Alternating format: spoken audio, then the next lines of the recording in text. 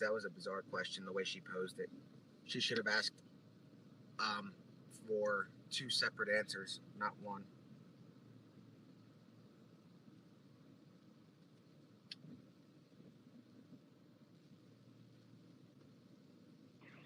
Seriously, what are you talking about? Because if it wasn't for streamers, the locals would have been left in the dark for the past 12 days. So, I mean, a 2-minute clip on the 6 o'clock news doesn't cut it. I'm not slamming the news. They can't focus on this 24/7, but obviously streamers can. So people want that information. And that's a way to get the information out. It's 2023. People are glued to their phone more so than they are to other places. So it's much more um, impactful for locals to have that coverage. Let's I don't know. Should we park up? Nah, let's. I don't want to park here because the police are right there. So let's see if there's a staging spot. Maybe we'll go back to that Wawa and see if that activity is there still, with like just police driving by. There's literally nothing else to do.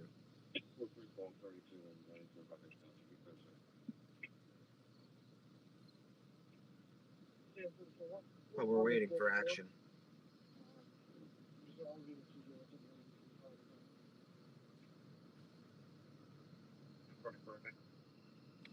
I'm clear, bro. I'm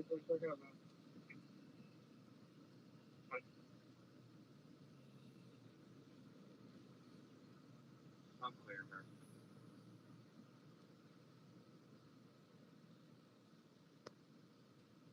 And yeah, the victims also need to be taken into like. I'm sure they're watching. They want to see what they want to know what's going on. They want to know that everything is being done to find this guy. They killed. He killed a mother, a daughter, a sister. So they want to know what's going on, and it's not the time for interviews. They want to know what's happening as far as the capture. They know he escaped, so the escape got such. It meant like it was covered worldwide from around, but nobody was on the ground, and that's not very helpful for the victims. 2-6-33. So 2-6-33.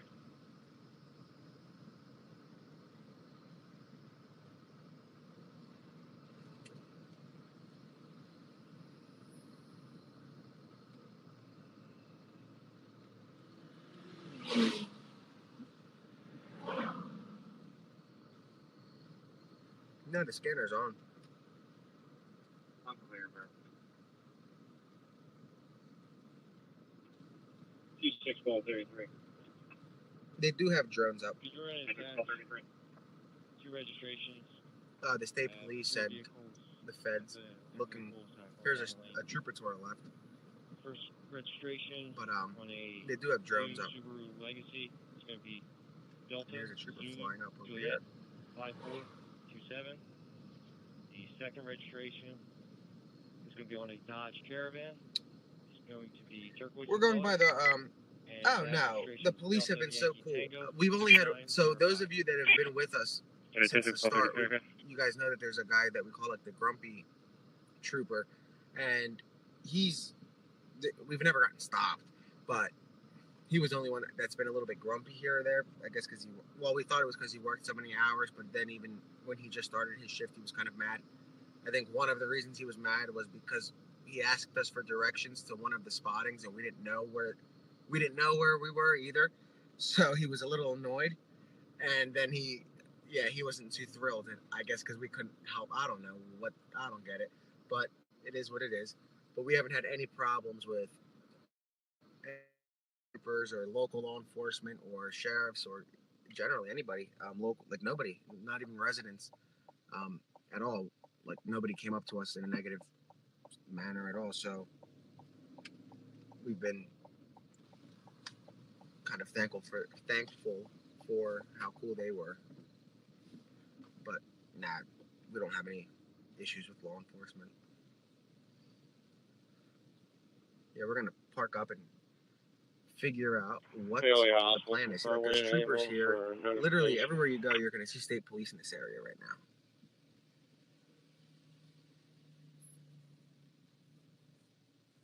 Haley, go ahead.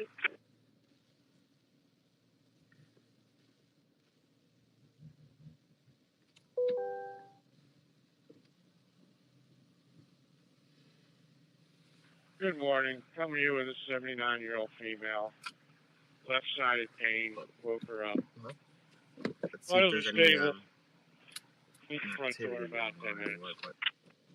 All right, we'll see when you get here.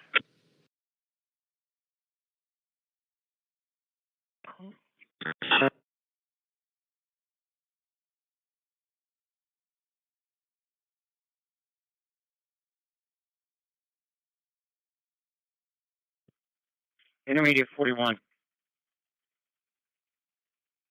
front of JB Webb. 32 West Lincoln Highway, Castle City. Sick person.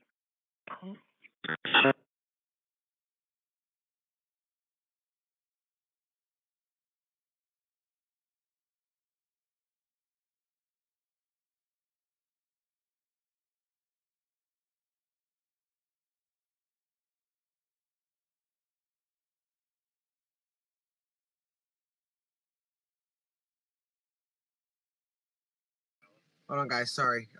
Got like the screen went dark for a second. So, and Hong's giving somebody his number. So, 1 sec.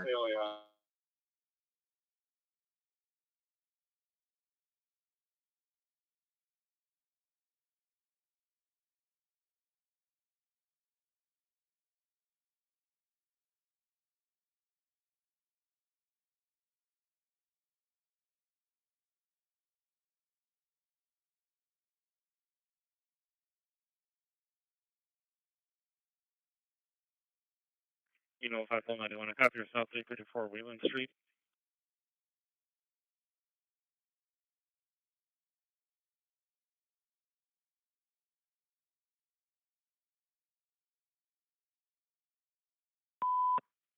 Intermediate 415 responding. In front of 32 West Lincoln Highway, Castle City, a sick person.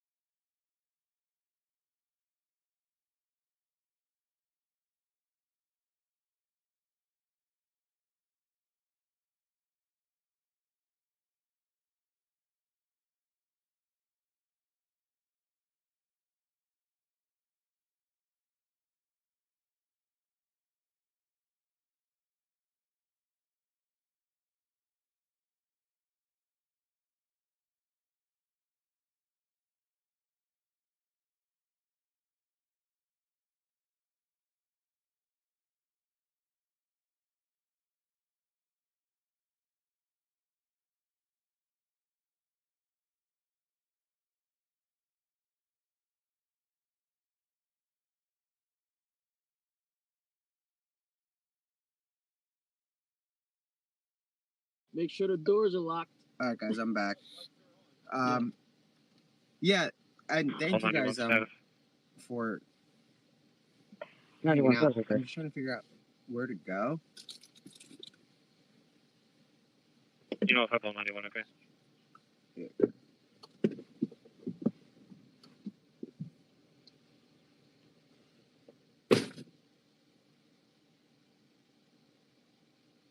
Where do you guys want to go?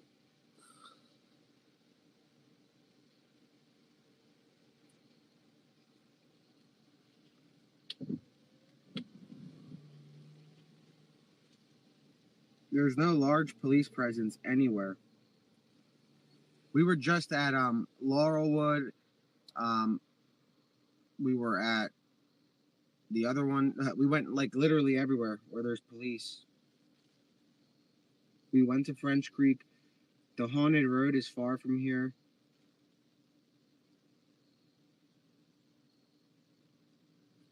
No, there's just like they were about 4 minutes away from here, but we wanted to park somewhere that we're not going to be in the way of like the locals. We're trying to find somewhere to head. No.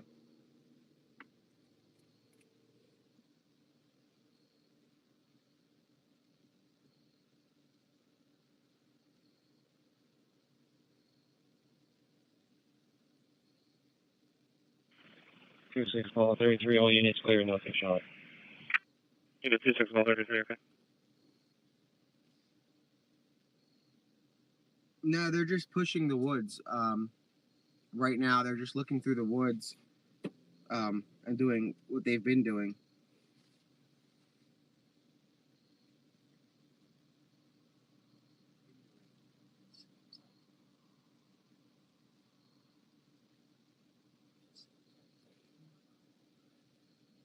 Hong saying it seems like day one all over again. 2-6 ball 33, all units clear, nothing shot. Unit 26 ball 33, okay. We did. We went where they started. We were at that Wind Hollow, and that's where everything began. We were just there. The local just went home, but he took us to where he suggested, but there wasn't really any activity. That's where the other trooper gave us a thumbs up. What's up, brother? See, look, more locals are finding us. It's funny, but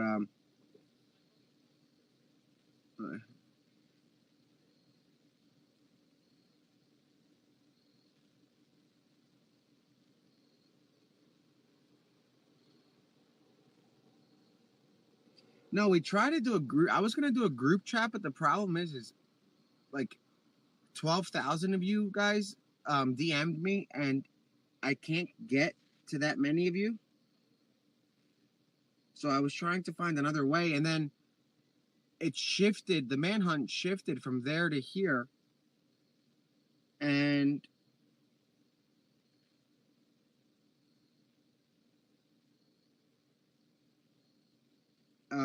that kind of changes all of the locals. You know, now the locals are out here. They're in Phoenixville. So I mean, it's kind of a lot of people to keep up with.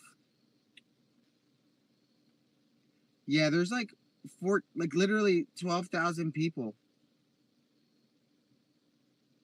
that DM'd us, and I don't know how to go through that. Like realistically,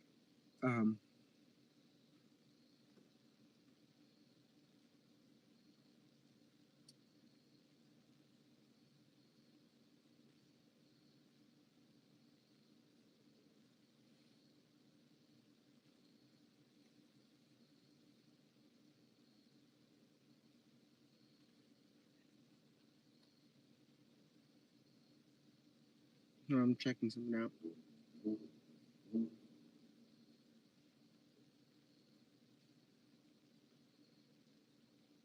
Forty call 42 when you're clear, holding a phone assignment for your sector. 42, copy.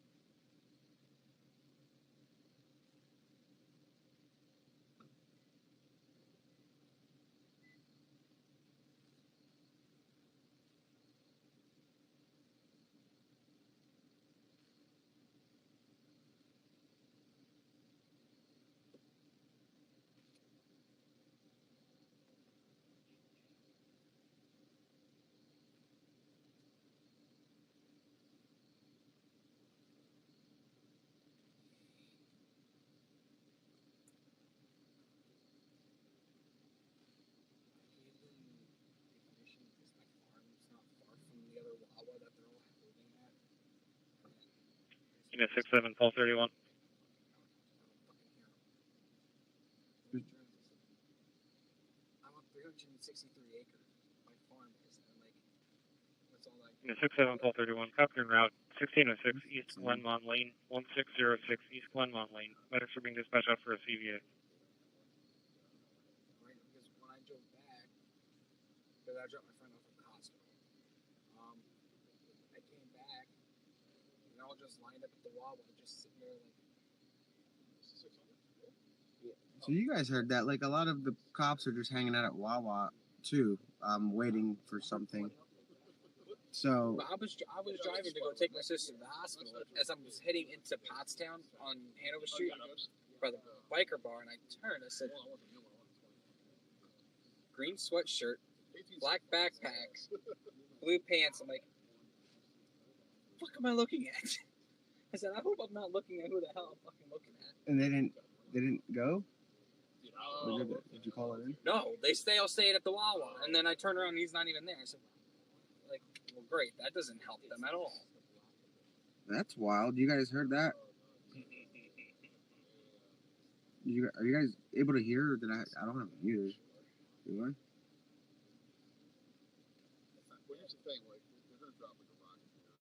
I can't tell. I saw someone that matched the 054, Medic 55. 16 and 60 Glenmont Somebody Lane. said that they saw somebody that matches Danello's description, and he told police, but 92 to 32. he had the green hoodie, sweatpants. No, he reported it, but he says that they didn't go. They still stayed at the Wawa.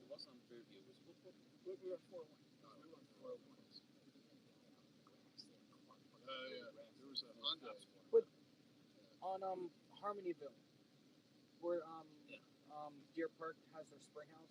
Yeah. There's a little SUV just sitting there empty. That's, you know, this is like for him. He had a perfect little place. 7 to 92. Is there something I'll get out so you guys can hear the conversation if you want. There's a lot of room here. But you know, we put different kinds of pieces of equipment in vehicles. We just go over. They're asking what hospital, Phoenixville or Pottstown? I went to drop my sister off at Phoenixville. but he was seen on Hanover and River and Pottstown. Okay. Like the North Coventry area. That's where I saw it. L54, 1 Medic 55. Okay.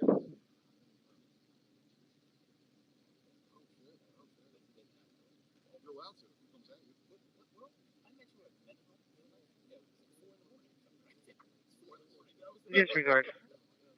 The county just messaged me and said that they transported her at 0132 hours, so obviously they're not there yet. Notice that. Okay, copy.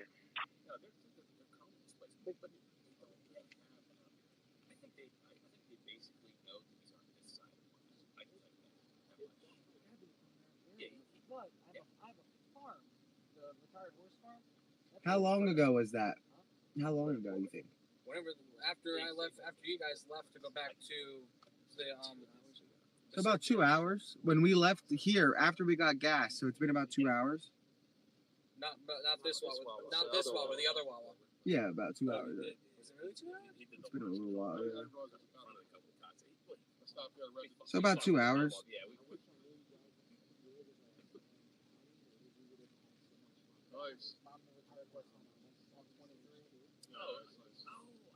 They're off the track thoroughbreds. Briars. Yeah. Okay. Yeah, I know. Well, yeah, and there's other. I'm sure there's like. Oh, you guys want me to get out so you can hear the others? Let me see if it's cool though. Ones can be hot wired like 80s or 90s junkers, or are they all newer? How old? Let me find out. Hold on. Looks like 80s. Pop the hood.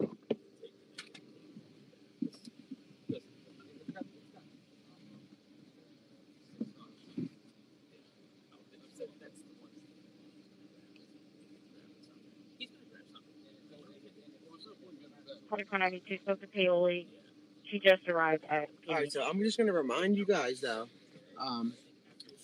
whenever I leave the stream, with other 43492, conversations, that's okay, all copy. like Thank you so much. speculation and opinion. None of it's verified, so I don't want you guys to think that the information that you're going to hear is anything more than opinion or speculation, you know, so keep that in mind, obviously. I don't want to spread any misinformation when our goal is not to. So,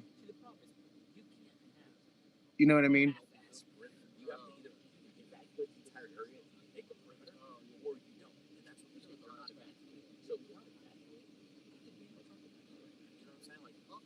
Alright, if you're nosy. Alright, hold on.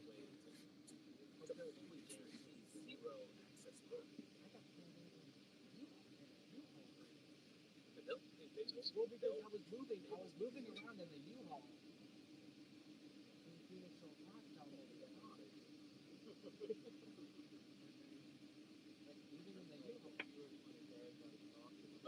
Alright, they're cool with it, so. Hold up.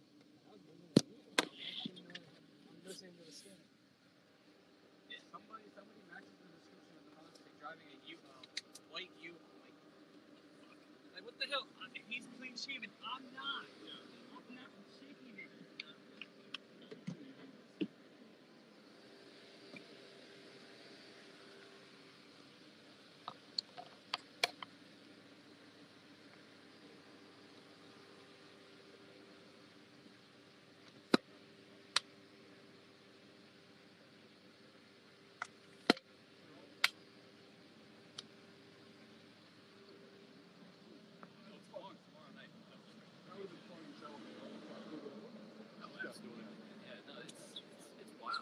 That's the thing, man.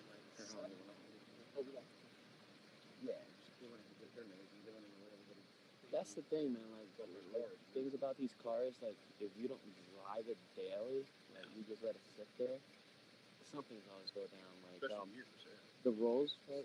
So they're talking about cars right now. Yeah, it's on YouTube. It's fucked up for 6 months. And like, I just want to hear, like, there's a lot of like congestion build up on like the on the cylinder and stuff like that. A couple like I was an FC curb like I still have a full warranty. All my good friends are from here, so I know these roads like the back of my hand. I know a lot about Chattanooga too, because I've build up, but I know carbon build up. You got a big all of that. And I can tell you right now, if he was in a good area to hide before, he's in a better area to hide now, because there are so many farms that have pieces of farm equipment, you know, that they all have keys in them, right? You can start up a tractor, you can take any number of vehicles off of these farms. There's old, like he was saying, there's old farm trucks, 80s cars that can be hot wired. You know, it's a very probable thing. I mean, and he could be in this area for days easily until, you know, he can't. Because I don't think he's in any rush to leave. You know, did O&J ever make an announcement yet about? I'm sure it's canceled. I mean, they would be crazy not to cancel it. Let me check my phone. See what I'm scared about is Like 731, I'll be up. what I'm scared about is like he makes his way down to Marsh Creek and just go ahead and take a kayak and start rolling that. We got a kayak. Dude, they have boats that actually have engines on them. You know the rental boats that have the engines. I mean, like, dude, they could very easily, you know. Because they'll drive by. Yeah, they're watching, right? Yeah, because it's extra eyes, I think, for them. Some of the. Well, you know what's really funny? I put two and two together. I realized because I had watched your stream before, and I was hanging out with Hong the other night at Mendenhall, and he made a left. Well, they don't know where they are. I talked to a couple, and one guy's like, I'm from Erie, one guy's like, I'm from Carlisle. They don't know this area, and that's a huge problem. They don't even know where the hell they are. You know? And then I was talking. No offense to them, but no. But what I was going to say is, I was watching some of the old videos that he posted the other day. You know what's hilarious? I gotta hand it to you. You were fucking right, pardon my French, about everything. Literally everything. From the cell phone to he's gonna change his appearance, to he's going to contact his sister, to he's going to go to Phoenix. Well, I mean, right. That's great. Are they not? Well, they should be, like, you should get half the reward right now just for literally knowing exactly what he did. They beat him to the new perimeter. But you said it 2 days ago. Yeah, you knew where it was going to be. Like, I mean, that's crazy to me. Like, I mean, that shows that your work that you're doing is better than their work. I mean, maybe they'll hire us for some consulting. Just a donut squad. It's the what the problem is the lieutenant colonel. He knows who you are. Yeah, he does. I was at the press conference, not today. I'm going to go to the next one to talk to him because I have a little bones to pick. But he's in charge, and he's the one that called he called everybody off and said we're going to go Longwood Gardens, and he wasn't at Longwood Gardens. And the troopers all knew 42 to 92. And they were saying we're wasting our time here, but they're not. You saw it was there were certain roads like Lennox Road 52, 92 bad. block on one, where it was nothing but cars. It literally, you look down that road, it looked like a traffic jam on the 405. And then you go to the church and there's nothing except they surrounded it and everything, but then now it's like a 25-mile. I would love to see video of him driving. Hey, if you're not tied up, can you meet me over at 27 East Central? I'm still Reference trying to this I know they got domestic a call. new thing. Gotta go check out for injuries. Some people are saying they went to Tommy, be right there. Okay, I'm coming from Christoph, so I'll be a minute, but I'll meet you there. You gotta wait for 11 days. It's like going back to a casino where you won 3 times on the blackjack table. You're gonna be like, well, of course I'll go back to Harris. I won. You could easily go back to Longwood and say, well, I need a quick 7 or 8 day, break from this, because he knows other places to hide. He probably made I think again, guys, these are theories. What I'm thinking is parked in the treehouse. And on top of that, maybe before he committed the murder, he maybe planned out how he was going to break out. Right. Maybe he thought he was going to get caught, so he knew about Longwood. He researched this area, because these are odd areas to come from. They really are. Now But they have lots of cornfields and lots of little places to hide. The FBI right now has at least 12 to 16 drones above French Creek State Park, and that's 8 times the size of Longwood. Which is on 29.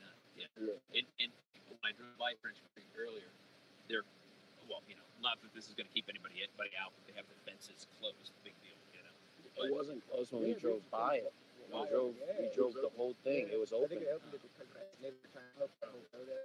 So many campsites. They should ask you what you think he's going to do. And there's a better likelihood that what you think he's going to do, he might actually do. I mean, you got to remember this. He can't go anywhere where he's not going to be able to have a quick cornfield to walk into. That's why it's the plan. So what he did is he planned, I think, Longwood because that gave him time to break in, get the car, get food, and then he had to ditch that car. So then he planned this area. That's gonna. So he, in my opinion, he's gonna hang out in this area for the next 10 days, 5 days, wait for another car, get it, go to another county until he gets out of Pennsylvania. Think about this. Somebody said he's just gonna go steal another car. Well, think about this. If you He was so meticulous by stealing it. He was, but he cased it for days at Bailey's. You kept saying he was near Bailey's. We were Ryan driving by. Blisson said he was at Bailey's. Remember Ryan? Yeah. They're all saying he's at Bailey's. He's at Bailey's. Well, yeah, he was. And then I think he realized the pattern was they leave the keys in the truck overnight. So I could be a really good car thief if I only stole cars that the key was already in the ignition, right? But an actual good car thief knows how to start a car that the keys aren't in the ignition. He doesn't know how to do that unless, like I was telling him, in And he Brazil, knew the timing. He took it at a time and nobody reported it yet. So they sent out that alert and said, if you have a stolen car in your area, call us. And at 3 o'clock in the morning, they got a call from Bailey saying, hey, we're missing a car. 6 hours. Or 6, yeah. So it's bizarre. That shows that he was scoping it out, seeing their movement, so that way they don't report it right away. Because getting a car is immediately going to get him caught unless he knows that he has a window when they're not there. If he had the suitcase like the guys did in the old Gone 60 Seconds movie, he could actually rig an ignition. He'd have to already stolen the car. Yeah. He has to find a car that the key is already in the ignition, and like Nick said, it's going to take him probably 5 to 10 days to identify a car. I used to keep the keys in the ignitions of my cars laying around here, and I took them all out. I told by him. the time the neighborhood gets on high alert, he's already prowling around. Because you guys, Phoenix, didn't find out until the next morning, late in the morning. Just like last night. It was like, what was it, 2 in the morning. They're do a reverse 911 call in Phoenixville. 3343. Residents didn't get it until 12 at noon today. Yeah, that's ridiculous. I mean, what about the chick who said she saw him on the ring camera and then she saw the white car? Like, One male, courtesy transport to 343 East Lancaster Ave. 343 East Lancaster And then Ave. Fairville Drive, there was that spot. The FBI went to that. The neighbor showed us footage. And while we were there at 10 o'clock at night, a 911 call comes in saying, "Oh, I know Danilo. I know what he looks like. I see him on my Ring camera, and he's here. Like, I see him. He's at my door." And he personally knew him. So they sent they said, "Oh, all right, whatever." So he brings the surveillance over, and the cops looked at it, and they said, "Maybe, I mean, it could be." But when they call the command center says, No, he's at Longwood Gardens. We know. That's what we've been told. And then they send the footage to the command center out of an abundance of caution, saying, like, "All right, guys, well, we're doing this to cover our butt. So here's the footage." And they run facial recognition, and it comes back as him. 4 hours later, they're like, "All right, so we have a confirmed sighting, and we just got another confirmed sighting, so we're closing the perimeter here." And 4 hours later, you're never going to catch anybody. No. You could have the fattest guy in the world who literally has bad knee, and you're not going to catch him 4 hours later. Exactly. I mean, 4 hours, dude, you could be like on the outskirts of Pittsburgh. 7. Yeah. But this guy's good at. That's why it makes me think he planned it very well before he committed the crime, because he's in this area for a reason. He's going to look. There's farms, there's parks, the big state park, and that's why he went from one smaller state park to a very larger. So you're thinking Marsh Creek State Park is another possibility. Possibility. And if he comes over there, my parents live right by there, so I'll really have a good eye on it. It's a possibility. You know, but I think that French Creek makes more sense. Oh, so big, and there's cabins. He's gonna stay here. When I tell you he's gonna stay here, the only place he may leave this place for eventually, and if he gets desperate, might be lawful again.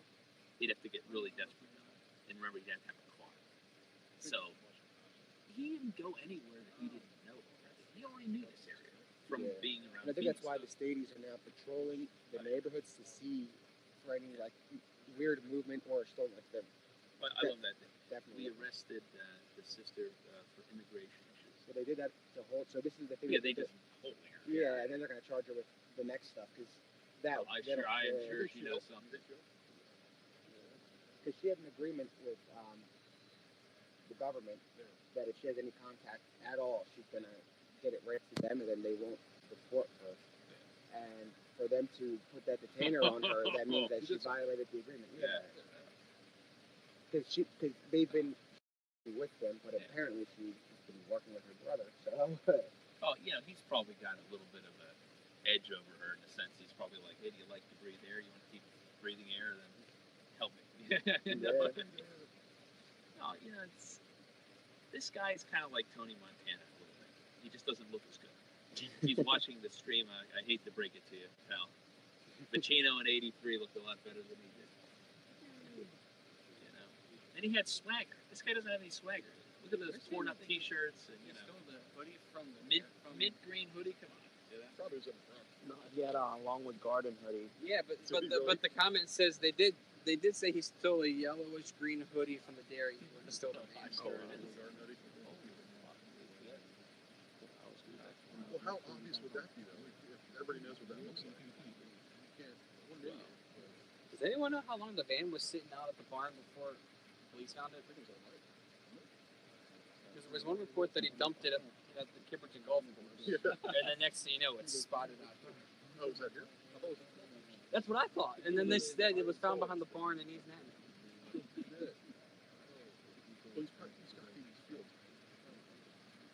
Horse ground, nothing in the horse ground is long.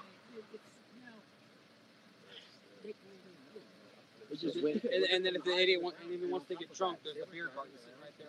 17 David Right at 36 the front. to 41. 41 got it. Maybe like stumble upon like a. That alarm activated on that card down at 10:55 again. I'm just waiting for one of the news agencies posting a picture of him at Walla Buying. Okay, do you want me to respond? No, it seems like he has money. He probably got money from it. Like there's probably money. I'm just going to advise county in case they get called on. Copy. Escape from prison. On 7 David 36. 7 David 36. Some type of like I don't know, this beer or beach or whatever. Where did he get that? The funny thing about that ring camera, get this. Remember that? What's that sister's ring camera? Yeah. Reference the car alarm we had earlier, 1055 South Hanover. I can hear it. It's active again. If you get any calls on it. You know, 17 David 30. Was like when we were driving here the other night. I thought like sad, but I thought she called in for like a deep voice and it unflushed like that. So Talk louder because people think you're whispering and think it's shady. Oh, I'm sorry. Yeah, it's just gonna keep static right now. Yeah. I have a fire radio on. Oh, okay.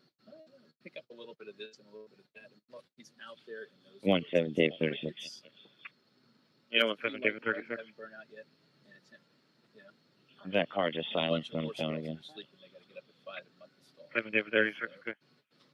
Steve knows this area. You went to high school here, didn't you? Up at Tina's.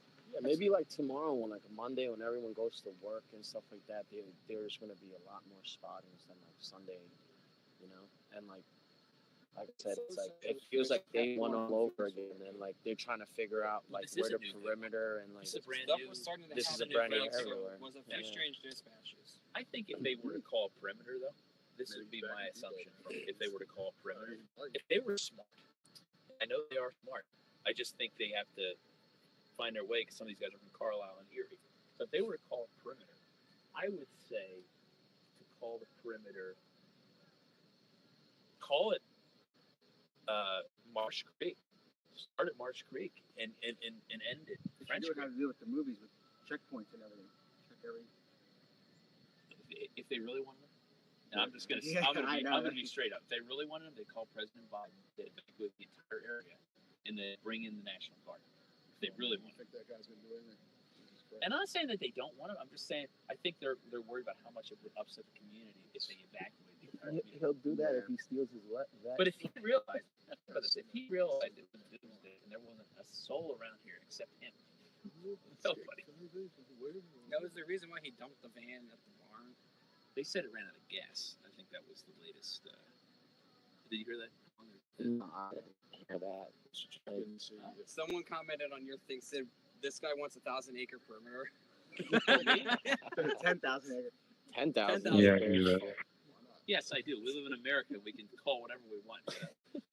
These locals are fuck chasers. All right, let's not answer all the comments. I don't want to get people mad.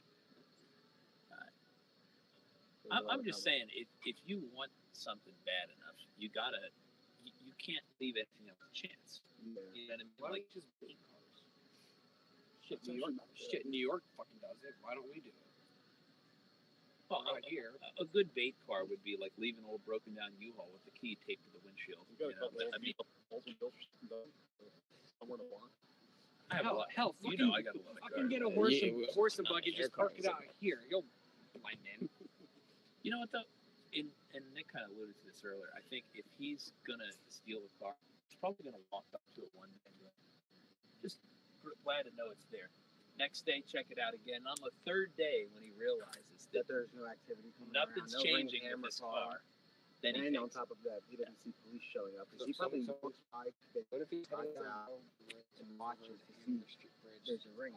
Obviously, they're going to call the cops. I he spotted has to him the first. he has to feel comfortable making a move, Yeah. and it's He gonna take looks a few comfortable. If you days. look at the new ring footage, he's smiling, he's shaved, he's Did he happy. have a six-pack? I don't know. And some people are saying it's Clorox, so that way it can send to For the dog. Yeah, they can't get them then. Yeah, I was gonna say some cheap beer. If it was beer, it didn't have a logo on Get it. some kind of can of something that you can and he's smiling. So Yeah, he looked. I didn't see black circles under his eyes. I mean, the guy looked pretty It's not relaxed. cut off or nothing. Yeah, that's Looked like he was sleeping too. I mean, How do you? oh, yeah, that's the sad part, right? Yeah. Yeah, I've been intrigued by this thing as long where you get the shower, he looks pretty clean too. Longwood. Yeah, Longwood got a lot. Well, you know, he's probably got up water bottles there too because they have all these public water bottles out on the trails. Well, like the And then to take it back, Longwood Gardens, especially with this type of heat wave, they could have had the sprinklers set. Oh, I'm sure they probably did. well, like the wall, That's how you know. the wall that they found that like was supposedly scaled right over it, the Longwood Gardens is like water fountains. And Wait, like did he right break next a to chunk them, of the wall up or something? well, like he tried to hop over it. I guess it came off. Over it, Yeah, and like right next to it, a resident told me like Yeah, here it three is. three four Right 19. next to it is where the water fountain Mhm. is, and like right next to the water fountain, a little bit over, is like there's the peach garden. So like Yeah, they have a summer peach garden. They also have a vegetable garden. So, well, yeah, but there's peaches, apples, and can of beans or something like that. dude, Longwood was his Yeah, personal three grocery three four store 19 at the Yeah. for a while. Wawa, He was 750 eating North the food Goffstown Pike, that they right grew, side which of is the supposed to be for parking lot. decorations, but he was Cars just for eating personal it well-being Yeah, check. like that's why they Two spotted him there vehicles, twice. each Like with other 2 places, female is never subjects, like Oh, he 2 had the children, and a twice dog. spotting. he had the They've re-up. been in the parking lot for the Yeah. past Surprised hour. he didn't have no clip motor. Okay. Right through this, the rest of them are sitting over at Giant. You know they're still gone. Huh? What's the Before deal? we drove up here, I walked across the street. They're still there. They're not there. What? One's at the Giant? Yeah, they're not there no more. Well, they're probably just driving around. You know that truck? Those are all the air marks. You know that truck with the radar on it? Yeah. Yeah, they went north to Potsdam. Mm. Like an hour. That's But I something. spotted What him is at it? River Road. Well, before we drove down here, we drove down It's River Road. I think you spotted. But then I called it in, nothing. They were still sitting at the line. Were you spotting at Hanover? I spotted him at Hanover River, and On foot? yeah, he's just standing there at the corner. How far is that? That's pretty far. That's a big walk. Do you think he might have had a ride up there and then kind of got Yeah, out? one Well, past it was 12, up 21. At the Wawa. 21. 100 in Hanover. It's just a long way from here. Did There's you no- guys hear that they were saying that there was 2 guys in that van? It wasn't just him. There was another guy with him. Yeah, What? Yeah. There's 2 people in the van? Mm-hmm. Oh, I did not know this. Yeah. That is nuts. You know, one past 12, 21 at the 7-Eleven, 200 Knott Road for a retail theft that just occurred. Yeah, they did talk about that. With Female subject stole milk They don't know who and they left were. the business. And Apparently, that whole this thing is with the the patient Jeep that was and the transported Navigator earlier that after was a fall. turned into nothing, right? 21, okay. So many. We just Drove drove up. up. Bad leads. We drove You down must here have from real that fast. Wawa, and there was like someone called it I in. only saw like because 6 there was cops. there was a rear end down Like a mile from here, but the plate was different. kind of where like that field You put a is. different plate on? There's like 4 of them sitting up on the I don't driveway think it's that. looking You know, down. 33419 vehicles for a black sedan and a silver sedan under registration. I just don't think. No weapons I seen, don't no think he's impact gonna make for a move the tonight. females. He's gonna White say female in her something. 40s, I don't dark think colored he's tank top, and a white female in her 40s in a gray tank top. Before he went back. Right. And 16 receiving from you as well. it's gonna pretty much be the next kind of move. We probably just So there really are no updates. Like I said, right now we're at the Wawa. Okay. Police are just doing roving patrols. They're stationed at like Wawa's up the road. There's a Wawa up the road. They're a Giant. They are in the air. I'm told. Like I said to these guys, it's like 12 to 16 drones over that state park we were just at, but there's nothing on the ground. So what they're doing is obviously looking for any leads, relying on surveillance footage, 911 calls, tips from the public, and stuff like that. But yeah, there's really nothing to update, and you guys wanted to see what the locals had to say, so that was that. But you have to remember, those are just opinions, and they're speculating. Nothing is fact. But it's quiet even at Wawa. Well, it's 1 o'clock, 2 o'clock in the morning, so I mean, I assume it would be quiet. I said Marsh Creek is interesting. So we went by there, and we didn't see any police car, but what we did see is actually nothing over at Marsh Creek. Or was it Marsh Creek or at the other one where we saw Homeland drive by? That was it.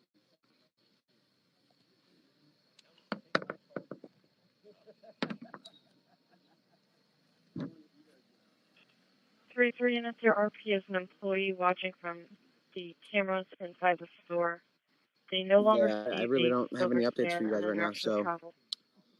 if we don't see Okay. anything in the next 30 minutes, You know, we might 21. Your subject was call not it a seen night a on little foot headed earlier, towards Main so we Street. can hit the road earlier Okay. tomorrow instead of 4 o'clock.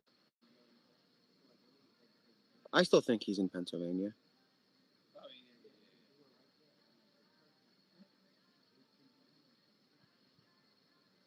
But so what I'm being told is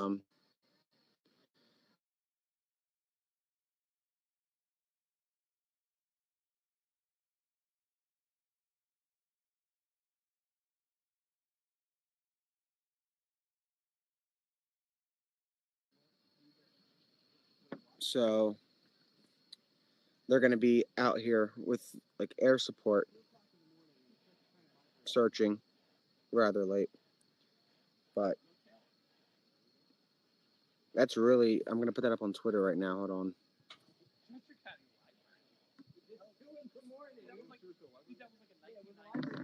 I'm going to throw that up on Twitter just so people know that there really is nothing to say or report on.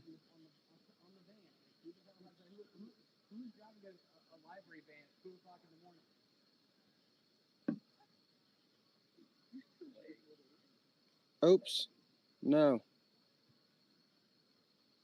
Wrong. See, I just almost tweeted the wrong thing. Hold on.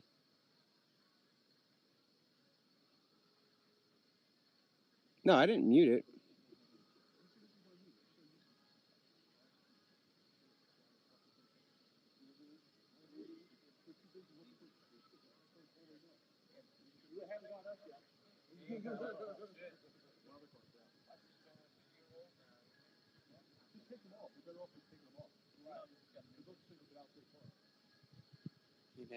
Yeah.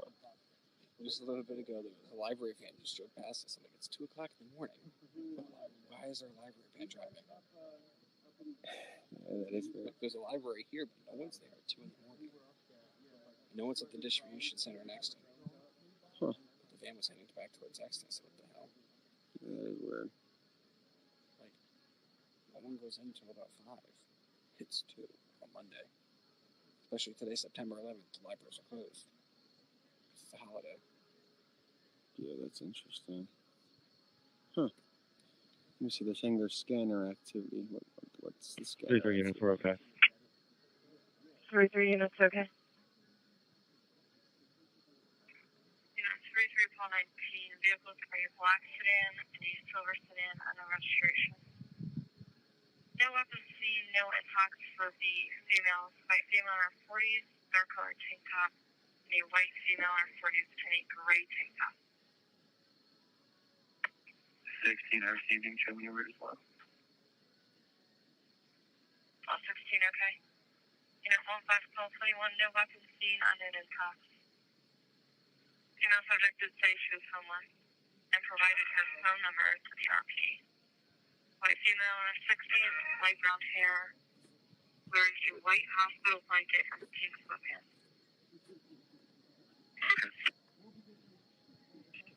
3-3 units, your RP is an employee watching from the cameras inside the store. They no longer see the silver sedan on a direction of travel. Okay. Unit 15, Paul 21, your subject was last seen on foot headed towards Main Street. Okay. 3-3 units, we're okay. 3-3 units, okay.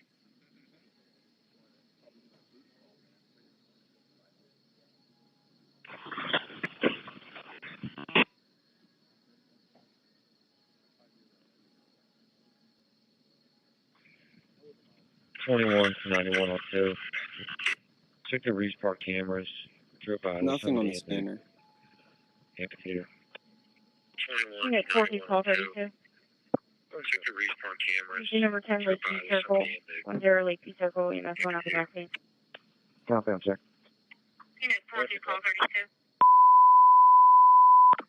32. Lake E3, number 10, Lake View Circle, Number in 10, Dalesford, Lake View Circle. Driven 10 Township, Lake View back Circle, EMS 1 after vaccine. Yeah, somebody said they might give the sister an ultimatum, lure him or be us, or have us deport you. Yeah, that's a good point. Lake E3, number 10, Lake View Circle, in Dalesford Lakes, Driven Township, back me.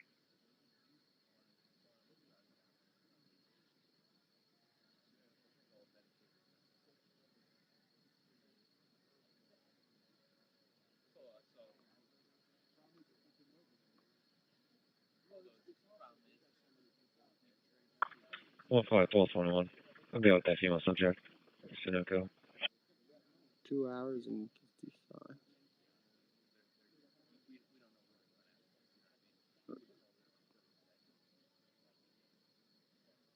And 33419 at the Wawa, 750 North Copstown Pike, right side of the parking lot. Cars requesting well-being check. 2 vehicles, each with 2 female subjects, 2 children, and a dog. It's been in the parking lot for the past hour.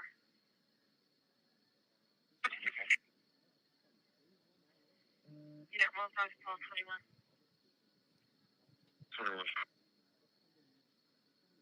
Unit 15421 at the 711 200 Nut Road for a retail theft that just occurred. Female subject stole milk and left the business. Apparently this is the patient that was transported earlier after a fall. 21, okay.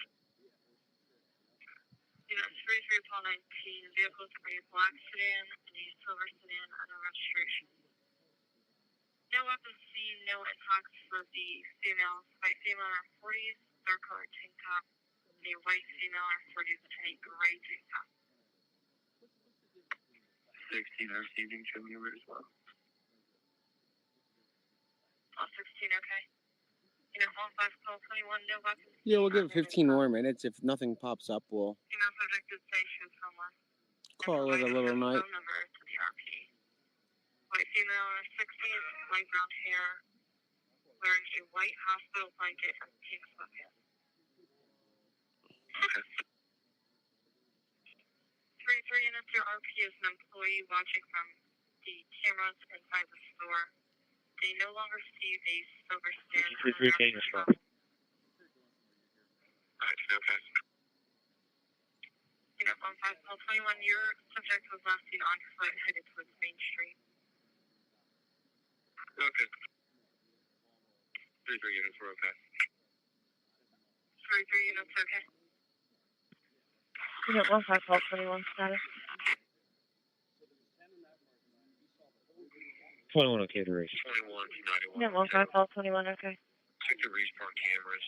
Drove by, there's somebody in the amphitheater. Unit 432. You never turn like D circle, under like D circle, and that's going out the back end. Copy, I'm sorry.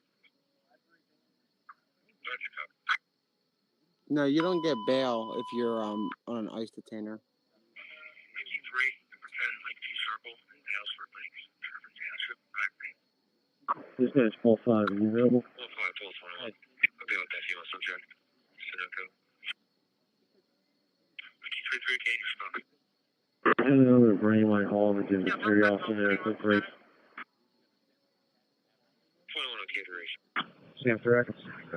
Yeah, 15421, okay. This guy's 45, are you available? Sarge, I'm available. You have to Eileen is gone. Copy. They took Eileen and Stan. Sam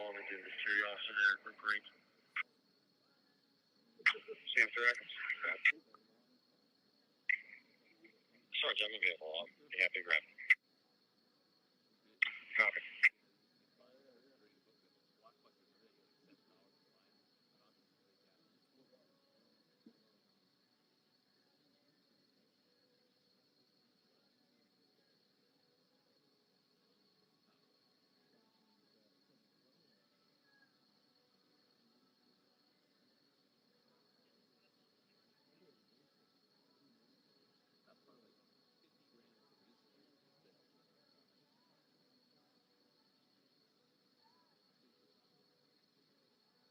Oh my God! Somebody made a a YouTube account for Eileen.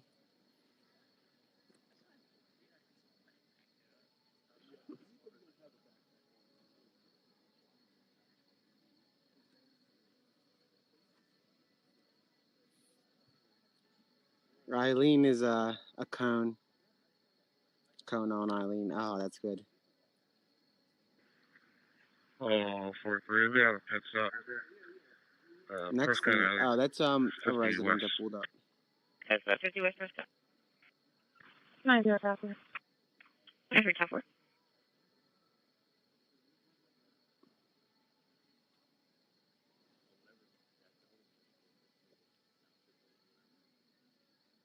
I don't know why he does that, the scanner.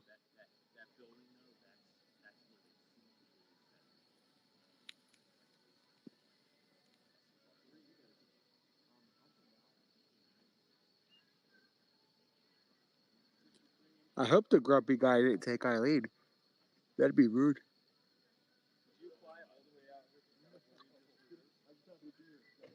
We spent hours staring at a cone, and then we found out he was with his sister.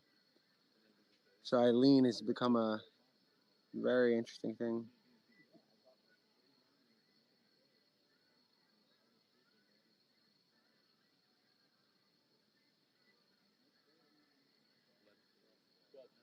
One nine 3 miles. 3 tougher.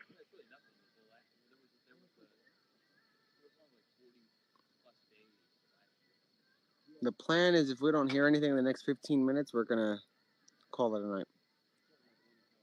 Unless something happens like on the way home and then we turn around and then we come back. So, but for the most part, call it a night.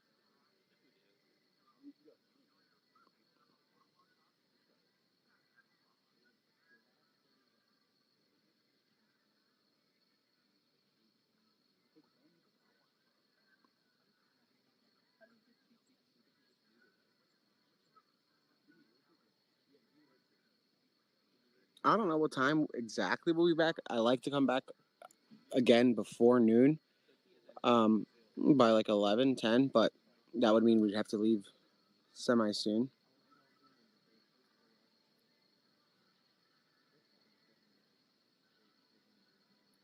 Yeah, a lit up cornfield and a cone. Thanks, Scarlett.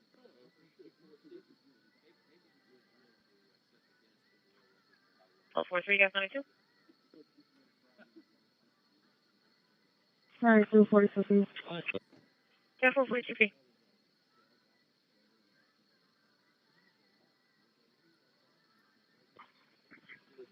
7-5, call 5 for the green one. I think so, yeah, because I mean, it's possible. I think it's possible that he's staying here to scope out the area to find another car to steal and go somewhere else. I think he has maybe a few counties that he plans to stop at, and maybe this is part of the escape. He's doing it like in bits and pieces, because if you try to just run, he's noticed that that's kind of hard to do, and they get caught. So maybe he's doing like a prison break in bits and pieces where he does it slow and steady. He's not rushing. He's meticulous. He's scoping places out. There's no way that he just stole that van without scoping the place out, because he's not that dumb. If he was to take the van and they knew about the van being stolen, like somebody reported it, they would have found them right away. So he knew that they wouldn't be around at a certain time and that they'd leave the keys in. So I'm sure he walked around the property a few times, saw the car or the van, and noticed the keys, and then he scoped it out to see if the police would respond and see if they had a ring camera, because he would find that out by seeing a police response. So I guess he was really smart about that. So you have to think that he's doing that. 3-3, pull 3, 3-2, pull 7 on your channel. Go ahead.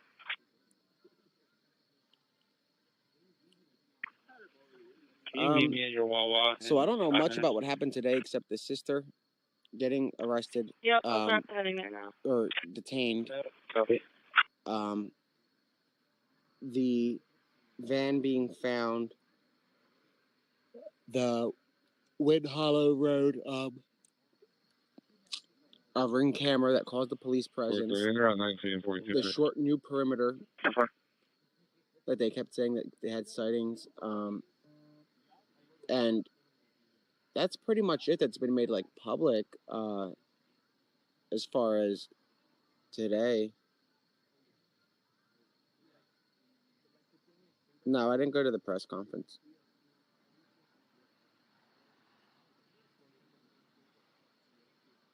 Yeah, I'm sleepy.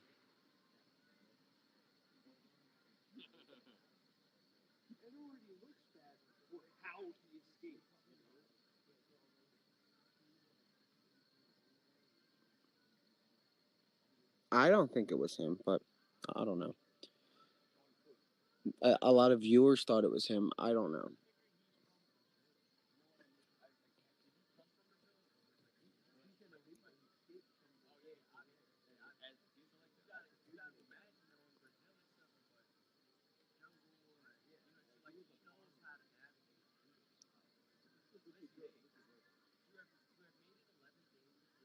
No, not me today. I wasn't the one asking questions. You'll know when I'm asking questions.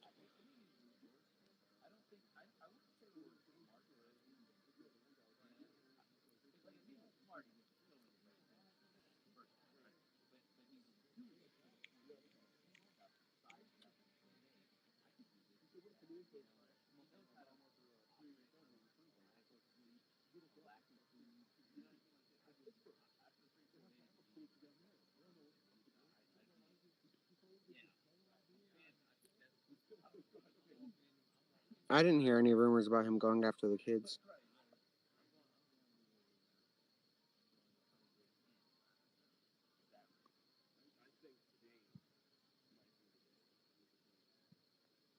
Yeah, that's a good question to ask.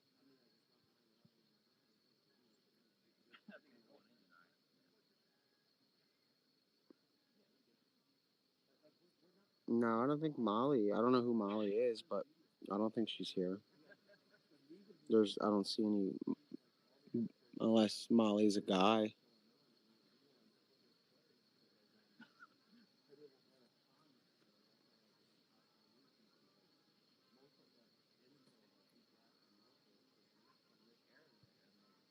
I will, TJ.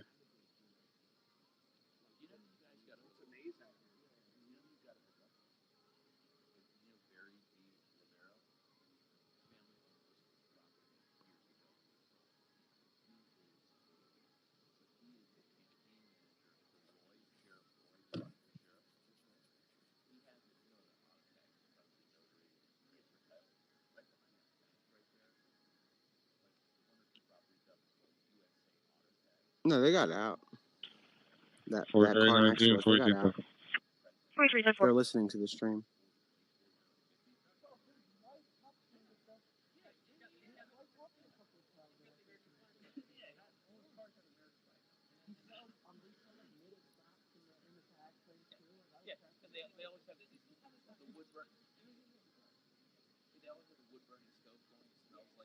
No, I'm not from this area. I don't know which Wawa this is. There's a few of them, they said.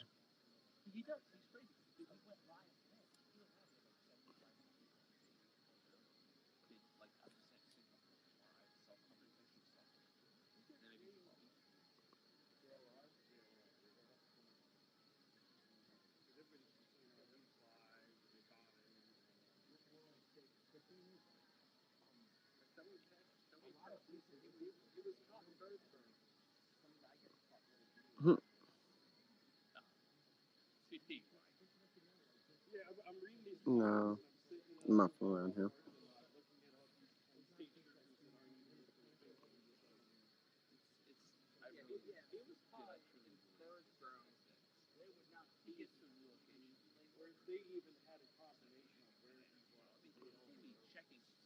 Yeah, a lot of locals. Every time we show up, they pop up and want to hang out.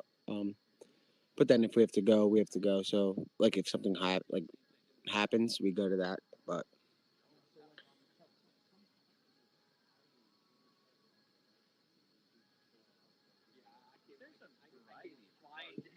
I came flying down 100 right when I passed over. Fuck, there's one sitting right there. I said, shit. They ain't gonna touch it.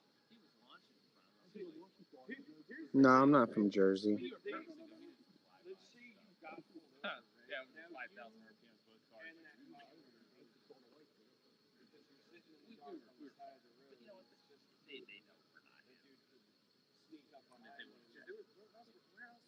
I don't know if they like. I don't know which sighting you're referencing about them not firing. I know of one of them, maybe two, but none today.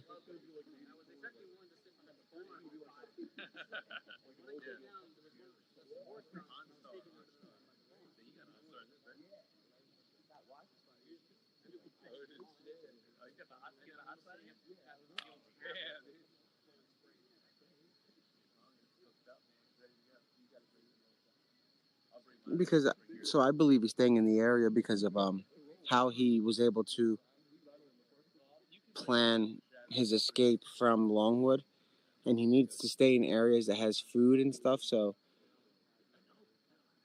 if he has help, it might be pretty limited, and I just have a feeling that he's scoping out the area for a car to steal. I mean, that's what my opinion is. That's just an opinion.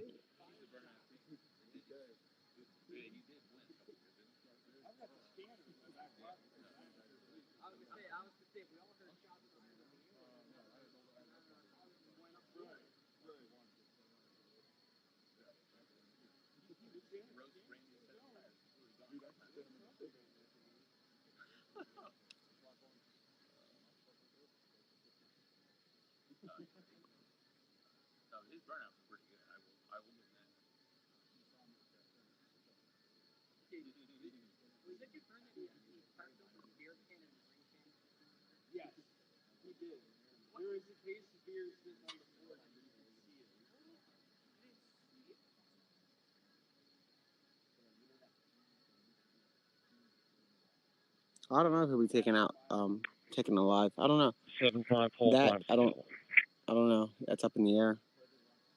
492, can I have 432 number? I think he had this plan before he went to jail. I think he had this plan before he went, murdered his girlfriend. Like, I think he knew he would likely get. I think he planned it so if he was gonna get like if he got caught, that he would have a way to get out, and he basically found. I think this is all opinion. I think that it was planned before because this is a very meticulous escape. It's not like your average escape or manhunt. This guy's really, really good, and it doesn't look like this is spontaneous anymore. If you look at the timing of the escape, it's not really a coincidence. It's right after his conviction, and he knew he was going to go to state prison, so that was the time right then and there. So he escaped as his last resort right then and there, and it was planned out. You know, like he knew at least how to avoid going. So now the map makes a lot of sense that I said he had the map of the map they found that was hand drawn, because it was a map from the prison to the courthouse, and that's not a theory. The map is like something that I'm trying to press for answers on, and I think he did that so that way he knows at least, let me stay away from this general area and go this way, because if I go that way, it's gonna take me to the courthouse. So he kind of knew at least that Longwood would be a safe haven for some time. Yeah, I asked about the hand-drawn map at the press conference. That's one of the questions I asked, and they wouldn't say no, but they would just say, we don't know about that. But that's a weird way to say, like, no. They didn't say, for other stuff I was asked, like if I asked, does he have a gun, they would say no, or you know what I mean? So like they know that, but when I ask about the map, they told me that we don't, not that we know of, kind of thing. So I thought that was a ridiculous answer, that they don't, that's a way to kind of tiptoe and leave it open-ended so they can have a response when it's time. I should have been a little bit more detailed. I know that because I asked if the map was found in his cell, and now somebody said a couple of days ago maybe I should ask if a map was found, period, because maybe he dropped it while he was running. So I think the way I posed my question, I kind of limited the answer. So next time I'm going to have him say, I'm going to ask about the map, period, because they said not that we know of, and that just it doesn't add up. So I'm gonna pose it in a more vague way. Basically, did you guys find a map that could belong to Danilo inside of the prison on the day of the escape, anywhere in the jail? So I'm gonna ask it that way rather than limiting it to one area.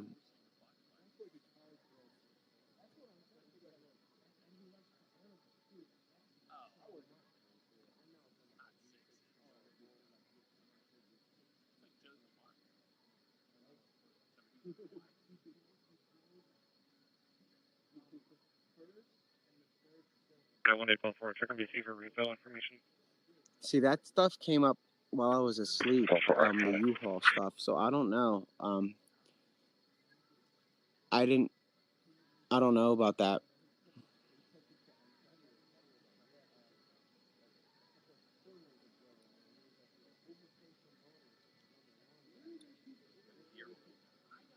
Yeah, the federal government can't take the manhunt over unless it leaves the state. Then they can take it. But right now, the lead agency is going to be the state police, and they're the ones that are going to be in charge unless he leaves.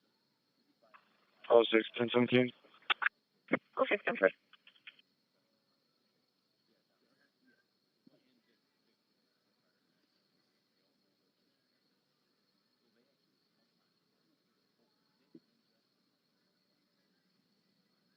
I did hear about a U-Haul thing. So the U-Haul thing is 50 West Bernard. I think that was on a news broadcast where today they said it, where the sister tried to enter the perimeter near Water Glen, or was it Longwood? It was one or the other, with a U-Haul, and she was turned away. Okay, 310-4.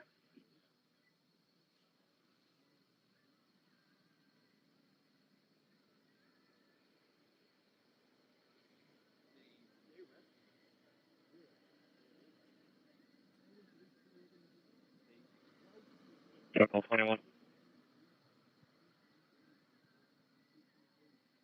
She wasn't arrested. She was detained, the sister.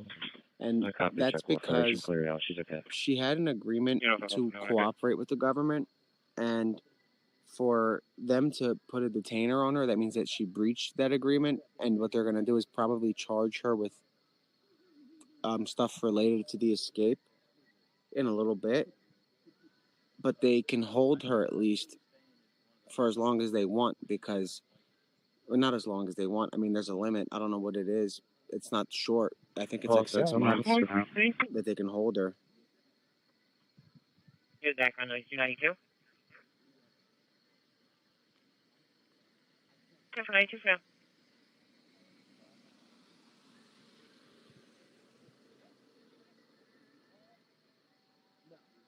No. Split up 50 West Bernard.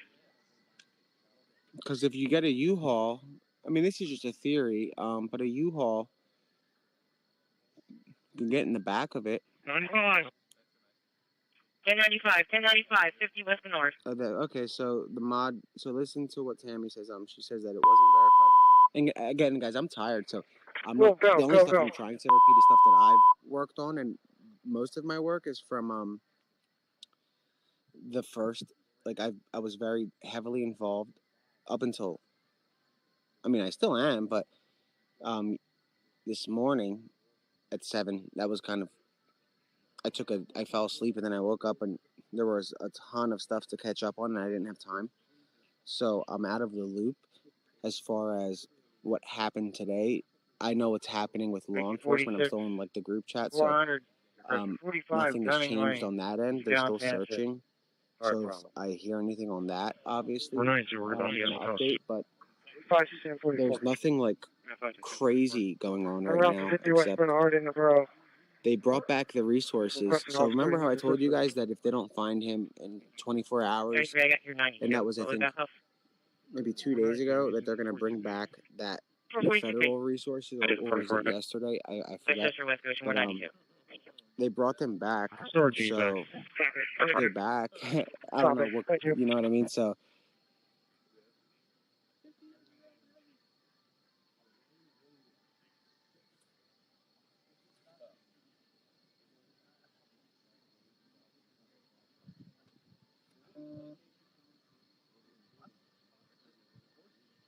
US North. 95.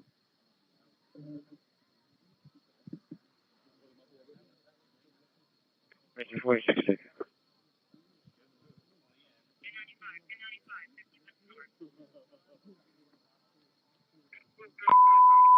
That's Westchester, guys. That's like a. It's not something for this. 55, number 50 West Bernard Street, crossing South Church Street, Westchester, Vernon, New Jersey.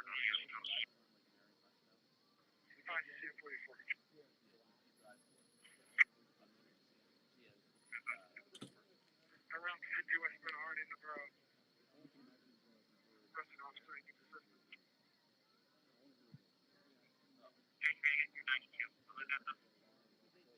Sensor out. Thank you. Thank you.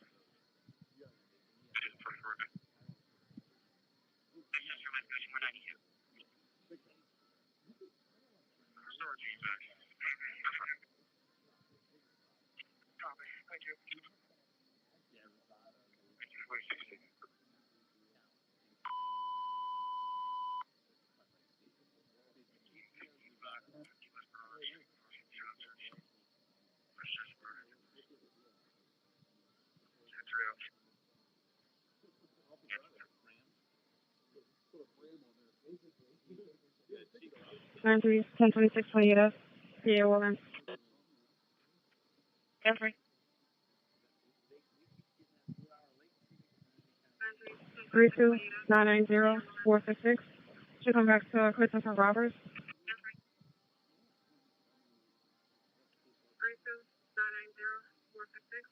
Should come back to Christopher Roberts. Hold on, guys. I'm checking something on Twitter.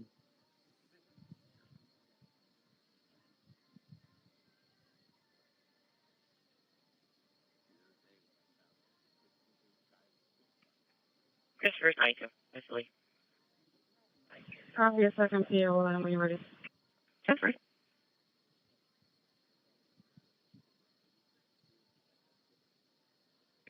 32-633-922.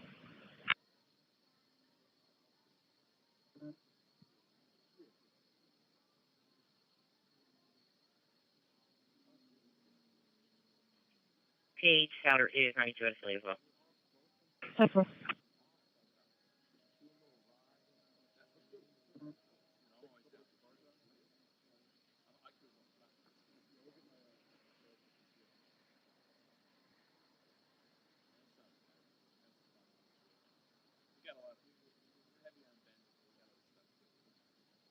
One second, guys.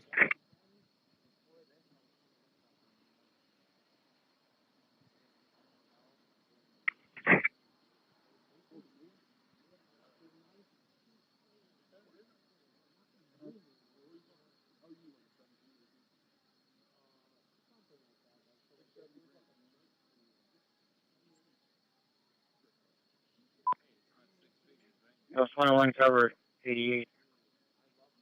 Area 327 Sleepy Hollow Road, cross through Kingsville Road, Little Britain Township, an accident involving a motorcycle. Jeffrey, 10-4.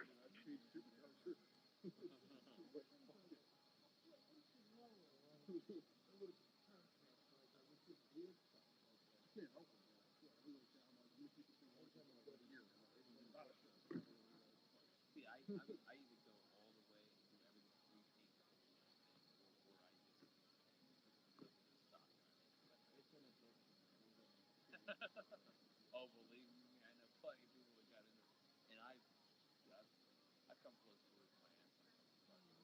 I'm pretty good at not. And guys, be careful because I don't know why there's a lot of like people creating these weird accounts asking for like money. I only have like that one Cash App and I don't ask for it. That's just like I'm not asking. But people are making like PayPals and Venmos and stuff like that. So don't give anything to fraudsters. I don't know. I guess a lot of people are sick. I don't know.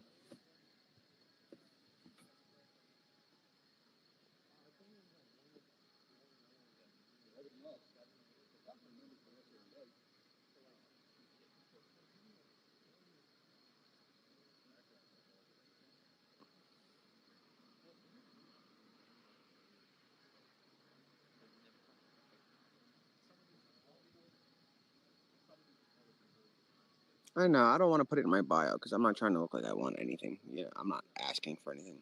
But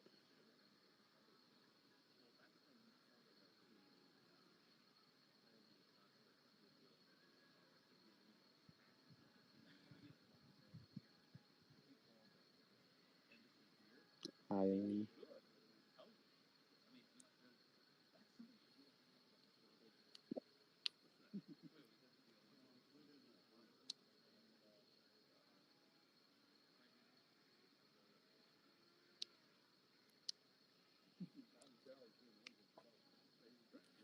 probably gonna head out of here in a little bit.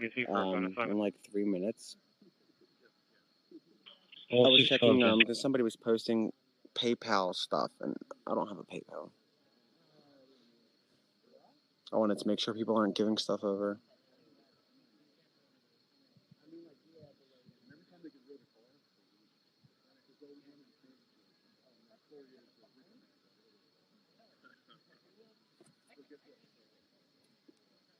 Yeah. Oh, shit. No. Sorry. Tammy, I wanted to, okay, there we go. I just timed you out by mistake. I'm exhausted. I meant to do that. My bad. I just accidentally did that. I think that was a mistake. How do I untime you out?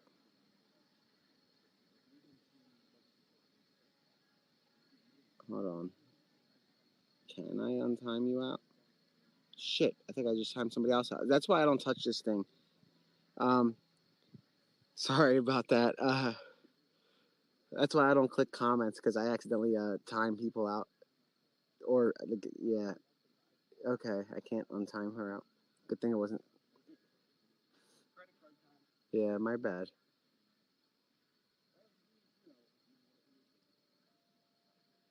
No, you're not mod free. You don't want me to accidentally click your comments, because I might click the wrong thing, so be careful. If I accidentally timed her out, I might accidentally ban somebody, and then I don't know what I'm doing. Oh, thank you, Jeremy.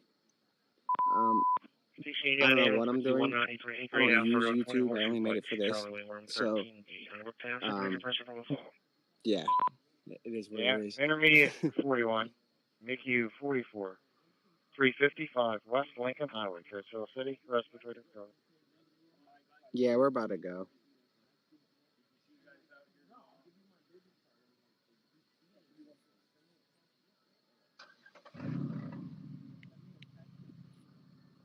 I'm waiting for her to get untimed out. Oh my god.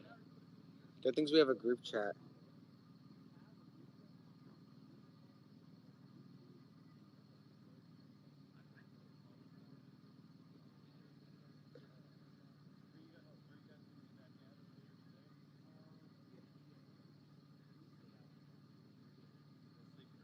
I don't think I blocked her. I hope not. That would suck. No, I didn't. Did I? No.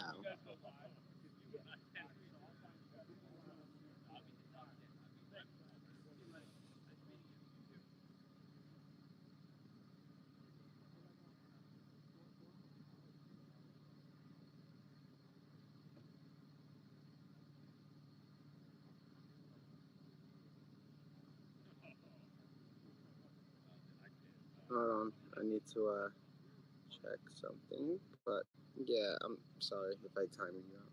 I hope I didn't block. We're about to find out.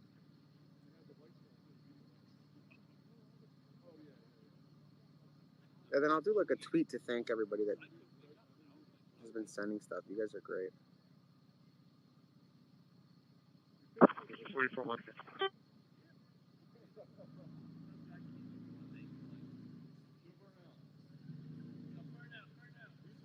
Oh boy, this is gonna be one of those things that Yeah, I'll see you now. Okay.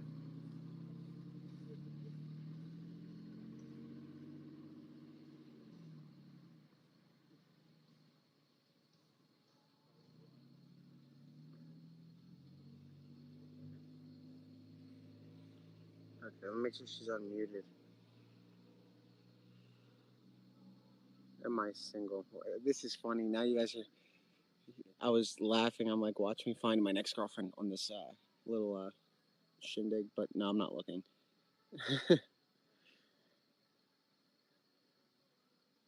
If you want to,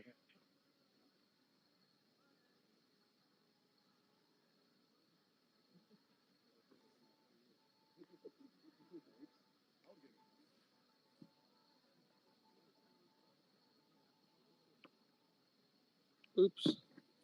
I just closed the other phone so I can't see the comments.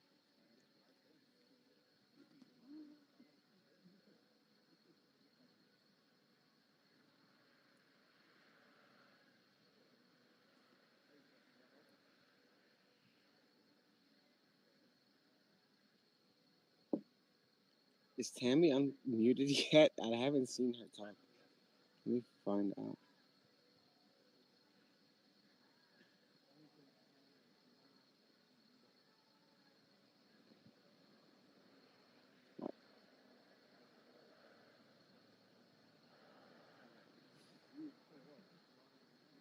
Maybe I could do like, people are telling me I should do the narrate calm, and I'm like, what, true crime calm or like manhunt calm? I don't think that's gonna work too well. How are you still timed out? Hasn't it been 300 seconds? No, the only update I have from my sources is that they're gonna be here all night. They being air support and then some on the ground, but they're going to be doing what they've been doing, trying their best to get some movement and find the guy. They don't have any leads right now. Yeah, 15711 code 1. That I'm gonna that I know of. For all I know, maybe they have a lead. I don't know, but they don't have anything worth reporting. 1446 code 1. There's been no update in the past few hours. There hasn't been really any update in a while. Hold on.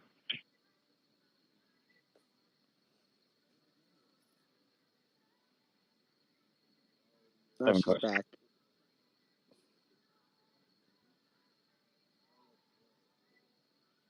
There's no recap except 7 coast. Mup. There's no recap really. You guys saw earlier the activity. That was about it. 411255 nothing crazier than that.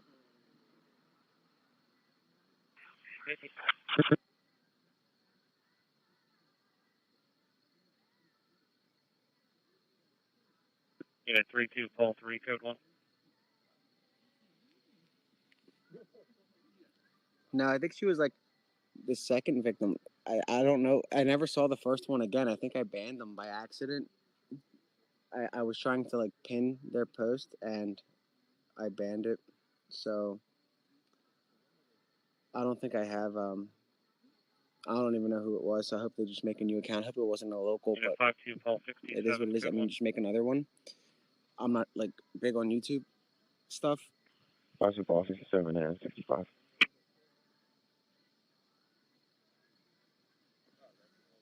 On 71241 code 1.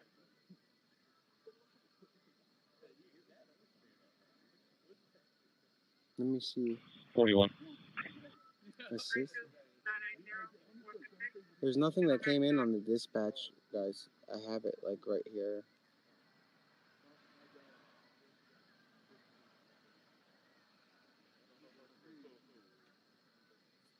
I don't know. Maybe I'll go live after the search.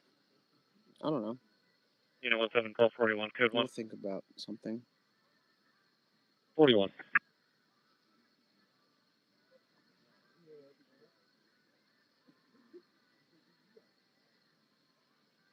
Unit 271243 code 1.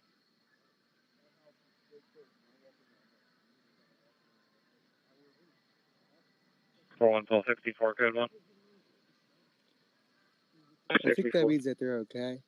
1095 or something. I don't know. You know, 17 David 36, code 1. Okay, I'll try that. 17 David 36. I only banned one person by mistake. Yeah, 27 Sam 1, code 1. Sam 1. You know, 41 Sam 48, code 1.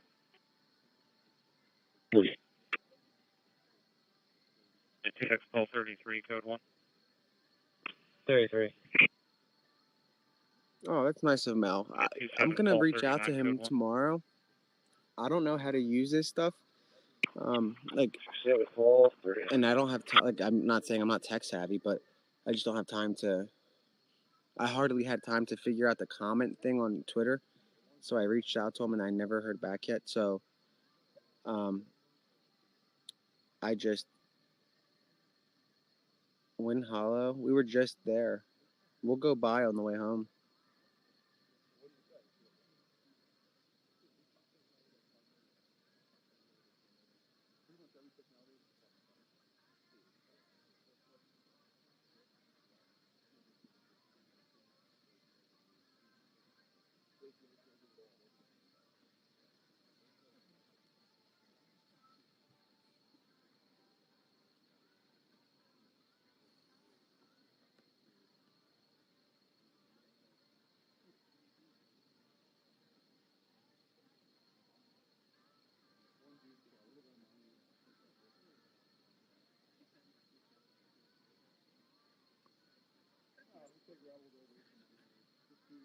No, there's nobody in custody.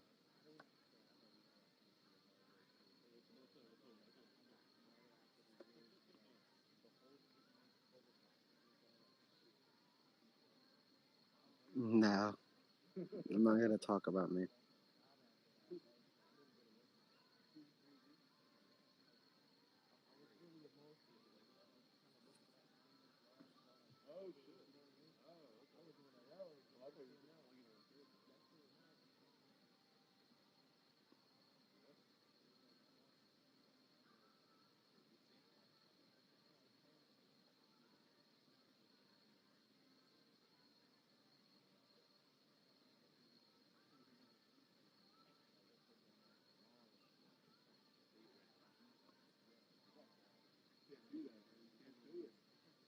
Yeah, that'd be cool if I can also like send you guys somewhere else, but I don't know anybody else that's streaming, and I'm not sure if anybody else is streaming. I don't think they are.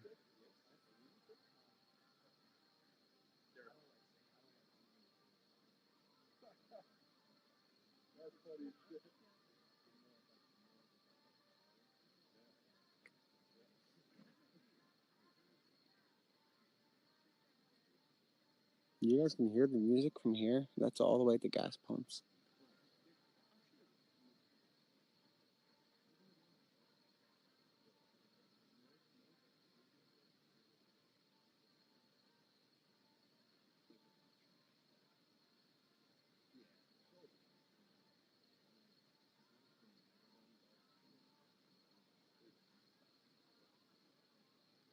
Oh, that's good that other people are streaming it. Oh, True Crime Weekly. I wanted to make you a mod. Hold on, just in case. Make sure I don't put you in timeout.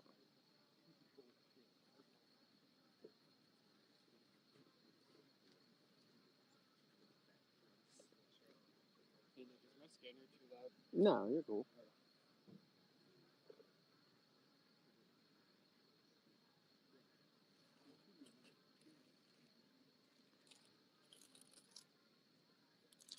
It's a website. Here's the scanner website. Like, this is only for this. Like, this one takes you, like, to this area.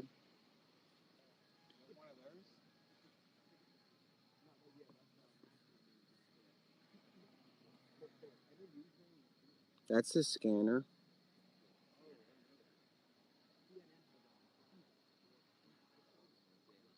Maybe you can. I just want to make sure that I pick people that I either, like, have had a lot of interaction with, it, either from this case or that I know personally, like Kyle.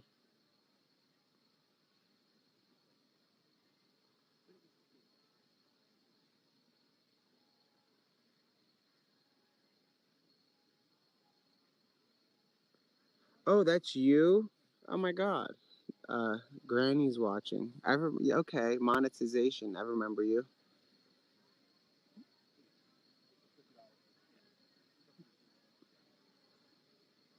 I don't know. We usually cover stories that other people don't, and nobody was covering this. So then you guys wanted us to do like a live, and I was like, okay. And then here we are.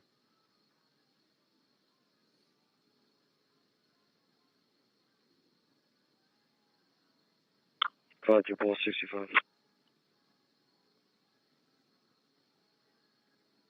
I can't believe there's that many people watching us look at gas pumps right now. Myself That's and Bull bizarre. 67 will be Thank at you, Tuscany Marie. Hospital. I can't believe there's that many people watching us look at gas pipes. 55, okay? Or gas pipes, gas pumps right now. Oh, there's the other one. Hold on, Dina.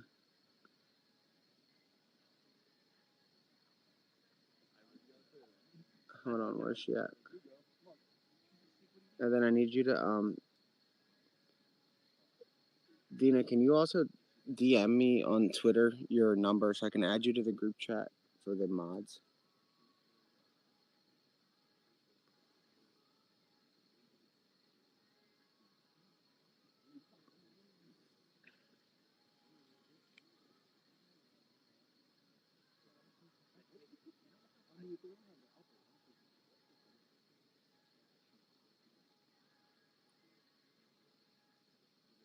I'm shocked that there's 3,000 people staring at a gas pump and we're waiting. Like, this is how exciting.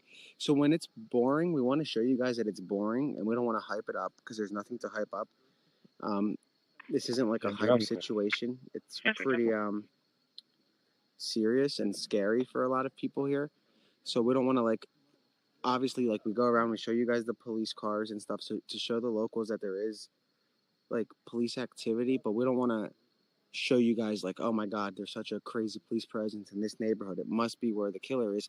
No, you guys are seeing exactly what we're seeing, and there's literally no need to hype it up. It's not a hype up kind of thing. It's boring, and if it's boring, we're going to show you guys just the boring angle of it. And if you want to, it kind of, I guess, helps the community too to fall asleep knowing that it's like at least the cops are out looking and there's nothing going on.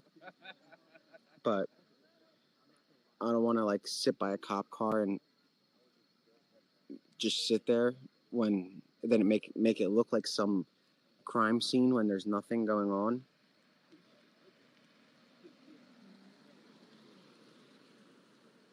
How can you guys hear that? That's bizarre.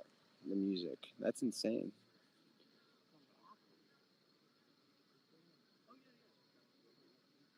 Alright, Dina. Alright, let me actually look right now. Hold on. So I can add you to the thing.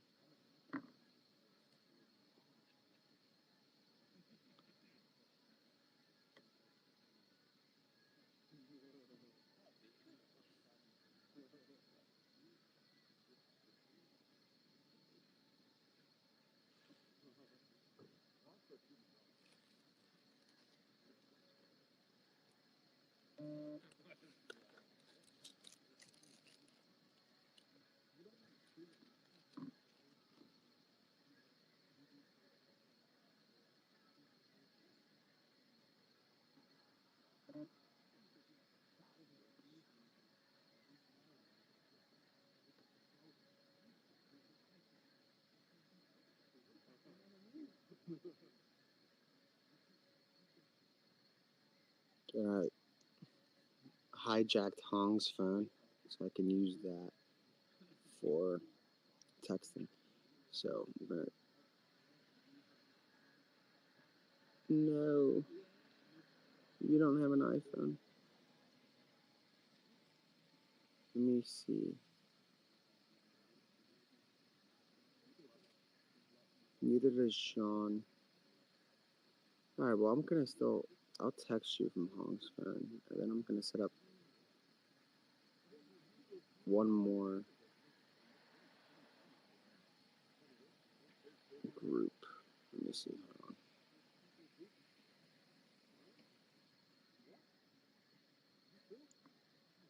on. Yeah, I'm gonna have to create one more group, but hold on.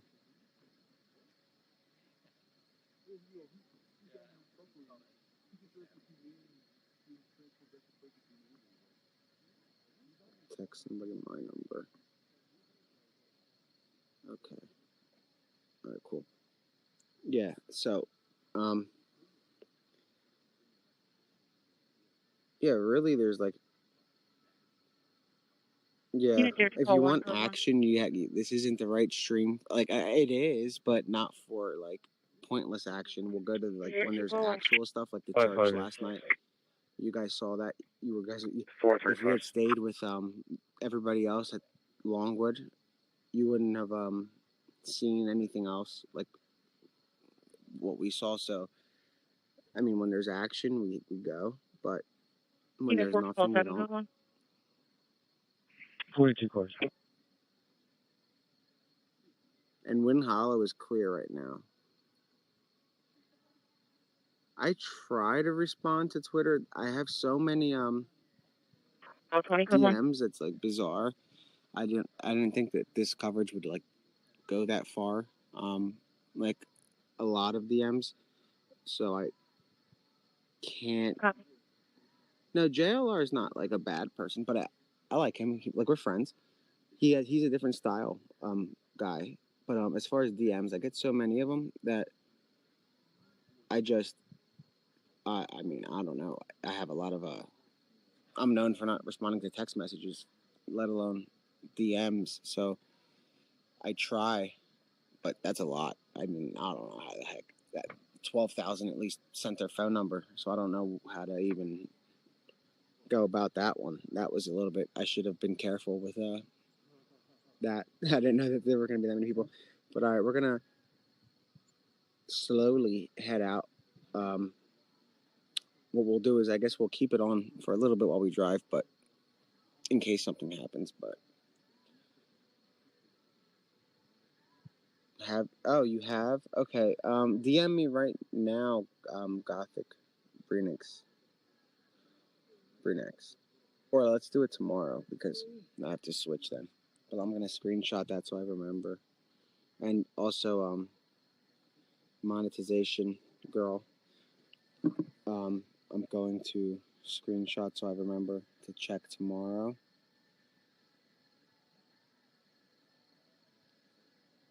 I keep clicking the wrong button.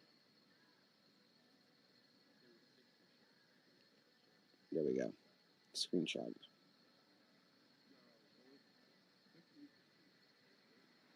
No, I don't check my messages anywhere. Like before this even started, this case, I had like several thousand texts. I mean, since I was in high school, I would have like several thousand texts. I never answered them. But there's no new perimeter. I just am not great at answering. Sarah, too. Yeah, a lot of you guys have DM'd me, and I want to get back to you guys.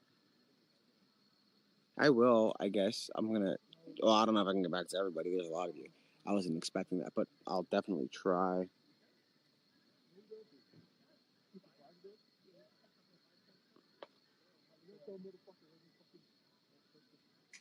No, JLR is not bad. He's a good guy. Everybody's done stuff in the past, so he's a good guy. But I'm not gonna stay on the topic. He's a good guy. Like, we're friends. We go back and forth like every day, so he's cool. And a lot of streamers are cool, but I know him personally before he was a streamer. But anyway, yeah, I do need some people to help me go through my DMs and stuff.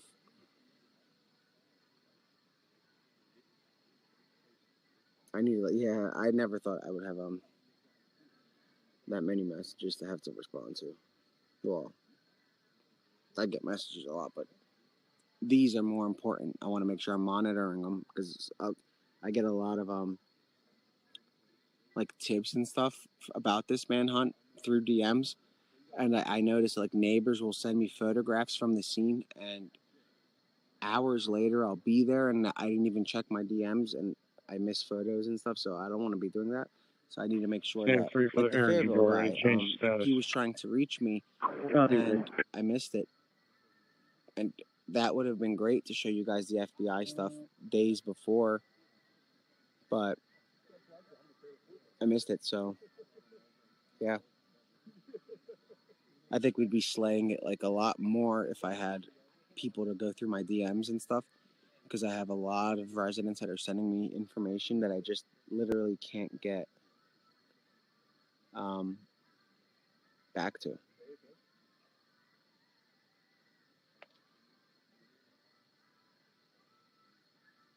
I might get a call if something happens, but I'm hard to wake up and I'm grumpy, so I don't like to answer. If I see a certain name, I'll answer. Like if it's somebody that's working the investigation, obviously, if I see it, I'll answer. But other than that, yeah. See, I keep losing track of time. Let me ask Kong. Hold on.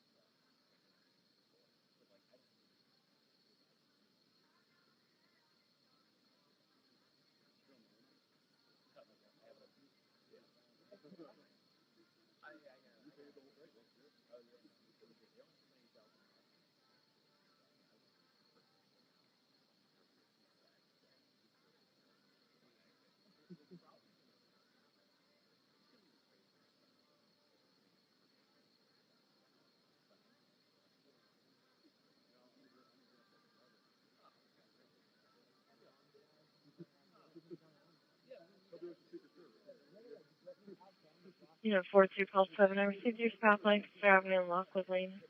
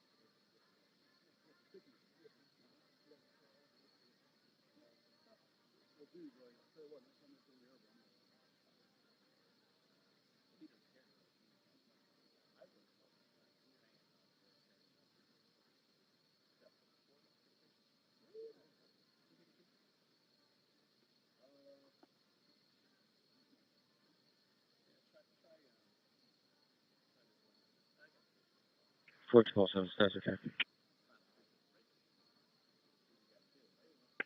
Unit 42, call 7, okay.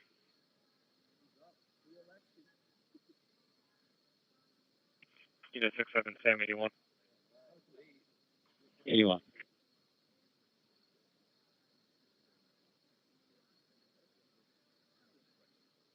Yeah, 6781.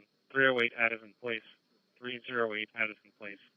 EMS is being dispatched out for a call. Center console. Okay. Yeah, I mean, like, you gotta.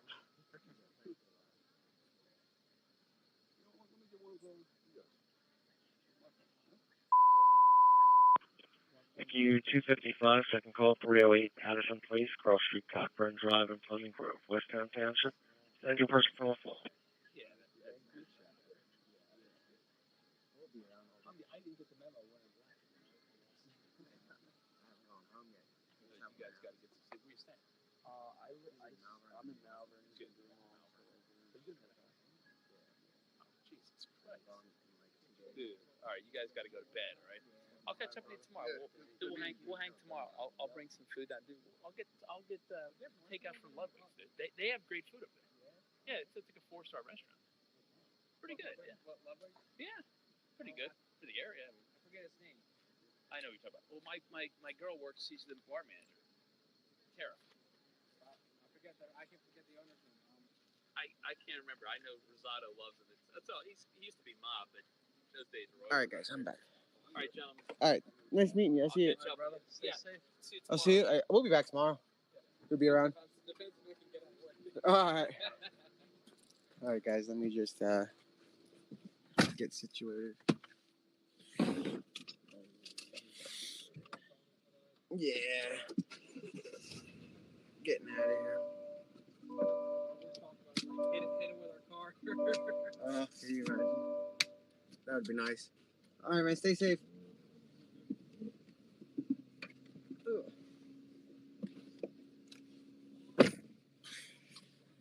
All right. Cool. We're back. Hold on. Let me put my address in. Oh, it's fine.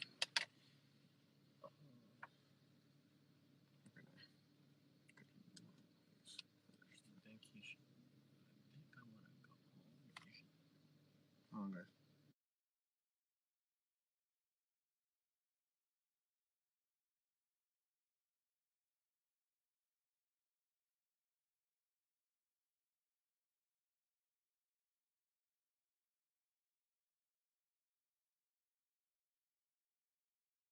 Thank you. 255, 118, response.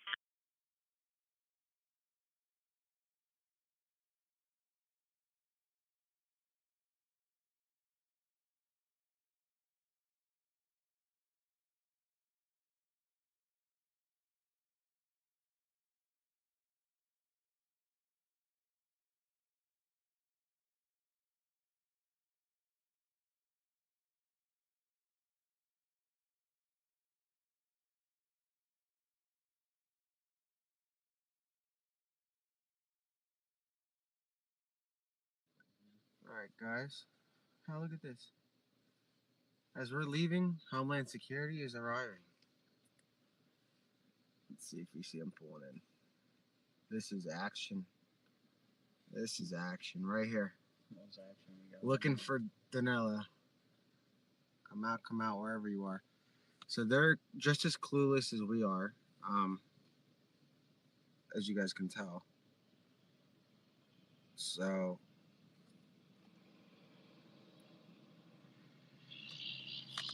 we'll stay on as we're going.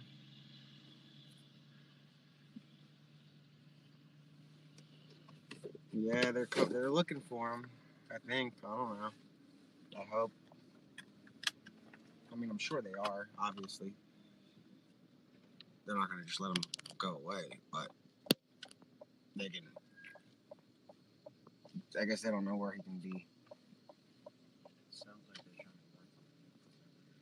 work. Gonna head toward home, unless something pops off, and then we'll change it. But I'm thinking it's over for the night.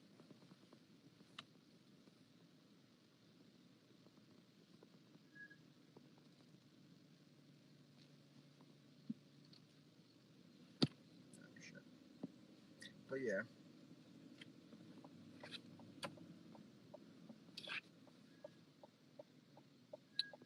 About 30 minutes, I don't know, 40 minutes.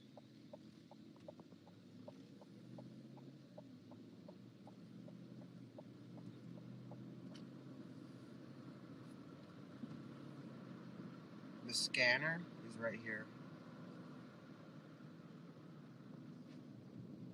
Here's the scanner.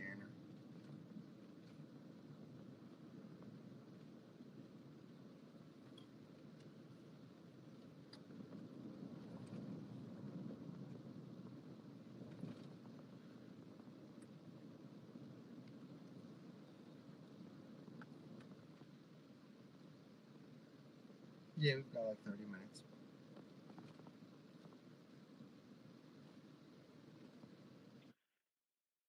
Eight to 3, yeah.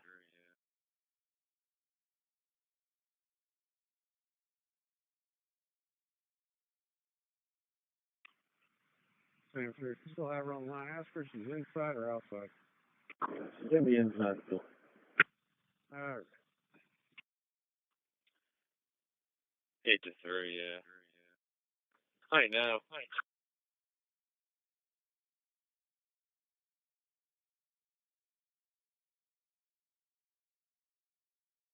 Oops. See, I keep clicking the wrong buttons. So the plan is to be back by maybe 11-ish. I'm thinking tomorrow. We'll keep it live until we get closer to home, and then I'll kill it for the night. Go through some DMs and check my Twitter feed. I kind of abandoned Twitter in a way. I have to definitely check back, and it's because I was only staying active on there for the locals, and I'm gonna stay active. Like whenever something happens, I tweet it out. But yeah, around 11. I've been bad with time, so I'd say 10, but I think 11 is more realistic than 10.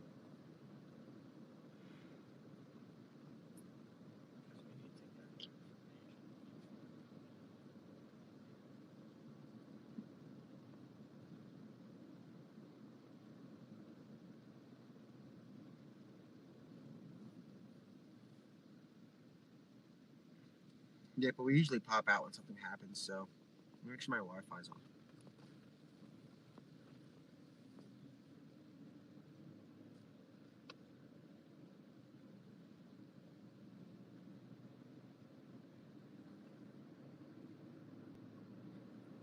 Like if something happens, whenever we come out, like I'm not gonna jinx it, but usually that's when something happens. So I'm hoping the same goes to the end of it.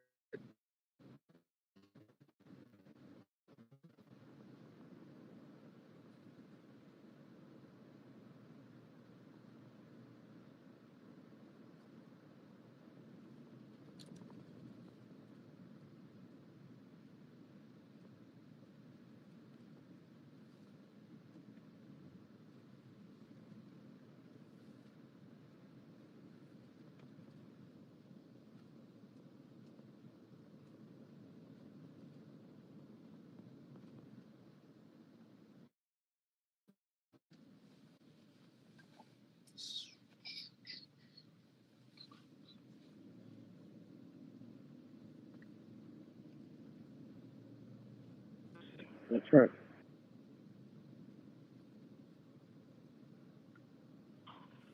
Same for I'm out. It's gonna be apartment 11. That's right. Yeah, 5 people, 55. 5 people, 65.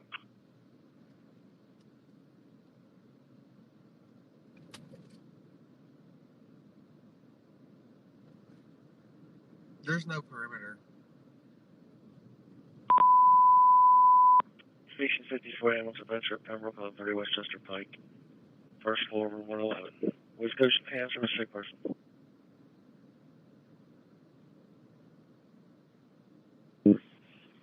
Student ID 937379. Copy. They have no perimeter. That means that You they want really don't coordinate, know where he is. They're going off of leads. Yep. And like I told you guys, during the Longwood search, they said that they were relying on the public, like for leads and information and stuff like that, which has all come true. They are relying on it. So if you see, I know a lot of you guys are local, so obviously if you see something, you call them. If you hear something or if you have ring footage, you know, it's important to call the police and make them aware so they can come check it out. Yeah, 54 when your response.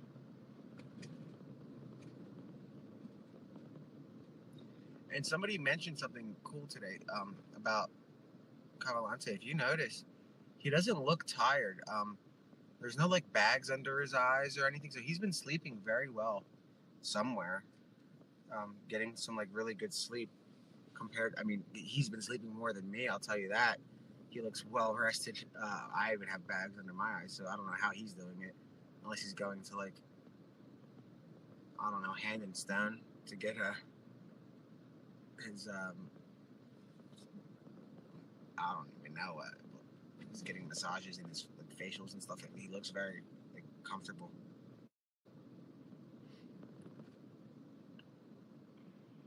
Yeah, 4257. Like he's been sleeping very well, and that's what I'm wondering is where. 12-7. Because I don't know how you can sleep that good when everybody's looking for you. I'd be so freaked out. I probably wouldn't sleep. He doesn't match your typical escapee, like Michael Burham a couple of months ago. That guy was out for 9 days and he looked like a zombie. So this guy looks like a new person, which is scary. How quick he can just change his appearance and literally just go on the move without anybody recognizing him. It's kind of, and he looks so cleared out. energized compared, you know, for somebody that's on the run, you'd think that he's tired or dirty or stuff like that, but he's not really that dirty, you know, compared to what I thought. And he was all happy, drinking something. So he looks like he's having a good time. At least somebody's having a good time.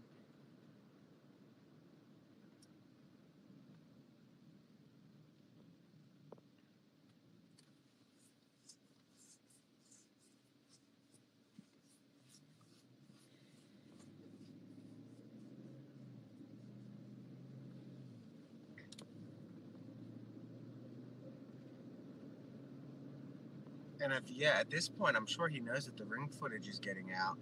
If somebody's helping him, I'm sure they're saying, dude, watch out, because you're getting caught on these cameras. So, like, he almost posed like a Janice Dickinson courtroom pose when he was looking at the camera. Same with 21-2. Like, 3 different... It was weird.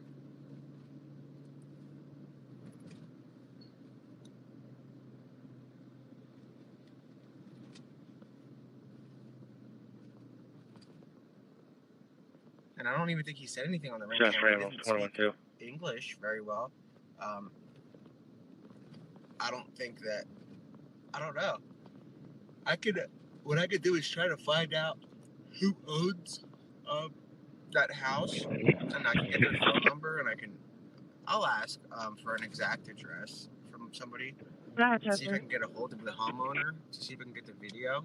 Check your MDC for a message. And then if you're one of those homeowners with videos that you've provided to the authorities, can you like, see that's the thing, I'm going to say DM me, but reach out to one of the mods too, and if it's something that's important, they'll get it right over to me too. That way I don't miss it, but... Just for ambulance 21-2. That way, you know what I mean? And good. So that way you guys can get tired, so I'll yawn a little bit more so you guys can go to bed too. Because there's a lot of you people watching. It didn't load in the MDC. I don't know if we're too far out. Interesting at all. In fact, it's been like one of the dullest nights, I think, in the search. There was a little activity today, but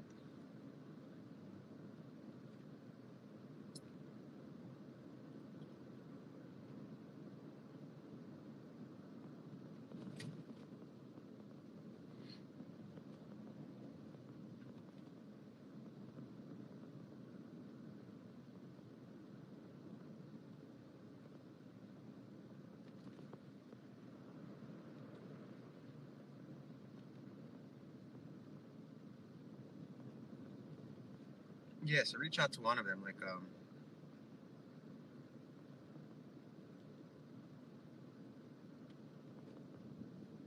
yeah, that'd be great, because it's just to, spread awareness and stuff, and it'd be cool to get the video. And then after I air it, I don't care who else airs it. It's free use for anybody else. I just want to put it up for at least the locals to see before the world, you know, and then everybody else can grab it, and it's fair game.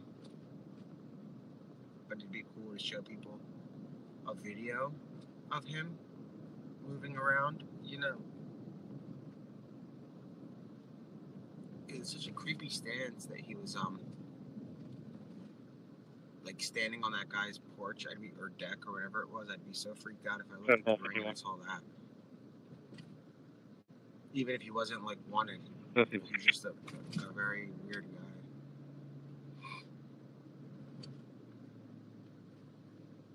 Yeah, 67 Pulse 51. 511 Eaton Way. 511 Eaton Way. Administering dispatch out for chest pain.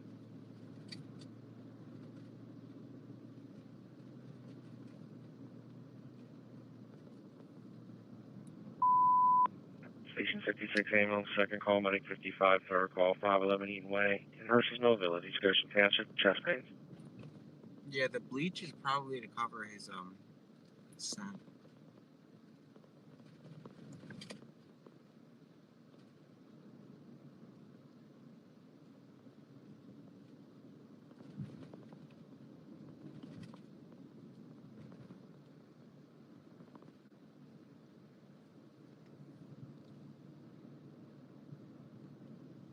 And I'm not gonna just, like, visit the homeowner's house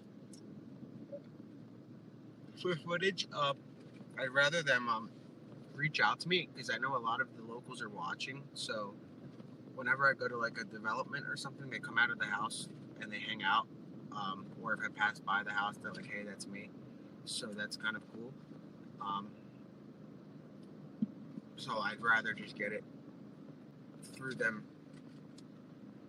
like, without having to knock. I don't want to knock up on them for anything.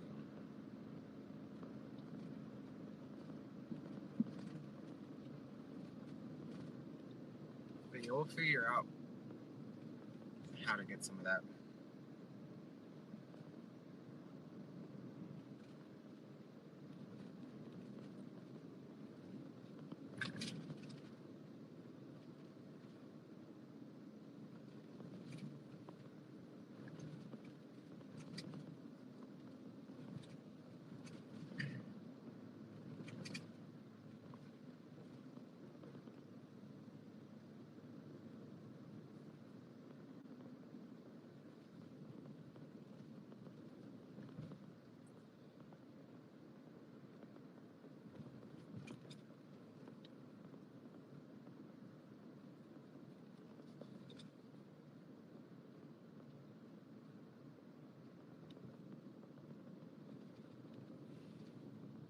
Yeah, I'm going home. There's nothing to see tonight. I should have left like an hour ago because it was rather boring, but you never know.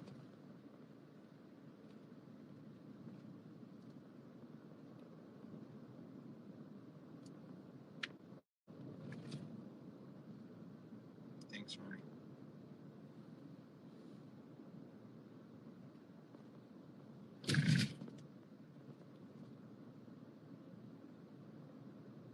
P7 to S3, starting 313 tour.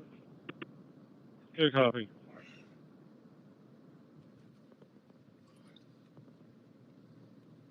Scanner.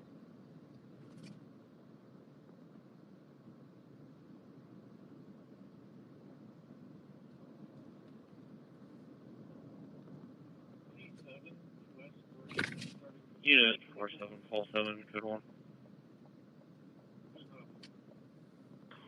4747.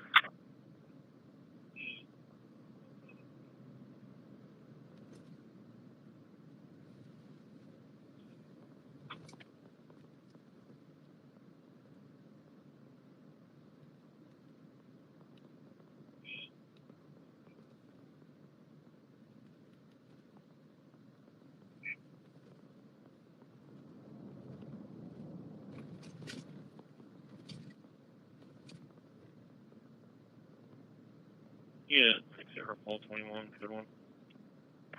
6-0. If we ran across him, we'd probably just run him over. Because I'm tired of these, like, sightings, and then he runs, so I don't think he'll outrun this. So we'll just hit him, and then figure it out from there. Hopefully it's him.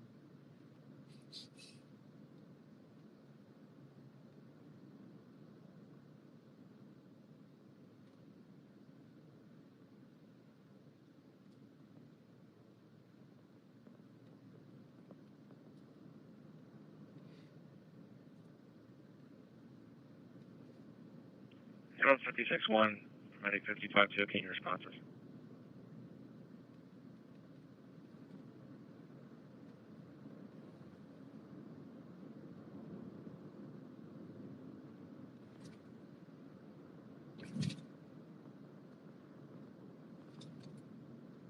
Alicia, silent watcher.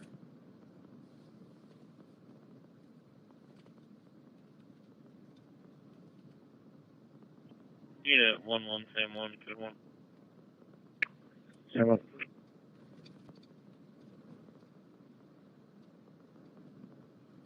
Unit 06, pole 14, good one. Pole 14. There wasn't a sighting per se. I think so.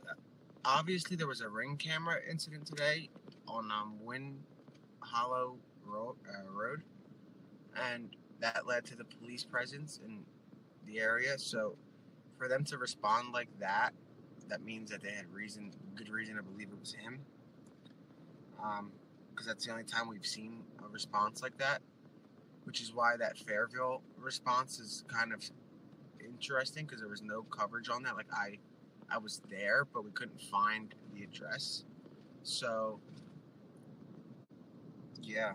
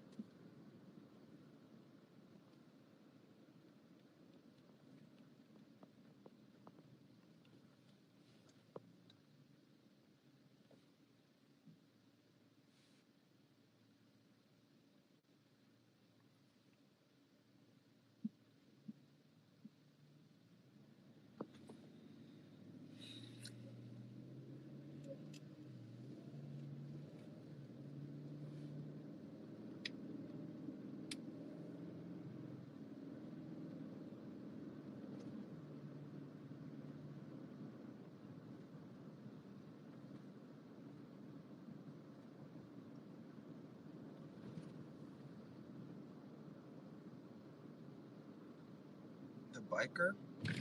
What did I say about the biker?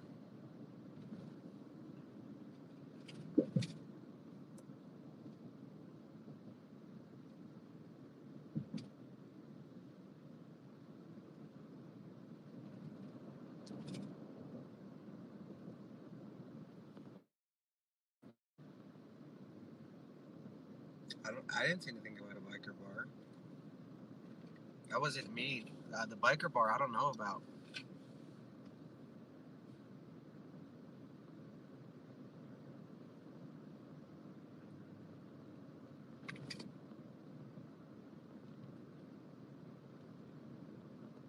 I don't remember a biker bar.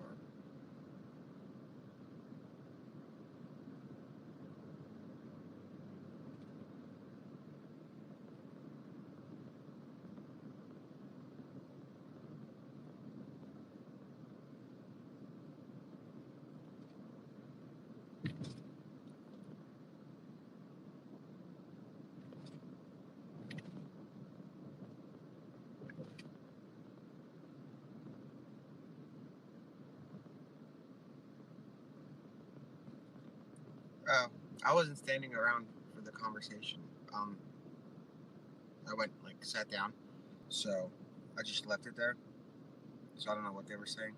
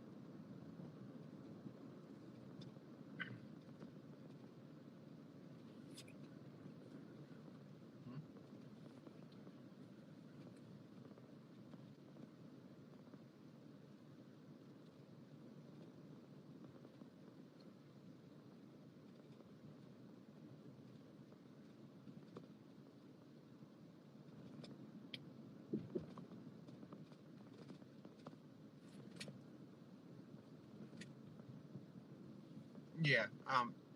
So whenever I leave the stream on, I tell you guys before that, like, I'm just, because people were nosy and they wanted to know what the locals were saying, so I let you guys like listen in. But I don't like to do that too often because people might take it, if they just like join in after I make that little announcement and then they hear stuff, they might think it's like me, but it's not. So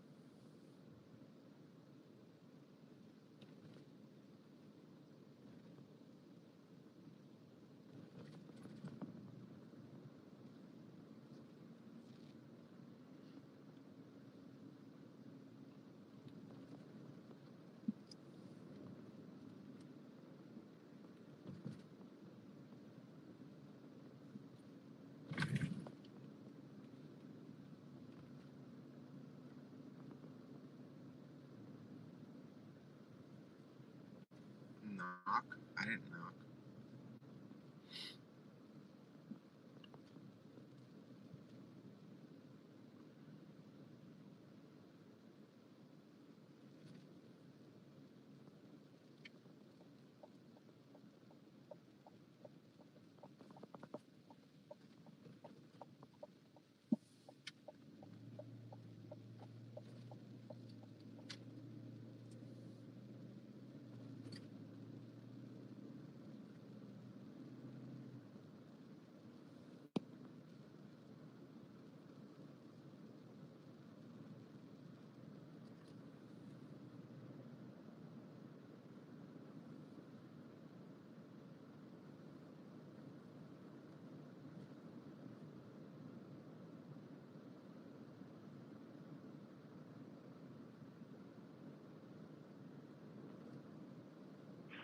Philly Hospital from Goshen EMS, notification.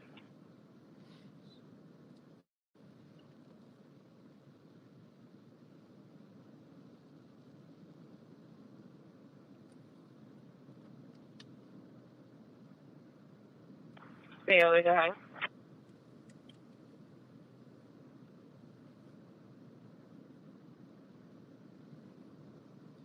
I don't think they lost him. At least I know the FBI. 64-year-old female coming from Pembroke. Nausea and dizziness on and off for the past 24 hours. Resting comfortably, be there in 5 minutes. They have those places Thank under you. surveillance, so that's all I can really say about that. But I'm confident that they know where he's at. Like, they know where he's hanging out, sort of. So they're just waiting for a chance to make a move when he's actually there, so they don't blow it. You know, because if they move in too soon, it can blow it. So I think there are more than one. There's more than one investigation at this point, separate ones. So due to the communication issues, I wouldn't be surprised if the Pennsylvania State Police aren't the ones that arrest him, and it's like the FBI or the marshals that get him, because they're also working on it differently.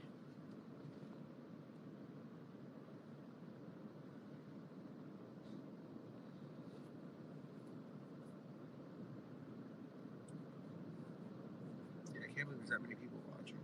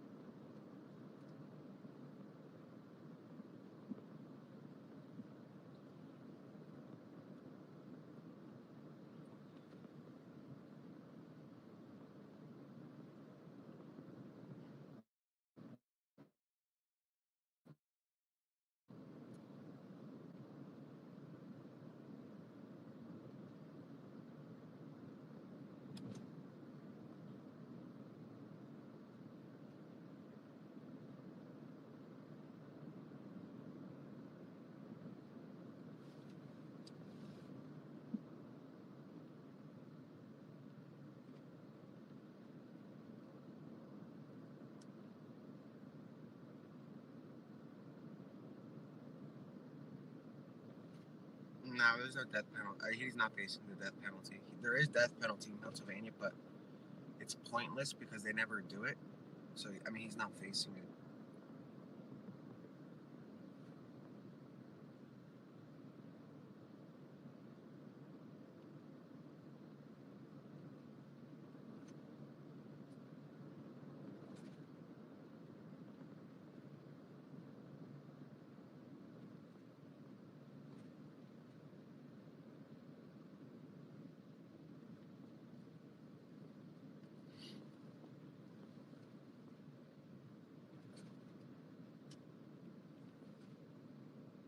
Now, Dina didn't just ask. She's been in communication with me since the beginning of the coverage, and I saw her name pop up. So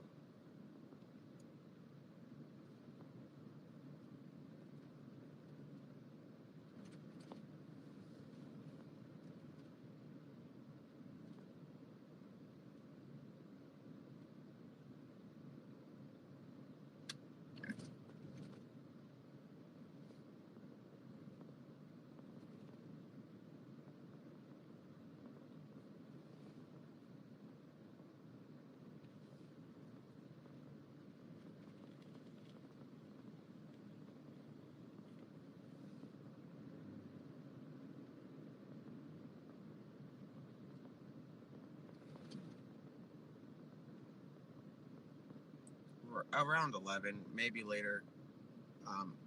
Not that much later, but around 11.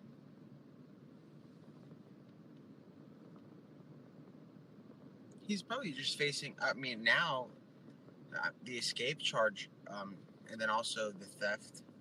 But that's all stupid because he's got life, so that doesn't make a difference.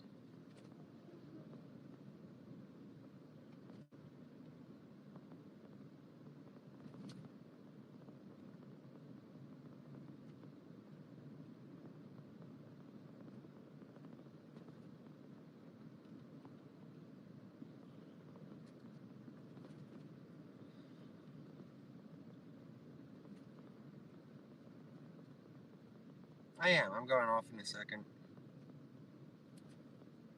Like in 5 minutes? No, probably less.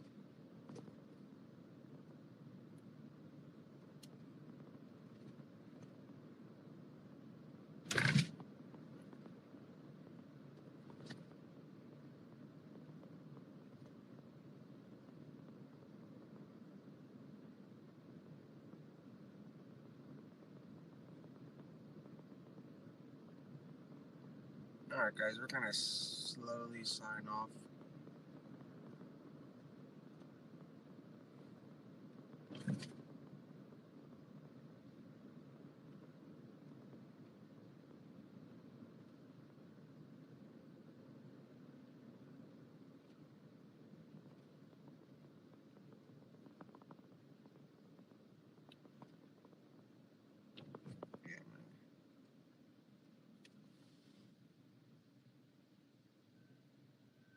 I'm gonna slowly sign out of here. Let me pin this.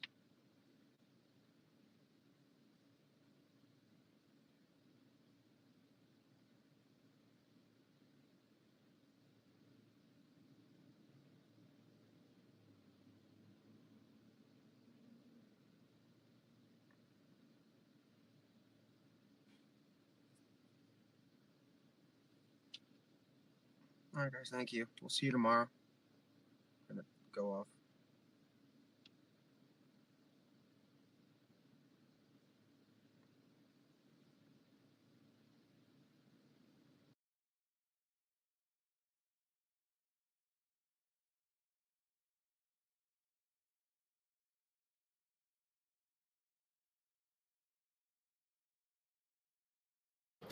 More confirmed sightings, a stolen van towed away, but police still have not found a prisoner. who escaped from Chester County Jail more than a week ago, and now it appears he's on the move again. I'm Shayna Ferreira. For days, the search perimeter centered around Longwood Gardens, but now police have changed their focus of their attention. Here's what we know tonight. The search, Danilo Cavalcante, has now moved on to about 20 miles away from the previous area. Police say Cavalcante stole a van to get away, and they say he just changed his clothes and he's even shaved his face. Now, Eddie, you've been on top of the story all day. What can you tell us? Hey, good evening, Shayna. This is the area they've been searching for the last couple of hours. I'm going to get out of the frame here to show you. There's several police vehicles, law enforcement vehicles in this area. They've been coming and going, state troopers coming and going up and down this road. This road had about 30 or 40 different law enforcement lined up at one point a couple of hours ago. Right now we are near the corner of Conestoga Road and Font Road. This is in Glenmore Township, PA. And the intensity picked up right around 6 o'clock. Roads were shut down. But unfortunately, as of right now, we have no official reports of a new sighting or that he's been caught. Early Sunday morning, police released these new images of escaped killer Danilo Cavalcante, saying he has changed his appearance and is now clean-shaven and wearing a yellow or green hooded sweatshirt, a black baseball cap, green prison pants, and white shoes. Their search moving over 20 miles away from the Longwood Gardens area to Phoenixville. Police say Cavalcante went to an old work associate's home around 9:52 p.m., talking through a Ring doorbell camera where these images were captured. The homeowner wasn't home, and when they reviewed their footage around midnight, they called police to let them know. Investigators were also made aware of another sighting in the Phoenixville area in which Cavalcante appeared at a residence of another old work associate at 10:07 p.m. P7 to West 3, 313 tour complete with no issues. Observed Cavalcante and called her friend. That friend responded to the residence and eventually placed a call to local police. Through these tips, law enforcement learned that he had stolen this white van. They confirmed it was taken from a business in the Longwood Gardens area after the owners left the keys in it. This most recent incident is a reminder that he will take advantage of any opportunity to obtain items he needs. It is also imperative that anyone with information about Cavalcante contact us immediately so we can act on it in a timely manner. Now at 10:40 a.m. on Sunday, the vehicle was discovered abandoned in a field behind a barn in East Manfield Township. Police focused their search on that area, eventually shifting their efforts to the area of Fairview and Wind Hollow Road. It was here that we talked to Franco Rosa, who says Cavalcante lived with him for 4 months, and he moved out a few days before he killed his ex. Did he seem like an evil person? No, not at all. Not at all. He was just really quiet guy, shy guy. He says he assisted police with the murder investigation and is offering any help he can now. I don't want him free anymore because it's not just me. If I'm this nervous, can you imagine like the ex-girlfriend's sister who is taking care of the two kids? They're super scared. I have my cousin, she has kids in school going to Phoenixville. They're always scared too. And law enforcement confirmed that Cavalcante's sister was arrested by U.S. Immigration and Customs Enforcement and is possibly facing deportation. Officials believe Cavalcante has been seeking help from people he knows in the region. He is absolutely looking for support. He needs that support. He doesn't have it. Law enforcement has been advised that they are authorized to use deadly force if Cavalcante does not surrender. And, of course, there is a $20,000 reward for any information that leads to his arrest. Shayna. All right, Eddie, we'll be sure to stay on top of this. And as always, if you see something, say something, call 911. Thanks so much, Eddie. And a prisoner. This is Sadie. She's on Verizon, and she's got the new My Plan, so she gets exactly what she wants and only pays for what she needs. She picks her perks and saves on every one. Make your move to My Plan. Act now and get it for $25 when you bring your phones. It's your Verizon.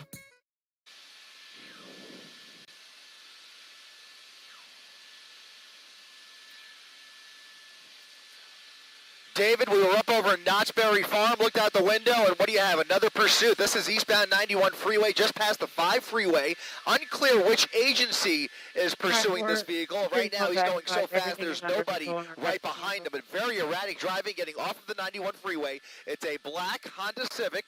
The driver's side window rolled down. Apparently, this was an attempted traffic stop. As I mentioned, unclear which agency and who is pursuing here, or if this is technically still in pursuit mode, but what you can see here is that the driving is very dangerous, very erratic and aggressive tactics as he tries to thread the needle here, squeezing through these two cars at a red light. You can see some front end damage on that bumper, now turning left onto Huntington Avenue, just south of the 91 freeway. This appears to be a residential street, doing about 60 miles per hour down a residential street just east of Maple Street. So Huntington Avenue and Maple Street, just coming up on Maple, making a right turn now, slowing down just a little bit, zigzagging his way again through this residential neighborhood with nobody right behind him, but making random turns nonetheless here at a pretty high rate of speed and not really stopping for any of these stop signs. Looks like he's pulling over and maybe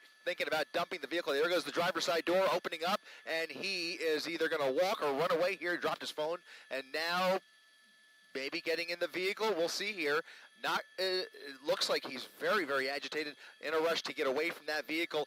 Getting in a pickup truck. We'll see if he, okay, yeah, he does not. He does.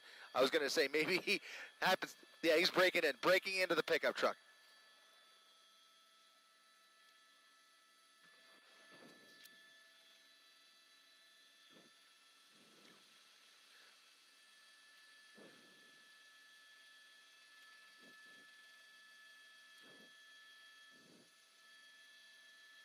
Right, so he's getting back in that original car. Almost for a second looks like he was intentionally getting in that pickup truck as if he also had the keys, but obviously was trying to break in there, now choosing to get away in that original pursuit vehicle. I can tell you that Anaheim PD's helicopter is overhead here. They have eyes on it. They are probably streaming ABC7 as we speak as well, and you can see now getting back onto Falmouth Avenue at a high rate of speed after failing to take over that pickup truck back in that original Honda Civic as he tries to hide out somewhere in this neighborhood. Unclear whether he's going to get back on the freeway here, but he's almost doing a complete circle as he's basically come out the other side of this neighborhood. So heading northbound now on Catalpa Avenue into oncoming lanes of traffic, some wild turns here. They have to get some ground units into this area because the driving, as I see it, is just way too dangerous to let this go on much further, nonetheless,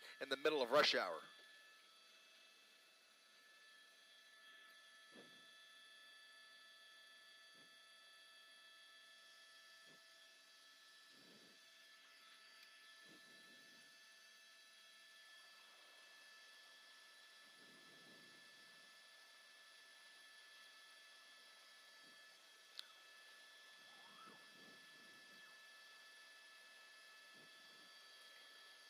You've got to wonder right off the bat whether this vehicle belongs to him. It just doesn't make sense that he would just dump the vehicle for no other reason except for maybe the possibility of the fact that it might be running out of gas. So if the gas is low and if it's a stolen car, that would have made a lot of sense. Now he's parking it in a parking spot once again. Clearly, really trying to get rid of this vehicle, and now running through this subdivision here. We'll try and get across here. It looks like it's going to be North Schooner Lane as he runs through these townhomes in Anaheim. We'll try and get, if we widen now, we'll see. Okay, let's stay on him. Stay on him right here. He's just running around this building here. Looks like he's coming up on another couple of cars parked here, a van and a small red compact car. Looks like he's trying to break in to the van. He finds an open door in that white van. And now you can see the black and whites pulling up right behind him. He's blocked in. He's inside the car, likely trying to hotwire it at this point. And you can see they have lit him up and basically blocked him in. If he tries to back out, it could get ugly. But in any event, officers now with their guns drawn, squarely they have their eyes on him. They're just waiting for backup at this point, and obviously trying to bark some orders at him, hoping he gets out of the vehicle. Let's try and come around the other side if we can.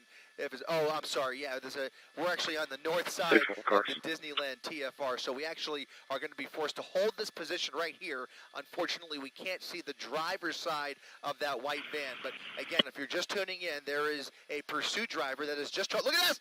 Look at this. Ramming into the front of that black and white. That is Fullerton Police.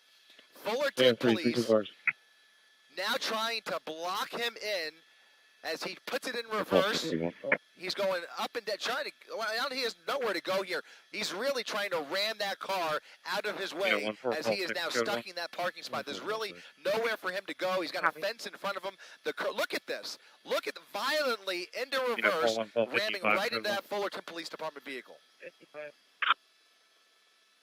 That's right. Yes. 52744, code 1. This is very dangerous. Obviously, that officer has no choice but to use force if his life is in danger, but he is waiting for backup, and at this point really has very few options available to him. Here's another officer on the suspect's right rear flank, so now 2 officers. Not sure if they both came from that same patrol car, but I only see those 2 officers on foot, and he is just going back and forth. Now he's created some room to escape here, and he's going to probably try and ram in again or do a 4-point turn and turn it around. He's got to turn it all the way around without hitting that tree, and he may have a couple minutes to do it here because what else can those officers do? They really don't have many options. Here comes the backup. Here comes backup. Head-to-head. This is dangerous. Look at this. A head-on situation almost with that patrol car. Officers out of the vehicle, and now he's racing through the subdivision as more officers race into this neighborhood. Look at this. What is he going to do here? Around all of those black and whites, those are 2 Fullerton police officers that are now going to try and turn around with him. Look at this. Look at what we are seeing here. He is now back on Coronet Avenue after evading 4 separate black and whites who were just pulling into the neighborhood to try and help that original officer after a wild scene in that parking lot. We now have a brand new pursuit on our hands here as he has carjacked this vehicle and now racing down Coronet Avenue at Maple Street. Once again, a dangerous situation on the hands of Fullerton Police here.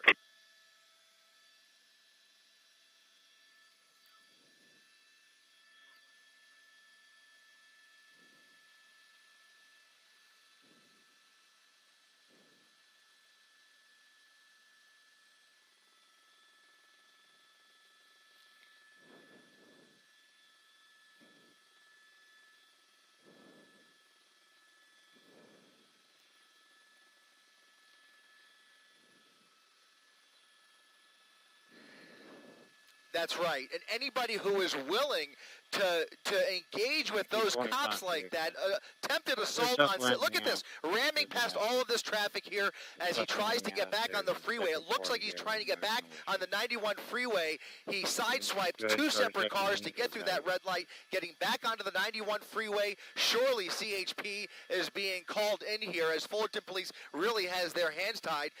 Many of those officers, I have not seen them get much closer to him, and now he is on the westbound side of the 91 freeway. As I was about to say, anybody who is that reckless and willing to put themselves in that position where they are face-to-face with those officers, it is a desperate suspect behind the wheel here, and obviously very, very dangerous. That's going to make you 25-3. Getting onto the 5. Make you 25-30.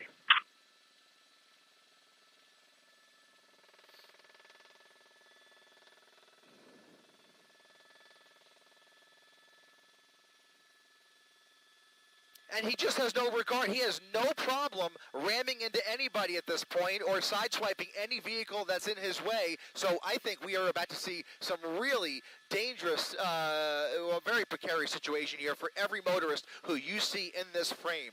Again, westbound side of the 91 freeway has now transitioned to the southbound 5 free. I'm sorry, the northbound 5 freeway.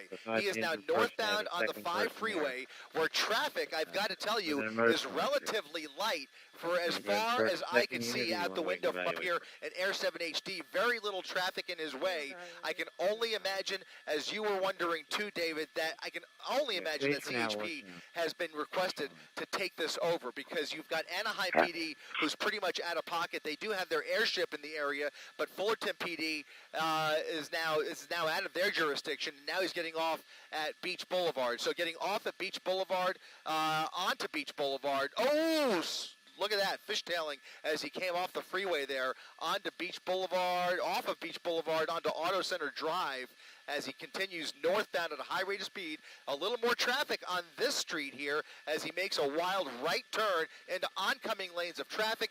There's Anaheim PD's helicopter. They are directly over him, likely calling out for CHP. But right now, ever since he took this vehicle out of that parking lot, we have not seen any ground units engage with this suspect yet.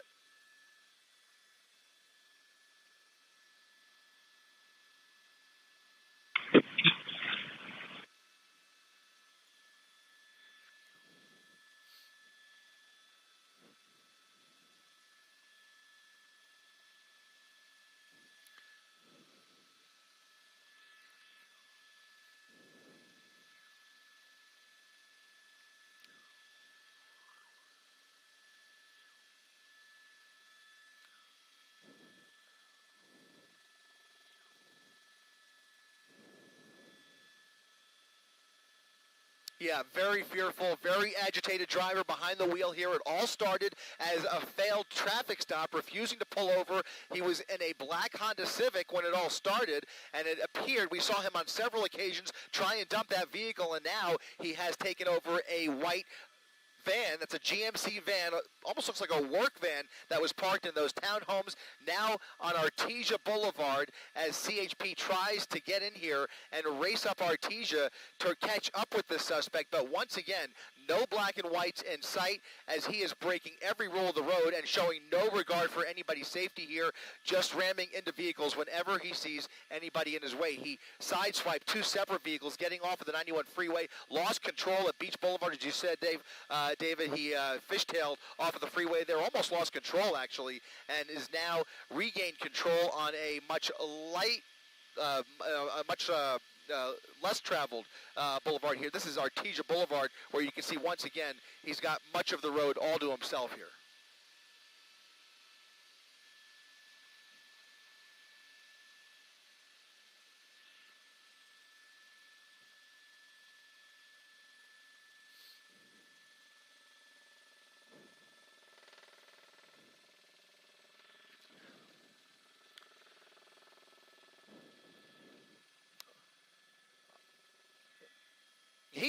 He is just bound to lose control of this vehicle.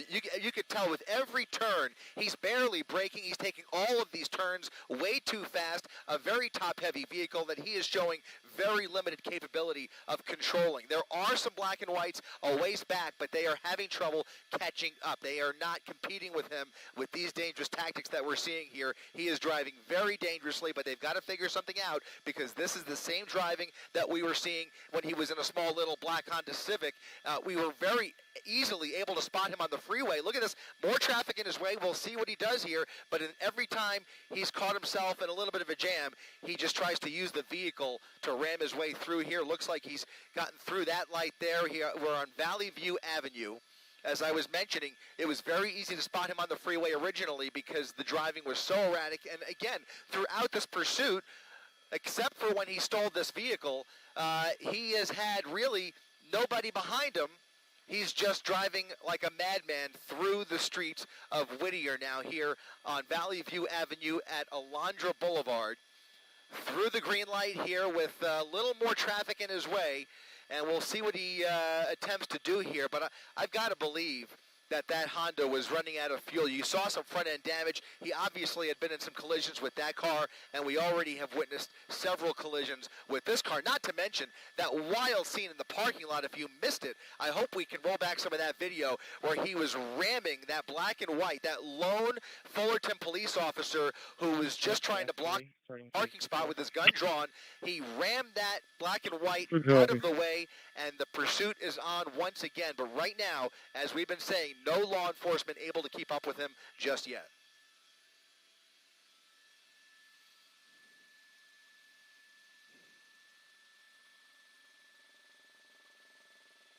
Over.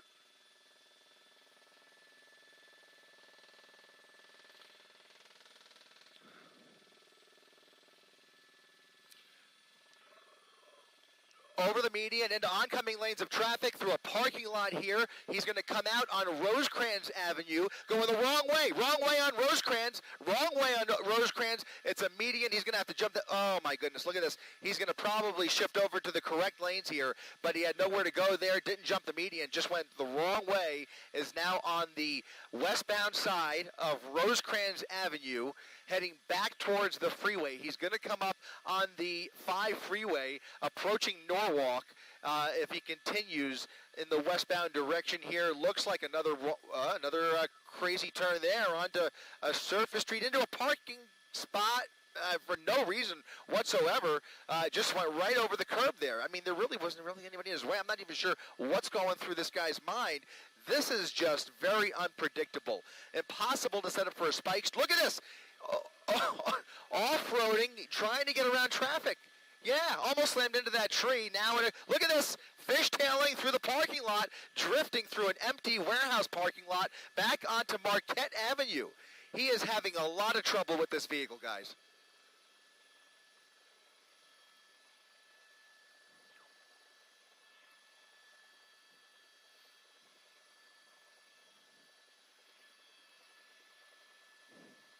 Absolutely not.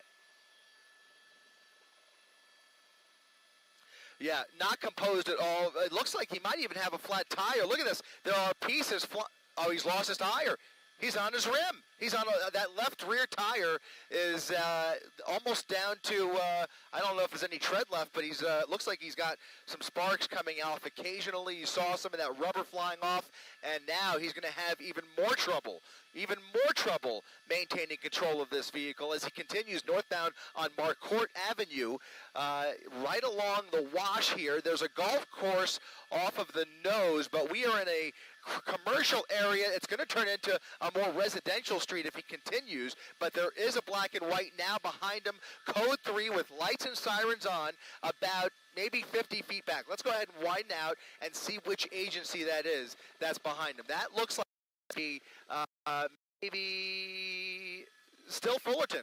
It's Fullerton PD. Fullerton PD back in pursuit, guys.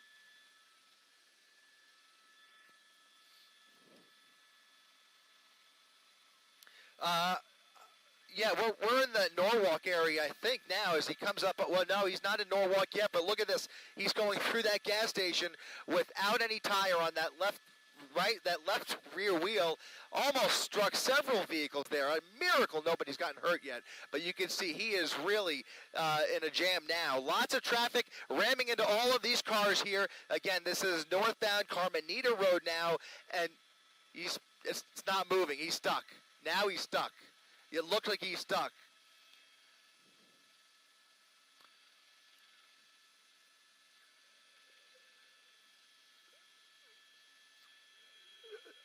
Sparks flying, and that officer right there has to treat this with kid glove care, and likely going to have to step away from his vehicle because we already seen him put it in reverse once and ram into that other patrol car. Right now he's trying to go forward, and he's not going anywhere at all. It looks like the van is now stuck.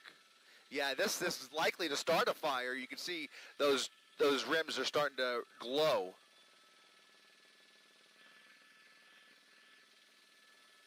There's certainly more on the way over here. Right now, if we widen it just a little bit, we can confirm just that one black and white. Just the one black and white. We're at Placid Drive, northbound Carmenita Road, and he is now stranded here. We'll see how this officer deals with this. He's likely just going to wait for backup, and right now it doesn't appear as though that van is going anywhere. He's probably not aware.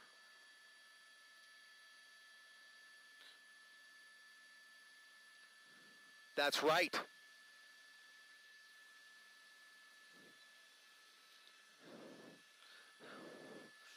You've got to wonder if he's thinking about getting out of this van and trying to hijack another one. You've got to at least wonder whether that's going through his mind. He's probably not aware. Well, now he's aware. I was going to say he might not even be aware that his wheel's on fire, but certainly he's aware of the fire under the hood. More pieces flying out there as this vehicle is starting to come apart.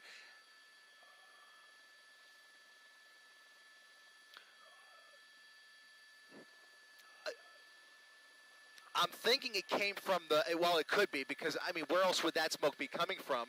But I don't think any shots have been fired yet, so that probably is not the case. But that wheel, that left rear wheel, is also creating some metal as well. So it could have come from the rear, but now I've got to wonder if that transmission is just reached its limit, and that's what's producing the smoke here. Not sure, but in any event, it has overheated, and it looks like the vehicle is now disabled. Additional units now pulling into position here. So some backup from CHP and Fullerton PD as he gets out of the vehicle, crawls out of the passenger window, and is now running for it northbound Carmenita Road. Running up northbound Carmenita at Leffingwell Road as he crosses the street. We've seen this person make several desperate attempts to hijack other vehicles. We will see what he decides to do here. Lots of folks getting home here in Fullerton, or here in the La Mirada area, I want to say, and he is now running down the sidewalk without any other wheels at his disposal. He's going to start running out of steam here, and we'll see if this ends in a foot pursuit, because I think they are pursuing him on foot, but I can't confirm that from my vantage point. Here comes another officer in the opposite direction, and he's now run into a residential alleyway here. Loses his footing. Oh no, he's now on private property. You saw that it looked like a woman next to her home here. He's now in the backyard, and he's going to hide out here along Leffingwell Road and jumping fences. He's jumping fences, looking for a way into one of these homes. Little dog, small dog there in the backyard. He's under that patio, that awning. He's trying to get into that car, into that house rather.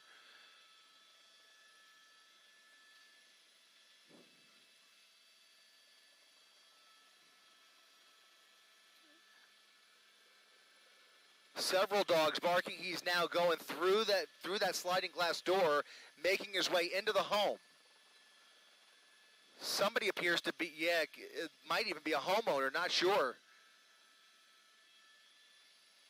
Completely unaware. Yeah, he's on the other side of the building. I don't think he has any clue.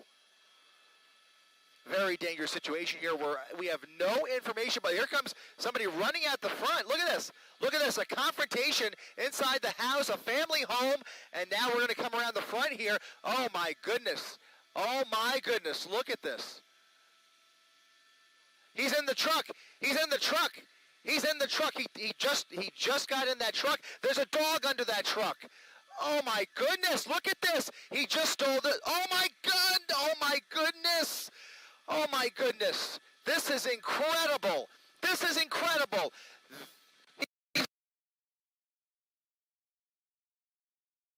Meet Valerie Sheena, Executive Director for Mirmont Treatment Center. Join us as we celebrate Recovery Month to increase awareness and understanding of mental health and substance use disorders. At Mirmont Treatment Center, part of Mainline Health, we aim to decrease barriers and build strong support networks for individuals and families in recovery. We have helped thousands of people on their journey to recovery and healing, one person and one step at a time. If you or your loved one is struggling, please reach out. We are ready to help. Unbelievable. I cannot believe what we are witnessing, guys. They are going to have to get creative here, because this person is look at this. Just ramming into cars, additional bumpers flying off of that other vehicle. And now he's, I believe, westbound on Leffingwell Road. I want to say westbound. Can we put the compass up real quick? Yeah, westbound Leffingwell. If you live in this area or have any idea where we are here, if you are looking at us, you need to stay inside, because there is a dangerous suspect behind the wheel here. I feel very sorry for all of the other cars on the road here as he continues to make his way towards the freeway once again. We may find ourselves back on the freeway. But look at him, a little bit of traffic, and once again, right through another gas station.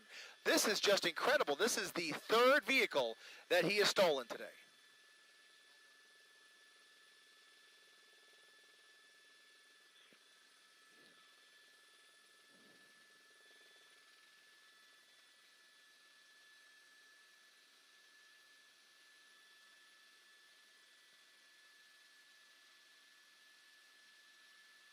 That's right. That's the only thing that I could think of if they have the opportunity. They're going to have to catch up with him once again.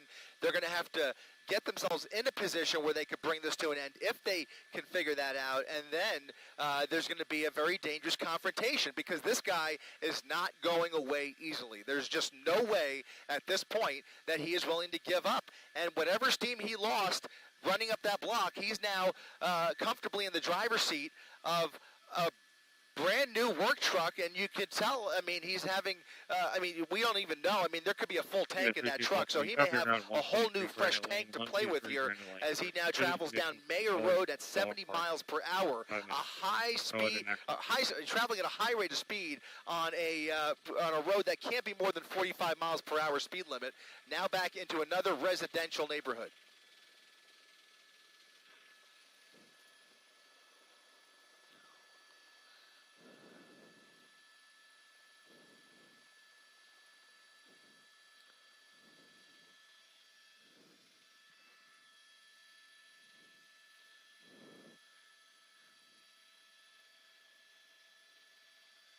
Not to mention, he almost took out at least one person in that driveway and a dog that was underneath as well. I hope everybody is okay back there, but now we have to follow this until the end here because the sun is going down and still no visual of law enforcement within sight here. So we're going to try and keep the camera on him and hope that somebody can triangulate those officers into this residential neighborhood as he makes these random turns, now making a left turn onto Rainier Avenue off of Fidel at a high rate of speed. I mean, I just hope nobody is out walking this neighborhood because this person is just speeding right through.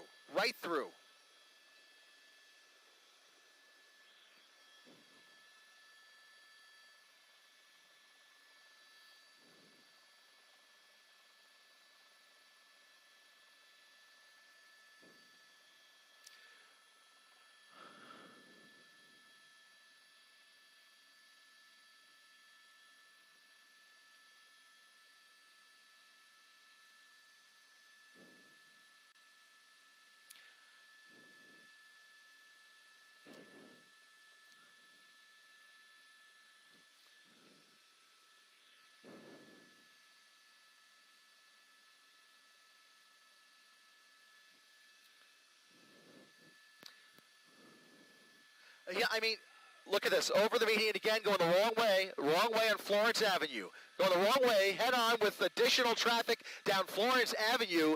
And look at this, coming up on another major intersection, a left turn northbound on Painter Avenue. To answer your question, David, that original van, I think he hot-wired. I have to believe that the keys in this truck were already inside the vehicle because he just ran away with that way too quickly, unless he, as you mentioned, is a really gifted car thief. In any event, there have been several major felonies that we have witnessed here this evening, and now a wild chase continuing northbound Painter Avenue with several black and whites behind him, but again, having trouble to keep up. Again, the speeds he's traveling and the dangerous tactics.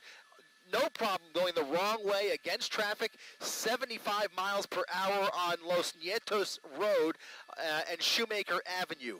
So again, a very, very light traffic here. And it wouldn't matter anyways because when there is traffic, he just seems to ram into everybody in his way. So we can only hope that the traffic stays light and hope that maybe they can get some more officers into the area in front of him, not just following him from behind and chasing him, but try and triangulate in front of him. Very difficult because he's not, driving in any kind of a pattern. A spy strip obviously is pointless. Some cross traffic there through the red light at Santa Fe Springs Road, now well into Santa Fe Springs. As he continues northbound here. Only a couple lanes to play with, maybe only one lane, I can't really tell, but he's continuing at a high rate of speed around that FedEx truck at about 70 to 80 miles per hour. Yeah, 323, okay.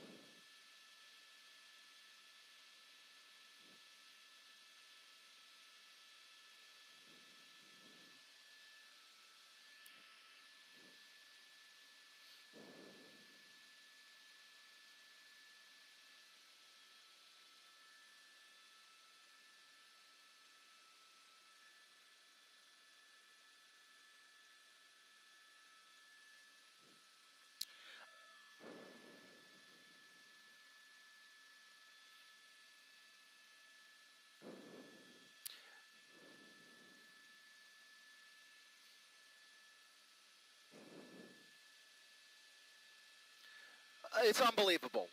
I mean, he's on a bona fide crime spree here. We can only be thankful that it didn't appear that anybody in that home was hurt. At the very least, we have to be thankful for that. But it'll be a miracle if it remains that way throughout the course of this new pursuit now. Again, as you mentioned, in the third vehicle that we have seen him in today. Now, you're right. It's been about 25 minutes since this all started, I want to say. Is that right? About 25 minutes? Maybe, yeah, a little bit closer to 40 minutes.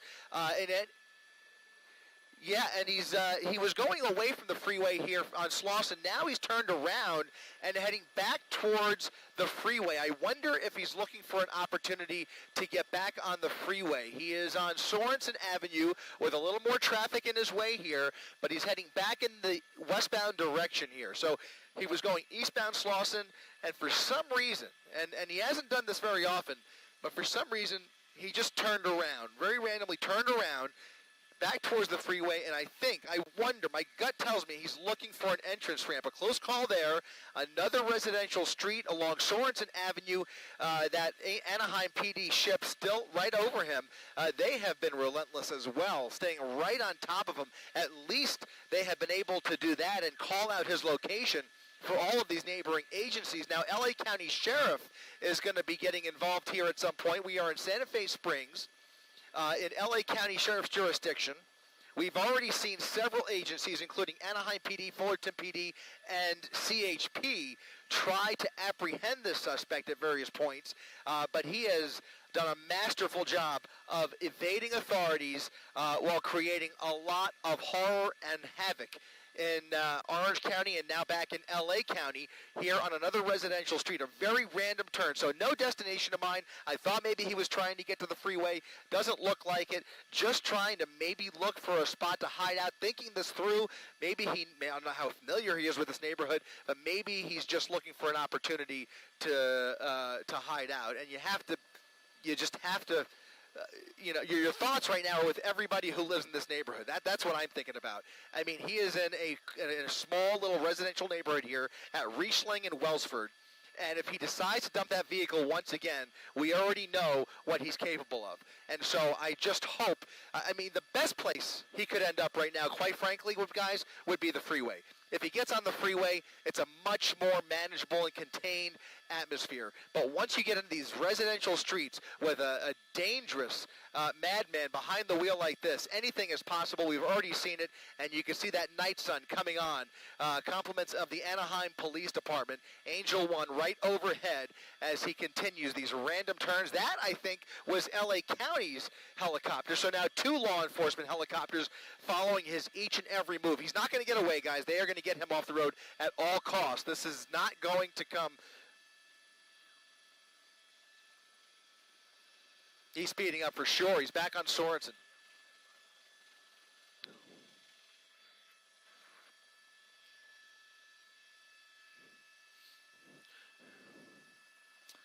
Right. Well, the question becomes: look at this. He's full speed at the end of Sorensen into a parking lot, and I think this is a shopping center at This is the Marketplace Shopping Center at Magnolia Avenue in Hadley. Okay. People walking through this parking lot. He's slowing down a little bit at least, but he's weaving his way through this parking lot, a very busy parking lot, as he tries to look for an outlet. You have to wonder, he's very aware of that night sun coming from the helicopter, and I can only imagine that night sun is agitating him even more. So at least we've made it through there without any trouble. He's made his way through that parking lot, now back onto Hadley Street, where you can see squarely that night sun is on him. And hopefully that doesn't cause him to amp things up even more than they already are. But as you mentioned, David, we do not know what the original want was. It was an attempted traffic stop. He failed to pull over, failure to yield, but obviously there is much, much more to this story. And from the very beginning, I was questioning whether that original black Honda Civic even belonged to him. And from what we're witnessing here, my bet is that was likely a stolen vehicle as well. In any event, this is the third vehicle we've seen him in through another major street here, through the red light, continuing, I think, northbound on Hadley Street.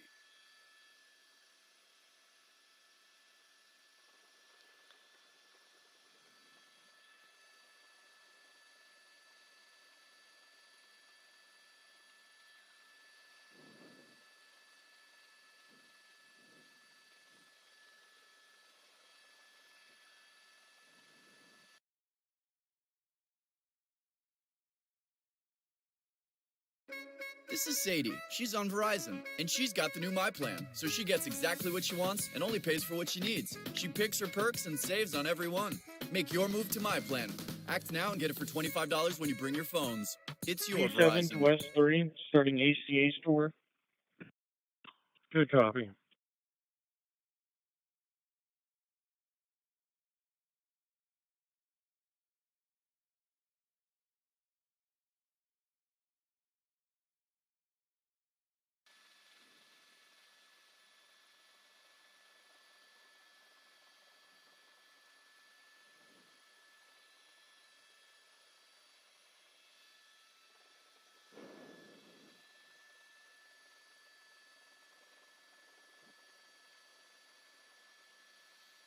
Oh my goodness.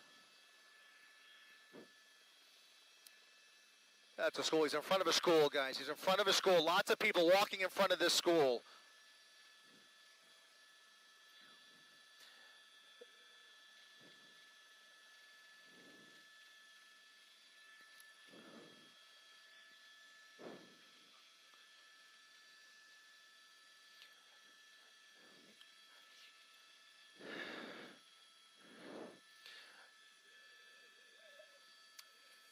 David, he just sped past an elementary school with a whole bunch of people walking the street. Thankfully, he did not hit any of them. He is slowing down a little bit. I'm not sure what elementary school that was, quite frankly, but he's now on Beverly Boulevard at Haviland Avenue.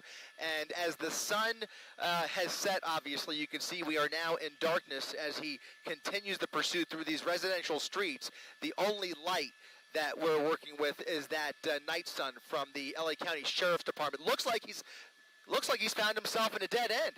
He's at a dead end at the end of Alta Avenue, putting it in reverse, and he's going to reverse his way back out of here. We'll see if there's any black and whites waiting for him on the other side here. Well, let's widen out just a little bit, Rob. See what's waiting for him as he comes out the other end of Alta Avenue.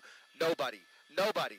There's nobody in his way here. He's going to continue, get back onto Beverly Boulevard, southbound or westbound Beverly Boulevard here in Santa Fe Springs, and no law enforcement in sight, guys. He is slowing down a little bit. Yep, go ahead, Giovanna.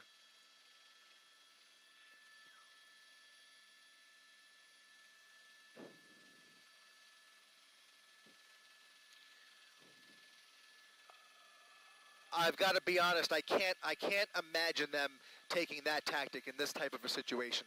They have to swarm him. They have to swarm him and get him off the road at all costs. And by the way, if they were trying to bring down the temperature, they would not have that night sun on him. That night sun is very agitating. He is clearly aware that law enforcement is on him, even though there's nobody right behind him. This is a pursuit. As far as we are aware, they are still in pursuit mode, trying to make their way in here. We just have to assume that they're just having a little trouble doing that.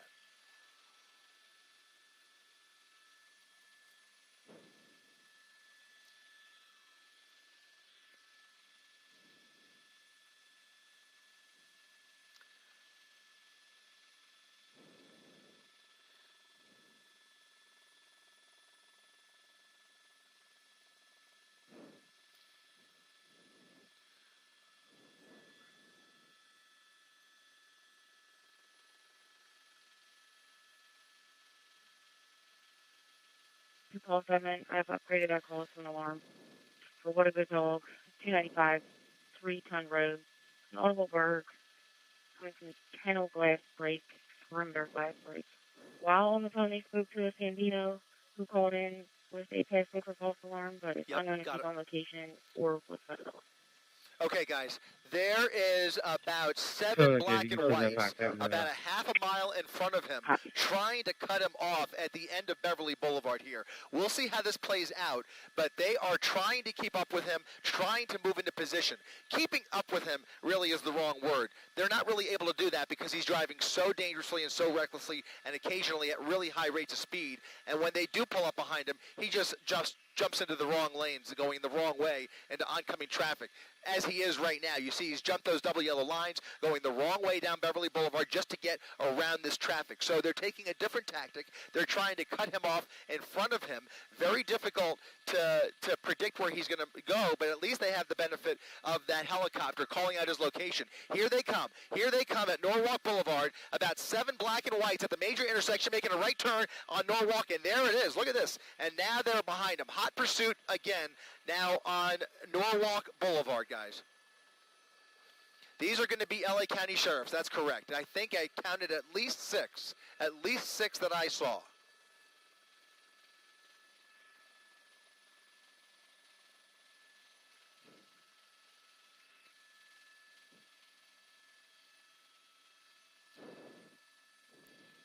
The only good news, guys, is that as far as I could tell, Workman Mill Road is going to turn into a much more commercial area, an industrial area. If he continues further north, there are some train tracks that could get him a little bit tied up if he continues. But in any event, you see he is now using that shoulder to get around this traffic.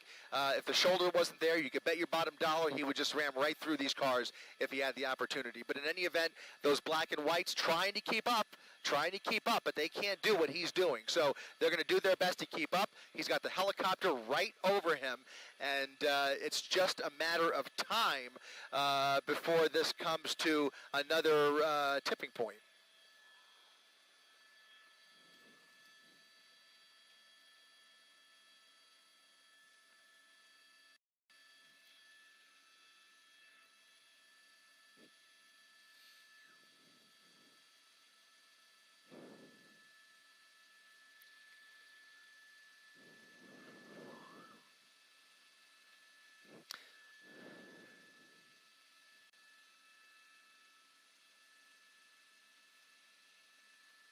Open road, especially this time of the night. On a weeknight, you can see some folks maybe going home, but for the most part, relatively light traffic on Workman Mill Road. Coming up on Peck, which is going to be a bit busier. So if he continues and makes a turn onto Peck Road, that'll be a different story. But right now, traveling at a high rate of speed, we'll throw that real-time speed tracker back up, and you can see he's going much faster than everybody else. That is a much, well, it looks like he's slowing down a little bit because he's got some traffic there, but you saw him do about 50 or 60 on this very narrow road. Once again, going around a little bit of traffic at Peck there, and he's going to come over the 605. That is the 605 overpass. Still now, actually, he's now turned onto Peck. He's now on Peck Road, just east of the, just west rather of the 605.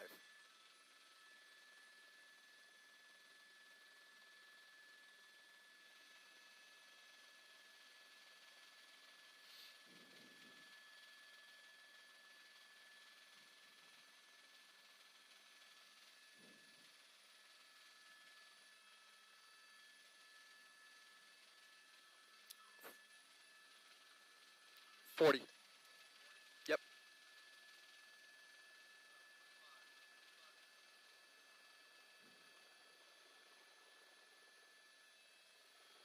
I'm sorry, guys. We're just taking care of a little bit of housekeeping up here, and it looks like he's now getting on the freeway. He's now on the 60 freeway, getting on from Peck Road, and now it's a whole different ball game. I can only hope, we can only cross our fingers and hope that he stays on the freeway, because that is going to take away at least some of the risk, although everybody on the freeway is certainly going to be in his path here of destruction, as we've seen this evening. CHP almost guaranteed to take this over at some point, but for now you can see those LA County Sheriff's officers managing to get on the freeway with him, but he's hugging that right lane. So he sees that traffic. This is all rush hour traffic, and it looks like if that continues, he may look to get back over to the right and get off the freeway. In any event, he's in the carpool lane now, so committed for the time being to the eastbound 60 freeway. And look at this. Yeah, just weaving around. And Dylan Poland, West Bridge Street and Ridge Road, West Bridge Street and Ridge Road on West Bridge for suspicious condition for a Hispanic or white male in his mid-20s wearing a red shirt, light-colored pants, appeared to be hitchhiking.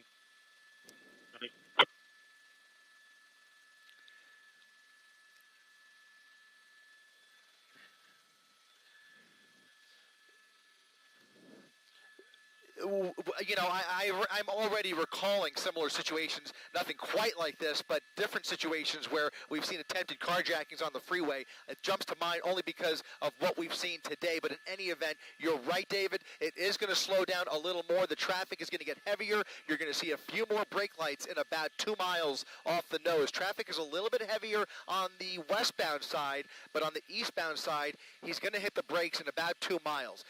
For the time being, those deputies are still in tow. They've fallen back a little bit, but right now, that driver has tunnel vision.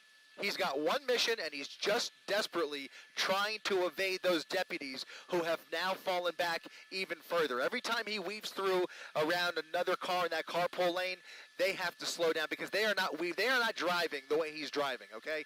They are staying back, trying to keep the public safe, but now they're in a position where they have to probably start calling in some units who are up ahead of him, like we've already seen back in Santa Fe Springs. So likely CHP setting up for a traffic break up ahead here. Maybe not quite yet because that does take some time, but ultimately if he stays on the freeway, that's what we can expect to see. We can expect to see some tactics where they start to create traffic breaks behind him and traffic breaks ahead of him by blocking off those entrance ramps. And we'll see what they do with the exit ramps. But that all requires manpower and personnel, and we don't know what they have ready at their disposal at the moment. But in any event, those calls are going out now, and California Highway Patrol ready to help out the LA County Sheriff's Department here as we continue eastbound on the Pomona Freeway.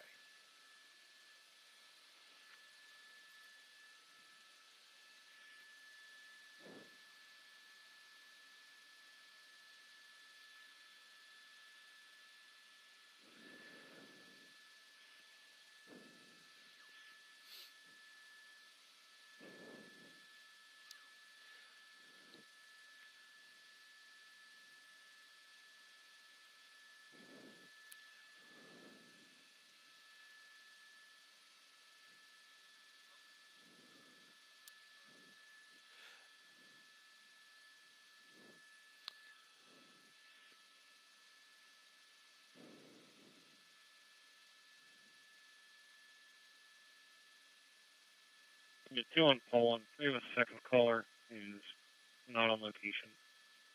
They received a call from a friend who's driving by when a male jumped in front of her vehicle, waving his arms attempting to get her to stop. She continued on and did not stop. I have a description. He's basically been gassing it and flooring it wherever he's had the opportunity. Now, this is concerning. He's now on the shoulder, but he's gotten all the way back over to the right.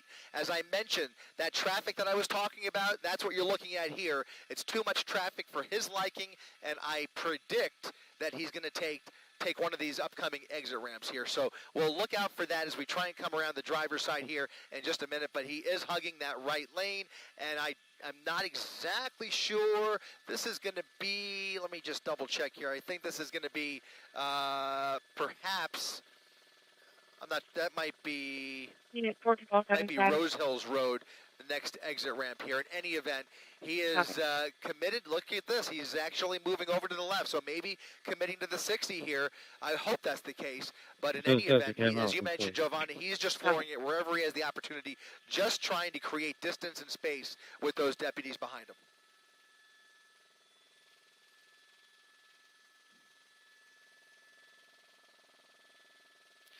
Well, he certainly sees it. I don't think, oh, there it is. There it is. He's off.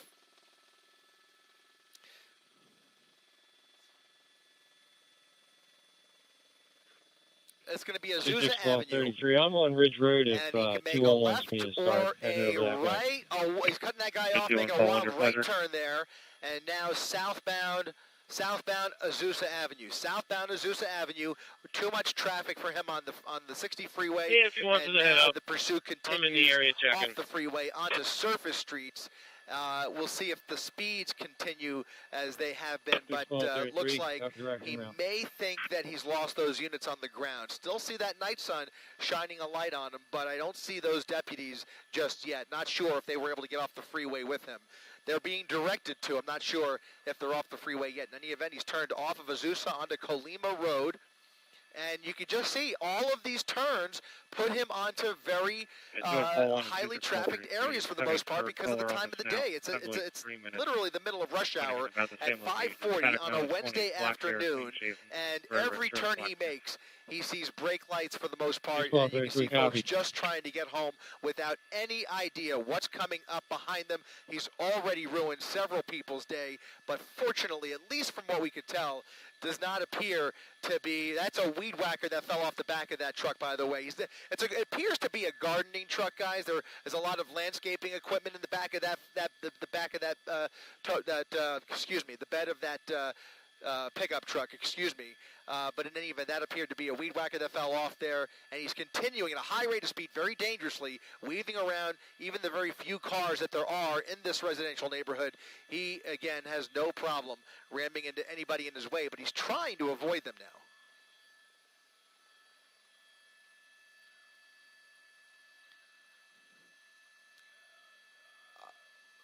You know, it appears to be a brand new truck. If you look, that appears to be paper plates that are flapping in the back there. So very likely a newer model it looks like a Chevy. It's a Chevy. Yeah, it's a Chevy pickup, and he's continuing now around this this person. But man, he is just.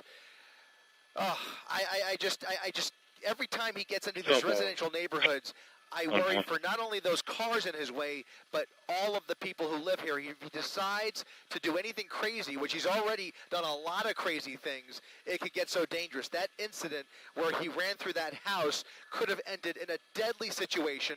There was obviously a struggle there. I'm just grateful that from what we observed, nobody was hurt. But there's no guarantee that it's going to end that way. In any event, he's continuing through this residential suburb here. Looks like we got a subject here. Looks like Crosshaven Drive, Mike Hotel Delta if you live in this neighborhood or know anybody who lives in this neighborhood, you are urged to stay inside because this is a dangerous pursuit that is speeding through your neighborhood. Okay.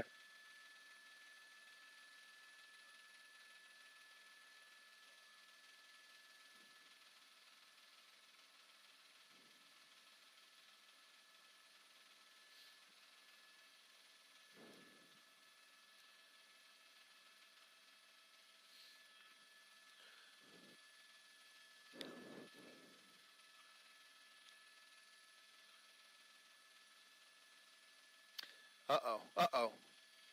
All right, coming up on a red light here. He's on the wrong side of the road, northbound Fullerton.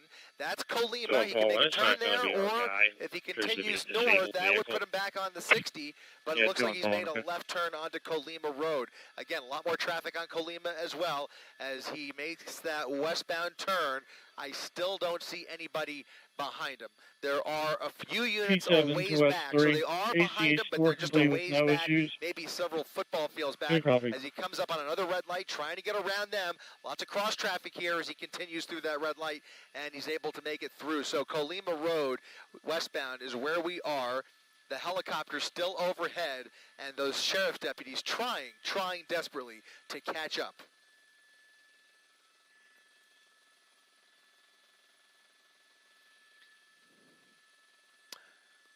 We don't know that. That was a guess on my part. That's what I have a feeling, but that means nothing.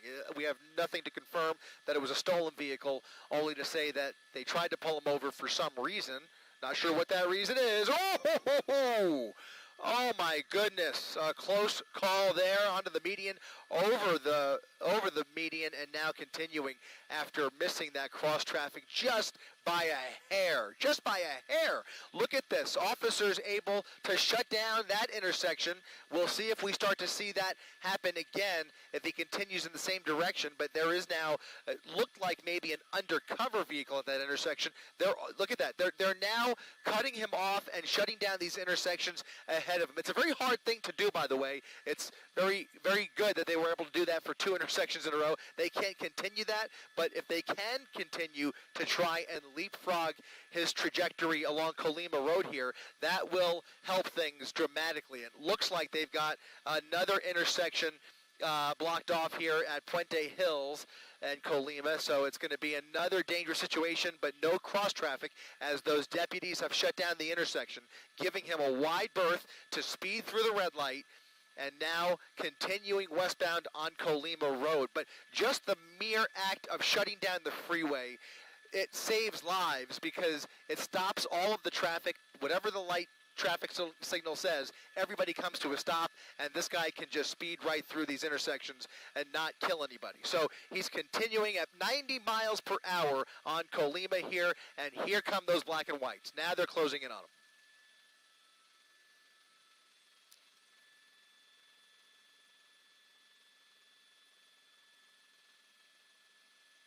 No, he is jumping from jurisdiction to jurisdiction. Now coming up on Hacienda Heights. We were in Roland Heights, and now for the first time we're in Hacienda Heights, basically paralleling the 60 freeway. So just a few blocks north of him is the 60 freeway. So we're going westbound on Colima Road, and if he continues in this direction, he'll come up on the 605. So 605 off ahead of him, the 60 freeway off to his right. And those deputies clearly closing in on him, giving him a little bit less space.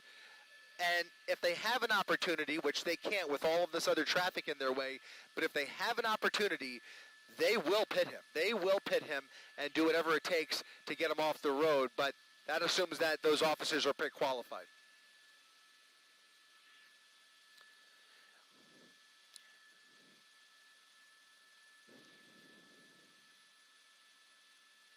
Losing control, up on the curb, losing control, crashing into another car. Crashed into another car.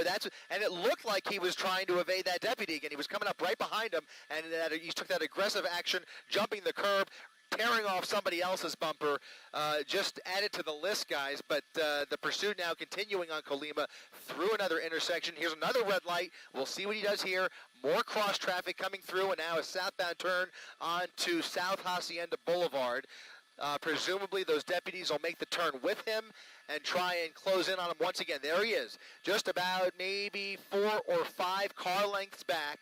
If he slows down at all, they will close that gap, but every time they do that, he just basically speeds up.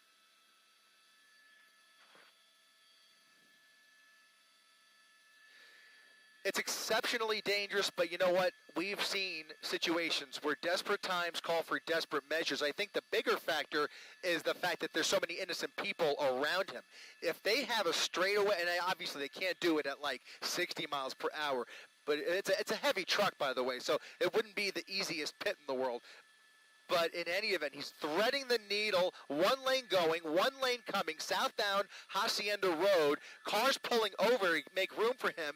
But thankfully, in this situation, at least you have the lights and sirens from those deputies right behind him. So you have folks naturally pulling over because they hear the emergency sirens behind them. But this is a very narrow road here. Hacienda Road, as you mentioned, one lane going, one lane coming, and he's going around everybody over the double yellow lines just to get away from that deputy.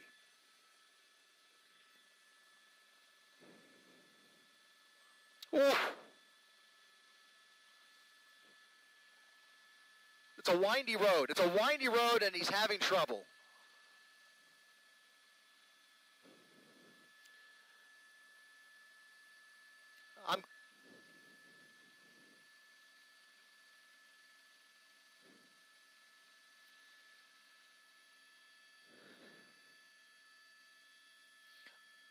No boundaries, no inhibitions. He is going for it. I mean, I think he's pretty well aware of how this is going to end, and it's not going to be pretty. He's basically enjoying his final minutes of freedom here because there is just no chance at this point, no chance whatsoever that he gets away.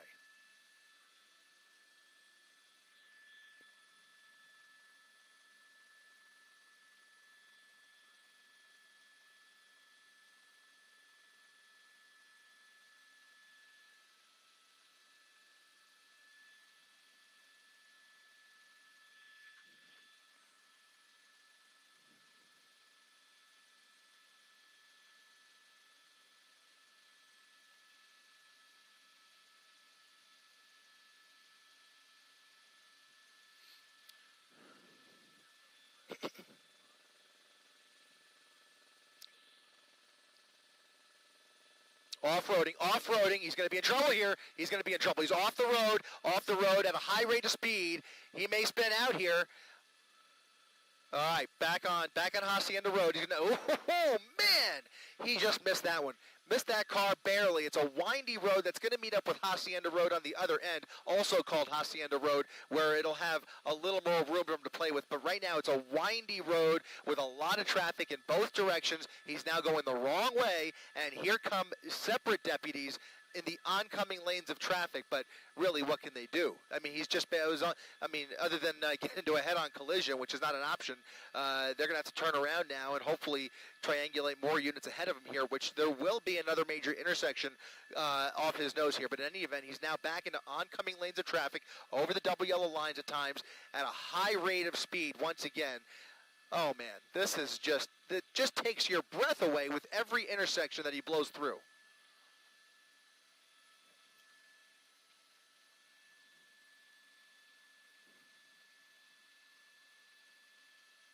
Another residential neighborhood with very narrow streets. Looks like he's not. Okay, so that's El Rancho Drive, and a series of deputies now following him into this neighborhood, or at least two. Okay, so these are the two that were coming. They turned around with them. Those original deputies, just to put this in perspective, appear to have fallen back. They could not keep up with his driving on Hacienda Road, but those two that were coming in the opposite direction are now right behind him. So two brand new deputies engaged in this hot pursuit along El Dorado Avenue here in Hacienda Heights. We are, it looks like a dead end. It's a cul-de-sac.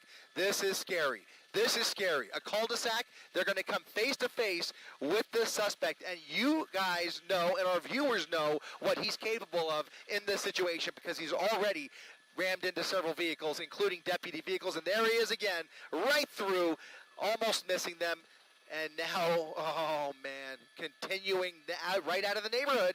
He's going to get right out. I mean, he's weaseling his way out of these predicaments, and I just don't know how much longer this could go on. I just can't fathom it.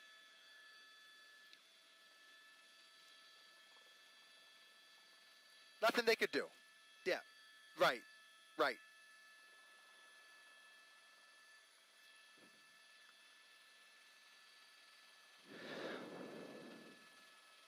Uh-oh.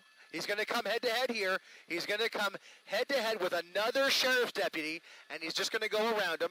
That's the protocol, and you can see they're following protocol. They're pulling over, letting him around. They're not going to box him in, and part of the reason, guys, is because these tactics, look at this. He's going out of the neighborhood where there are about a half a dozen, right through those deputies, again, just missing them. Unbelievable. There's about a dozen black and whites, a sea of orcas trying to keep up with him, and they just have no tools at their disposal at the moment to get him off the road. I can tell you that part of this is tactical protocol within the department because there are other agencies that would treat this a little bit differently, but right now they are sticking with the book and basically just trying to. Okay, I've just told that he is facing now 3 charges of ADWs, assault with a deadly weapon on a law enforcement officer, on top of all the other crimes that we've witnessed here this afternoon, but just to kind of add it to the list. But you can see how many cops are pulling in here. It's unbelievable.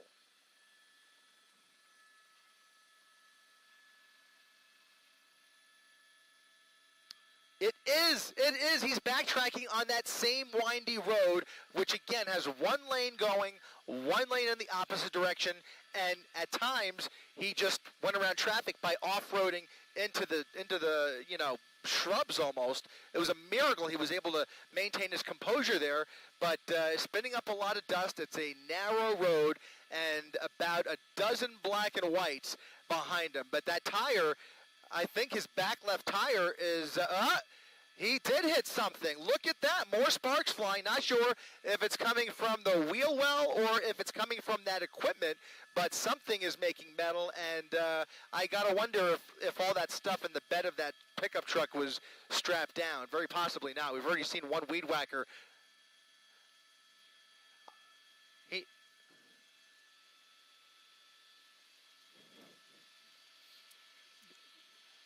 Yeah, I think I'm being told it may be the result of one of those collisions earlier on the same road before he made his way into that neighborhood, possibly. We're going to try, by the way, to get on the other side, get on the driver's side, and catch a glimpse of that left rear tire to see what he's working with back there. But something back there was hitting the pavement, creating those sparks. There you see more sparks actually coming from the front.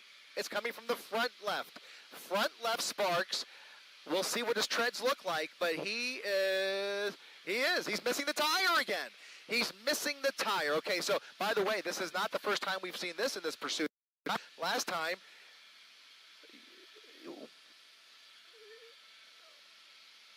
there's no way. There's no way he's going to continue these turns, especially at these speeds, and they're going to close in on him when he does. But again, there are so many innocent people in the immediate vicinity of this. If it ended right now and the vehicle was disabled, there is just so much crossfire, so much collateral in his way here, civilians that are just in danger every time.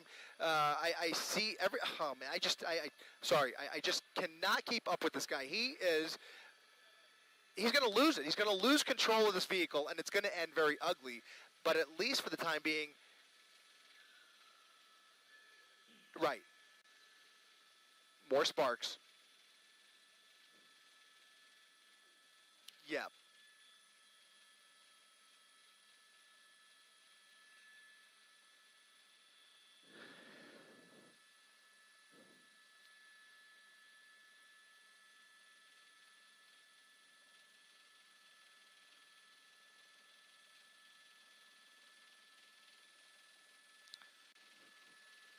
You're starting to get a better idea of how much law enforcement is dedicated to getting this guy off the road. There's about a dozen units behind him. We just saw another half dozen in front of him in the opposite lanes, and now he is continuing at a high rate of speed on a straightaway portion of Hacienda Boulevard, coming up on Colima Road once again if he decides to get back on Colima. But look at that. He's losing that rim. He's on borrowed time with this truck. It's a...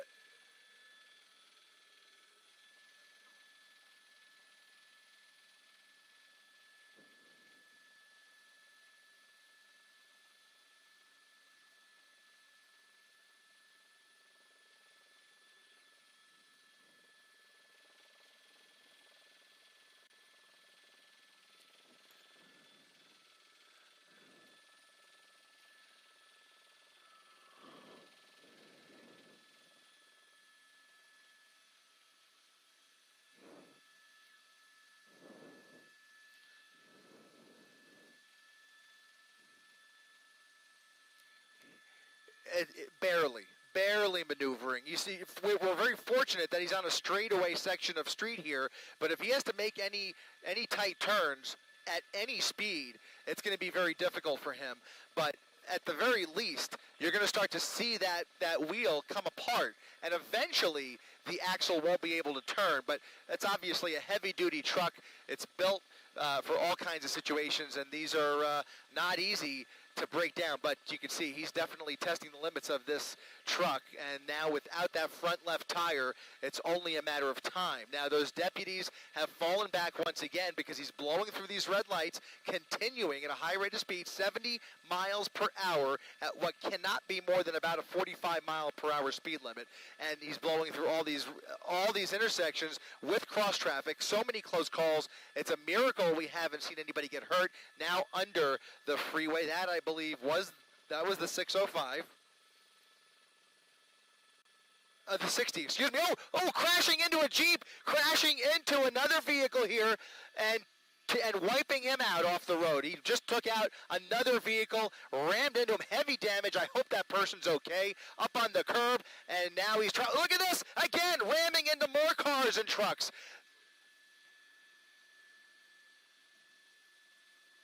Head on. Unbelievable. Head on with another car. And here comes not even a pit maneuver, but they rammed into him from behind, into a gas station. Folks getting gas at the corner of Gale and Hacienda, into a gas pump. And now he's going to try and get out probably, but he's going to put it out in reverse. Back in reverse towards that deputy. Look at this. Ramming into the front end. They're shooting at him. They're shooting. We're going to widen out, and they are now firing into the cab of that pickup truck. Unbelievable. They are using force. Deadly force is being employed at this moment to try and stop this madness in the middle. Meet Valerie Sheena, Executive Director for Miramont Treatment Center. Join us as we celebrate Recovery Month to increase awareness and understanding of mental health and substance use disorders. At Miramont Treatment Center, part of Mainline Health, we aim to decrease barriers and build strong support networks for individuals and families in recovery. We have helped thousands of people on their journey to recovery and healing, one person and one step at a time. If you or your loved one is struggling, please reach out. We are ready to help. They are stopped. They have stopped. The wheel is off. That front left wheel is off. Yep. Is it still going? Still going. So his foot's on the gas? Unbelievable. Unbelievable. Unbelievable. Foot on the gas. Bullets flying through that truck. And now we'll see as they surround the vehicle, multiple teams and K-9 units already on the scene here, surrounding the vehicle, at least the rear of the vehicle. They can't surround it completely, obviously. They don't want to create a crossfire situation. Yes, yes. Somebody's hurt. It looks like somebody, that's the driver. That's the driver. It looks like the driver of that car that he rammed head on into. It looks like he's being arrested. He's being detained for some reason. Not sure what that's about, but we'll focus on the truck for now. We'll focus on the truck, obviously more to that story, but clearly this ending in a crash with several vehicles, including that one right there. And you can see he's still gassing it, creating a lot more smoke. The vehicle's not going anywhere. It's completely disabled.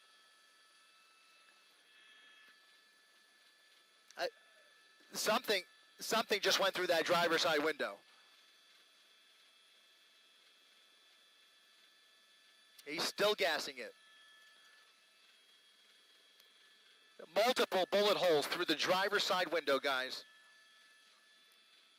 Those are shotgun shells. Those are high caliber shotgun shells that have now fired right through that driver's side window, most likely putting an end to this.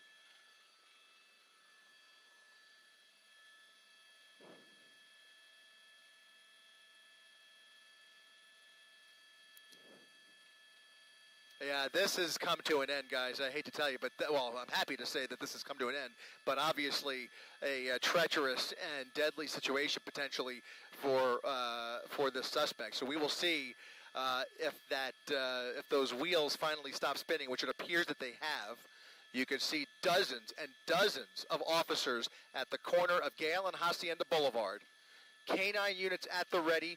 They are going to approach eventually. It could take a lot of time in some cases to approach the vehicle and try and get a better view into the cab.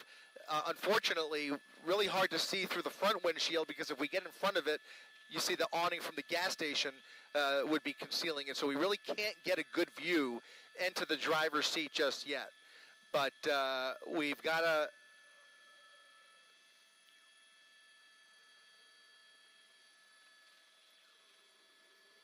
A whole bunch. There's smaller rounds in the rear window, large shotgun shells through the front window.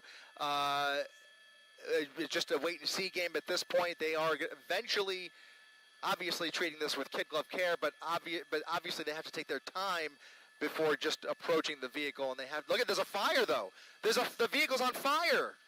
The vehicle's on fire, and that's going to require the fire department. They're going to have to pull them out. Absolutely. They're going to have to pull him out of the driver's seat. This is not over by any stretch.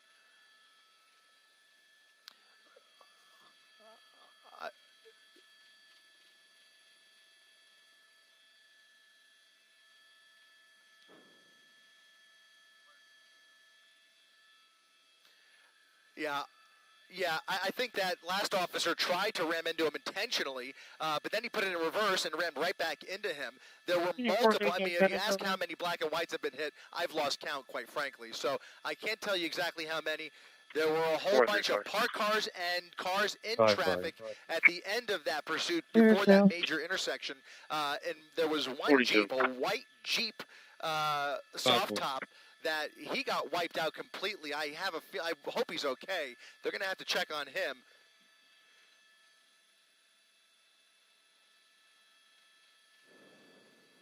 Unit 67, Paul 51, code 1.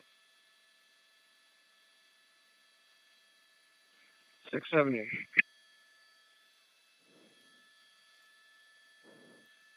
Multiple shots. Yep.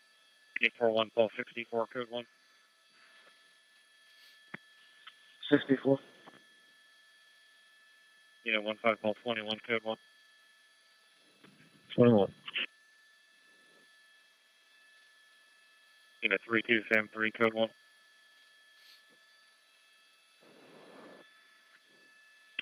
Sam 3, 325. Unit 33, Paul 3, code 1. Thank you. 325. All right, guys. I'm being told that obviously we don't know what his condition is inside that vehicle, but they believe, they have reason to believe he is armed inside that vehicle. So now it appears that they are aware of a weapon potentially inside that vehicle. That's going to, not that, I mean, that whole truck has been a weapon this entire time, obviously, but if there's a weapon inside that vehicle, that adds to the calculus as they approach the vehicle. But in any event, they're going to try and get clear eyes on him before opening that car. Again, this could take a lot of time. This could turn into an extended standoff, potentially, unless they decide that they want to be more aggressive. Obviously, go ahead, sorry. Unit 15, Paul 91, code 1. 91. Oh, what? Oh.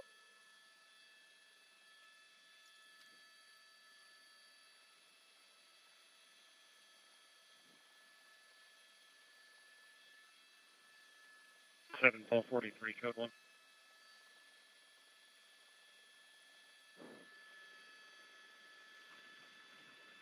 Paul 43. Unit 41, Sam 48, code 1. 48.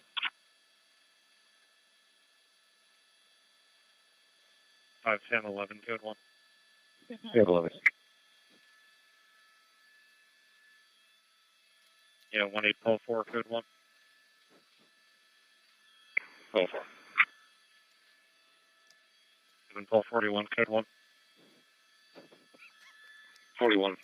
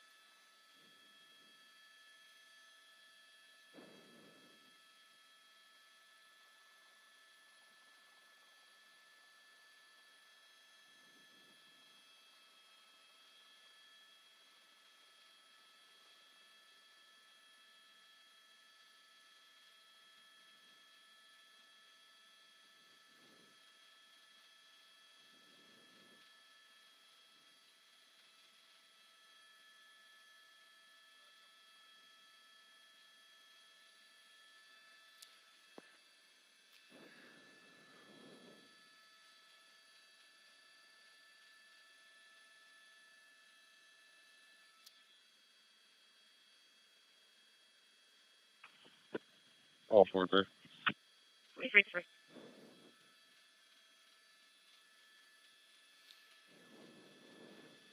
I'll be en route from Paoli 42, please.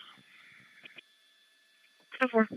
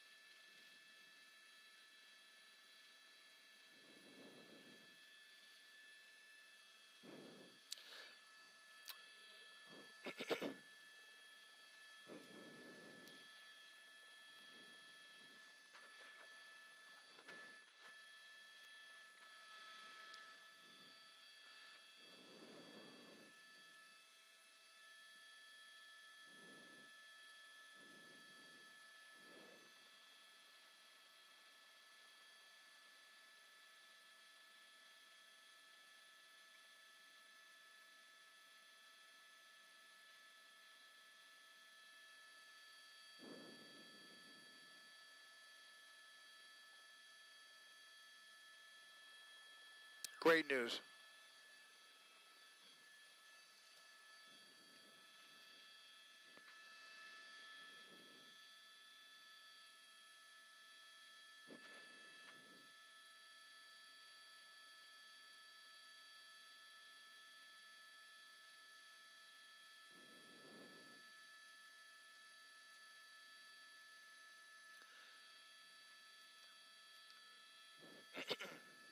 So, David and Ellen, they're preparing to fire more rounds into the cab, less than lethal rounds, we believe. And it's unclear.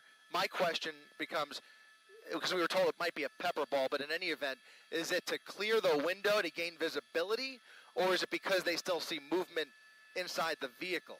The pepper ball leads me to believe that they were have reason to believe that maybe there's movement in the vehicle. It seems unlikely from what we're witnessing here, but in any event, they are preparing to fire more less than lethal rounds into the cab of that truck. So something to watch out for as we continue to watch this play out on the corner of Hacienda Boulevard and Gale Avenue. Not clear on where those shots will be fired from, but it certainly looks like it'll come from yeah. That's what I think as well. That's what it seems to be. Yep.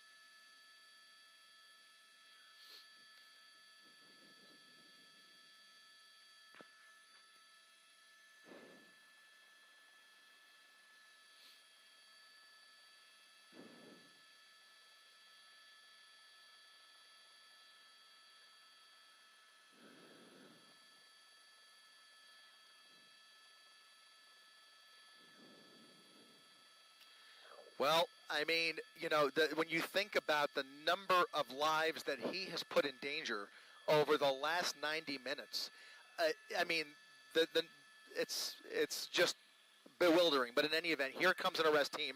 They're going to approach with shields up, guns drawn, and they've got tactical tools at their disposal if they face any resistance. But the first order of business is going to be clearing that driver's side window.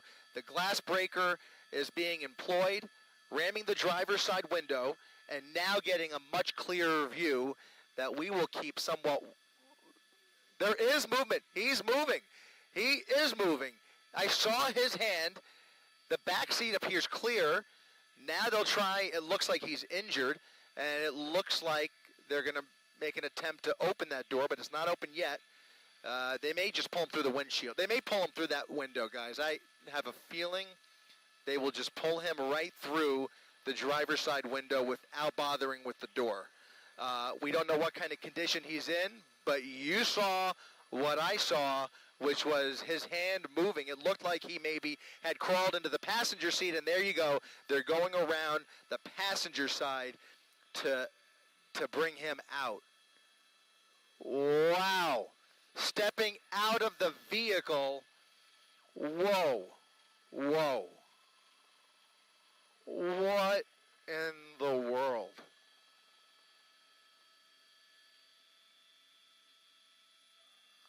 I'm sorry. I'm speechless. I mean, this is just, you know,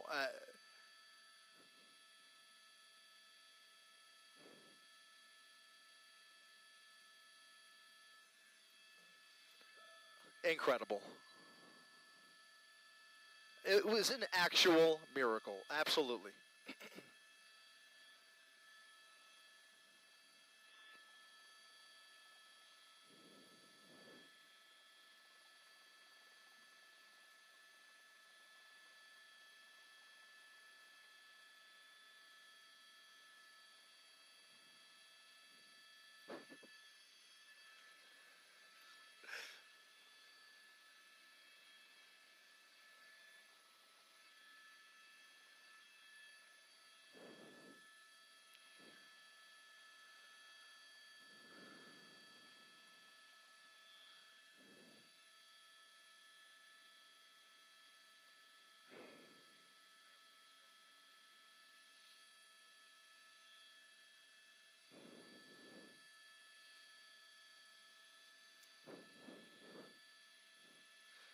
It's almost hard to believe it's over. I can't believe what we just saw.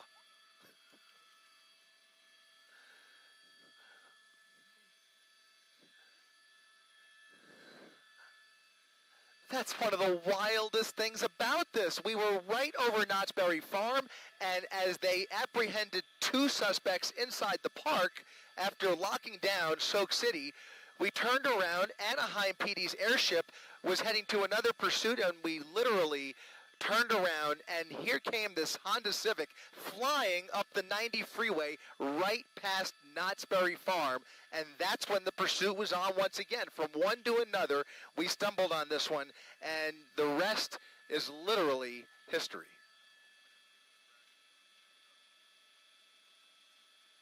I mean, you know, this is up there, guys. I always go back to the RV, like David said, but this was breathtaking and far more dangerous when we think about just the way it ended. I mean, bullets flying at the end of such a dangerous pursuit where so many motorists were placed into harm's way. I mean, a home invasion in the middle of it with dogs under the car. My heart was stopping when he got into that truck with the dogs under the truck. I mean, it's just endless. A roller coaster of emotions up here, but thank goodness it's all over, and I've got to tell you, yeah.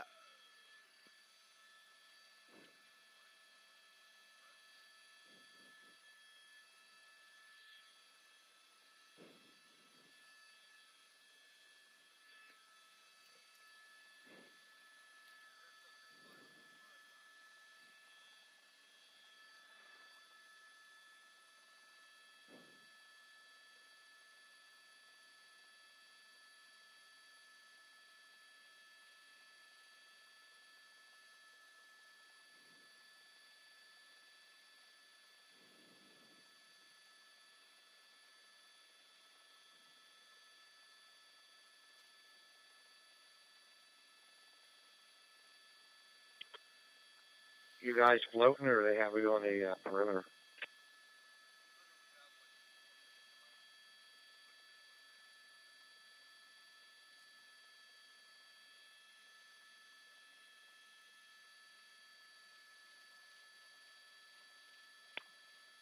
Nah, just floating.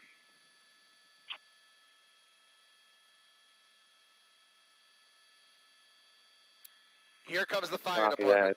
Any other Here comes the sightings fire so department. They're far? going to check Other him than out, Phoenixville? and likely, in all likelihood, he will be placed into an ambulance with an escort. Just a guess, but are we looking at the van that you're looking at, the white van? Oh, yeah. Yep. Over and over again. 23492, I copy the 911. Copy the 911 hang up.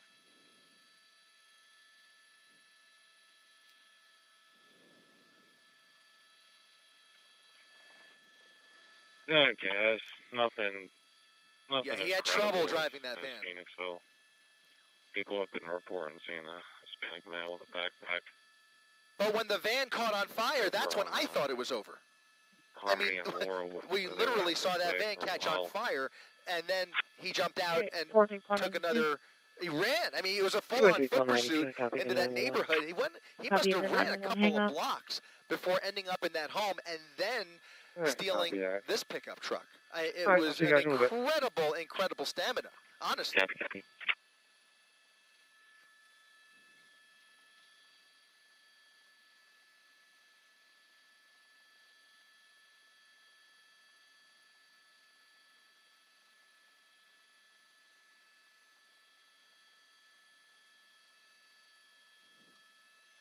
442.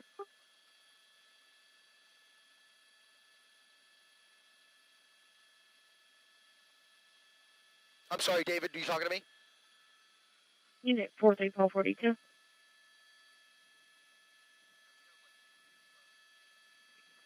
$43.42.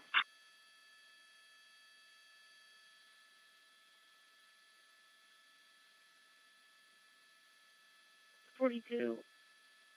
Edgewood Company, 2350 Yellow Springs Road, for an activated alarm. Arbelberg, in the right mission.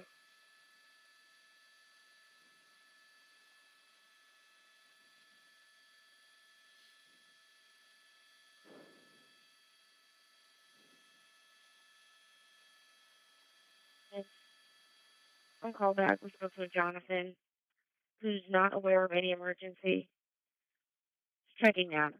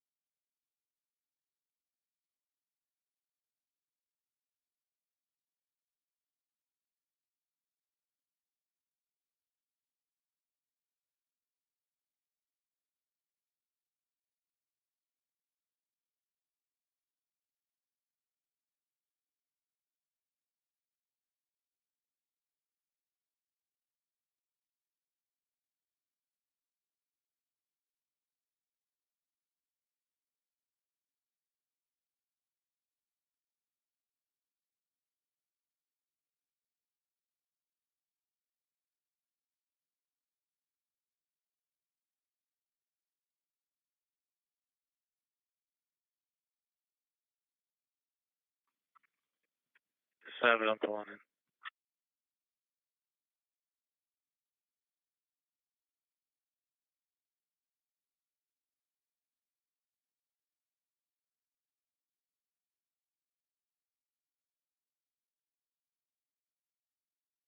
I didn't copy you, Crisco, again.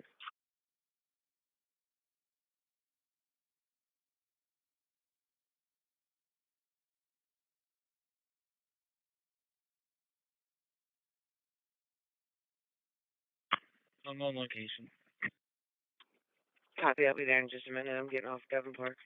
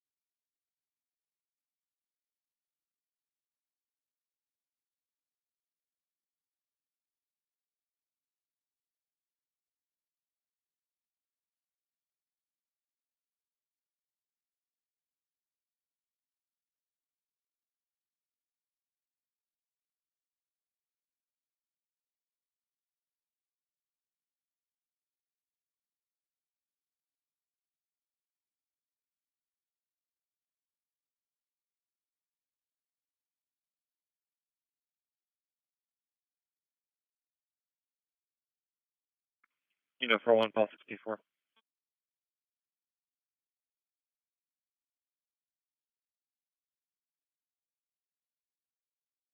64, copy acknowledgement. Mary C. House School, 641 West Blue Road. Fire department's being dispatched out for a fire alarm. Unit 4310 status.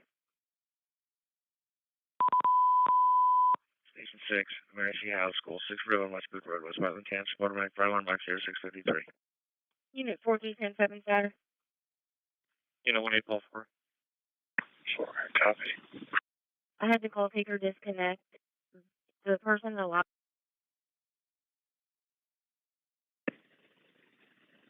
Okay. Unit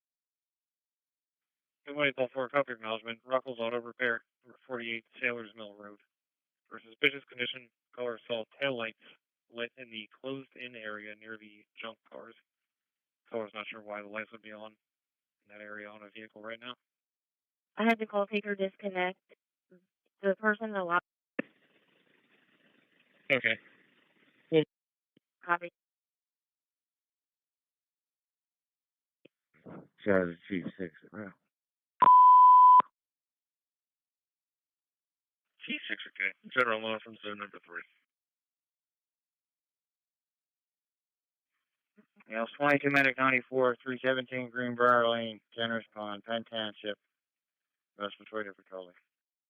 Chief 6, okay. General law from zone number 3. Receive, sir, thank you.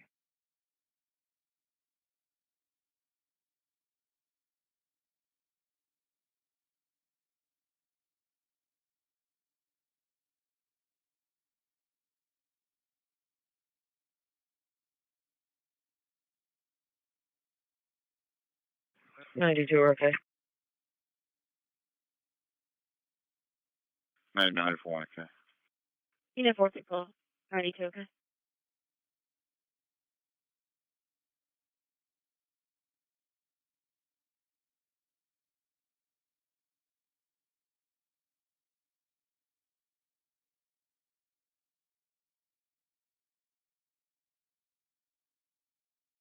Medic 94, 1.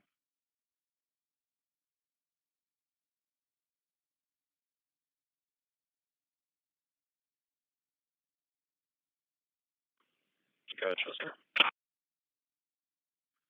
Does that address range work for the cottages on Greenbrier Lane, or is this going to be an apartment in the Crown Building, 317? Says 26 on scene.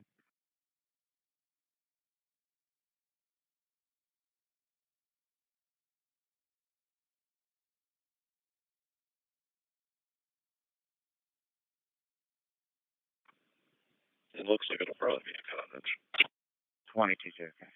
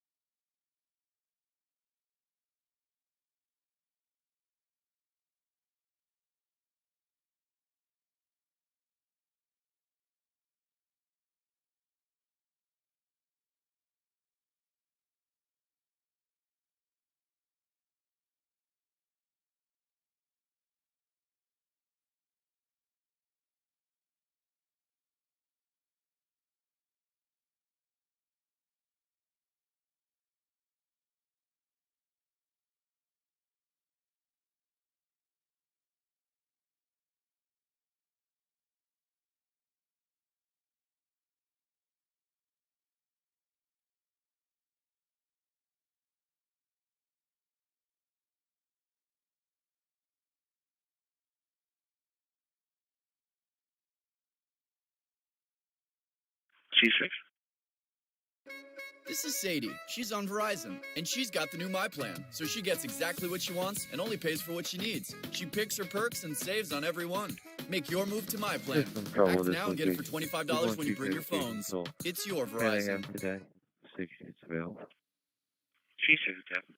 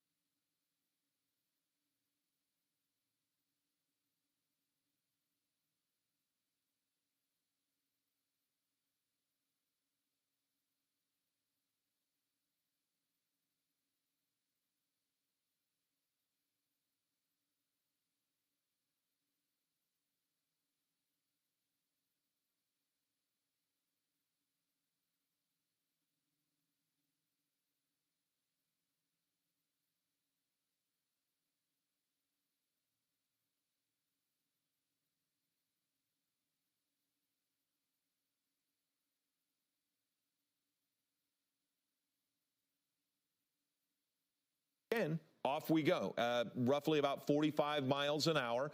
Again, driving on surface streets.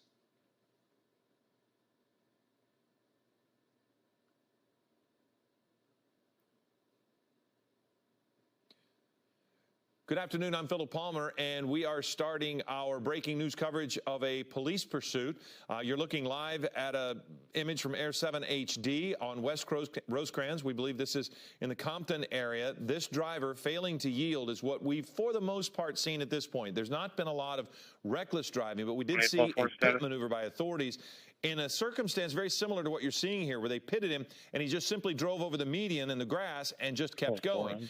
There was no damage to his vehicle, and he was able to continue on. So we've seen the driver with a balloon, it looks like, and possibly inhaling whatever is in that balloon, but we do not know if this person is under the influence, why they are failing to come to a stop. But this is a kind of environment where we're going to see how dangerous this pursuit gets. So far to this point, the driver has pretty much followed traffic laws, stopping at intersections, waiting to go at green lights, but just not pulling over for authorities. And again, they've tried one pit maneuver. We're going to see now what they're going to try. We've seen an officer jump out of the vehicle and start to approach the truck, but then the truck drove away. So now you see here, again, at the intersection with West Rosecrans Avenue, and I don't know what the cross street is. I can't really see the cross street on that one.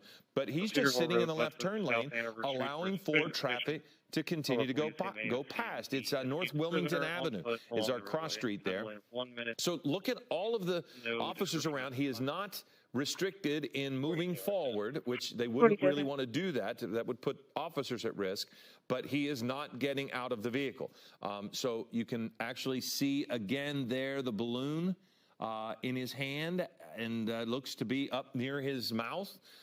So we don't necessarily know what's going on there, but you can make your own assumptions. Again, we're watching to see if he will get out of the car and surrender to authorities, but right now they are not approaching him. The last time we saw this type of circumstance, again, the officer in that vehicle right there opened the door as if he was going to get out and approach, and then the driver just drove away. So we're now waiting to see what this pickup is going to do. We don't necessarily There's no opportunity necessarily to do a pit maneuver at this point, but right now we are at a standstill as we're looking to see what happens with this person. From the other side, you can tell that the window was down. We can't really see anything other than the contents of the back of the pickup, which again look like tree stumps. I only bring that up, and that there is some weight in the back of the pickup truck, which would give it some stability as he's driving, if he were driving at high rates of speed, but he's not necessarily. He's just not pulling over. So now we see the pit. There's another pit in the intersection. If he follows suit, which he did, he's going to try to get away. And now he's made it dangerous driving into oncoming traffic. The officers are continuing to bump him and try to stop him, but now look, as he has moved on, you have a couple of people standing outside taking their cell phone images of it, and this is almost exactly what happened a moment ago. They did the pit. There's a spike strip, and we'll see if that got the front tire. It did look like as if he got it under the driver's side front wheel, and if it did, we'll see that tire start to disintegrate, and the driver will lose at least some control of that vehicle. But they might have missed him, and we'll see. He's going about 45 miles an hour, 41 miles an hour, so that is not excessive when you talk about this area. But he, again, has eluded authorities as they did a pit maneuver. But I was surprised at how many officers were there. And as I look at it, I can't really tell, but it does seem as if the front end is sitting a little lower. I could be wrong there. We're trying with Air 7 to get a picture. But no, from my perspective, it does look as if the tire is intact. So maybe they did not get him. Now we've got somebody. No, okay, so the officers, again, there are plenty of officers behind. It was LA County Sheriff that we saw. And so here they are again at an intersection, and you see an abundance of officers there. But the driver doesn't dangerously enter the intersection, and that has been a consistent behavior on this person's part. The only thing that we've seen them do is 2 pit maneuvers, and at neither time did the person stop. They just drove across the median and started heading in the other direction. And so now here we are with sheriffs again, this on Rosecrans now at North Acacia Avenue. And the driver continues to not yield. And there it is again. You can see another shot with the balloon for this suspect, which now we're about to see another pit maneuver. And there is another one. And we'll see if the sheriffs change tactics at all to try to pin him in a little bit more. But with the pickup truck, he's going to have a little bit more of an opportunity to go over those medians, and he's done it again. Now he's going into officers.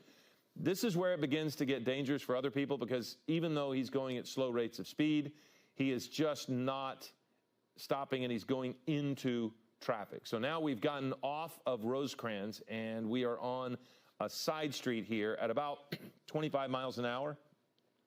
No word on if there was any damage to the undercarriage having gone over that curb and the median, because you can hit the undercarriage pretty hard on that curb and cause some damage. But to this point, this does not look like there's any damage to the vehicle, and the person is now going to continue on. Again, at a stop sign, checking both directions, and then slowly driving away. But somehow he's now eluded authorities in 3 pit maneuvers where they have not been able to get him to stop. But again, here we are, not riskily blowing through a stop sign, but just moving on through. So now we have an officer approaching from a different direction. And again, this is now West Elm Street, turning off West Elm. Again, West Elm and Acacia, it looks as if so. But you do have the risk now that you're in this part of this type of driving, that there could be bystanders that come out into the street, might not realize there's a chase underway, could step out and put themselves in harm's way. So officers are going to have to take that into consideration. You see this person, eastbound 724. That is an officer. We have an officer there, and that is a spike strip that he is driving right over. So that, we have no doubt that he hit the spike strip that time. So that's going to disable the front tires of this truck, and you can see the thread, the string, the rope there behind. So it's still underneath his vehicle. And we're going to see how long that is going to be able to, he's going to be able to continue driving with that less than lethal opportunity to stop it. I couldn't even tell. Now, Giovanna Lara is joining us now, but you couldn't even really tell if that was a spike strip or if it was something else. Some other that tool. they threw, another device that they threw under the vehicle, because it didn't look like the spike strip. No, it sure did not. But I've been watching and listening to you for the last 10 minutes or so. This guy is determined to get away at slow speeds, as we are seeing. And was it 3 pit maneuvers that they attempted? At this point, yeah, there have been 3. And again, you see the people on the sidewalk. So driving in this neighborhood puts folks that are just minding their own business at risk, regardless of how reckless or safe he's driving. And what was remarkable, that there were so many police cars there, and he just weaved his way right through them. I was expecting some of the officers to be a little bit more aggressive and get in his way, but, you know, without knowing if he is armed, I guess that would be a reason why they wouldn't want to completely encircle him. Well, at those points, you're not wanting to put officers at risk, because, to this point, he's not driven recklessly. He just refuses to stop. And we have been told that it was indeed a spike strip that they put under there. There was a doubt between the two of us. It just didn't look like a standard spike strip. But to the right, you see the videotape of what this person has done previously. So it's this fine balance for officers to try to stop him from moving forward without putting officers at risk. So they're not going to really block him in if he can get any kind of movement going forward. They're going to, if they can get him so that he can't get going fast and cause them pain, then maybe they might try to box him in. But that's the second. There on the right is when I thought he might damage the undercarriage of the truck, possibly break the axle by driving over in such a manner of those curbs, but he hasn't, and he's just been able to continue to drive. Now we see on the left, they've opened their doors, so unfortunately, we can't see why he has stopped, but it could be due to damage from the spike strip. Now there he goes again. Yeah, and he's continuing. And if you're just joining us, this is happening in Compton. You see the driver of this pickup truck evading police after 3 pit maneuvers and 1 attempt at a spike strip. And this guy is still going. And as you can see, there's a balloon in his hand. We think it's a balloon, looks like a balloon. And it seems like he is inhaling something. And that would be possibly helium and any number of things. This was, we don't understand exactly why he's trying to get away from authorities.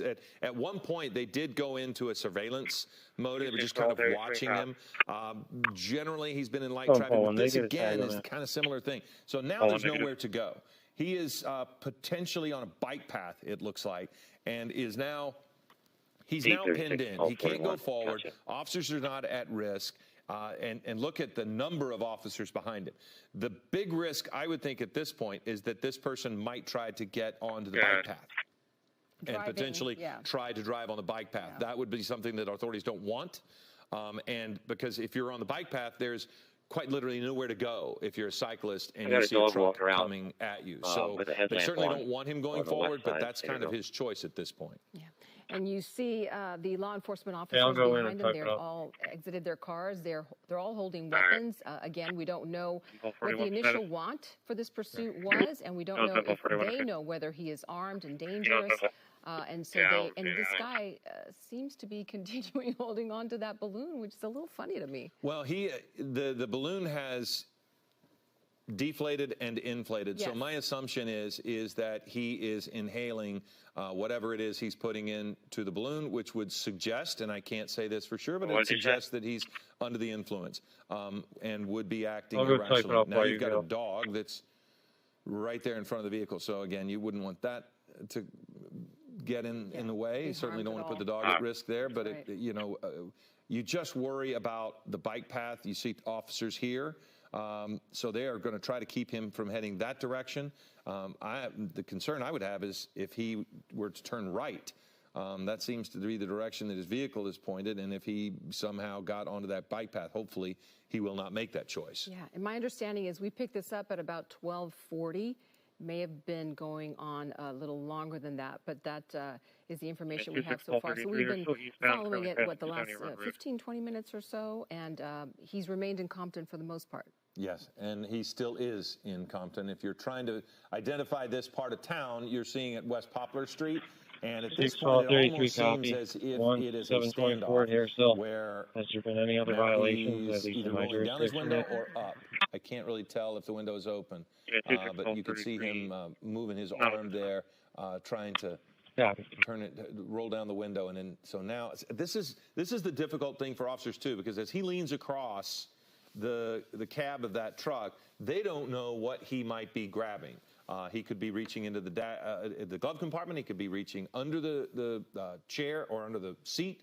So they just don't know, and you really don't want to see him continuing to take his hands out of his. No, he is. Watch. Okay, he just filled up the balloon again. So he must have a helium tank. I would assume. That's an assumption that is not unreasonable given at this point. So. Yeah, so you just wonder what his state of mind is right now. And I have a question about, is that wood in the cab it looks as if it's tree stumps, that possibly there was some stump removal. Now let's see what they do if they're going to, so clearly he can't go backwards now. So they're setting it up so he can't go backwards. The question for me, again, continues to be, can he go to the right? To the left, it's going to be difficult because of the angle of his vehicle. He's not going to be able to make that. The wheel turn is not going to allow him to do that, turning radius. But he can make that right turn, our left. And if he turns to the right, he could end up on the bike path. But there could be, and I can't really tell from Air 7, if there's something blocking him to keep him from going that way. Yeah, that's what I was thinking, that the gates there, it doesn't seem like a very wide opening. In that space, wider. It's not as wide as the left, but either way, he's not. Oh, something just happened. They might be shooting less than lethal in there, tear gas. There could be tear gas. Yeah, that's what it is. So they have fired tear gas, and now you see him with his hands possibly. Well, he still has his. It looked to me as helium there. You see the little container. The window is down. It appears. It looks like he's communicating with them. They have shot pepper balls into the cab of the truck, which if you've ever been around that pepper spray, that is an unpleasant experience.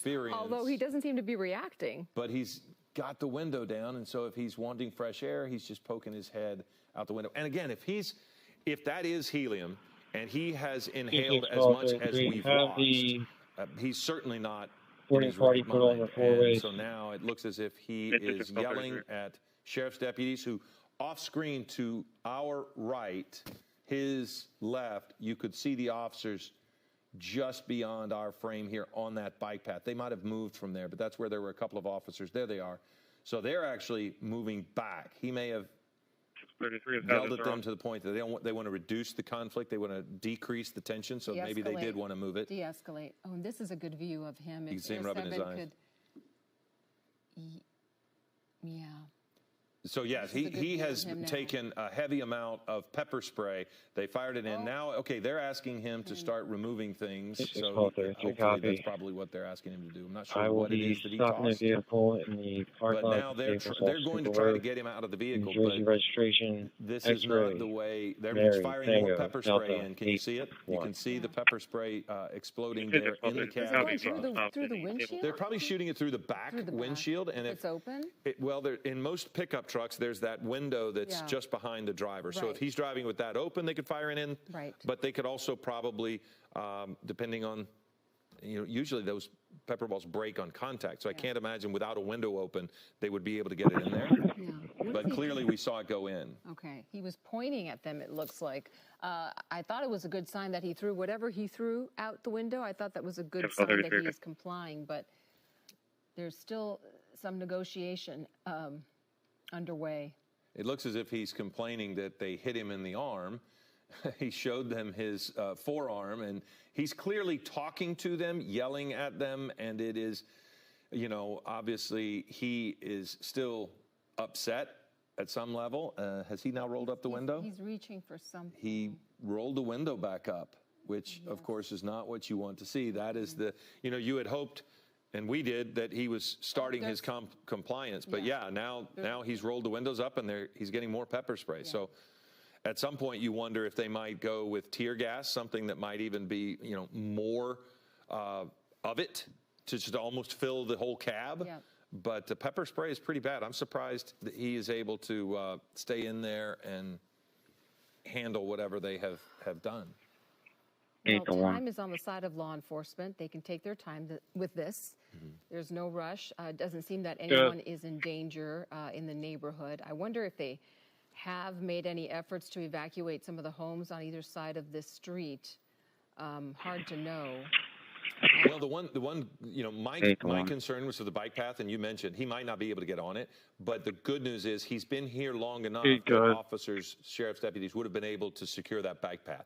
So if he were to turn right, even if he could, my assumption is that they will have secured that. Nobody's going to be coming down either direction of that bike path. So to your point about people being safe, I think that the bike path, because that is really the only place to go, those areas have been cordoned off, and nobody's going to be coming back and forth on that bike path. But at this point, yeah, like you said, they can potentially sit here and wait as long as needed. The community is, for the most part, not at risk because he's stuck in this location. He's pinned himself in, and so as they just continue to pepper him with pepper balls, we'll just kind of wait and see what he's doing. He's very nonchalant about his behavior, including when he was driving. Yeah, and we're not seeing the balloon anymore, but it seems like did he just put something in his mouth? Hard to see.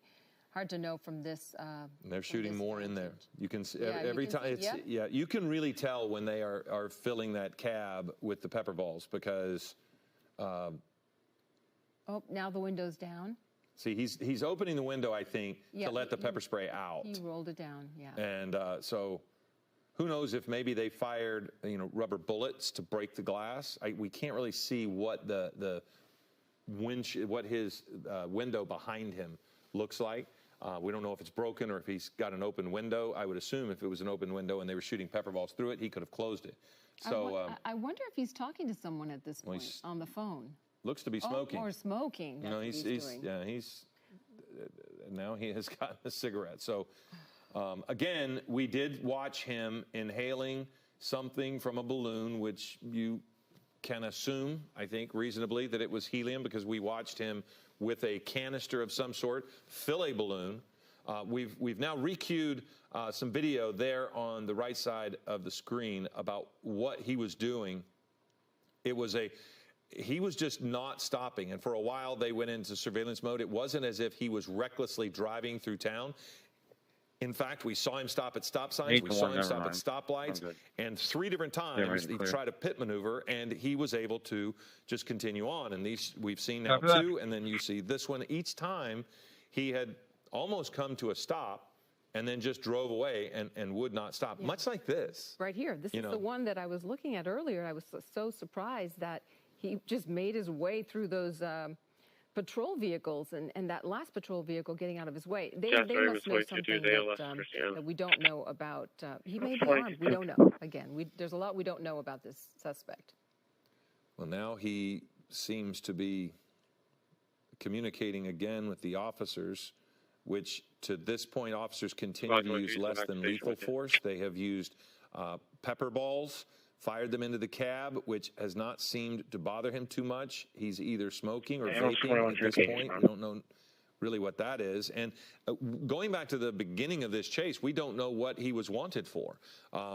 So all we've really seen is clearly failure to yield. And if you want to add in, he drove his vehicle right at officers. So that could be an additional charge of potentially harming an officer. But, mostly it's not been the chase that put people at risk. It was just this to the right, what you see, where there was one time when he drove into traffic. Right. This right here that you're seeing on the right of your screen, that is clearly dangerous. And he's, obviously not wanting to let those officers take custody of him. So he's evading for some reason. We just don't know what it is. And on the left, you see the live pictures. This is, again, happening in Compton on West Poplar Street and North Wilmington Avenue at what appears to be a dead end. And it looks like the river is right below the picture that we're looking at. And there's a bike path there. And you see the officers congregating, just a couple of them with their weapons aimed at the suspect and the vehicle. Again, we don't know what led up to all of this. I have a friend who clearly knows more than I that was saying that recreational users usually use quarter-ounce containers of nitrous oxide, whippets, which they use to fill the balloons, or they sometimes use whipped cream dispensers. The gas is inhaled from the balloon or the dispenser, so that's very possibly what's been happening here. So thank you for sending that to us. But you're looking now at much without, they say now they've got to just toss the tear gas right in. Yeah, they sure did. And we're also getting more nitrous oxide is usually what people huff when they're using the balloons. That comes from one of our executive producers. That could be one of the reasons they were stopping him. Maybe someone saw him with the balloon and they thought that that was enough of a reason to try to get him to stop. Or if he was under the influence already and driving erratically. There's so many reasons why at this point it's just he's clearly now seeing some of the consequences of the pepper spray, because you can see and it can make you physically ill as well. I mean, I would not be surprised if he throws up. Yeah, he's using his T-shirt to sort of wipe his eyes. At least that's what it looked like to me a moment ago. He does seem to be. Well, he's still smoking, but yeah, he seems in a little bit of distress. Well, but he's still smoking. And the officers clearly, it does seem as if they don't think he's armed, in the fact that they approached the vehicle so closely that they were willing to throw a canister right into the cab. And at some point, that's going to win out. I can't imagine anyone. See, okay, now he's wiping it as much as he can from his face, which doesn't really help that much. Yeah. Doesn't it make it worse? It kind of makes it worse. I mean, you almost need to just have it washed off. But he just is not affected, not completely about what's going on. I mean, casually he watches his face. No, he's not motivated to get out. And so we're able to put the spotlight, which zooms us in a little bit. But he is in some distress. This is not pleasant for him at this point. You can tell by sticking his head out the window. He's trying to get out of some of it. I think he's talking to them. Oh, yeah. He's definitely. Well, you can see on the dash some of the pepper spray, I believe. The dashboard, the white substance there. That if he gets that on his hands, that too can, then you're wiping your face and you're making it. That's when you're talking about making it worse. Right. And if he's using his shirt to wipe, if he's got any of that on his shirt, and so now he wipes his face with his shirt, he's just going to be making it worse. And at some point, I would think the pepper spray is going to override whatever he has been inhaling. And that looks like he's vaping. It looks more like a vape now, a vape canister, a pen of some sort. So we don't know what's in the vape. No. Yeah. It could be any number of things, but clearly, and thanks to the folks that have helped us out with what he was possibly inhaling was possibly nitrous oxide. Again, we don't want to make any assumptions as to what's going on, although we saw him with the balloon, saw him refill it, and here we go again. It does look as if they have another one in their hand, which they will let go. See if he tries to throw it out or if he just allows it to come in there. Okay. Wow, see, and that's interesting. So they throw it in there, and he can't get it out because now he's reacting. See, he tries to get it out, and they fire those pepper balls in there to keep him away from it so that they get the benefit of the gas going into the vehicle. Now he's trying to get some clean air. Or maybe he's ready to surrender? He does have his hands up, but that is not how they want him to surrender. He's going to have to follow their commands before they are going to change anything that they're doing. He's going to have to open it up and back up to them. They're not going to let him say, stop shooting. Right. And now we can say that he was wanted for reckless driving. That has been confirmed. So that is why they were trying to stop him initially. And if he was also under the influence, you can see why. Because, here we go again. So let's see what they're going to do. Because they do have less than lethal, you can see, in their hands. Okay, he's not ready to come out because he just put the window up and then back down. As they approached, he put the window back up. And when they backed off, he lowered it again. What is he trying to do? He is. It seems like he's trying to say, I give up, Well, but I don't know. yeah, but if he's under the influence, and he may be saying all of the things, but he's clearly not physically doing what they're asking him look, to do. I think they're asking him to open the door. And that, yeah, it does look as if he's got his hand on the door, so we'll see if he does that. But he is in a no-win situation. But he's going to continue to suffer from this pepper spray and this tear gas until he comes out of that vehicle, because it is, you can see it. It is all over the inside of that cab, and there is nothing he can touch in that cab that is not covered with either pepper spray or, whatever remnants of the tear gas are in there, including the shirt that he continues to wipe his face with. And he's got something in his left hand. Oh, that's the vape. That's the vape that he's got in his left. I thought maybe he had picked up one of those tear gas elements that they threw in.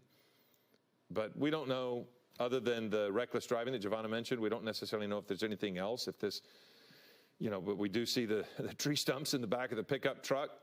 And so basically it was a reckless driving suspect. And again, sheriff's deputies pulled back into a surveillance mode for a moment. And then they resumed the chase. And now here we are at this West Poplar Street access to a bike path there in Compton. And so now, until they can find a way to get him out of there, it's just going to be this. Yep. Waiting. Unknown reason for activation. They're trying to persuade him. Alarm reset. Key place on 12-hour and chief he notification. is not going to go easily, 53. apparently. Well, I just wonder what he's trying to negotiate.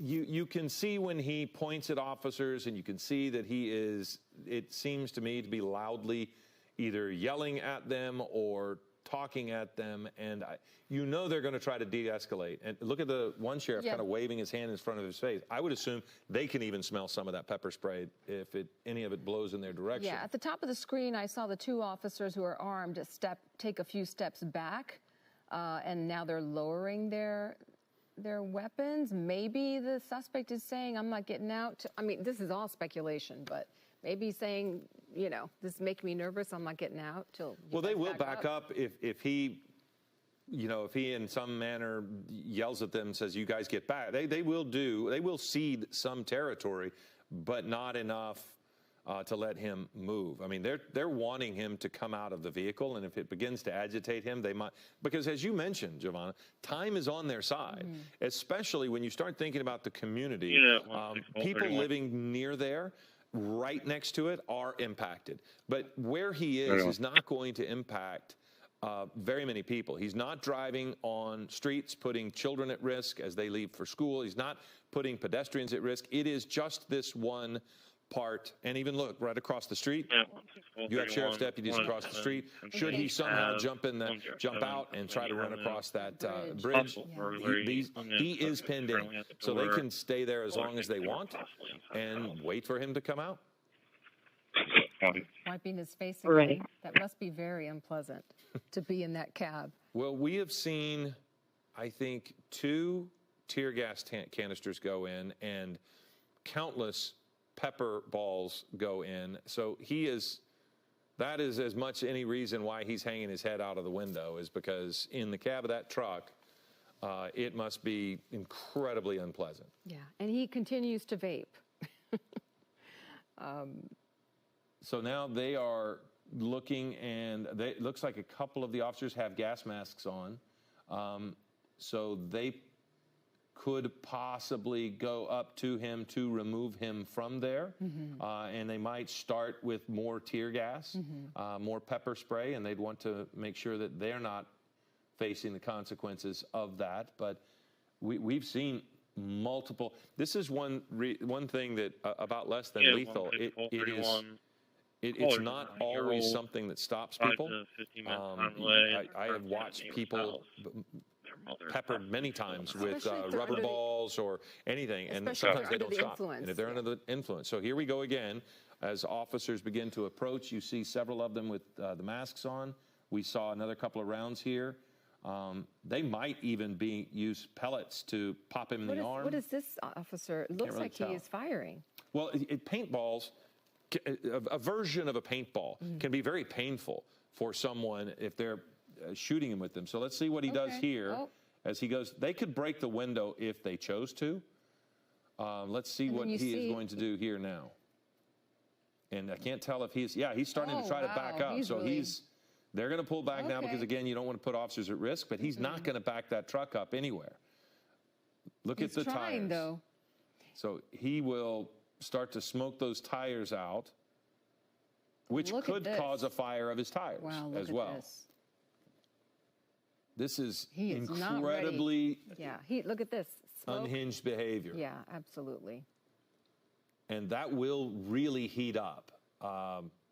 So he should be careful himself. Yeah.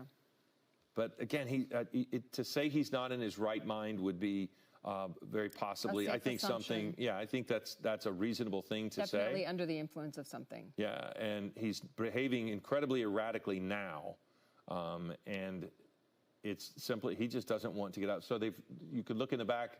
They removed the spike strip. The spike strip, so another officer could get behind that vehicle and add just a little bit more in the event that was necessary.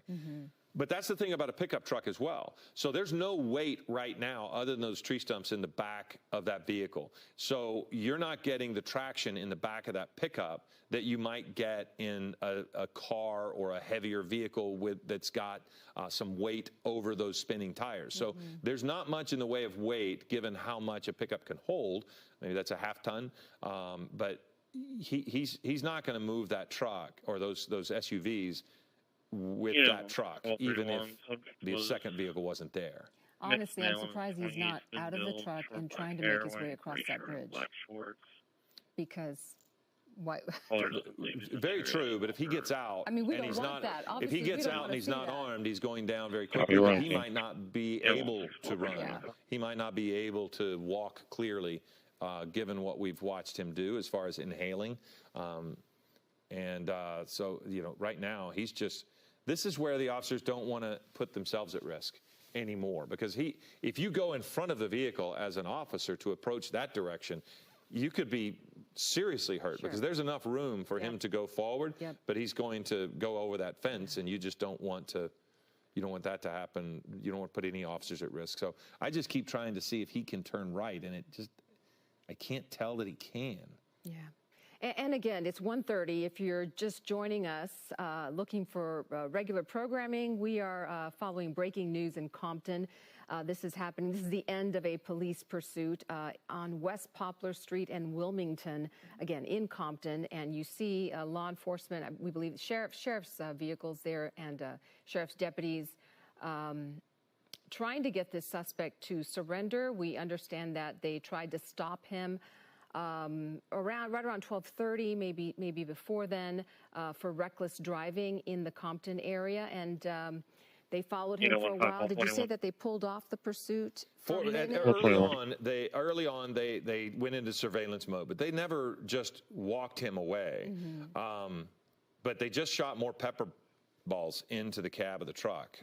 So they have continued and continued and continued to try to get him to come out of there. And what you're watching is the end of an effort, a pretty, aggressive effort to get him to stop. 3 pit maneuvers and 2 spike strips that I can count. And 2 tear gas canisters at least, multiple rounds of pepper spray that have gone into the cab of the vehicle, and he continues to, he tossed something else out of the vehicle. It could have been whatever he was vaping, couldn't really tell that. It looks that little white thing that you see there next to whatever that canister was possibly that he tossed, but at least at this point he has stopped his effort to back up. You can see the skid marks there in front of the vehicle where he backed up and left a little bit of the rubber on the street.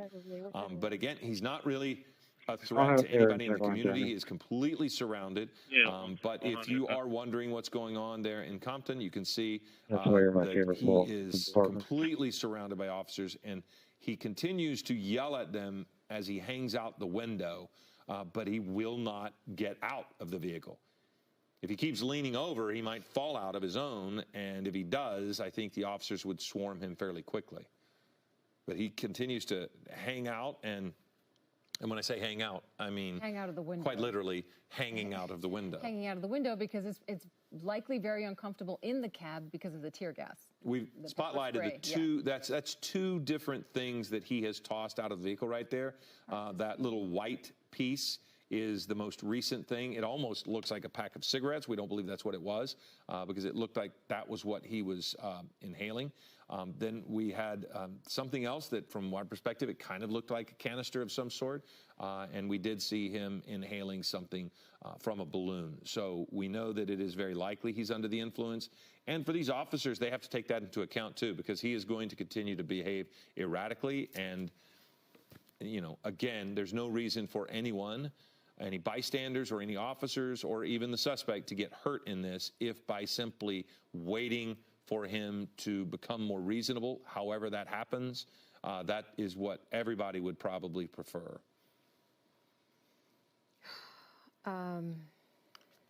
He doesn't seem to be in a hurry either. He must think he seems to be the most patient. Well, you know, again, if he is under the influence, I don't know that he has a massive grasp of time lapse. So he, you know, could just be in his own space right now, and he, in his mind, it could just be, these people are bothering me. But he's not. He has something to inhale again. There we go again. So he hasn't thrown away whatever it was that he was using, or maybe he has another one. It does look like we're getting word that a second patrol car behind the suspect vehicle actually ran over their own spike strip. So they might have actually flattened their own tire. They tried to, we saw them try to pull it away. I thought they moved the spike strip. Well, but not before they ran over it. So it does look as if that front tire is starting to lose air. So as they tried to pull it away, but remember that they did that when he was trying to push that SUV back. So they were simply trying to keep him from going anywhere. But it will delay the cleanup of this space because you'll have to change the tire and get the vehicle out of the way. Right. And to your right, I don't know if we can re-rack that video of the deputies approaching the pickup truck. They've approached the pickup truck several times, a couple of times to drop more tear gas, right? That's what we're assuming? And then now you're looking at his effort to drive out and push, you know, get out of the area. He's trying to back out. And you see on the left, he's now doing it again. So that's live on the left, and it was tape on the right. And so he was once again trying to back up a little bit. And see, that's one of the problems we have. We can't tell that the engine's still running, but they can. So they know that the vehicle is still running. For a moment there, I kind of thought he had just put it in park and turned it off. But clearly he hasn't, and you can see it there right now. There it goes again. And it's so nonchalant the way he's doing it, you know, so that... I wonder if he even knows that he has his foot on you know. I think he at least at some level he knows, but I do think that it's interesting. It's hard for us because we can't hear the conversations. The officers there, they know more. If we backed out, if Air 7 could back out, we could see if maybe they're reinforcing the other side of the wash with more patrol units. They sure. Yeah. Well, they're certainly blocking traffic. Yeah. Because this is a residential area on both sides, and that is always a concern. Although there doesn't appear to be any danger to people living there. But you know, when bullets start to fly, you just never know. Well, we did see there was one officer there that is right next to that van, and it looks as if I believe he has either a pepper ball gun or a paintball gun. See the canister there on top? That's kind of paintball. It's probably pepper balls, but that's a canister that will feed the air rifle. Mm-hmm. Now, he was waving at the people, I believe, across the wash to have them move. My assumption is because, you know, if an officer is over there, right at this point, we have not seen shots fired. We've seen less than lethal action, but you don't want any officers in any potential line of fire. So it seemed as if he was kind of waving somebody off, maybe if they were over there by the wash, like you were saying. Yeah. But yeah, you know, you can put a lot of pepper balls in that canister that's there on top of that, and they have multiple officers with those pepper balls surrounding this vehicle. So if they want to continue to use it, they can, but it doesn't seem as if it's been very effective as far as meeting their goal of getting him out of there. Yeah. And I don't know if you have the answer to this question, or if one of our experts here at the station will know the answer to this, but one of the police officers is holding a rifle that has what I think is yellow. It's a yellow rifle. Those are generally used to identify. Well, they're usually to identify less than lethal. Ah, okay. So anything with the tape, sometimes it's orange, sometimes it's red, sometimes it's yellow. But you want to be able to identify what kind of weapon you're lifting up. There's a perfect example right there. Yeah. Now they can be any range of less than lethal force. And sometimes you'll have tasers, pepper balls, rubber bullets. Laying in the middle of the roadway. And there he goes with the tires again. So you have any number, but it is generally a describer of less than lethal weapons. Yeah. And just a moment ago, we saw him once again try to, put his foot on the pedal and get the gas going and try to back out of that where he is right now. And the odd behavior is he continues to talk. The odd behavior is he continues to talk to them even as he does this. A couple of times we've seen this. As they approach, if he starts to move, they've generally backed off. So here they go. They're putting a lot in there on him, and he's still got that canister. See the canister that he has? Oh, he picked it up and threw it. Well, but look in his hands right now. That is a massive canister of something. He just threw it out. Yeah, he threw the tear gas out, which I think is why they fire the pepper balls in there. They throw the pepper balls at him so that pepper balls, rubber bullets. What is he inhaling from the? Maybe directly from the canister, but that is a huge canister that he's got there now. Canister. That goes a little beyond. I see it, yes. That goes a little beyond the nitrous oxide, the whipped cream kind of canisters that we were talking about a minute ago. But who knows what it is.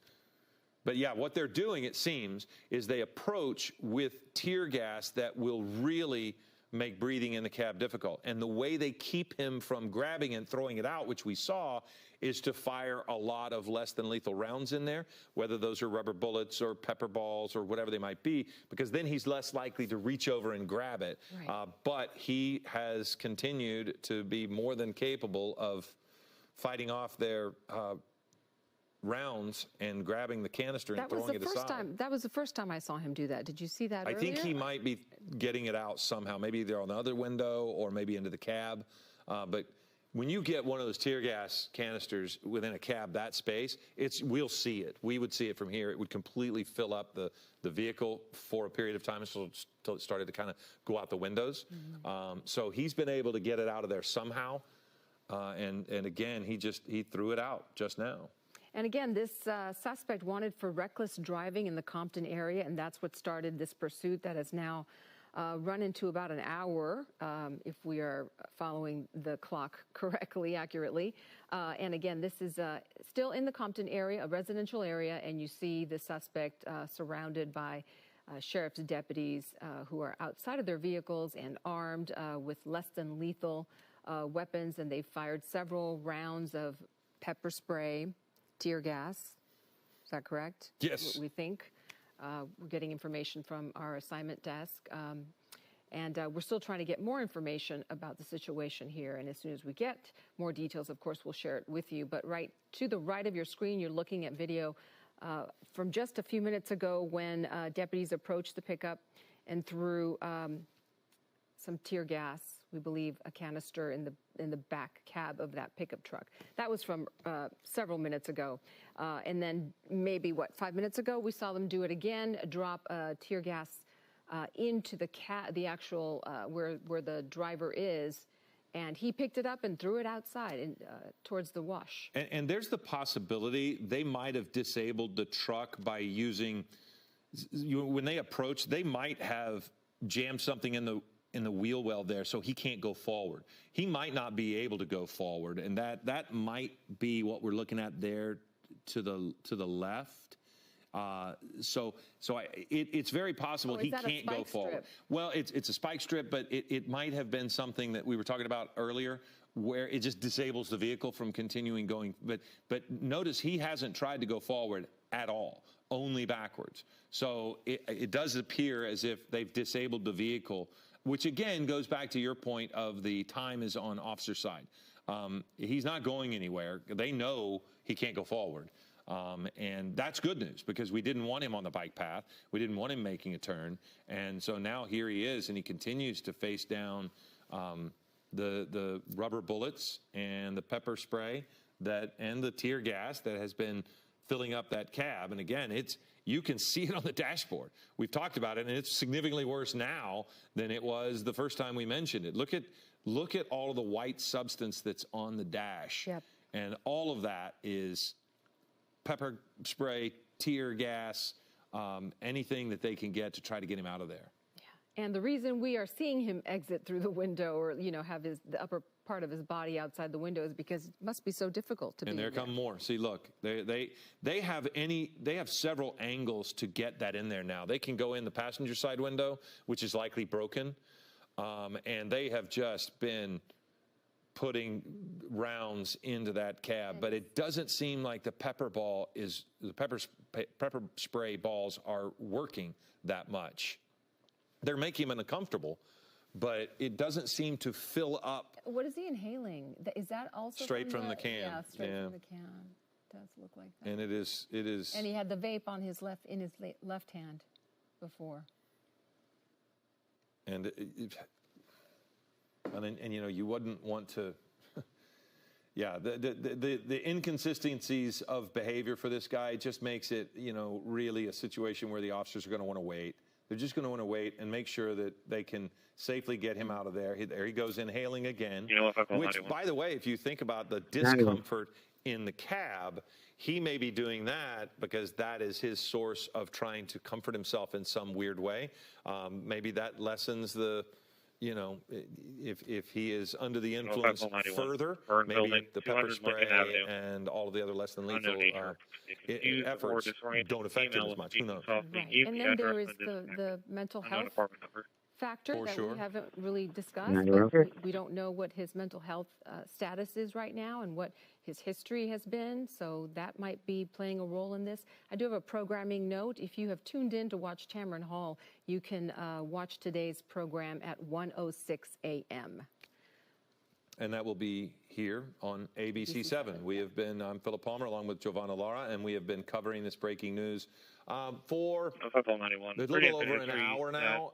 It was a chase for some time as officers were trying to pull this person over for reckless driving. I'm seeing a new person here with the hat and the shirt walking up. He might be a negotiator of some point. He looks a little different than anybody we have seen, and they kind of made way to let him come forward. I do not know if he is a hostage negotiator, but that could be an effort that they're having, just one more different voice that is going to try to reach this man in some way to get him to come out. Again, the driving of this person during the pursuit was never really high speeds. He wasn't really disobeying a lot of traffic laws, but it was dangerous at several times when the pit maneuver was used, and he had to drive into oncoming traffic at some time. He has gone through an intersection like this, and if you'll watch there on the right, you'll see him as he just simply drove away into the line of the officers, and then watch as he goes over that median and then back into traffic the other way. So to say it's not dangerous is not true. I'm just trying to distinguish between chases we have seen recently where the mere chase was a risk and scary to the general population. This person, when he was driving, seemed for the most part to obey most of the traffic laws. We watched him come to intersections, come to a full and complete stop. We watched him sit through traffic lights until he was given the arrow, and then he just drove away, and he just never would yield to officers, which is exactly what he's been doing as he sits at that bike path, unable to go forward. Right, and that is, you're describing everything that we saw once Air 7 was on it, but before that, when the pursuit was already underway, officers were trying to stop him because of reckless driving. And it might have been, similar to what we've seen, but we don't have any reports of him, to your point, driving erratically. What you're talking about right there is perfect. I mean, he wasn't safe. That's for sure. That's for sure. He was not a safe driver at any level. And there are any number of ways of driving recklessly. But just as a descriptor of this chase, it was unusual in that you could have been sitting at a stoplight next to this person and not known that he was involved in a chase, Right. because he was just sitting there waiting on the light along with everybody else. That's right. And it does look like this guy, this man that we saw walk up in the black T-shirt and the hat, traffic hazard to well, me. for a while there, it looked like he and you was can talking to take, him, the maybe SD off. trying to reason with him, okay. as you said. Well, and now he doesn't even seem to be looking at him. He appears, again, maybe he's not looking at him armed. through- If you notice, everyone else has some version of weapon. He is the one person who's not armed, Right. At least not holding a weapon. So my assumption is that, yeah, he is a negotiator of some sort, trying to just de-escalate this, Right. convince this person to come out of the vehicle. Yeah, and the driver is now reaching for something. He's holding on to something. Unit It could be 9174 in that- service. A box of some sort. Yeah. Unit 9174, okay. It didn't look like the tank that he was. No, it looked like a silver Something, box of yeah. some sort. But this is, again, that's pretty amazing what he's doing there. And what's in his mouth now? Something's in his mouth. Oh, that's. Again, his vape cartridge, possibly. And as you mentioned, we don't know what he's vaping necessarily. There's so much we don't know at this point. But the good news is it doesn't appear as if he's armed. You have to operate from the assumption that he is, because he has been willing to use his vehicle to damage and run into things. So that in itself is a weapon. But again, he is refusing to surrender to authorities as they continue to try to get him out of this vehicle, sitting there on that bike path in Compton. Yeah. And it does look like the man we believe is a crisis negotiator is still talking to him. His hands in his pocket. He is gesturing with his hands. So it does look like there's some communication underway. And we hope that this will end sooner rather than later. Yeah. So, again, I mean, we don't necessarily know the protocols for this negotiator, how long he will be able to just continue to talk to him. But it's almost as if this person is just, with the power of this high, that he is able to, I mean, it is incredible, the pull that can, I mean, think about what he's looking at, and he continues to want to go back to inhaling from that canister. So clearly he is painfully unaware of his surroundings and what's going on due to whatever he is inhaling. And the officers are having to deal with this, trying to make this end safely, because nobody wants this guy to harm himself or be harmed. And at the same time, they want this to end as well. So we're kind of waiting to see what they're going to do. They had to get permission to do the pit maneuver earlier, and they did that multiple times. So again, we can wait as long. The officers can wait as long as he wants, and we're not quite sure how long we want to sit with this, but we'll, for now, continue to kind of go with it on this. But, we did want to mention that, again, Tamron Hall, if you are wanting to watch that, it's going to be on. Set your DVRs for 1:06 a.m. here on ABC 7, and you will be able to watch that show in its entirety at that time. But right now, it just seems as if sheriff's deputies are willing to wait and see. You do have some discussions going on a little bit further back. We don't see the negotiator there anymore. He stepped away, so he's probably giving his assessment. Meantime, the dog is just laying in the grass. Yeah, he's on the phone. Kind of just watching what's happening here. So, again, we've talked about it not being an impact directly to the community unless you're living in one of those houses right around there. That's right. Or along that street. Yeah, or along that street. But he's not blocking any major thoroughfares. And so they can, it is somewhat safe for him as long as he is not armed. The officers are taking their time, and they're going to let him or let the negotiator do their work. And we'll see what he was on the phone with, see if that changes any tactics by what the negotiator walked away and had that conversation with. So we'll see. Yeah, and again, we are assuming that he's under the influence. I think that is safe to assume, but we don't know what his state of mind was before and what his history is. So this, again, could be a mental health crisis that is unfolding that we are looking at. And so you have to commend law enforcement, with all of the recent,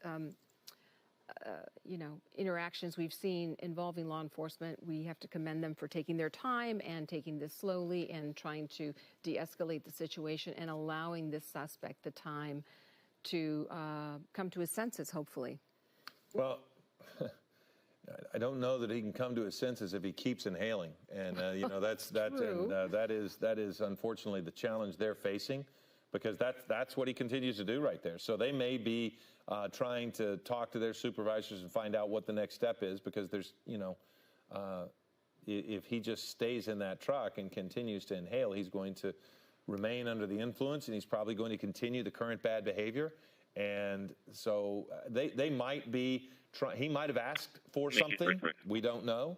And if he did, maybe they're going to go get it for him and bring it to him so that they can say, here, look, we have this thing that you asked for. It's yours if you come out. There's no reason why they will want to force him out. If they can get him to come out, for whatever reason, they will hopefully, they want to end this without any further violence or confrontation. Yeah, and we had some officers move up a little bit closer to the other deputies. I wonder if that indicated anything. And the man, we no longer see the guy who had the hat on. No, he stepped away on the phone. He was on the phone, but we no longer even see him on the sidewalk.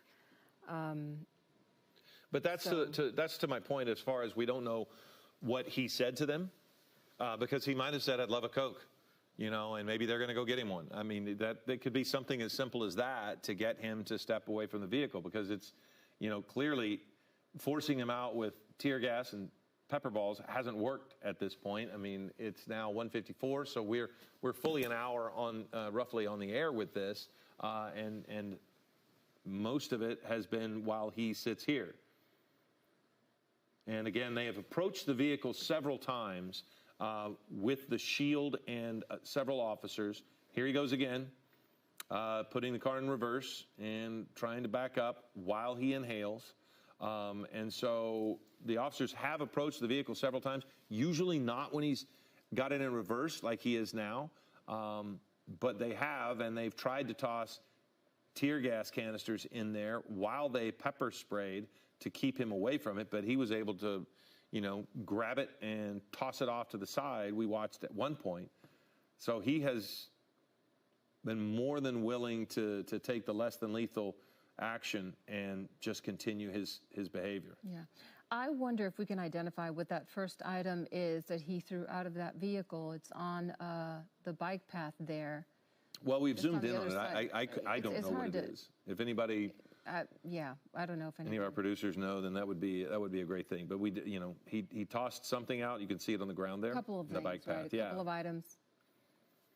And just the fact that he's still trying to get away and trying to back out of that where he is indicates his state of mind. Well, and the powerful addiction of inhaling like that as he continues in this place, that is the thing he wants.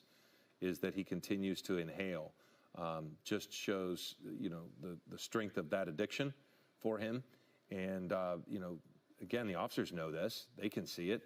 And so okay, so we actually have Bruce Thomas with us. Bruce, this must be challenging for officers when they have everything under control, except they can't stop his inhaling and his behavior, which put him in this spot. Yeah, ultimately you have a myriad of things going on. One, he's under the influence. Two, every time he revs the engine and backs up and backs into the radio car, you've now escalated a DUI, which is a misdemeanor, into a possible assault with a deadly weapon on a police officer. So they're not going anywhere. He's not going anywhere. They're willing to wait him out because it's a safe situation in retrospect. And, I mean, if you can see the shot, you look here, it does seem as if they have a negotiator. He stepped away. Now he has come back. He has something in his hand. I don't know if that's a cell phone or whatever, but, I was making speculation that if he can give him something that's, threatening. It's not a problem to let him have it. If it'll get, it looks like he's got water. You're trying to just get him to come out of the vehicle, right? Like, I'll give you the water if you come out of the truck. Correct. It's a negotiation. You know what? You want water? We'll get you water. Give me something. Get out of the vehicle, surrender. No one's going to hurt you. What else can I give you? What else do you want? It's a total negotiating thing. And it does look as if the man has water, a bottled water in his hand there. I couldn't see that. That looks to be what the officer in the dark shirt right in the center has. And Bruce, tell us a little bit about being around pepper spray and tear gas like that. I've got to think he is desperate for a drink of water. Yeah. Yes, he is, David. You know, his throat is burning, his nostrils are burning, his eyes are burning. So he wants the water to flush his eyes out, maybe to take a sip and, swig it around, spit it out. But it's not a good feeling, and so that's why he wants the water. And they're more than happy to give that to him. Well, did you see what I don't know if you could see that, Giovanna. He tossed the water to him next to that K-rail, which makes me think, he said, well, I'm going to throw it over here to you. You just come over and get it. Yeah. Now, if he steps out of that vehicle to get the water, Bruce, what are officers going to do? They're going to do a swarm technique. Multiple officers, and this is all pre-planned by the supervisor on scene at the perimeter of the pursuit. Officers so, and so. You're going to go in. You're going to swarm them. 911 Adam 2 in service. Handcuff him. We're done. 911 Adam 2, okay. And so what's the next step if he chooses not to get out and get the water? I mean, do you just keep talking to him, I suppose? At some point, we call King's X. You have a canine that's en route or on scene, and they're going to use the canine as a tool like we've talked about before. They will deploy the canine. It will jump into the vehicle. He will not like that, and he will jump out, and then they'll take him into custody. Yeah. So is this textbook, their protocol here, how they're handling this? This is textbook, in your opinion? Yeah, I mean, there is no such thing as textbook, but there are plan A, B, and C, and they're doing what they want to do according to the plans they have. They're not going to use deadly force on this individual, obviously. Less lethal force, pepper ball rounds, maybe a less lethal shotgun round to get him to comply, and they are going to use force to take him into custody just because he is not complying. Are you surprised that he has not complied based on how much tear gas and whatever else they've thrown at him? Yeah, that's a little surprising, but I really can't tell from Air 7 HD how vented the pickup truck is as far as windows open, rear cab window open, but they've definitely deployed it, and for him to stay in there, well, that, he obviously is not affected by it. Yeah, and you've seen a lot of things. Ever seen a suspect with a balloon inhaling this sort of situation? No, every time we have a pursuit, we tend to think they're all the same, but unfortunately, they're not. And we see something different every time, and this is a new one.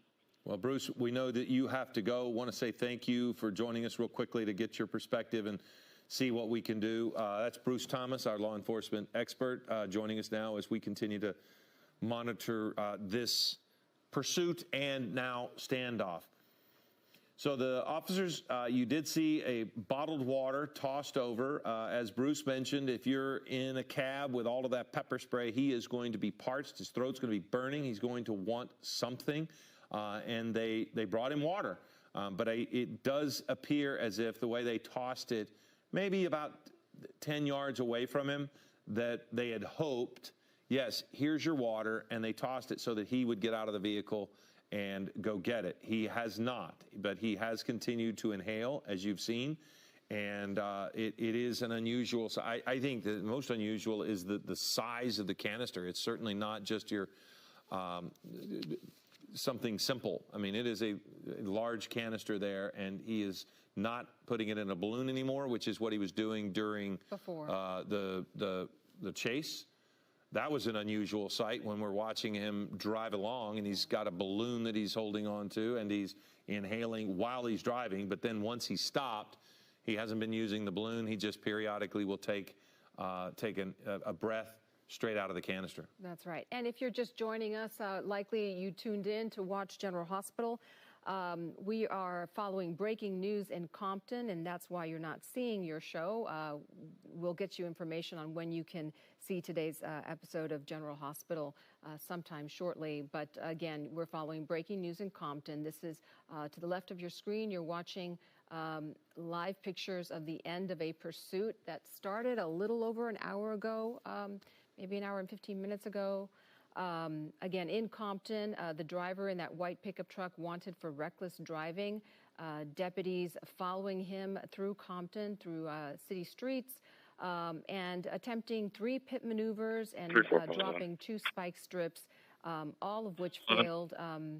This driver led them to this scene here near the wash along a bike path. This is on Poplar and I believe Wilmington.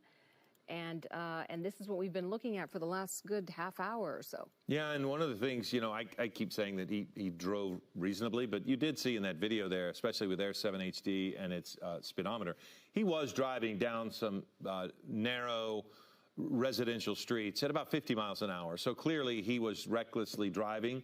And, you know, then after that, once they were really on him, he just kind of did this, what you're looking at now, almost a measure of a slow speed chase coming to full and complete stops.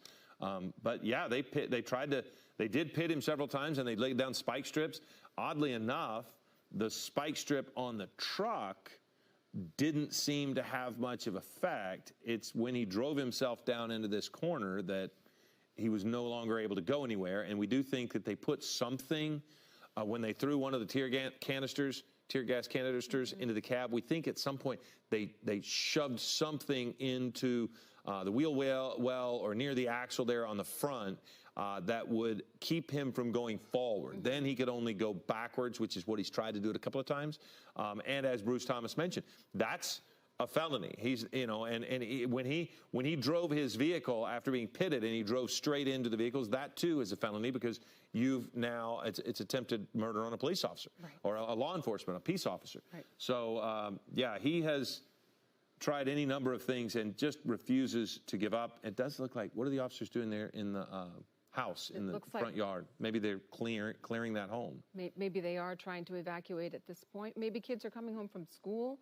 What time is it? It's 2 o'clock. 2:05. Yeah, probably not. Still in school for another hour or so. Yeah.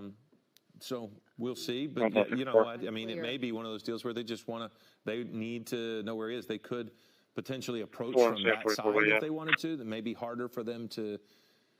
You know, I'm not sure why they would, but they at least went over there. 1044. Yeah. Sunrise Senior Living, 200 Sunrise Boulevard. Fire department's been dispatched out for a fire alarm. Access to the front of the pickup truck. Well, they could come across the sidewalk if the bridge if they wanted. I don't know that they want to be in front of the vehicle, but that would expose them too much. Yeah. I do keep using as a litmus test the dog in the front yard. It doesn't seem as if it's a remarkably tense environment. Not ruffled. If the dog is not running and barking and bothered, the dog is just casually laying there. So it doesn't seem as if it just does seem to be that this guy just will not get out of the car. He will not get out of the truck. The negotiator is back, so he's back talking to him again. We're just not quite sure what's happening in that yard. Yeah, it looks like they're perhaps working on putting a plan into place. We don't know. But going back to the balloon and how long he was in that vehicle, inhaling from that balloon, we don't know what was in that balloon. He also has a vape, so we don't know, again, what he has been ingesting. We assume that he's under the influence just based on his behavior. And again, we are assuming that maybe there is some mental health factor at play here. We don't know. We don't know at this point. But the deputies that you're looking at that are armed, pointing their weapons scattered on the toward the pickup truck have been there, you know, for quite some time now, and we've seen less lethal. Oh, now we see. Okay, it does appear that they're evacuating this family. Look, Philip. Yeah, they're taking them out of harm's way. Which, you know, that could be any reason. They could be taking them out of harm's way, or they may need to go somewhere. They may have been able to poke their head out and say, we need to leave. We can't stay here. We want to go. And need to pick up our child from school. So they're going whatever. to get them out of that house, which clearly they were able to do, which is great news. And again, the behavior of this person continues. Yeah. He's still inhaling from both the tank and the vape.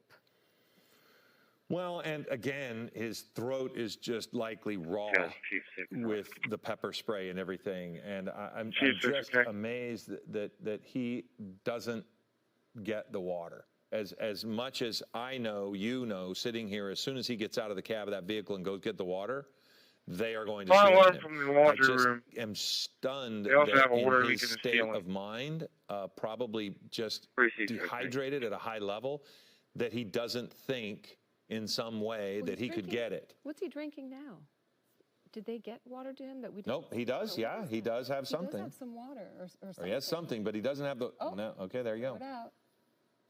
So I don't know.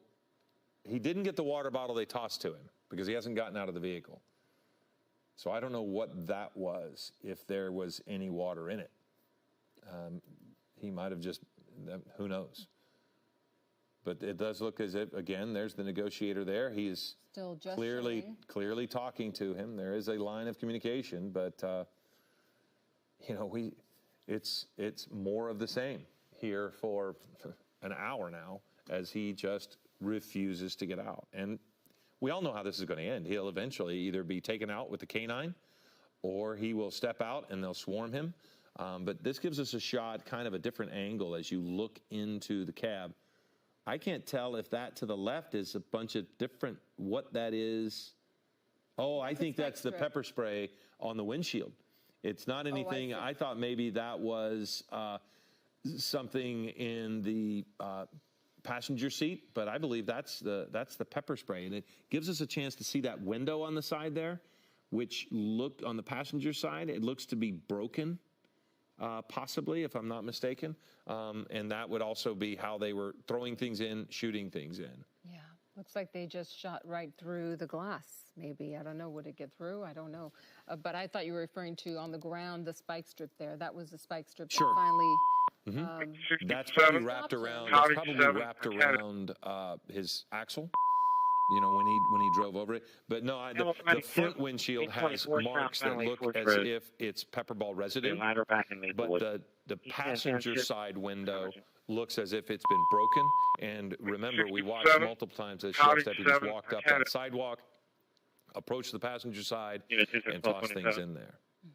And then we watched when they tossed tear gas in, and then he picked it up and threw it right out. Picked it up and threw it right out. And so he sits.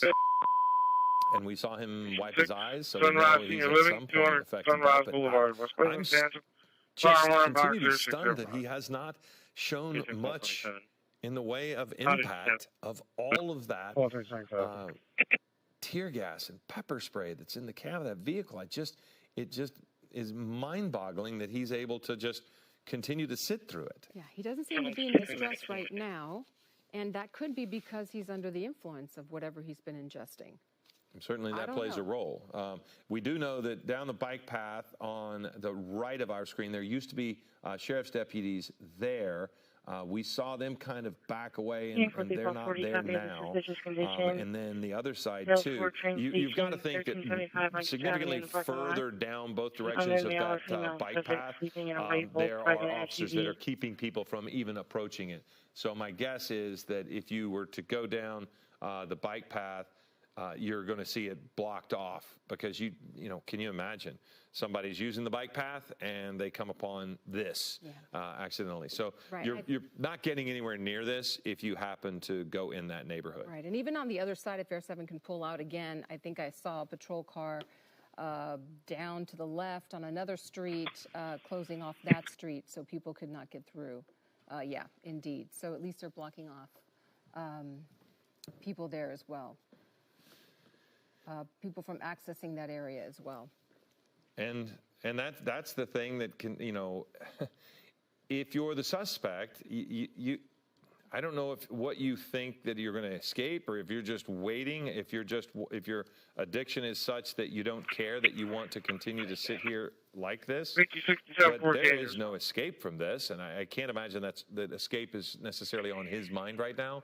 It's the only thing that seems to be on his mind is a failure to comply, because he hasn't done much other than periodically back up when the mood strikes him. Yeah, he is a stubborn one. And the man that we believe was a crisis negotiator, or, hostage negotiator, as you were calling him, he has backed away. It seemed like there was some communication, and then he walked away. Maybe there was another message exchanged, another request that he is now trying to make happen. Well, we periodically see new officers come up. We're now seeing the man in the blue shirt there. He's come up. Generally speaking, it's been the same folks there the whole time, but it can be remarkably tense. So I'm assuming that they kind of rotate in and out so that one person doesn't get overwhelmed. And there are, I think Bruce Thomas said it best. There's no, playbook for something like this, but there certainly are plans A, B, C, and D, and I do think there is a general MO of how to handle these things, and that's maybe why we continue to see new people come in. But as you mentioned, Giovanna, the crisis negotiator was clearly somebody who, when they came in, everything was different for that person as he was talking to this person. And several times, now twice at least, we've seen him walk away. Both times he was on the phone when he walked away. So we don't know if he's gone to get something or if he's just not there anymore. And then Bruce Thomas also mentioned the canine possibly being brought in. We're not sure. I'm not sure if he said that he knew for a fact that they had already called in a canine, or if that's part of the protocol at times in these situations. And now we've got a couple of people, and the officers are basically, I think, now that they're out of the front yard, telling them to either stay in the house or come on and leave the area. My assumption is once you leave that area, you're not getting back in until this is over. So you kind of have your choice, I would assume, because you're now technically within a crime scene once they put that tape up. And so, people have their lives, and, we talked about not having much of an impact to the area at large. It's clearly impacting the people who live in these houses right here. And it does look like they are encouraging the people to perhaps consider leaving.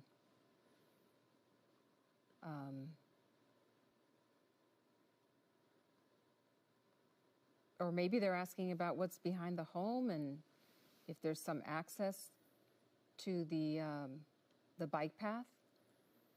Well, clearly they don't want to put them in harm's range, and you're right. They may be just saying, look, you're going to have to exit a different way. I don't know. I mean, we can't know, but the main thing is officers are not going to put any people at risk, and the way this person behaves. He's not going anywhere, but at the same time, you just want to remove the variables. You don't want accidents to happen. Yeah, and we don't know if we've seen this before. He could exit the vehicle with something that appears like a weapon in his hands, and that escalates the situation. And law enforcement feels that they have to open fire. We just don't know. Well, the one thing that is likely is that there were so many people that approached the passenger side to throw the tear gas in. They're going to know if they saw a weapon. So you're right. He could get out of the vehicle and do something unsafe. But they have so much more knowledge now on what he's doing, what he has, what's in that truck, because at least twice they have walked up to the passenger side with multiple officers and been able to see inside the vehicle. So if he has a weapon, they know it. Right. If it's likely he doesn't, they also know that. There's no guarantees right now. Right. But by being able to walk up and look into the cab of the vehicle, they know a lot more about what they have to face. We're seeing a couple more people now leave the area, and the officers, every time somebody has come out, the officers have directly gone over and spoken to them and either escorted them out or, taken them back into their. That's probably the process. They've probably been trying to reach these people, maybe look up telephone numbers to get, because all these homes have gates. Who knows? I mean, they're probably trying to get rid of, make contact with the homeowners here and have them leave. The other process that I'm thinking might be happening is maybe the crisis negotiator, again, speculation, has asked him for his name. Maybe they're trying to reach his family. Maybe they're trying to get someone down to the scene that can, persuade him to exit the car. Very possible. When you mentioned that, the thing that strikes me that we haven't seen, a cell phone. We haven't seen him try to talk to anybody. We haven't seen him do anything like that. It has primarily been his inhaling of whatever substance he has in that canister, that large canister, and he's taking it straight out of the canister, and we have seen him inhale it out of a balloon. So he has been incapable so far of stopping that behavior. It seems as if that's the driving factor for him to stay there right now, because he's not been given anything. It doesn't seem as if he's made any demands, but he has not stopped his consumption. And that seems to be a motivating factor for him every single, every few minutes he inhales. Right. And to the right of your screen, again, you're looking at his behavior earlier when he was trying to back out of his water leaking in the laundry room and the smoke detector. Drive and move that deputy vehicle behind him, and we have seen him, rev his engine a few times, and we've seen the smoke several times, and he still continues. He's not doing it at the moment, but not that long ago he was trying. And the danger there is that he could spark some flames. Oh, well, if you do enough with the tires, you could set the tire on fire. And that would be something that another problem. That would be another problem altogether. So, but yeah, he continues to inhale. He continues to go back to the canister, and officers continue to keep weapons drawn on him. Most of them are the less than lethal variety, but certainly they have the option there. If it goes to that level, there are any number of weapons pointed on this person. You see, the neighborhood is overwhelmed with law enforcement. Now, there we go. We haven't seen that lately. An officer, a sheriff's deputy, has driven a vehicle onto the bike path. Not sure. It doesn't look as if they can get past that obstruction there on the bike path.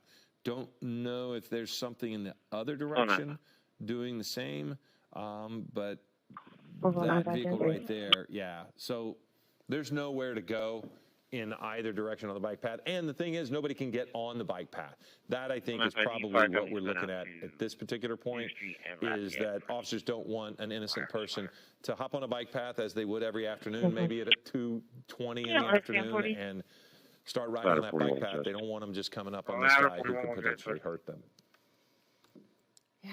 So, again, we have been following this on... 51 North New Street, West Lafayette Street. Well, we started, we started just before 1 o'clock. It was right about 12:54, right about that time. So as a reckless driving pursuit in Compton, in the Compton area, and we're still in the Compton area. The driver of that pickup truck you see there, leading sheriff's deputies through several city streets, refusing to stop. People pulled 68662 to the rear of the address he gave us. And the driver was still able to get away. And they laid down 2 spike strips as well. But to your point, the point you were making earlier, he hasn't been driving at high speeds. He has been driving dangerously because he drove in the opposite direction of traffic. And you see him there crossing to the other side of the street. That's clearly dangerous. But no super high speeds. And the most serious offense, that we've seen, and it is serious indeed, is, attempted murder of a peace officer. That right there, that you're looking at the video there, is, any number of incidents where he did that. You can't drive the vehicles directly at the officers.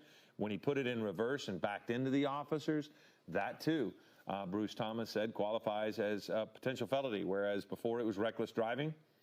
And that, misdemeanor, this is not. And more than anything, my assumption is that he is immediately going to need assistance for the substance abuse. So, that's they know he's not of right mind, and they're just wanting to get him some help and end this without any further confrontation. And now we see to the left of your screen, oh, this is where he crossed the spike strip is right there. He stopped, and then, yeah.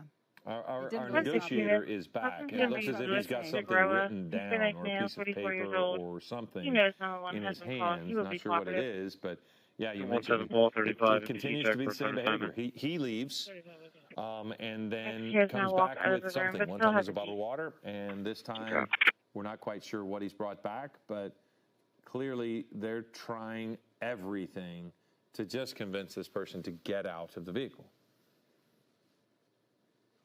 And from this perspective, we can't tell. Yeah, we can't tell what it doesn't appear that he's talking to him at this point. Well, the one thing that we have on our side is that our negotiator seems to be a very nonverbal talker. In other words, he whenever he's talking, we can see him use his hands, and so we know that he's talking to him. See, and so he's pointing to things. He said, well, I think he probably said, "There's a bottle of water right there," because that's where he had thrown the bottle of water. And I think that if you listen to Bruce Thomas, that's what this is about right now. This guy is wanting water. And I think the crisis negotiator is telling him, there's water right there. 6 units. Car seems to believe that the husband hard to see, but yeah, you could tell that he's talking to him based on his hand movements. But he's wearing that hat, so we can't really see his face. He's doing his job, which is to engage and try to make this guy comfortable enough to talk to him and maybe share some details of himself and why he's doing this, and maybe, as you mentioned, give him whatever they can to provide him some comfort, enough so that it'll persuade him to come out of the vehicle, step out of the vehicle. I wonder, because, and correct me if I'm wrong, I've not seen him inhale nearly as recently as we were seeing before. There is the possibility at some point he runs out of whatever he has been using, and at some point he's going to start getting a state of mind that's more effective for them to communicate with him.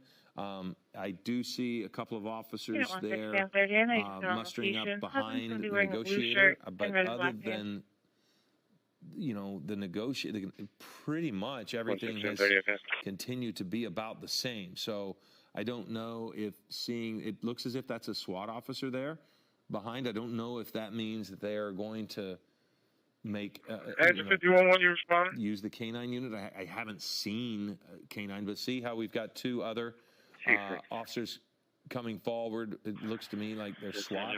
So I don't know if this is going to be a change of tactics where they're going to take a little bit more of an aggressive approach to get him out. But they still have some options before them. When Bruce was mentioning the canine unit, there's so much pepper spray, so much tear gas in the cab. I don't know how that would impact the dog. So before he had left, I'd wanted to ask him if that plays a role, or if the dogs are trained to manage that. I don't know, but it does seem as if that might be a reasonable thing as to why you might not use the canine unit, because there's so much pepper spray in there. But these are new officers that we've seen behind. They might just be getting some perspective themselves about what they have in front of them. They might be interviewing the officers to find out what they saw in that cab. But it does seem as if that's a new piece of the puzzle. Also new, we have a crew on the ground there, and that is what you're looking at. To the right of your screen, that's a live picture from one of our cameras. Okay. We might want to just look at the video to be sure. behind those deputy vehicles where all of the officers are, armed and pointing their guns, their weapons towards the pickup truck. And you can see the gate that we're looking at and the bridge.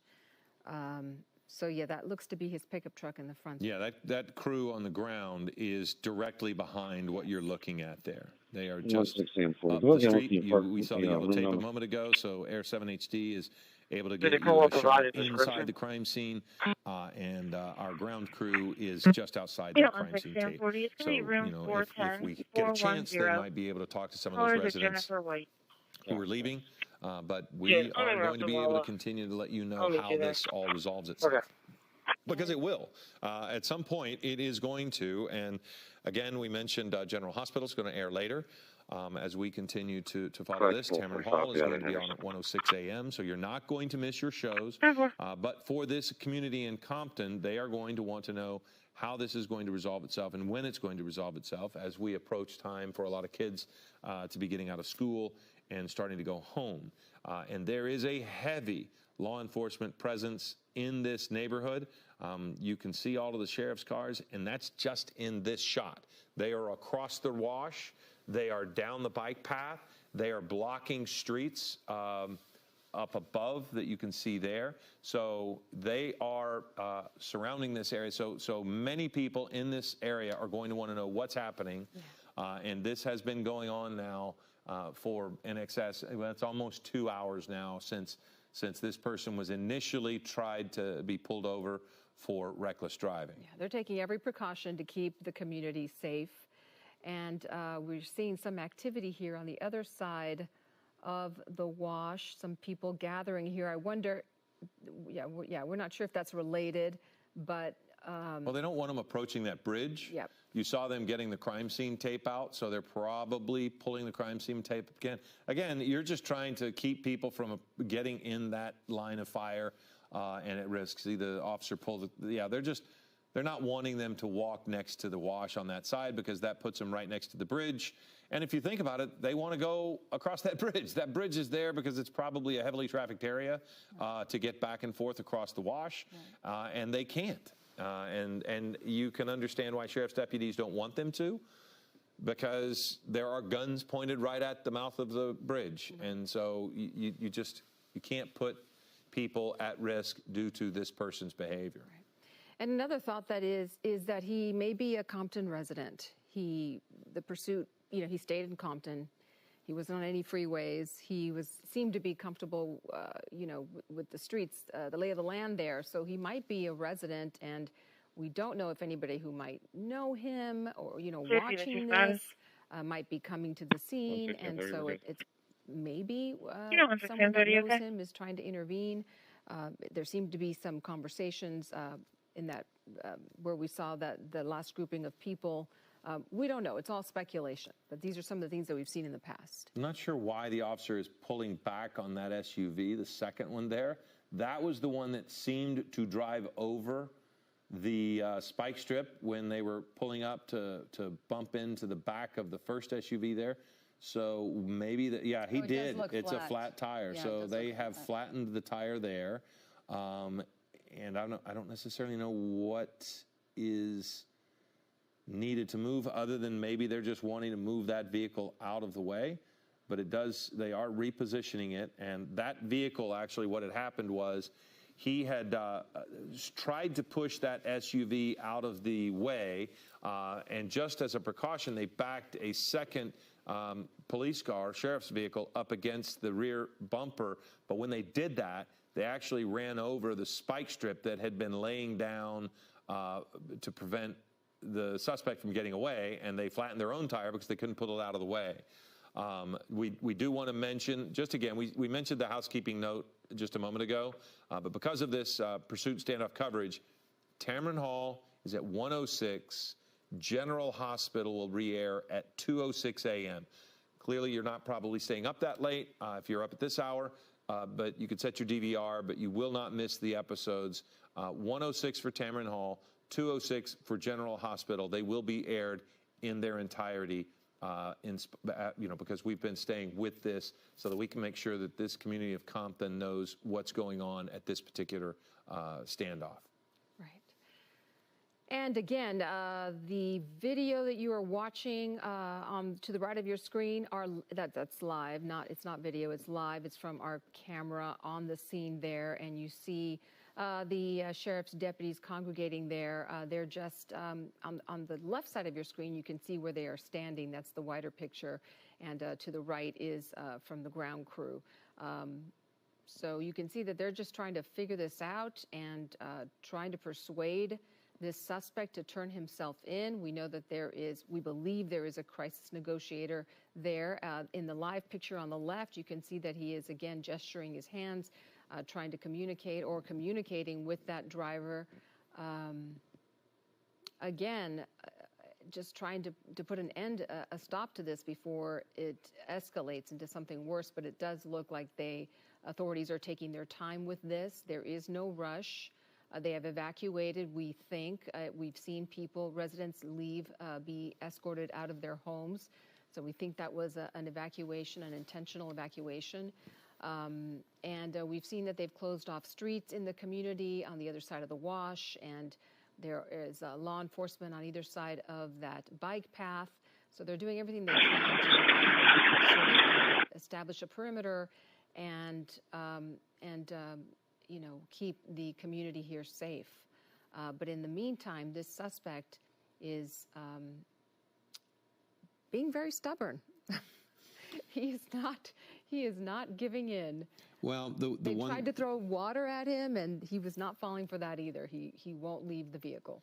Well, and as you mentioned, the negotiator is there. And again, we have watched as he continues to inhale from a canister that I believe is still under his left arm, but I can't see it for sure. And it seems to me that it's been a bit since we've actually seen him inhale whatever he has in the canister.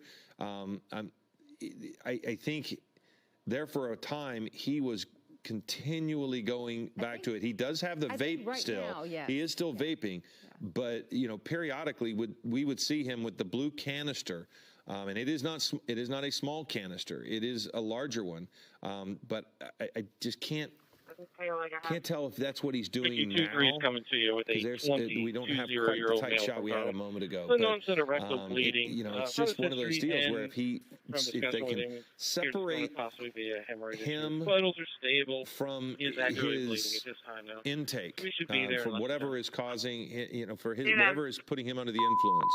If they can separate him from that, I feel like they have a chance to get him out of there. But if he continues to alter his own mental state, then this is just going to continue to do exactly, we're just going to continue to see the exact same thing. Well, they fired tear gas and pepper balls several times, and that didn't seem to affect him much. I mean, we did see him wipe his face, and he was in distress for a minute, but he has stayed put. This is a video on the right that I was referring to when they sort of, approached the vehicle. There's the pepper spray, we believe, and or tear gas. And see right there, he grabs it. He grabs. I think he throws it out. No, that's the first time. I believe the first time. The second time, they threw it into the actual. No, they threw it in. I just think he leaned over and got it and might have just put it right back into the back of his pickup, is what I'm saying. Each time they throw it in there, he grabs it and tosses it. Yeah. Another time he actually picked it up, threw it out the window. Now, one thing that I've noticed here, if you look at the live shot there on your left, the sheriff's deputy or the sheriff's vehicle that was moved because of the flat tire, not because of, but in spite of the back tire, you see the SWAT team there talking to the negotiator. So he's going to be giving them all of the information they need in the event that they want to go in and talk to them. You saw that he was briefing them. Now you see him on the phone walking away. So he's going to be providing all of the information that his expertise can provide to people who are going to make the decision as to the next step for these officers. Because the good news on this is that this can be a very measured approach for deputies. They can take steps that are going to protect the person and the community and the officers. And this negotiator, this person who's been talking to him, is basically picking his brain. I mean, he's talking to him. He's trying to get him to end it, but he's also taking a read. He's also asking him about, what he's been doing, why he's here, what's happening. And all of those things are going to play into their decision as to what's next and what will be required to end this. I don't like to say peacefully, because peacefully would not have this in the first place, but less confrontation. It would be, whenever they can end this without anybody getting hurt, that is what they really want. Right. And we see the crisis negotiator, again, this is all speculation, but I think it's safe to say he is there to de-escalate the situation and persuade him to come out. We see him on the phone, so maybe there's another request that he has made, and he is holding something. We don't know what that is. Hard to know. This process could take a long time. Well, it already is taking a long time. It has, but you can't really. To me, it's a reasonable thing. Why not wait? There's no harm to anyone right now. All of the folks that needed to leave their homes have left their homes, and they've gotten out. If that was what they needed to do, or if deputies needed to move them out for their own safety, either way, the people who live in those homes that we can see there, they at least, let's see, there were a couple with their child, and there were 3 other people. So we've seen 5, 6 people, 7 people leave those 2 houses. We've not seen anyone move out of the house where the dog is in the front yard. But again, the person just continues to use whatever substance he has been using, and it is, you just don't know when he's going to stop that, if he's going to run out at any point and stop it. But he's been vaping quite a bit. He also has the canister, which some people have told us it might be nitrous oxide. It could be anything that is in that canister. So, but he is inhaling it, which clearly we don't, has put him in a place of instability. So now here comes the negotiator again. He's coming back, and he's written some things down, it does appear. So maybe he's just taking his own notes, but now, you notice the hand on the shoulder. He's going to tell him, I'm here, and he's going to start talking again. So he has something in his hand. Something that is black there that's in his hand. Could be a phone. Maybe that's what he's going to be able to provide. But clearly he has tried to engage with the guy again. And again, you and I have so little information, we have to speculate a bit, but maybe he was talking to family, maybe he's getting some details that, some specific words that might trigger the suspect to cooperate. Maybe a message from a mother or a father or a sibling. Again, we don't know what's involved here, but it does seem like this crisis negotiator is trying to communicate with him and persuade him. Well, he is talking to him. It doesn't seem like the guy's listening. But he's almost looking into the rearview mirror, and he could, he could at some point pass out. He could just get tired and fall asleep. I mean, you look at him, and I mean, he's in service. He's not behaving as he was when we first started the standoff, when he was hanging out of the window, repeatedly inhaling over and over and over. And if in some way he is coming down off of his high, this could be, and that is if, this could be the moment where officers are able to reach him as person to person and convince him to come on out. But if he continues to go back to the addiction, I think it's going to be really difficult for them to get him to come out, because I don't see what would change his behavior at this point. Yeah. And again, if you are just joining us, it is now 2:41. We're following breaking news in Compton, the end of a police pursuit. Sheriff's deputies in pursuit of the driver in that pickup truck you see there, sort of in the middle of your screen. You likely tuned in to watch General Hospital, and if that's the case, we can tell you that you can watch today's show at 2:06 a.m. here on ABC7, and if you missed Tamron Hall, her show will air, was it at 1:06 a.m. Cameron 106, General Hospital 206. And General Hospital at 206. But right now, again, we continue to follow this breaking news, and we've been following this since about 1 o'clock, so going on 2 hours here. The driver of this pickup truck driving through streets recklessly, we are told that is the reason why authorities tried to get him to stop, and he was evading authorities there, deputies, and they tried 3 times to stop him with a pit maneuver, and they laid a few spike strips as well. That did not work. He ended up at the end of, Poplar and Wilmington. That's where we have the live pictures to the left of your screen. That's what's happening right now. But to the right, you're seeing that effort to get this driver to stop. At that point, they were hard to say what street they were on at that point, but you can see several deputy patrol vehicles behind the pickup truck. And he seemed to stop at lights.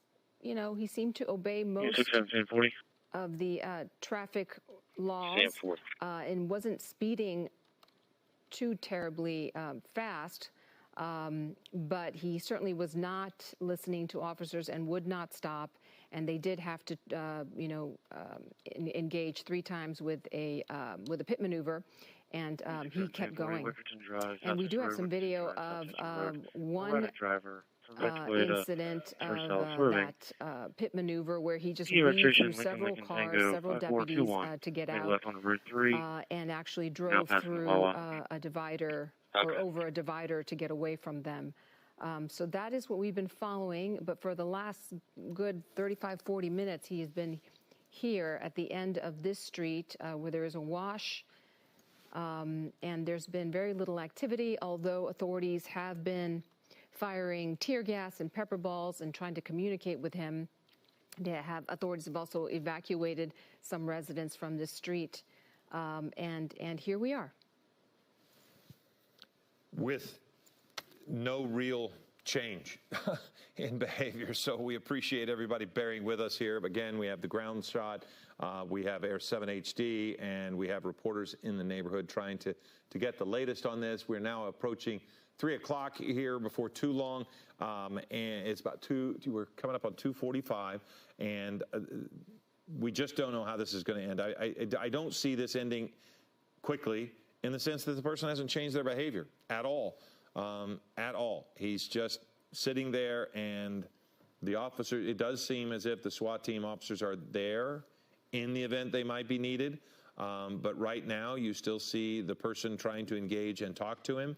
And, you know, I've just never seen, never say never. I mean, people have just stayed in their car for any length of time. We've done it over the years. So this is nothing that officers haven't seen before. I don't know that I've ever seen someone just continue to inhale and continue to use the substances that put them in a place, you know, that made them make irrational decisions. I mean, this person has just continued to inhale whatever substance that was in that canister.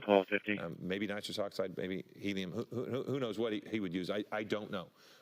And we don't know what it was, but he continued, and he hasn't. I don't know if it's just gone or not, but he hasn't used it in a bit. But he does continue to vape. That's for sure. Yes, and I'm not sure if you mentioned the white balloon. I forgot to mention that in my recap, but he did have a white balloon throughout that pursuit that he was huffing from, inhaling from, and so that's what authorities likely saw. It's what we saw several times. The balloon would deflate and then inflate, and then he was, again, inhaling from the balloon. And then you have the tank that you mentioned, Philip. And here, again, to the right of your screen, you see one of the pit maneuvers, or the one where he just weaved right through those deputy vehicles. And I believe he crossed the divider there. It does seem as if continued on. Yeah, it does seem as if this is in the hands now of the negotiator.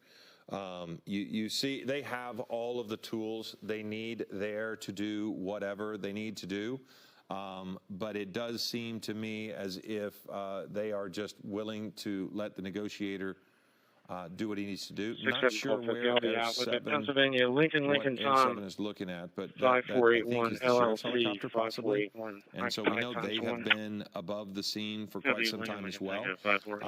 But, you know, they have all of the tools there. But if you notice that the SWAT team officers seem to be just milling about, kind of waiting. They've been briefed. You know, the negotiator continues to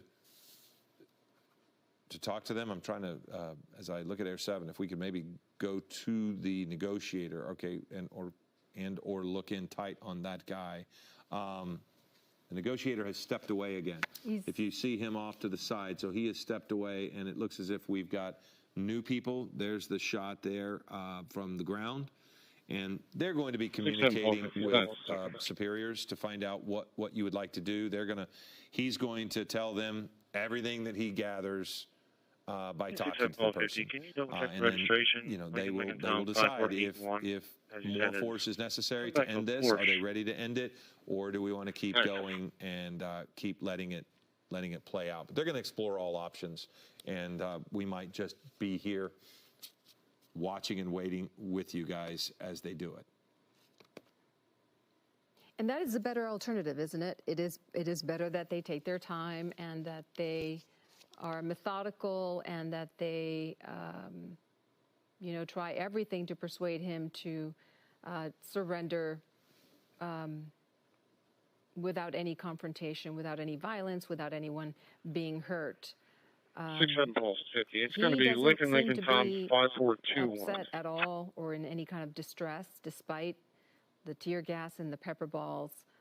But again, as we've been saying, he's been under the influence, we assume, and that might be the reason why he is so calm at this point. And you know, he continues to watch them. It looks as if in the rearview mirror, and so.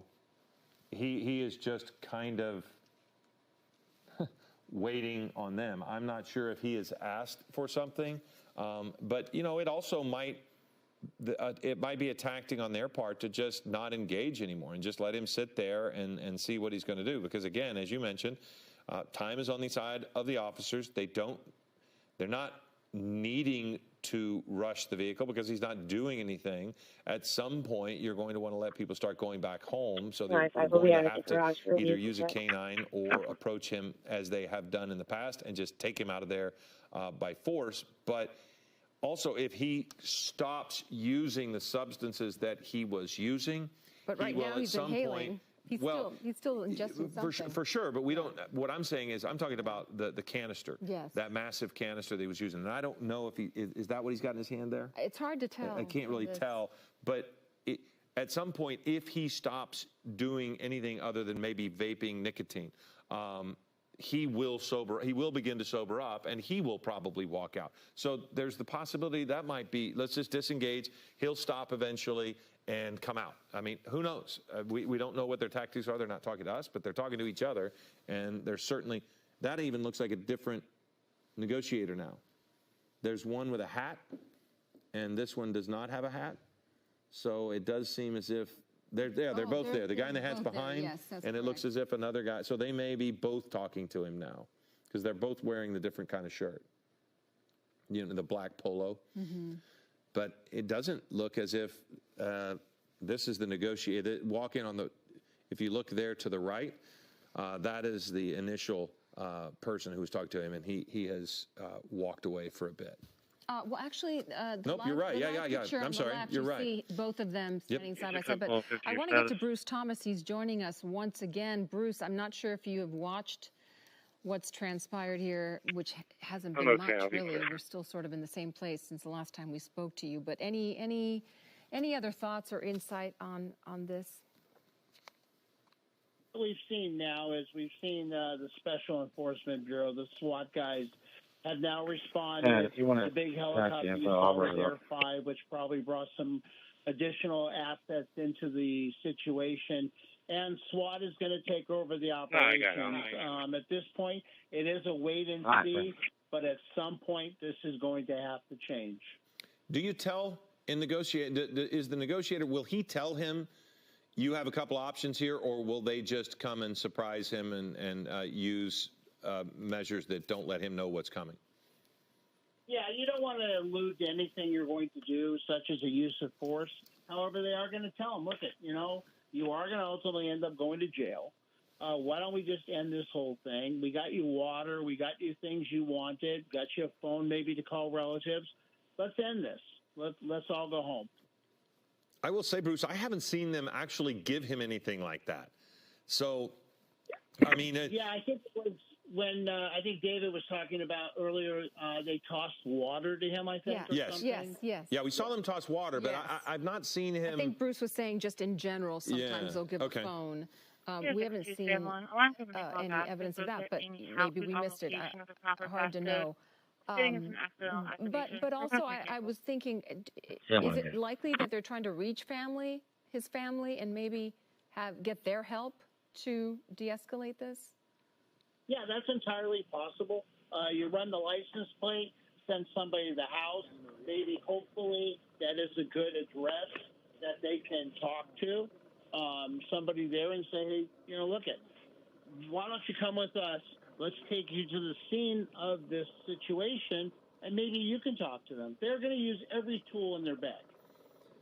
And it does look as if the SWAT guys continue to talk to the negotiators. What do you think they're trying to learn from the people who are talking directly to him?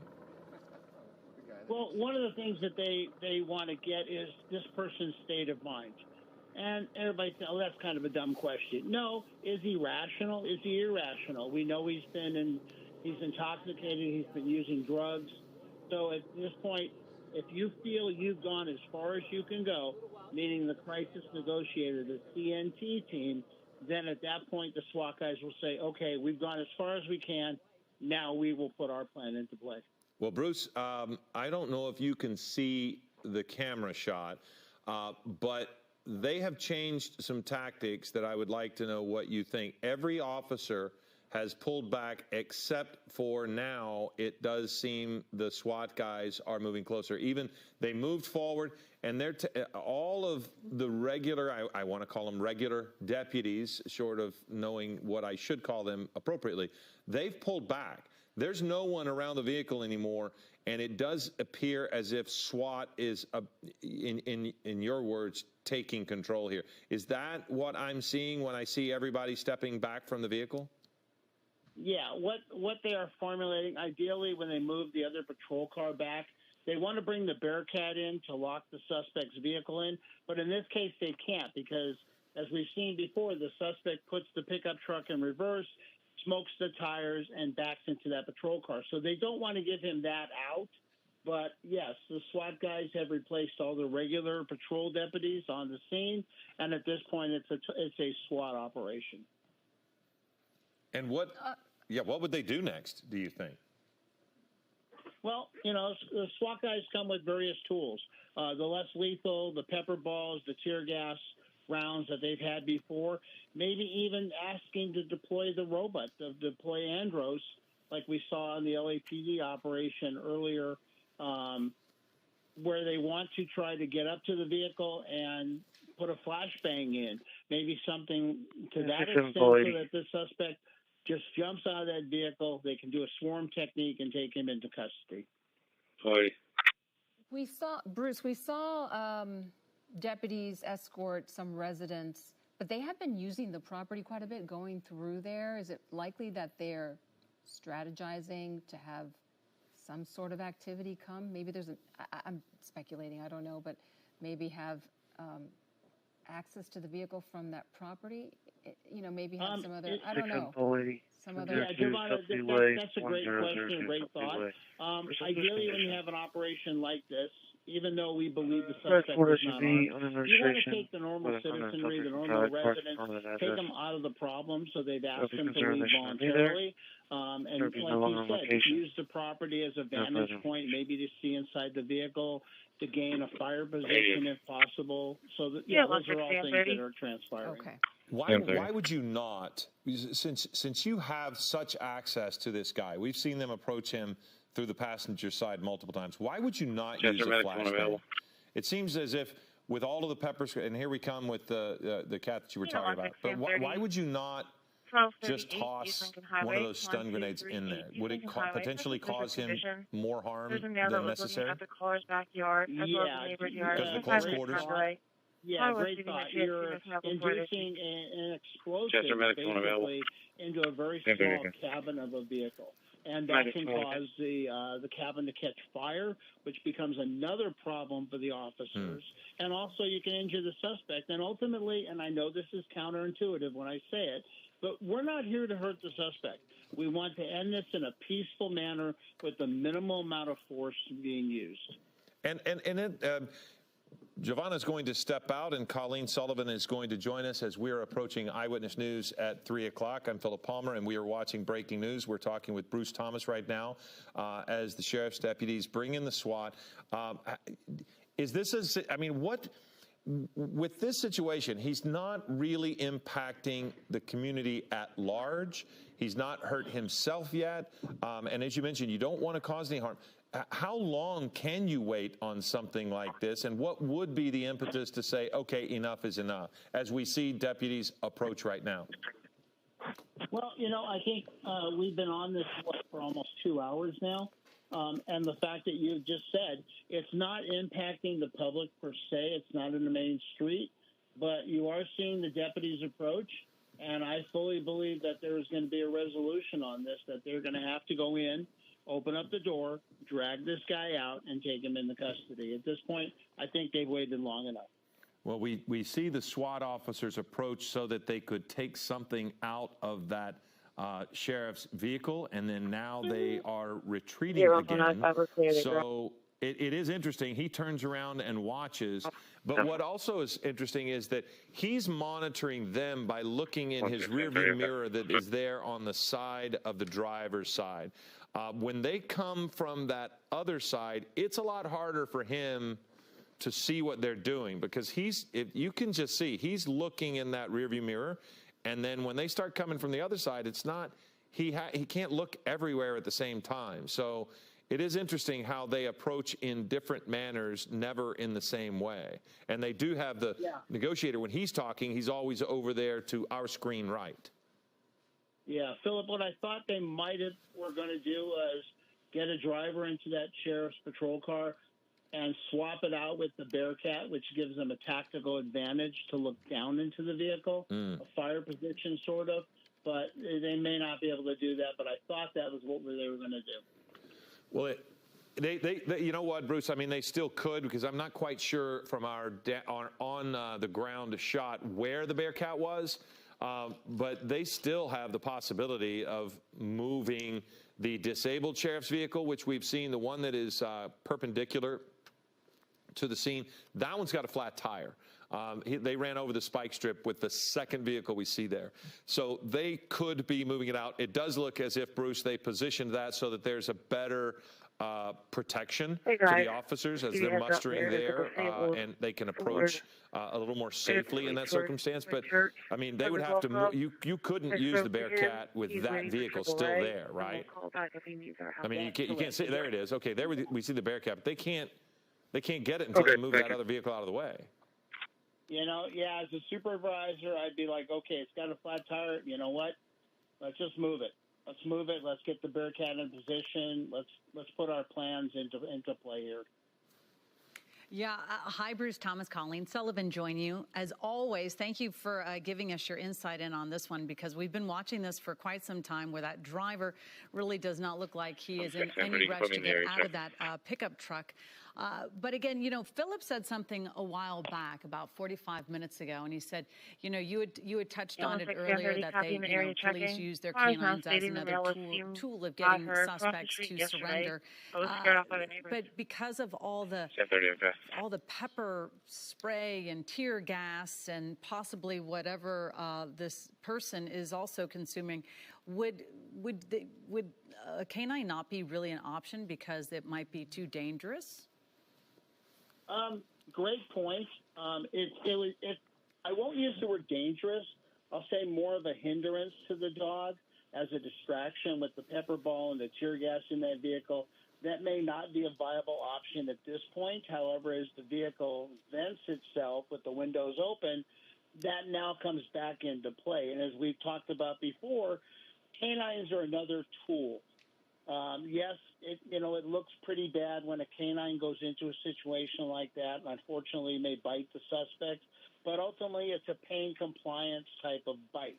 In other words, if you stop biting, the dog stops biting. Right. That's what they're trained for.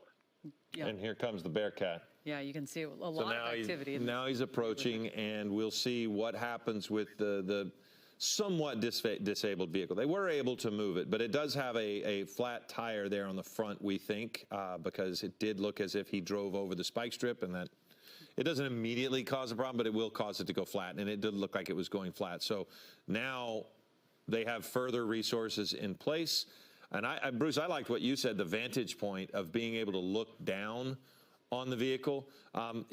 When they approached and they threw the tear gas into the passenger side, is there an officer, because we saw they had 4 or 5 officers coming up, is there one officer whose job is to kind of watch the interior to identify anything that might be in there that could be used as a weapon? Do you have individual assignments in that manner so that you can try to get more information out of the cab of that vehicle?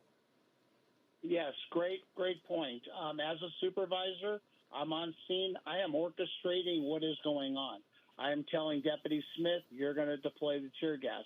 Deputy Jones, you have cover of the vehicle. In other words, you are the one with less lethal or lethal covering our personnel as we do our plan. Yeah, it's all very orchestrated, very planned out, and they have a discussion before they take action. Yeah, you can certainly see there's obviously a lot of choreographed pieces being put in position here to get this suspect to surrender. But again, when we see this sort of behavior of the suspect, yes, of course they were involved in a pursuit, but now that they're sitting here and they're not doing anything, it certainly, we have seen very active neighborhoods when there's a really active pursuit. We've seen them quite often lately. But then we see this gentleman who is sitting in his car, and he is going to get taken into custody, but it just seems like they're trying to figure out how to get him into custody without obviously injuring him or any officers. And what do you think? The Bearcat, it's going to go beside it. How is this going to give a better vantage point for the officers, since the officers seem to keep going right next to this vehicle with, a shield? Yeah, ultimately what they're going to do is they're going to swap out the Bearcat for that patrol vehicle, which is at the rear of the pickup truck. The problem lies, you have a very narrow street with cars on both sides, and you have a very big vehicle. The Bearcat is a heavy-duty armored vehicle. And when they move that patrol car, does that now cause the suspect to put the vehicle back in gear and back up, endangering the officers? Or are they going to try to deploy a spike strip to the rear or something like that? Well, I have not seen him inhaling recently until now, and he is, because we look at Air 7 looks away periodically, but for a minute I had hoped that maybe he had run out of whatever substance that he had been inhaling, but you saw just a moment ago that he did still have it. There's 2 Bearcats there now, Bruce. So even if they do pull him, that may be one reason why all of the patrol officers remove themselves, is because they are going to move this vehicle, and they do know he's going to probably take off backwards, but he's not going anywhere with those Bearcats. They had 2 of them. So he can't, even if he did run into some other people because he's going backwards, he can't really steer it, because we saw something, either a rod or maybe the spike strip that's wrapped around the wheels on the other side. We can't see it right now, but you could just see a slight bit of it on the ground there from the passenger side. So there is something that's disabled his vehicle as far as being able to steer or move. So he's not going anywhere. I mean, I'm surprised they had 2 Bearcats in this close quarters. Yeah, but however, that is how our Special Enforcement Bureau rolls. It is Carter, I told him to roll the door real fast, so I'm going to secure it now. Bearcats out in addition to other resources, they may even roll out a command post if they believe this is going to be a protracted operation. Doesn't it kind of seem like it is a protracted operation right now, Bruce? We've been on this for quite some time. We've been on air for about 2 hours. This started just before 1 o'clock. With driving recklessly, and obviously probably you could see there on the right-hand side the pursuit taking place, but the driver, Philip, correct me if I'm wrong, it didn't seem like they were taking really chancy driving, erratically, really, where we've seen erratic, where you're holding your breath and biting your nails. That was the thing that has separated this chase from others. Yes, there were reckless moments, but they generally came from pit maneuvers. And I'm not saying that the pit maneuver was incorrect. I'm just saying that's when the driver was most reckless, was trying to get away from the pit. Like this scene right here that you're watching, he sat at that intersection for the duration of the light until he got the arrow. Then when he went forward, they pitted him, trying to get him to stop, and he just kept driving away. This is a moving example of what's happening right now, in the sense that he just won't do what they're telling him to do. He would stop at stop signs. He would drive through intersections reasonably, but he was not going to stop. And now here he is, and he just simply refuses to get out of the vehicle. Yeah, the 3 pit maneuvers on this pickup truck, and this driver seems to be able to kind of get away. And then, Bruce, when you see, this driver's facing, so many charges at this point, but when the police get involved and then they do the pit maneuver, does he get charged for any sort of? I mean, they have to start trying to figure out what charges does this person actually face, because he was obviously driving erratically, and now you see him. We don't know what suspect. He could just have a nicotine, vape. People smoke like that as well. So we don't really know what substance, if this driver is under any substance. But again, police are able to sort of ascertain exactly what's going on because they've been on this for so long. 9373. Yeah. To your case in point, you do have the misdemeanor driving under the influence, probably. You do have the pursuit, failure to yield to a pursuit. And then if we saw on the footage on the right, when they showed the earlier, when they did a pit maneuver, he would squeeze through the patrol cars and actually hit them. So in theory, you actually have assault with a deadly weapon on a police officer, a felony crime, a level 1 felony crime, which ultimately leads us to the higher degree of operations on this, because you have a felony. No longer do you have just misdemeanors. Well, and let's also not forget, to your point, Colleen, it's not just the vaping, in the sense that we saw him huffing in a balloon. I mean, so whatever substance is in that canister for the chase, so there's some sort of illegal usage of a controlled substance, probably. So there's that as well. But that was an odd part of the chase that we were noticing when it was happening, was he's driving around reasonably, but he's got this monstrous balloon with him that he continued to fill up, inhale it, fill it up, inhale it. And then once he got to the place where he is now, he just ditched the balloon, and now he just breathes straight out of the canister that he has there. And it's a large canister, I've been told that sometimes people are using the nitrous oxide, for whipped cream and stuff like that. This looks like something you use to fill balloons up. It's that kind of a large container, which you can see it in the cab, that he was really using it quite frequently at the outset of this standoff right here. But for the chase, he was using a balloon. He was driving around with a balloon. Bruce, what do you have you come across any sort of, what are you thinking he's inhaling?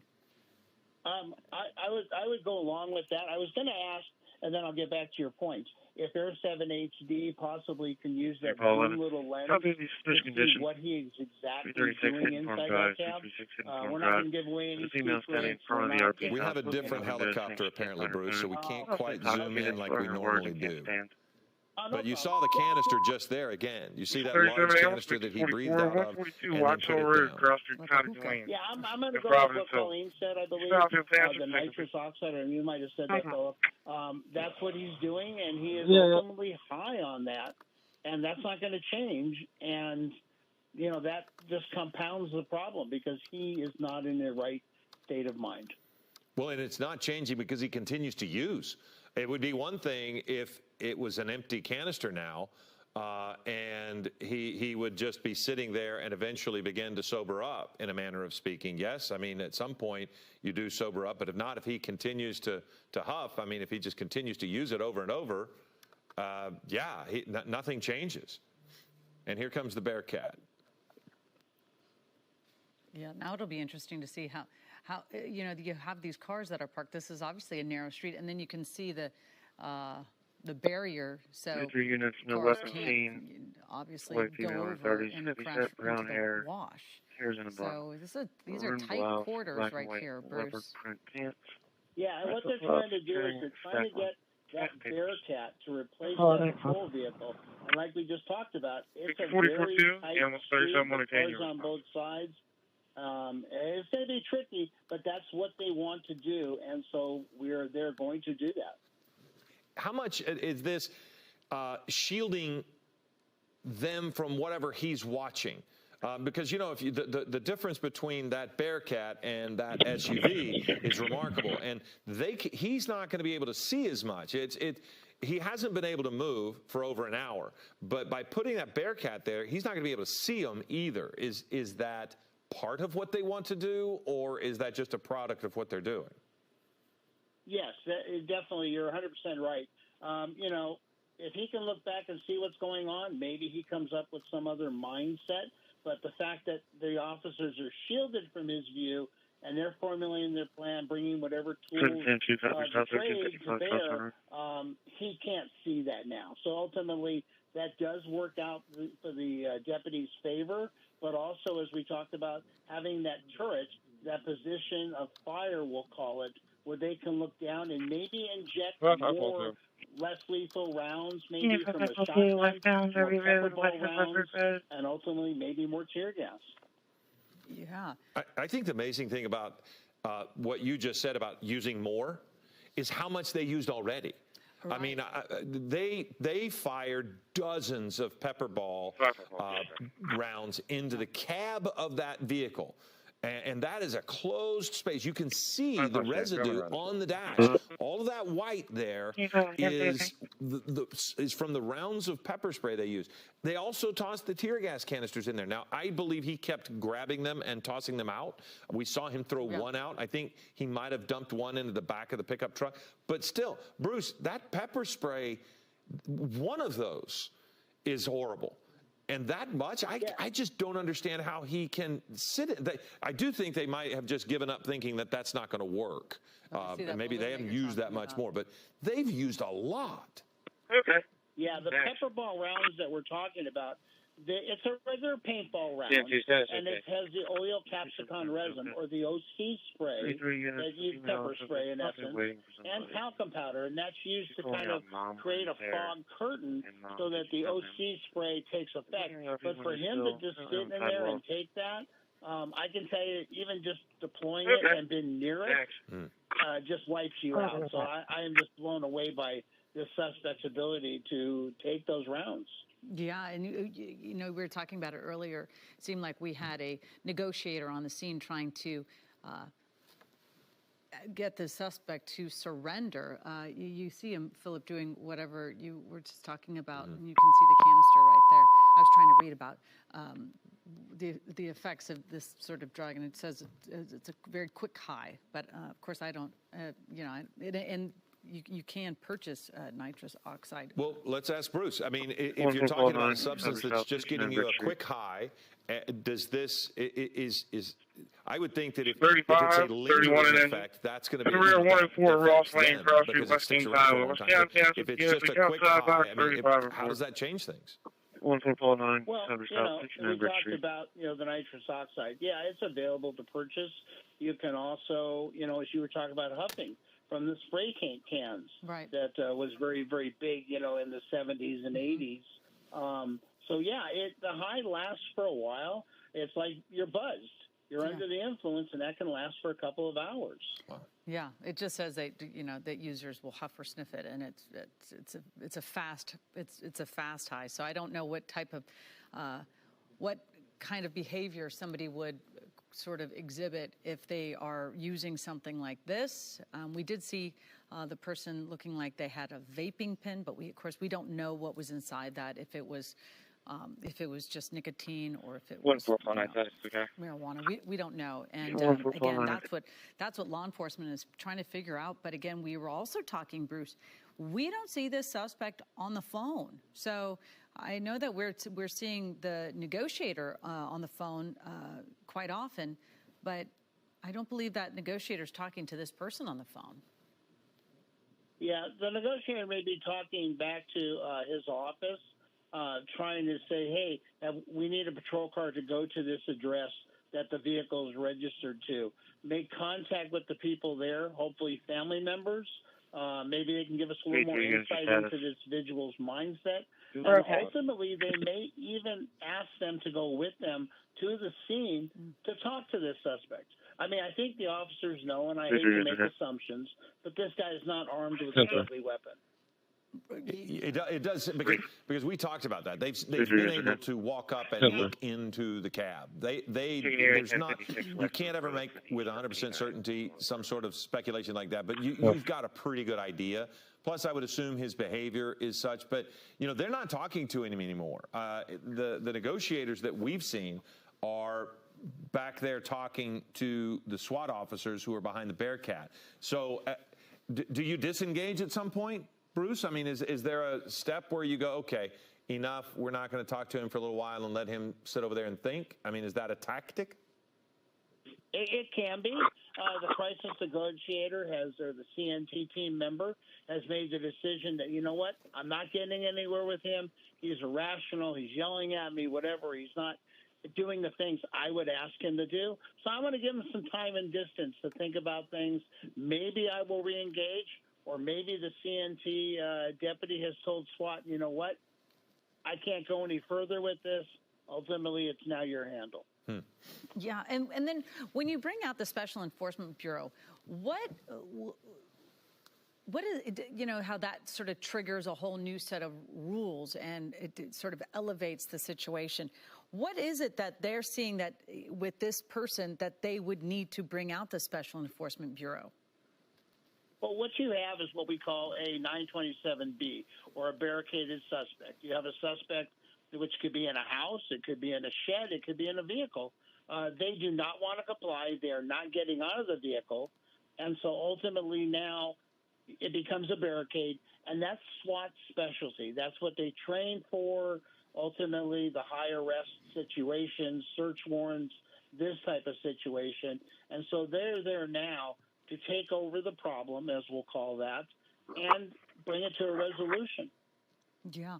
I'm also surprised to see, we know schools get out. They are getting out of school now, many of the children. And we haven't seen a lot of kids walking around this area. We saw people being escorted from their homes, probably to possibly collect their children. We know that Air 7 HD has been overhead with one of the helicopters. We know that Chris Christie has also arrived on the scene. And Chris, what are you seeing at your vantage point? Hey there, guys. Yeah, just getting my first glimpse of this ongoing situation here. Obviously, the suspect refusing to come out after just listening to you guys about all the tear gas that has been pumped in there, pepper balls and the like, and it almost seems like it's had no impact on him the way he's just sitting there somewhat nonchalantly. It does look like there's some occasional communication going on, perhaps. I'm not sure if you guys have seen him on the cell phone yet, but just looking at the posture here, I could see those SEB units behind that appear to be strategizing and trying to figure out what their next steps are going to be here. The one thing I can tell you, without knowing whether that vehicle is still capable of moving, it certainly appears disabled for some reason. he came to a stop here, but there's not really anywhere for him to go, I think is the larger point. They have both sides of that bike path completely blocked off, so that's not really an option for him. There's actually some degree of water in the wash there, and that's it. So we're just to the west of Wilmington along West Poplar Drive. They have a pretty secluded area to work with here without the risk of crossfire or anything like that. And so it's really up to them. I mean, they have time on their side here to take this as long as he is willing to play games here. At some point, they're going to have to make a decision whether they want to use some more force. But you know, they can sit here all night long, as Bruce has been saying, and bring out a whole command post to babysit this guy all night. But it's just a matter of what they know and what we don't know in terms of, you know, what other threat is he posing in there. Does he have a weapon? I'm not sure if you guys if we've already discussed that. Do you guys know if he's armed? Certainly. We don't. There's no 100% certainty, but we do know that they have approached that vehicle so frequently and so closely that I'm certain, and Bruce Thomas had agreed, that they've got a pretty good idea as what's in the cab. They were able to look in. I can tell you that from your shot, what we saw just a moment ago is just another little thing that is being done, and that was removing the dog from the grass. You know, they removed the people. The dog across the street had been there throughout the duration, just kind of casually laying in the front yard. And in your shot, we saw a deputy take the dog and remove the dog. So I'm saying that from the sense that, as Bruce has been talking about this is a SWAT operation, and everything is going to be in place so that no one else gets hurt. There is no other problem. You see that the Bearcat is parked in the yard. So maybe they were just moving the dog so that the dog doesn't run away and become a problem. Who knows? But the patrol deputies did move back away from the vehicle. SWAT came in. They put the Bearcat in. They have clearly taken over, which Bruce told us that's what they were doing. But they've also kind of removed the negotiator from direct communication with this person. They were right next to him. They were actually able to talk back and forth, but they have now moved back as well. So I don't know if that is a sign, if Bruce is with us still, I don't know if that's a sign that there is an indication that they might be getting ready to move forward, but they are seeming to move all of the obstacles out of their way. Yeah, the only obstacle left, I think. I'm sorry, go ahead. Yeah, I'm sorry, Bruce, go ahead. I was just going to say to Philip's point, it looks like SWAT is formulating a plan, and they are going to tactically approach this vehicle and render this situation neutral. And then, Chris, what were you going to say? I was just going to say, my guess, and I wonder if Bruce would agree here, that when they do decide to make their next move, I wonder if they will actually put that Bearcat in reverse and replace that Interceptor SUV with the Bearcat to kind of bring that Bearcat as close to the vehicle as possible. That might be an indication, and oftentimes we do see that, but it might be an indication that they're getting ready to move in and get that arrest team even closer to the driver's side of that vehicle to eventually pull this suspect out. I would not be surprised either if at some point we actually see some of those SEB officers make their way to this side of that wall, this side of that divider that is adjacent to the white pickup truck there. What do you think, Bruce? No, I totally agree with you, Chris. The problem lies, as we talked about before, probably while you were in route, that police interceptor there, white and orange once they move it, truck. if the suspect vehicle is still drivable, and he has distributed that kind of information by stealing the tires and smoking them, he's going to back up into the Bearcat, and that may just ramp up the whole thing to a situation which they don't want. So they may just leave it and have to approach anyway. Yeah, I tend to agree with you there, especially if we are not confident that vehicle is disabled. I know there was some talk earlier. I was listening to the coverage of a spike strip. Was it a successful spike? Have we been able to get a good look? I'm having a hard time seeing through the fence here. Are those front tires flat, or are they still? No, we do believe the spike strip damaged one of the patrol cars, the SUV that is in the driveway. It did appear he had flat. What we think happened on the passenger side is that spike strip or some sort of bar is jammed in there, and he can't go anywhere but backwards. But if they move that SUV, he has shown every indication that he will drop it in reverse and he will floor it. Yeah. So I got to think that they believe he will try to move that vehicle as soon as they move that Interceptor. He's shown that he tried before. Essentially, they kind of have him where they want him. He's pretty much boxed in for all intents and purposes. I think that just begs the question, from what angle do they want to approach and make sure they have all their bases covered, just in case he somehow gets out of the vehicle and tries to run on foot? 1, 2, 2, 4, 5, there's really nowhere for him to 4, go 5. in that pickup truck, essentially. 4, 5, 4. Yeah, absolutely. It doesn't seem like there's anywhere for him to go, but it's also, you know, we were watching earlier coverage, and it did look like authorities put something, wedged something in the front passenger wheel.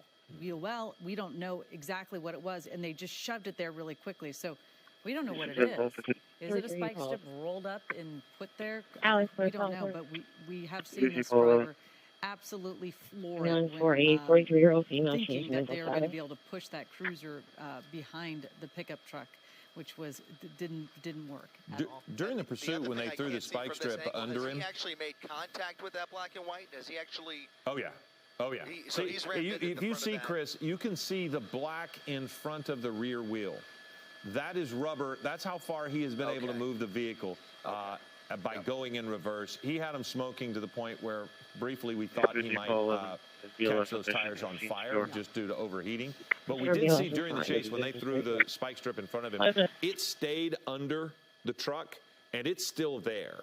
So he never, somehow it entangled underneath without actually flattening the tires. Bruce, is that a different way to disable the vehicle, or did it just miss and somehow it got connected? Well, as Chris was asking, the spike strip deployments were successful. It looked like they deployed 2 of them. However, they may have embedded into the tires to the point where it got wrapped up, as they're a very flexible tube and strip, so it may be in the rear tires. I think it's in the front tire. Yeah, the front. Yeah, if it's wrapped up because of what you described, it's the passenger front tire. You can see it just to the side. My mistake on that. Yeah, my mistake on that one. No, it's interesting though to see. You know, we're talking about this suspect's demeanor.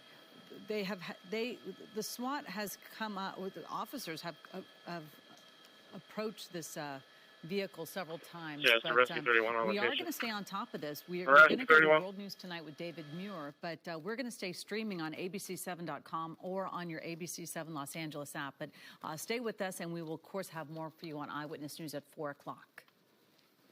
Okay, so again, we will stream this on abc7.com.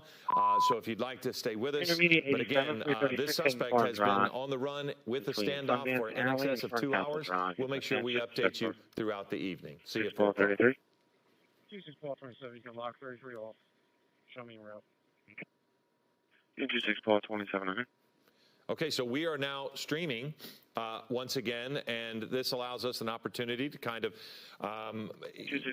without worrying about the programming on ABC7, we can let you know and let you follow if you choose to be with us on this. But again, we are continuing to follow this. And I believe Chris Christie is still with us. Colleen Sullivan is still with us. We can certainly continue this for the next half hour while World News Tonight is on. This is in Compton. For a minute, Chris, you know, when we first saw this, I was concerned he was going to make a right turn. Bruce Thomas might even be with us as well, and making a right turn and heading on the bike path. And that would have put anybody on that bike path at risk. But now that we see that front right wheel is disabled, and I'm sure from Air 7 you can see there's nowhere to go on the bike path, even if he could get there, right? That's right. If he goes either direction, he's going to end up face-to-face with additional black and white. So not really an option for him. However, I'm not sure if he knows that. If from his vantage point he's able to see those units, they may actually be a bit too far away. That's the other side of the pedestrian bridge. But, Robbie, if you go over to the bike path in front of his vehicle, and pan all the way to the left. We could go ahead and show that since we know he's not watching TV. You can see there's one black and white right there on one end, and a similar scene there on the opposite side right there, another SUV blocking that side of the bike path. I don't know if they are in his purview, if he would even be tempted to drive on that bike path. But for now, he seems to be in a static mode there, still taking hits of whatever is in that canister or balloon that we have been talking about. Clearly somebody who is under the influence, making him somewhat unpredictable. But, you know, he gave up on the balloon a long time ago, Chris. I know. What is that? He quit the balloon and went straight to the canister and has been doing that for hours. Well, I could be, to be honest with you, since he pulled into this spot, I think when he was driving, he was somehow able to fill up the balloon while driving and then just use the balloon. But once he came to this place, he just quit the balloon and would just go straight to the canister. Well, you know, it's so often that we see at the end of these pursuits, suspects enjoying their last minutes of freedom with a large joint, if you will. In this case, he has a whole tank to work with. So the more high he gets, the less incentivized he is to really play ball here. He could just, you know, empty that tank and end up falling asleep tonight, and they can still watch this play out. I don't know if they have the patience to let this go on that long, but something tells me that they're not in the mood to use, I mean, they're never in the mood to use excessive force. I shouldn't phrase it like that, but they're not extremely tempted to act any more aggressively than they are now, which is basically a wait and watch and see situation to kind of let him make the decision here, because anything else might be considered unnecessary if they were to deploy a canine officer, for example, and release the dog on him. You know, could they justify that? You know, is it just a matter of ending this sooner rather than later, or did he give them a reason to use that kind of force? So these are all decisions that are playing out in those supervisors and watch commanders discussions right now. And when you think about it like that, and you think about the fact that he's not posing an immediate danger to pretty much anybody else here except for himself, then that would lead you to believe that they are willing to let this play out as long as it takes, and it could be hours and hours. It is. It's remarkable, though. You know, this person was wanted for reckless driving, and we're showing on the right side of the screen earlier when he was going slow enough and he was doing a predictable enough pattern that 3 pit maneuvers were attempted on this driver. And the driver seemed to get away, but it wasn't as if the driver was speeding away in a race car. It was kind of a lumbering, sort of clumsy way of getting away. Anyway, but police did end up, you know, they did keep trying to do this, and then this driver found themselves stuck in this one area. I don't know if you know, Philip, you were watching it earlier, the pursuit part. The driver looked like pretty familiar with this area. I think he was cautious, oddly enough. Certainly he was reckless when he was in what you're looking at right there, driving 45, 50 miles an hour down a residential street, and, you know, clearly going over the median was reckless, but it was odd to sit and watch him sit through stoplights and wait for the arrow to make a left turn. And happy. But I will say, to what Chris was talking about and to what we were talking about with whatever he's huffing, it shows the power of his addiction, because I think it's not unreasonable to think that one of the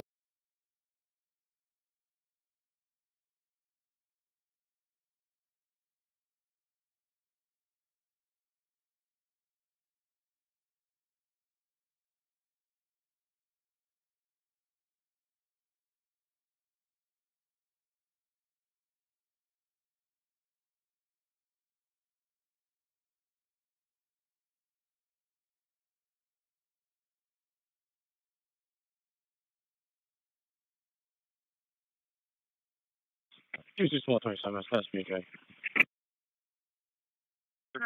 Yeah, there's 647, okay. 427, okay. 431.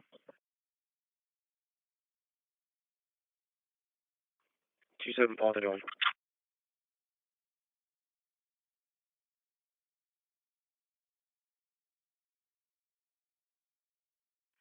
27 Paul 31. 110 Ashenfelter Road, 110 Ashenfelter Road. 5-4 being dispatched out for a fire alarm. 27 Paul 31, okay.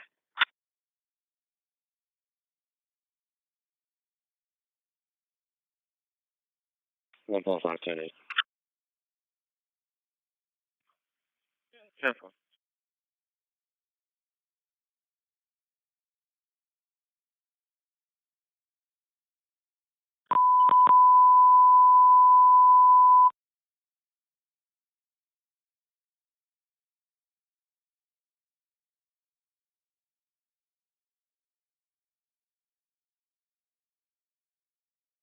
Station 58, 110 Ashenfelter Road. Between New White Horse Way and Clothier Springs Road, Schuylkill Township. Fire alarm, box 68 or 3.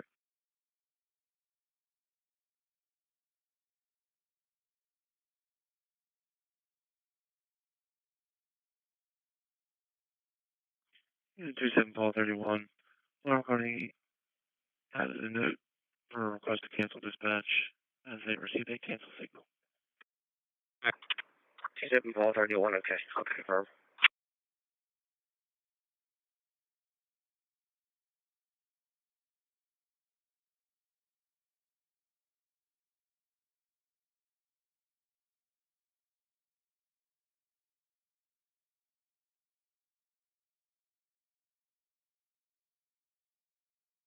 Alex, this Valley Port. 57.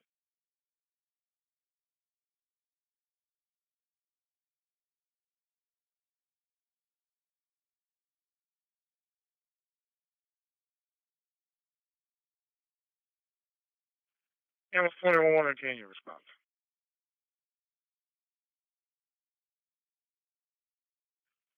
Unit 32 call 9. MDT check for a phone assignment. Animal 41, and can you respond? Animal 37 1, Mickey 44 2, your status, Decatur. Perfect. We're good. 268 upstairs hallway. 32 Adam 2. Thank you. Unit 32 Adam 2.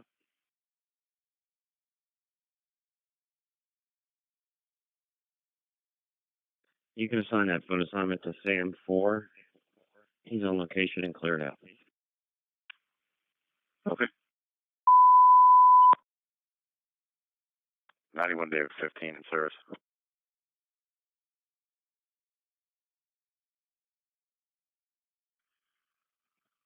Station 69, Animal 89, in front of your station.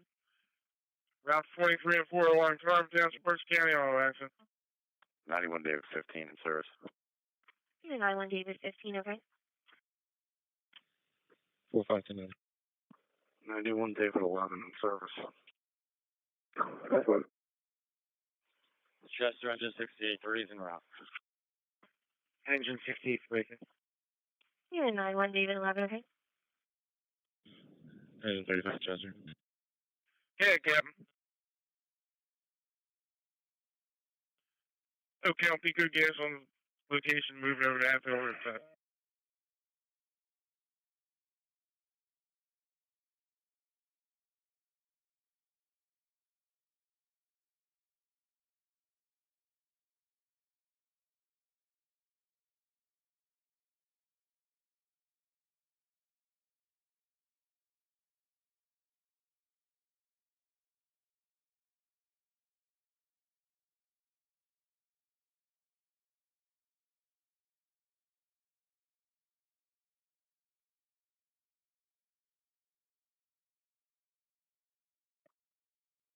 '93 Paul 14. 93 Paul 14.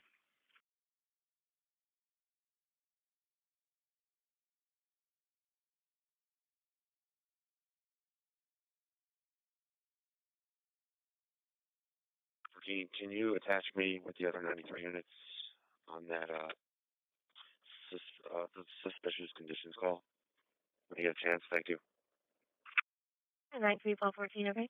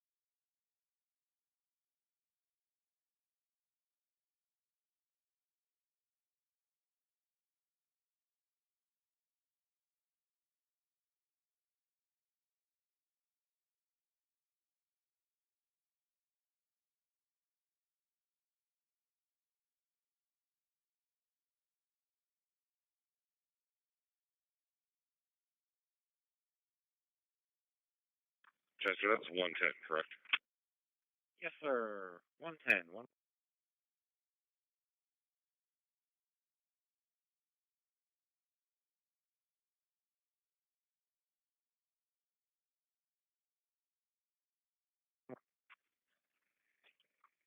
Alright, I'll be out. Nothing evident. Two-story farmhouse. We'll pass.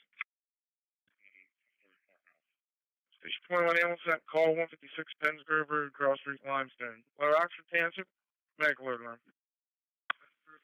Chief 68.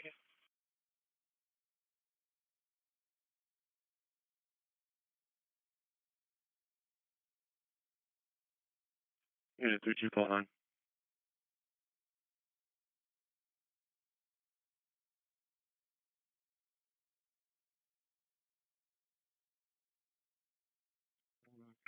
Unit 32.9, 104, Oxford Hill Lane, 164, Oxford Hill Lane, for property damage accident. Two vehicles not blocking.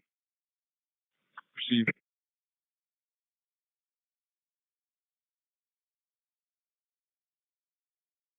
Ever.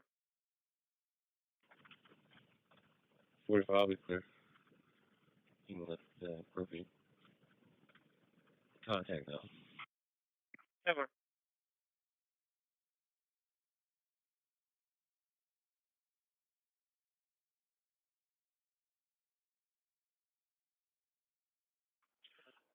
Adam on the phone line.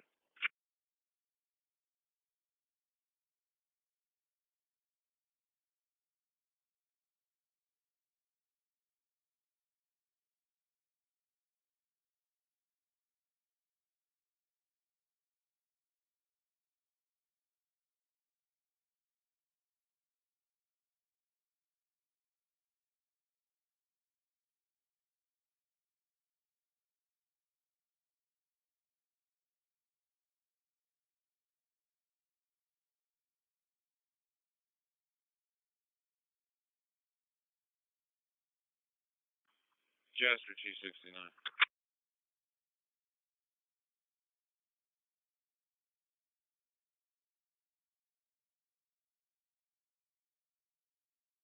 T69. Can recall 69, make them available. No service is needed. Master 69, you can go available authority fire chief. Chief 69, okay.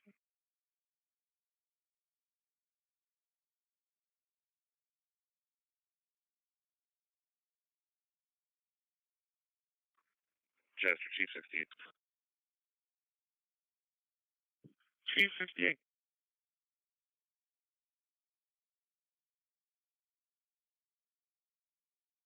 You can recall the assignment. No service is required. 57, I'm sorry, I was on the phone. What do you got? 68-3, copy, recall.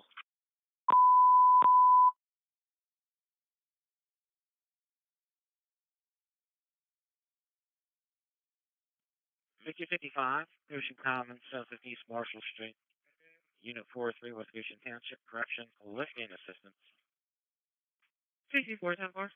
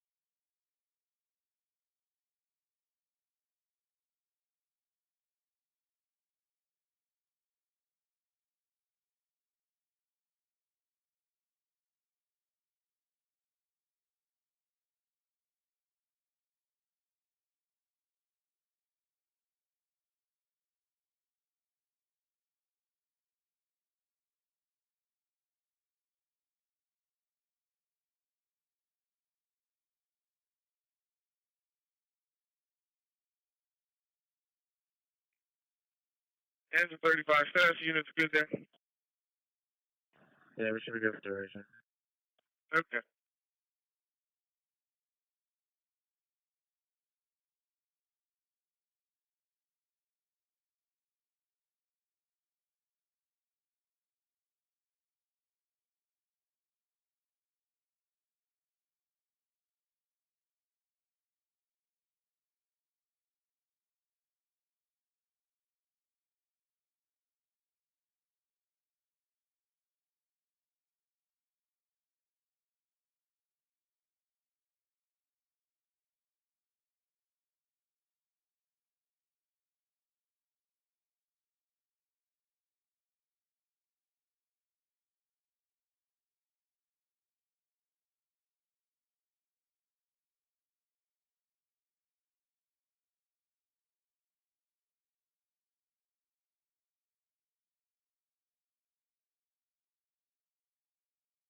Hey, Logan, I'm just clearing. I can grab that. I'm right here.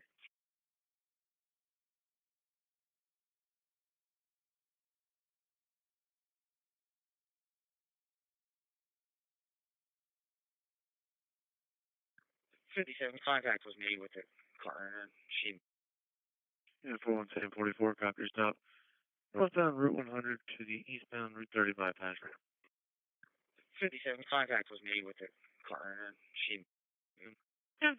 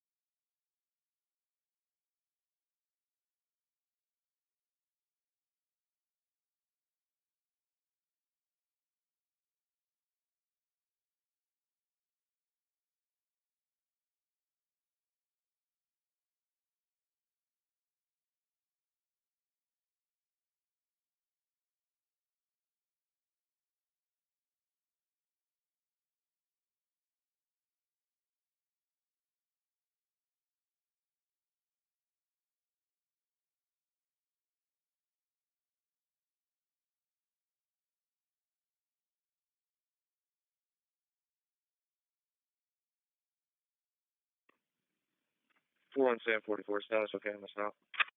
And 44, okay.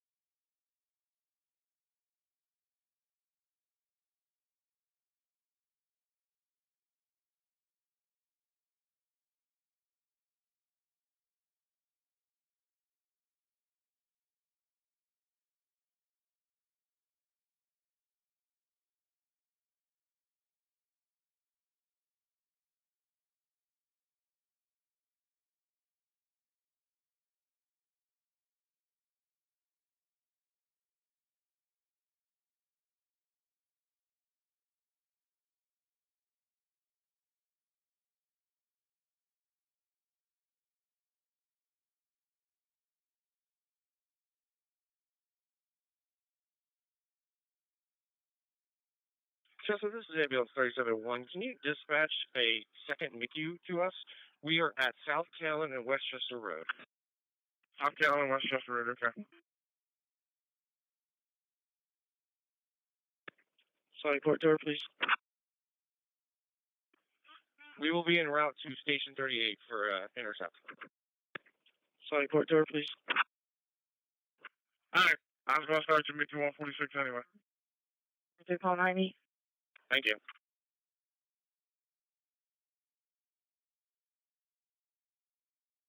Yeah, call 90, copy of the alarm. European Line 79 East Sweetsford Road. It's going to be audible from the front door.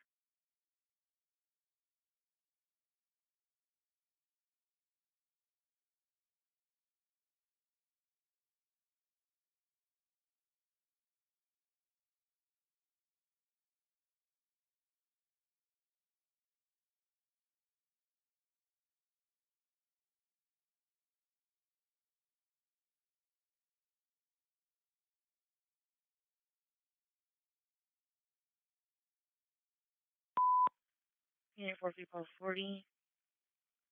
Number 54 Abrams Court. Number 54 Abrams Court. First floor backyard for burglary alarm.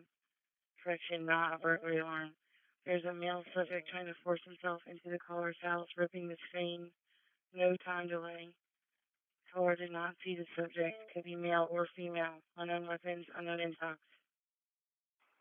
Unit 4349, you can hold the alarm. We'll be heading to 54 Abrams. Unit 4390, okay.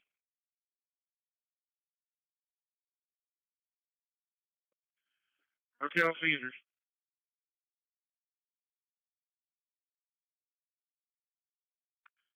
Full news copy of that route, driver. Southbound Route 202, mile 14.2, southbound 202, mile 14.2.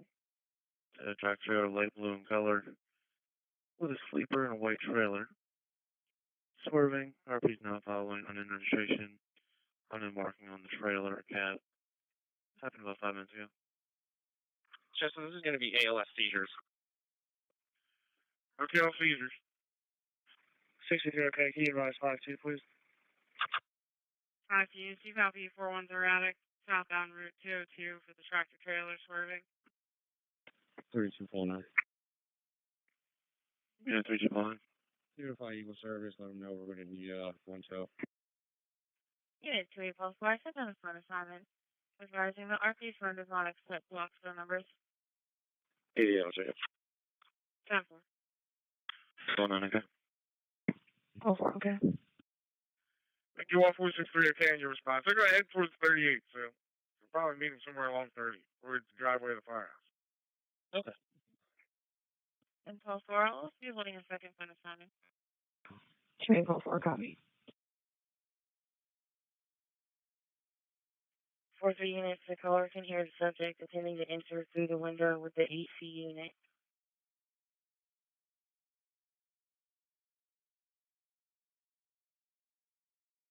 Unit 06+7, copy your stop, 400 block high.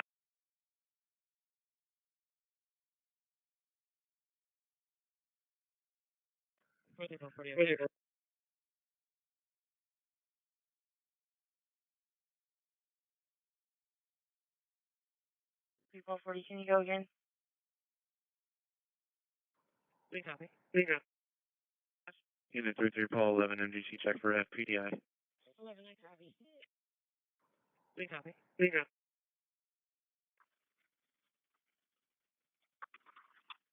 4-3 5, I'm on location, give me priority. Yeah, 4-3 5, okay. It's 5-11, I'm good. Turning on Carson Station's radio is now priority. Authority of True from Police Department. Dispatcher 821. Go 837 hours. Unit 06+7, okay?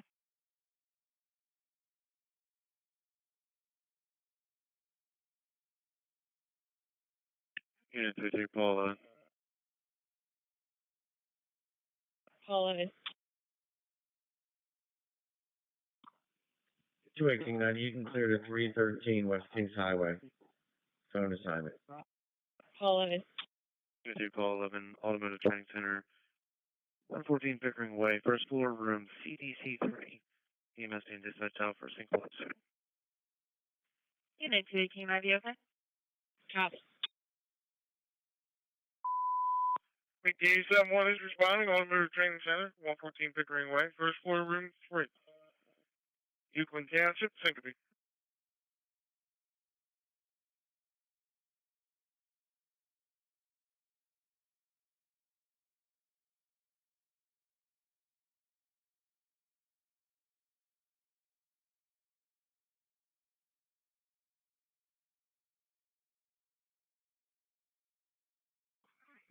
Four three David 63 on location. 43 Confirming 54. Yeah, 43 is correct. Number 54 Abrams Court. First floor, backyard. Yeah, I'm in the area, but I think there's a significant time delay. 8810-4. I just added you to 412. Okay. I'll only take it if I find it. 10-4.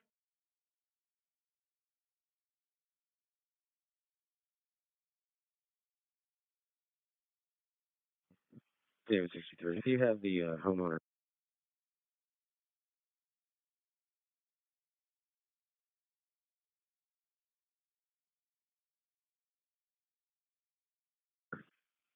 40 David 60, okay.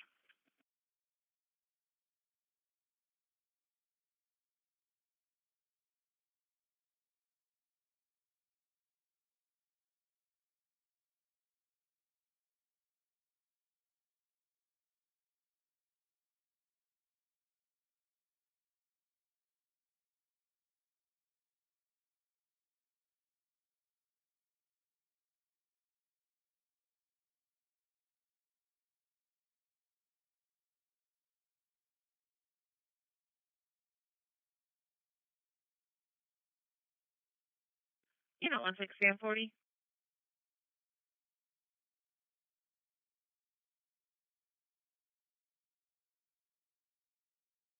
Hold on, starting mileage.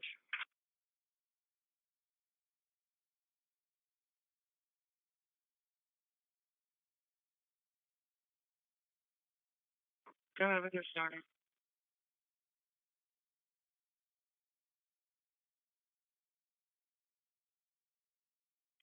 One two two 461. 122 461. Okay, on everybody en route inbound to Paoli. Sam 40. You know, 16 Sam 40, number 2 Hope Avenue. Number 2 Hope Avenue. For a missing person. A 14-year-old Alex Vara. Car is unable to find him. He is autistic and intellectual challenged. Car came home and he wasn't there. Alex's uncle woke at 0730 hours this morning, and he wasn't there either. Don't know when he was last seen. Alex is going to be Hispanic male, 14 years old, 5'8", 265 pounds, with brown short hair, unknown clothing at this time, possibly carrying a stuffed Mario doll. 4 units. RP's advising she's too scared. She's requesting you check the window well. Hold on, starting mileage. Okay, David 63. Tell her to come down to the door. 4 unit, okay? 4375. Let her know that the house is secure. Yeah, 4375, okay.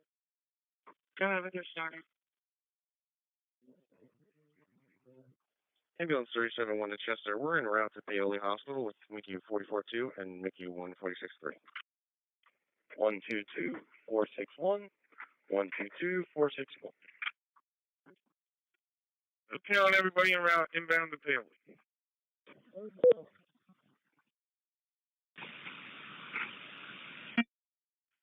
Yeah, 16 Sam 40.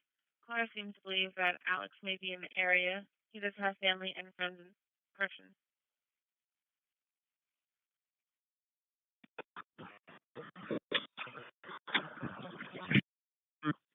4-30, you can clear us party. 1 ball 3-5. Into 1 ball 2. Into 1 ball 2, copy at this condition. Traber Lane, Pewtown Road, Traber Lane, Pewtown Road.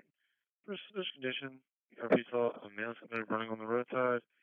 Last noting eastbound on Pewtown, east of Traber Lane. 5 minutes ago. Nothing is possible. 1 ball 3-5, 10-3. Front of 222 East Neal Street, 222 East Neal Street. See Brianna Roselli, reference a 45-inch and are discovered. Okay. Turning all cars and stations, radio is not clear. Priority, authority to the police department. Dispatch rate 821-08, 41 hours. Yeah. Sam 40, my apologies. Does have friends and family in the area. Alex does not have a phone on him and has not gone missing before. 9-3, Paul 18. Unit 9-3, Paul 18. Do you log me out, please? 1 ball 3-5, 10-4. 149, copy. Okay. Unit 9-3, Paul 18, okay? Yeah. 4-3, yes, is your status okay there? No weapons, no attacks. Thank you. 4375, affirmative. The house is secure. There's nobody around. Ball 2, okay. Yeah, you can clear it. Yeah, 4375, okay. 90, copy of the well-being check at Starbucks, 851 Lancaster Avenue in the parking lot. It's a female operator. She appears out of it with a cigarette hanging out of her mouth. She got me the gray Ford Fusion. PA Res Lima, Juliet, November 2921. The white female in her late 20s, short brown hair, flannel shirt. 57, I attached the victim and the refusal. I'll be clear.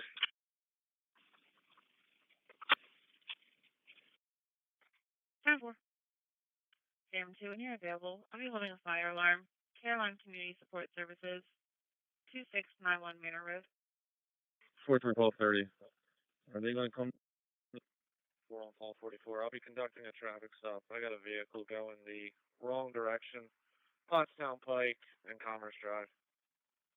Pennsylvania registration, Hotel Bravo Echo 6634. T9 Sam 2. Clear me a set it down. Station 49, Caroline Community Services, 2691 Manor Road, Cross Street, Cedar Knoll, Springline Township, file alarm box 4905. Unit 2972, okay. It's coming from zone number 5, second floor fire detectors. Northbound or southbound? Okay. It was going northbound in the southbound lanes, but I got it pulled over on Commerce Drive in front of the station. Copy. 4 on Sam 44, so that's okay. Yeah, 4 on Sam 44, okay. Engine 35.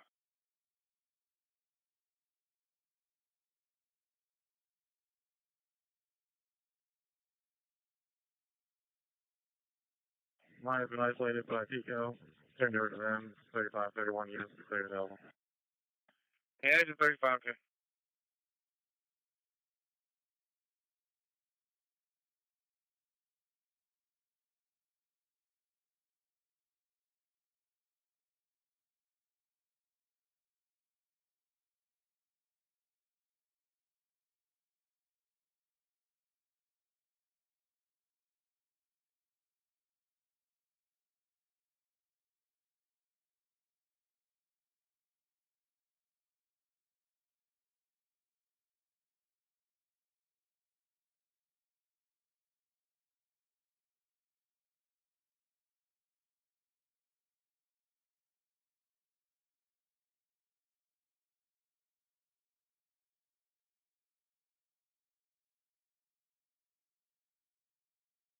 Sam 9 to fall 15.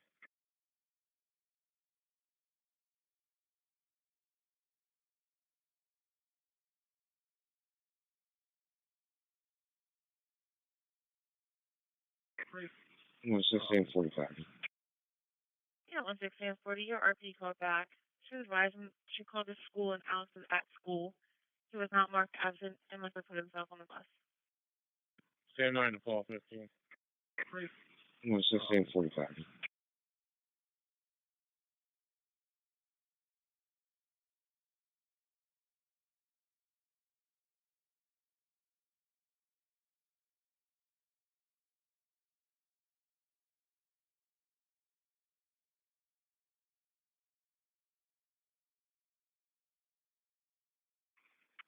44. I'm southbound now. Are you still in the lane? 40. It's pulled up for in front of the station on Commerce.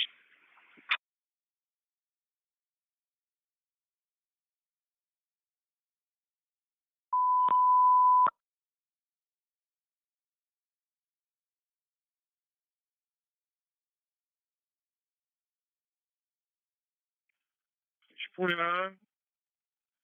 Caroline Services. 2691 Manor Road, Springline Township, file alarm box 495.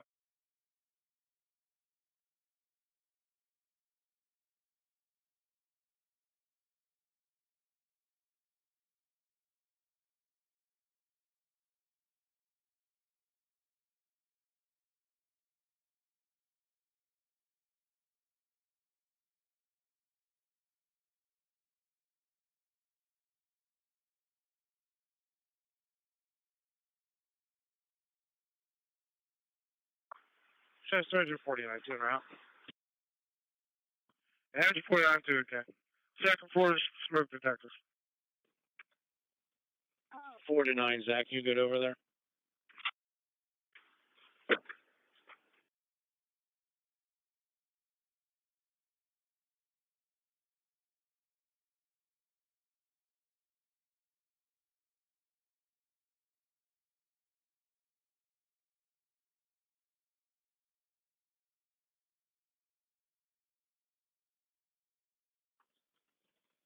019 for 1090.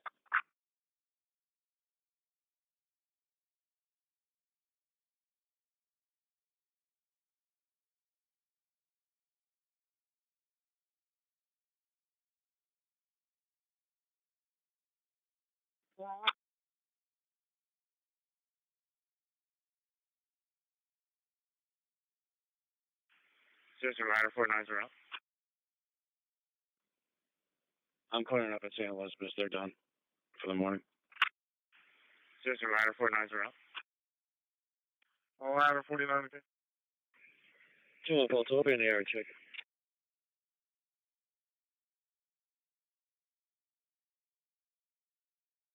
2 Pulse. Uniform Pulse 59, copy your staff. Southbound 100. I'm marking 1.7.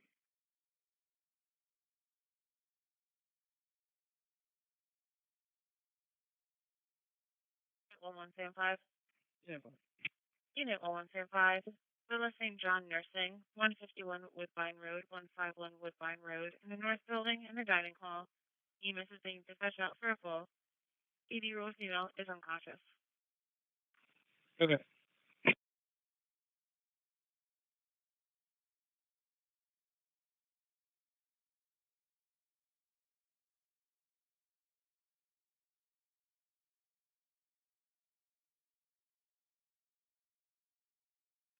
Four Pulse 59, staff, okay. 1 Pulse 59, okay. Mickey 46, that call 46 EMS. Villa St. John, 151 Woodbine Road. North Building and the dining hall, Downingtown, Brussels.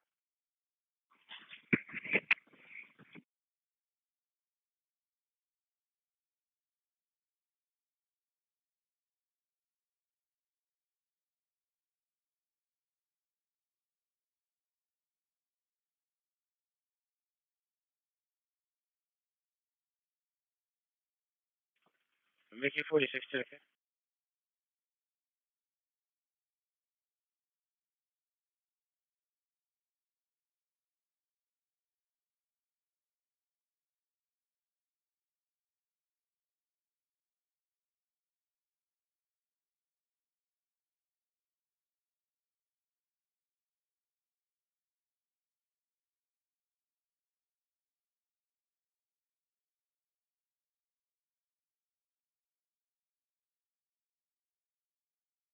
Yeah, 2-1 Paul, 2, your status. Paul, 2 status, okay, still checking.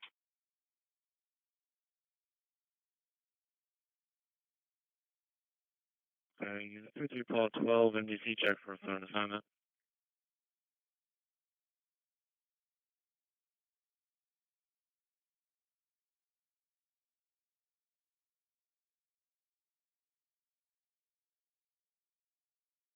Unit 33 Paul 12, MDC check for a phone assignment.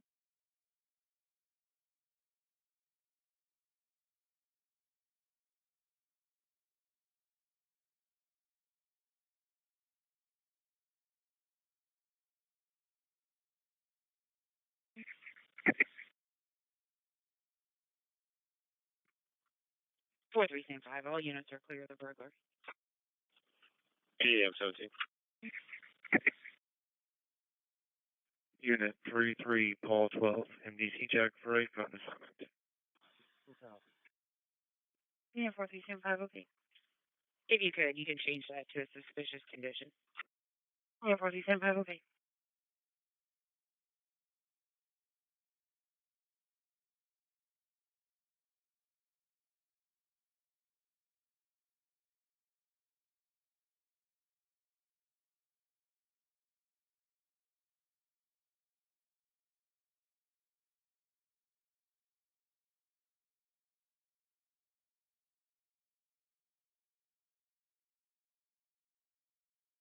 Unit 39 Paul 10, copying route to the appliance fire, 134 Lilac Court.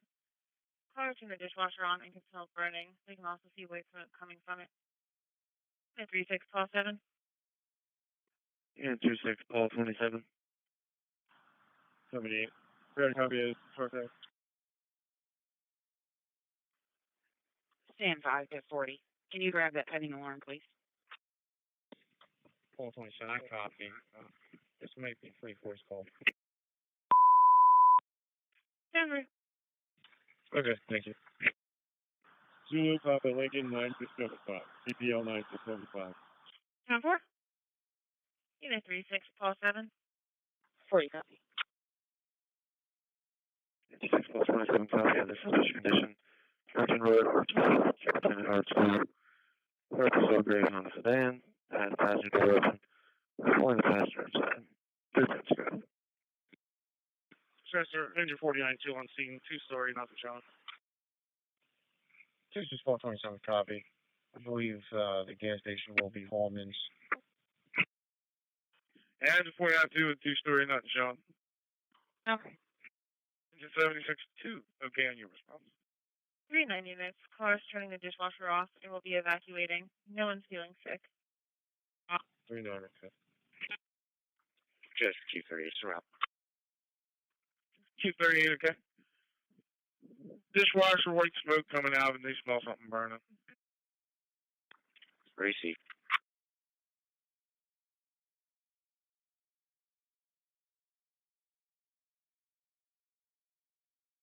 Either 92. 10-4. Unit 39, Paul 4. Copy of our problems. TS code still. 2535 Lincoln Highway in the parking lot. 10-4.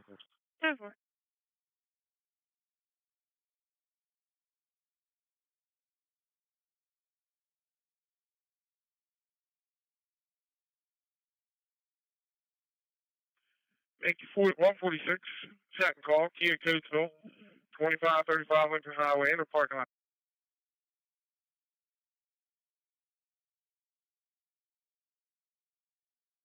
Sam 1 from 10, we're ready at Kia, we're just going to come to that. You're good with it? Oh, it's for this. We're going to go to the heart problems at Kia, we're right down the street from it, if you're okay with that. Make 146, second call, Kia Coatesville, 2535 Lincoln Highway in the parking lot. Yeah, absolutely. Oh, yeah. 40 time, thank you. 39 Sam1.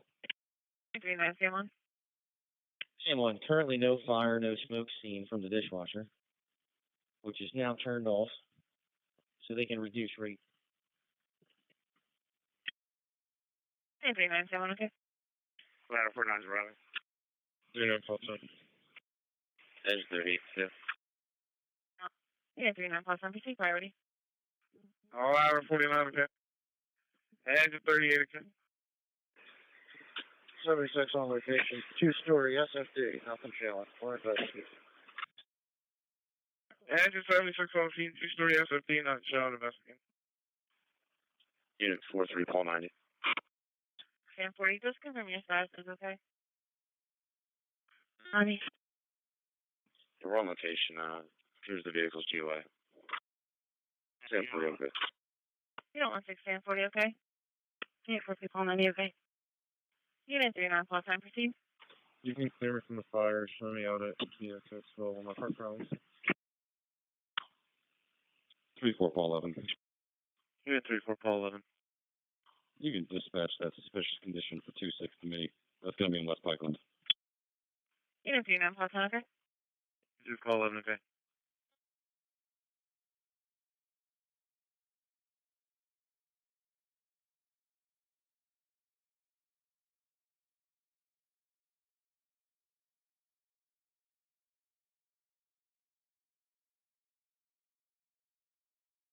All 1 with ending mileage.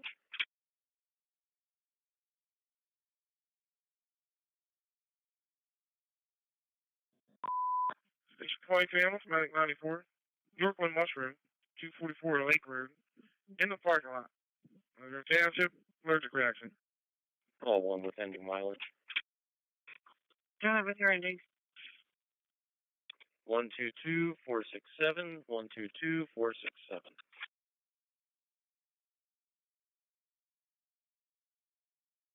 Alley, close Sally Port.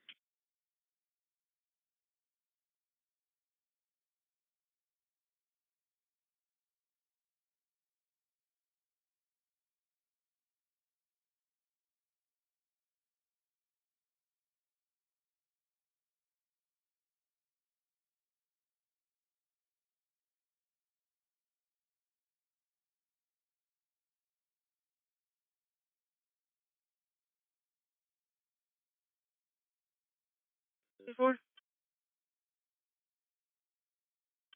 What is it? 230, okay. 40's out of the alarm.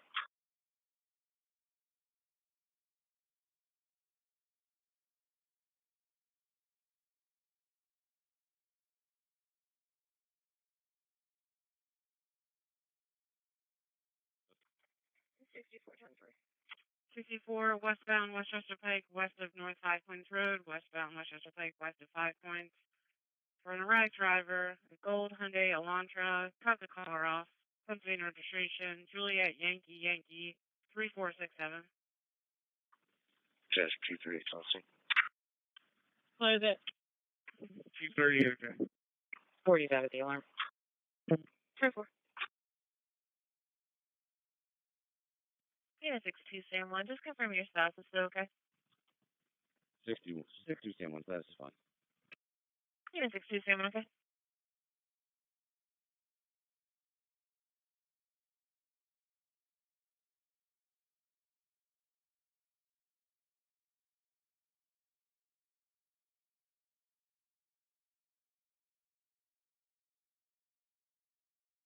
'64. The vehicle stopped in the Wawa parking lot.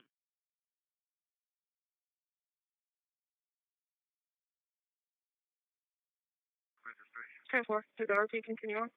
We're seeing that lot as well. Stand by. I'm going to double check the county.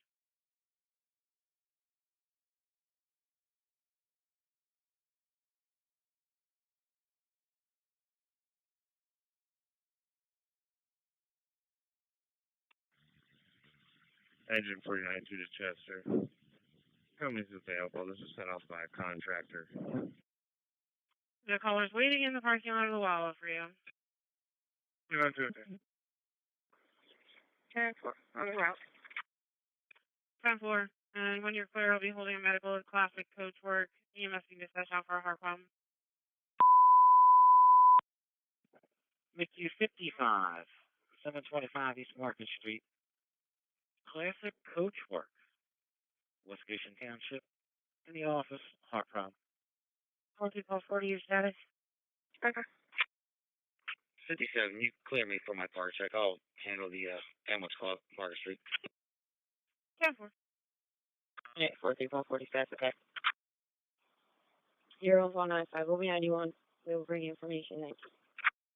40, okay? 45, I copy. You can send down to me. 10-4. 88. 10-3. When you get a moment, can you check up over the county for me? 10-3. 23-000-65258. 23-000-65258. Stand by.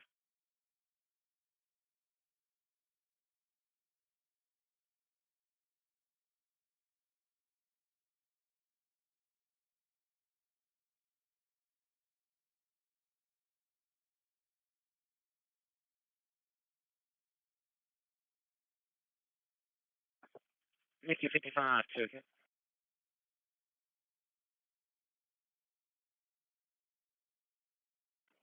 Chester, you able to get a vehicle description for us?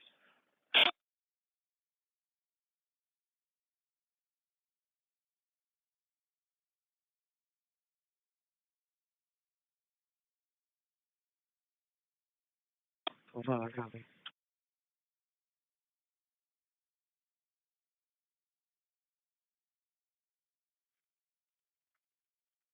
Yeah, what's the 22 you call? You able to get a vehicle description for us? I copy. Let me find out. I don't believe there's a vehicle involved, but let me check. Copy.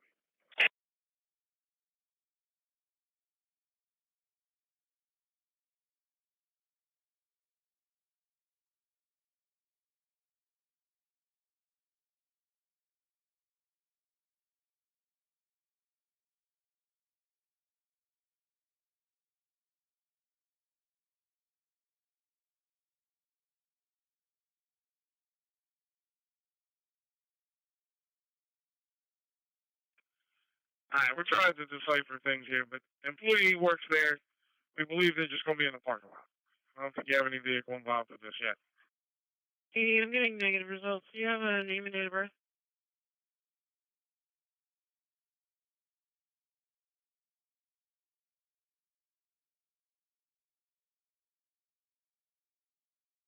Six four five. All right, two run for me on foot. Yeah, 0645, copy 2 Jews running on foot.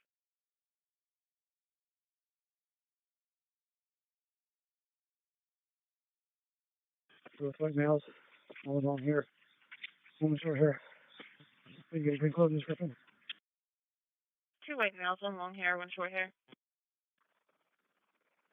Hey, I'll be escorting this driver to Eldridge. Hey, 10-4, did you copy my last? I did not. Getting negative results. Is it going to be the OLN you ran for the name and date of birth? 10-4, I'm going to check that one.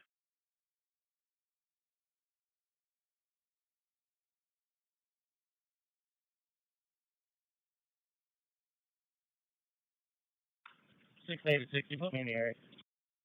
22 to medic 94. Yeah, 060 and 60, okay. Right. We have a direction of travel. One was going out towards Lancaster. Head west. You come off Lake Road. Meet it to your right up into the mushroom factory. In between the two large buildings here. Steel blue, Toyota Tundra. Okay. We have a direction of travel. One was going out towards Lancaster. Head west. One's in the park. Copy, 1 was heading towards Lancaster, 1 was heading towards Pine, 1 is now in the park. Wrong side is second subject. It was 22 you find him. Affirmative, Jasper, thank you. Okay. Adam 2, I'll be out with the one in the park. Adam 2, copy on location at the park. I'm fine here. Have the units go toward the Pine Street. Unit 06, Adam 2, copy okay at the park. 06 Unit 2, copy, head towards Pine Street, looking for the second subject. 86, yeah, copy. Unit 14, call 9, MDC check for a report at the station.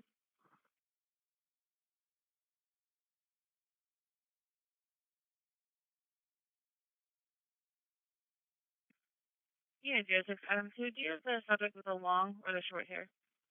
Long hair. 06 units heading towards Pine. You're going to be looking for the subject. Juvenile, white male, long hair. Correction, short hair. So far, it's going to be a Cyrus Campbell. We're very familiar. Copy of Cyrus Campbell. It does appear valid. Okay, thank you.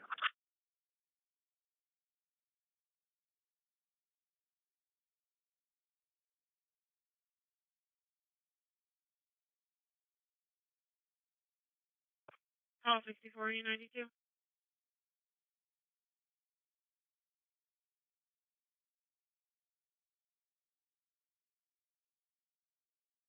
And 4.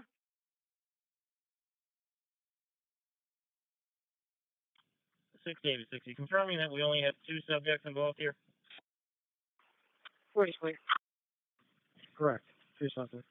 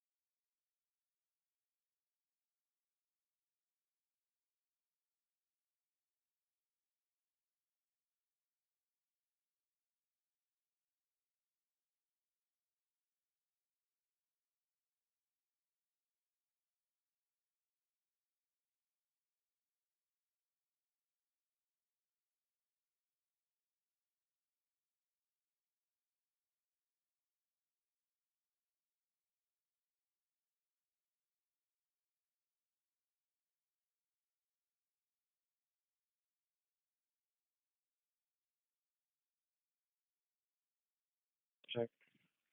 Same find the control radio check. 016, it's your status, looking for the second subject. 9-3, call 2. Unclear.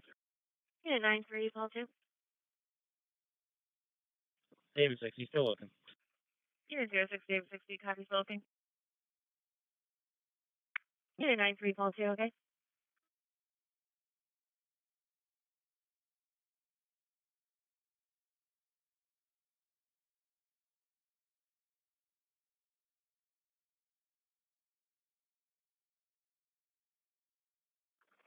Yeah, I'll be out of it. 10-4.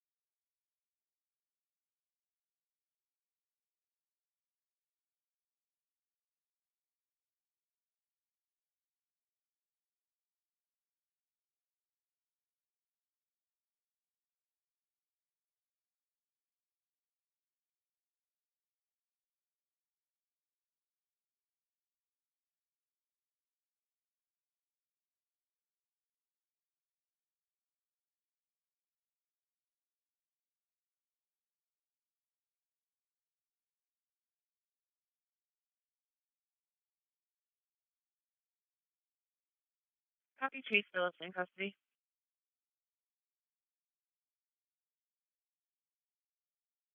It's the long hair at the park. Copy, long hair at the park.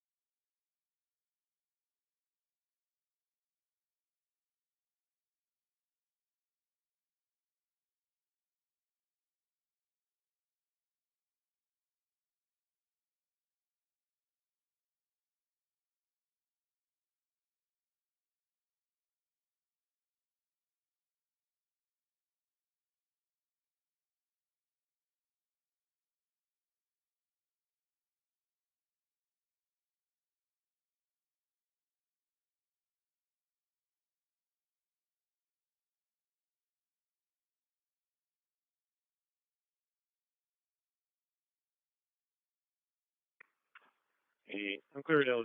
University Station.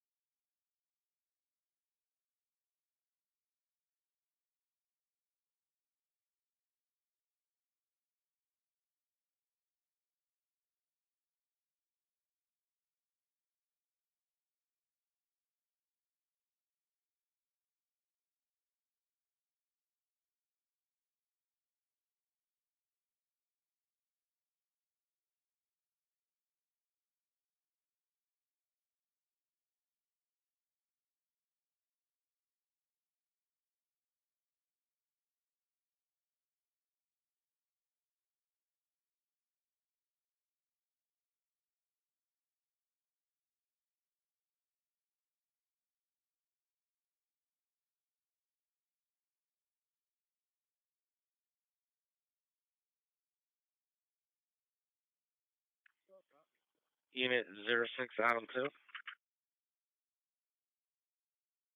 06, Adam 2. All 35.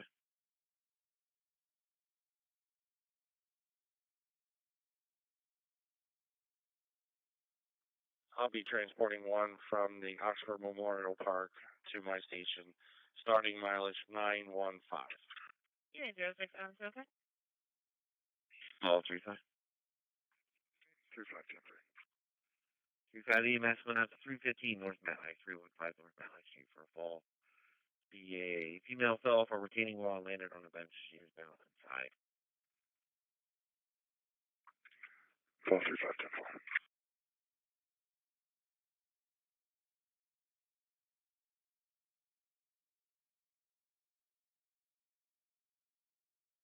Sam, one good.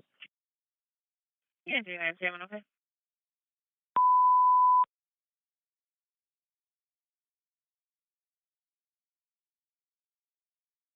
Take 344, 803 Downford Drive, Salisbury Pass, Planks County, a sick person. Take 5 second call, 315 North Matlack Street, Cross Street, Prospect, Westchester Burg, injured person from a fall.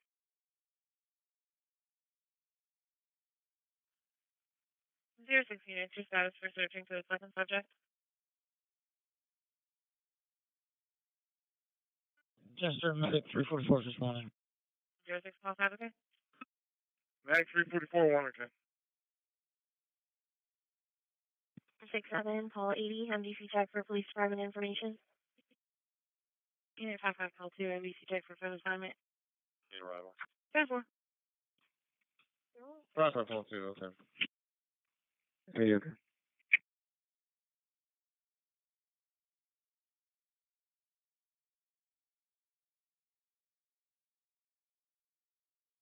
Warrington, your response.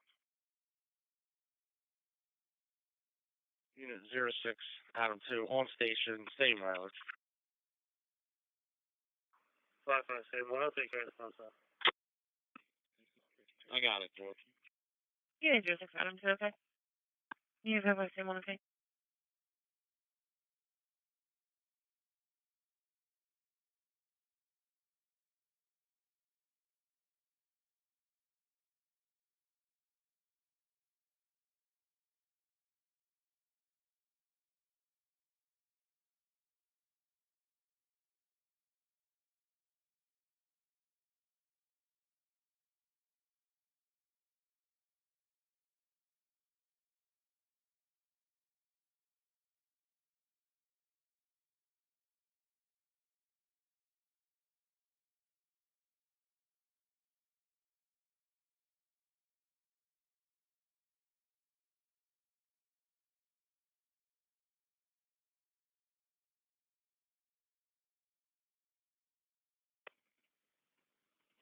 Sam Ford, 9 and 5. I'm going down to district court for a prelim. I'll be out for about 20 minutes or so.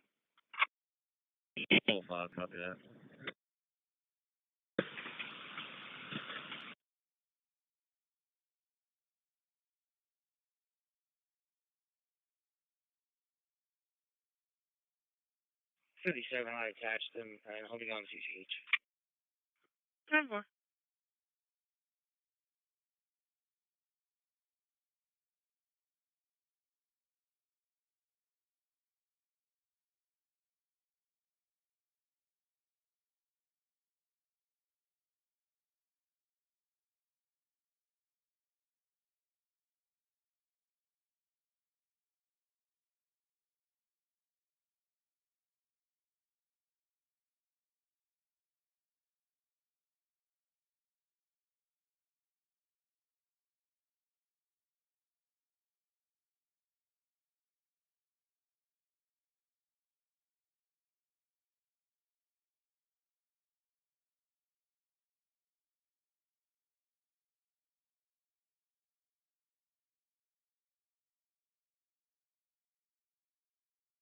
Unit 15420.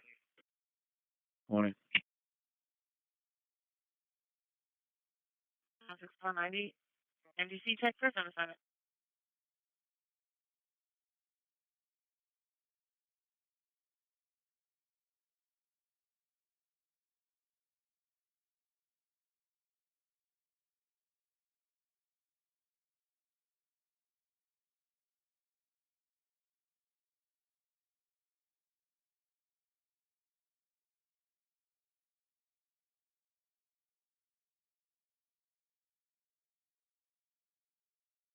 5, Paul 20, Oakwood Manor, Apartments C Building, C36, 1100 Cherry Street. Welcome check on a Michelle Hines. Called and said she didn't want to live anymore. Her vehicle's not working. Said she quits. Says it's not going to be okay. Recently quit her job. And then disconnected. Last talked to her 2 minutes ago. Possibly in or around a silver sedan. She had no plan but was screaming. Recently got to the hospital 2 days ago. 16490. MDC check for phone assignment. Unit 16490. Check for MDC for phone assignment. 20, okay. Unit 16490. Check your MDC for phone assignment. Yeah, yeah. I'm going 35290. That's one.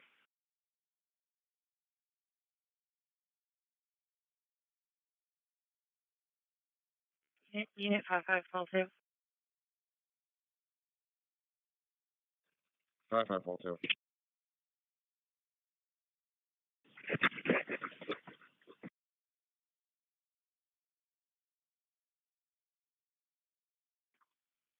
5542. Okay. 557, I'll take that anyway. Unit 557, okay. Unit 30, call for a copy or stop, 1500. 15, Paul 10. It's going to be a white female, age 58. Last week she was found with a phone cord around her neck and said she was going to stab herself with a pen. Unit 30, call for a copy or stop, 1500. Yeah.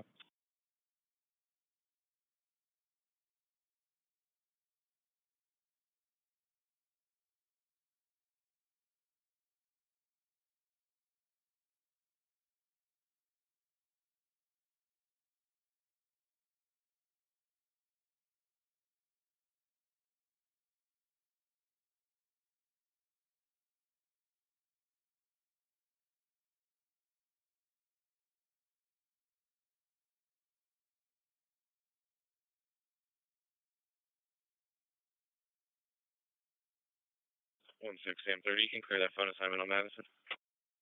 Unit 16730, okay.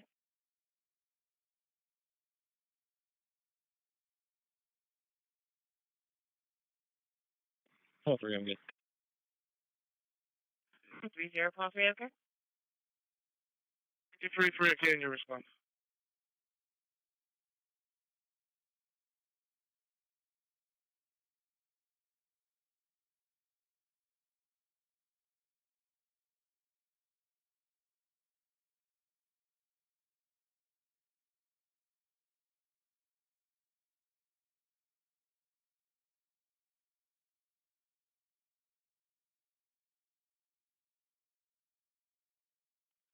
Unit 4742. MDC check for phone assignment.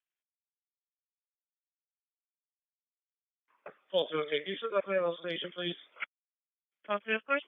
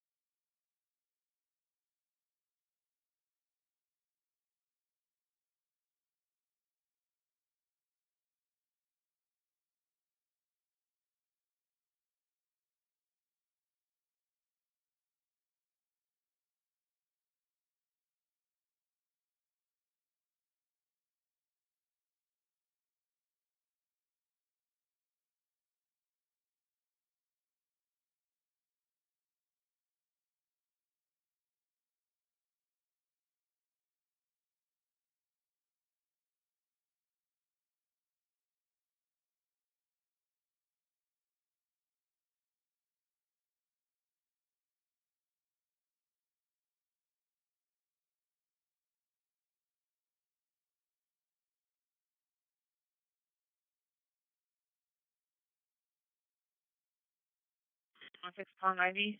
Have another phone assignment for you. The new case is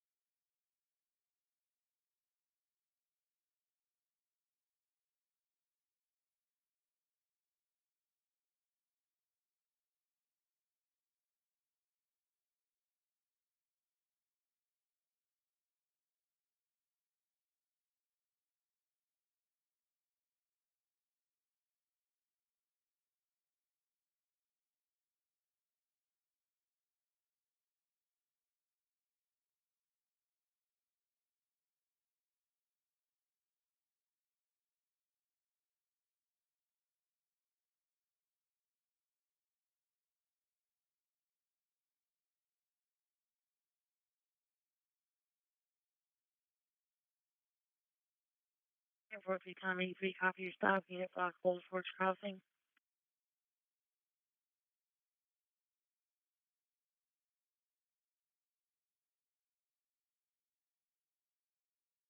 Unit 15, call 10, your status.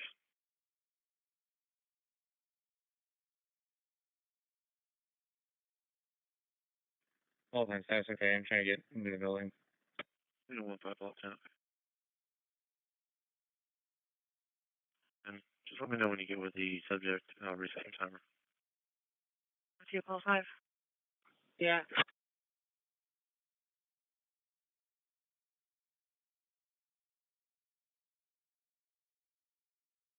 Call 5 for anyone, Children's House, 123, Great Valley Parkway in the parking lot. Property damage accident. 2 vehicles not blocking.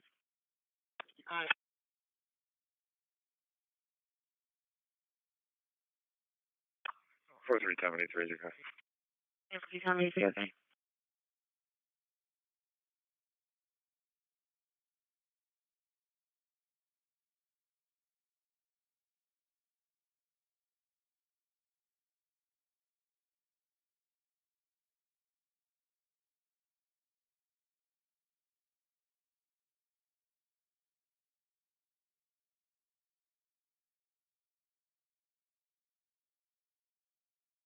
Unit 5448, copy your stop. Unit block Industrial Boulevard.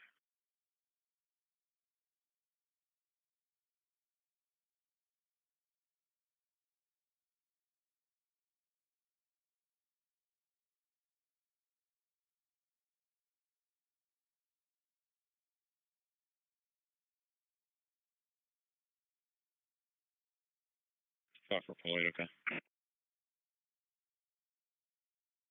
Unit 5448, okay.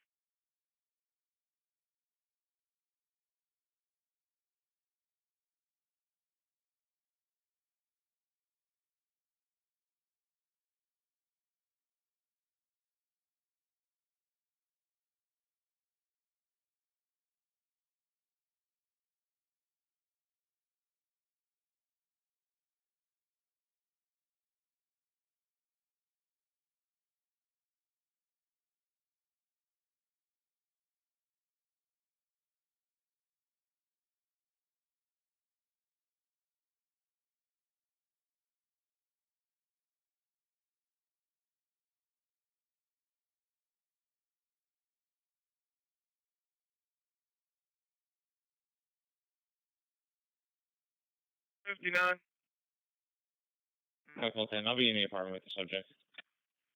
Unit 15, call 10. 59.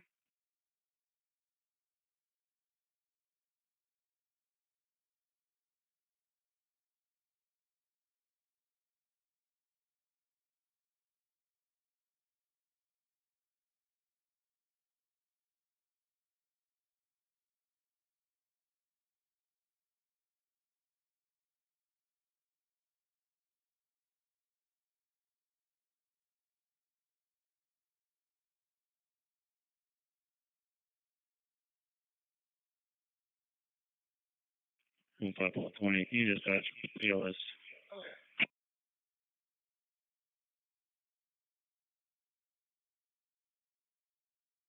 Unit 1520, I copy on BLS. Is scene secure?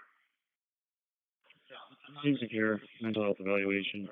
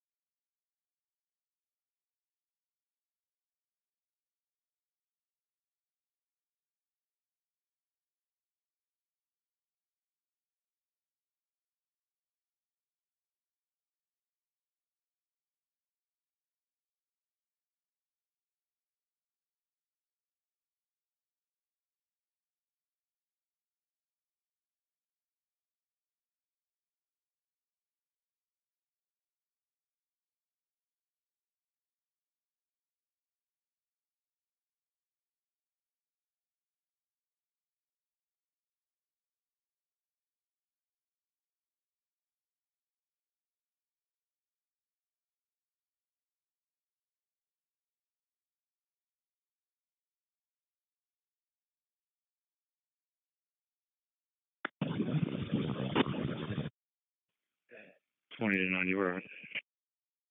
Chester Ambulance 41-2.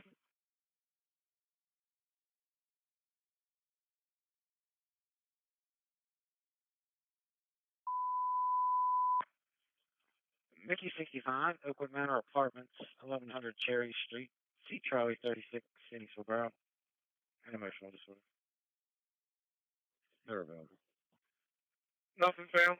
Alarm company's back on the phone. I'll call in.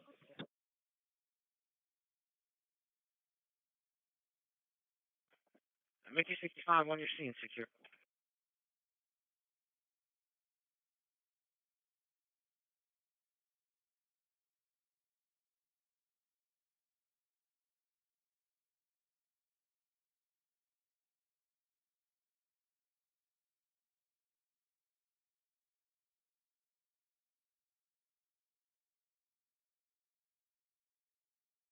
Unit 54 Tom 30, copy your stop, 700 block Sugartown Road.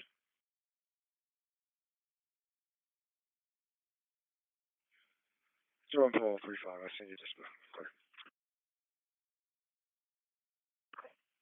Careful.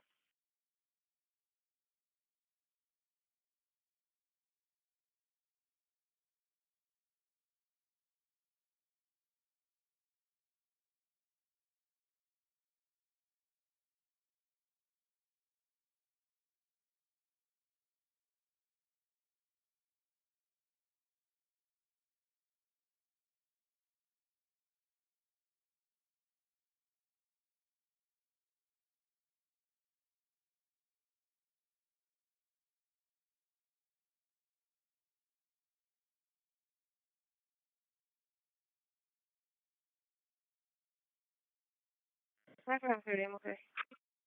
Unit 54 Tom 30, okay.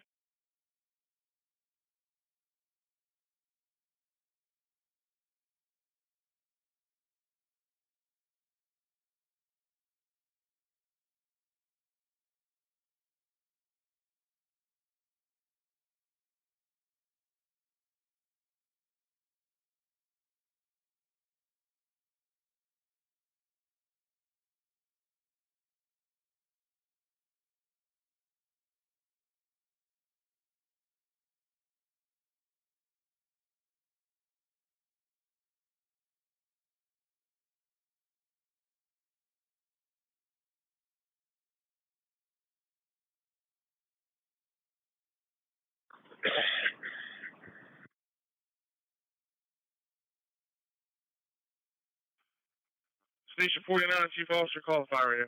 49, Chief Officer, call the fire radio.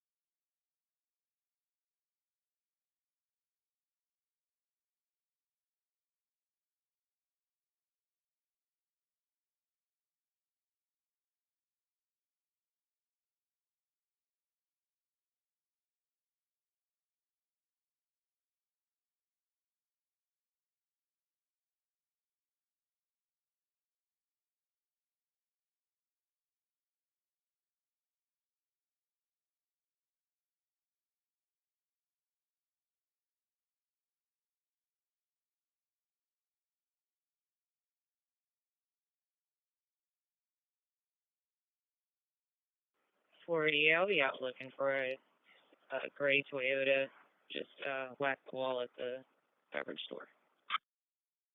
He's heading west. He last hit on the light at 30 and 252. Copy. 30, what's he doing?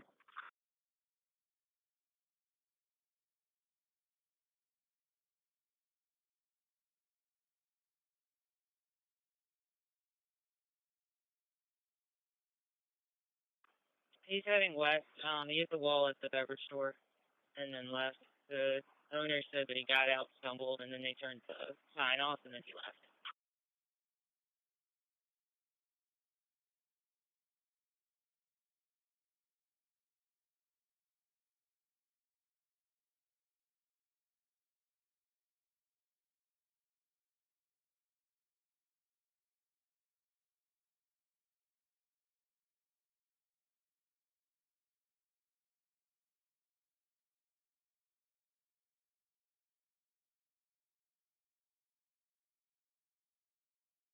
Call 64. 64, 10 clear.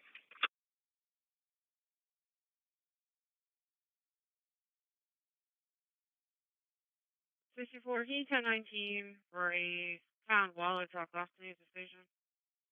10-4 route.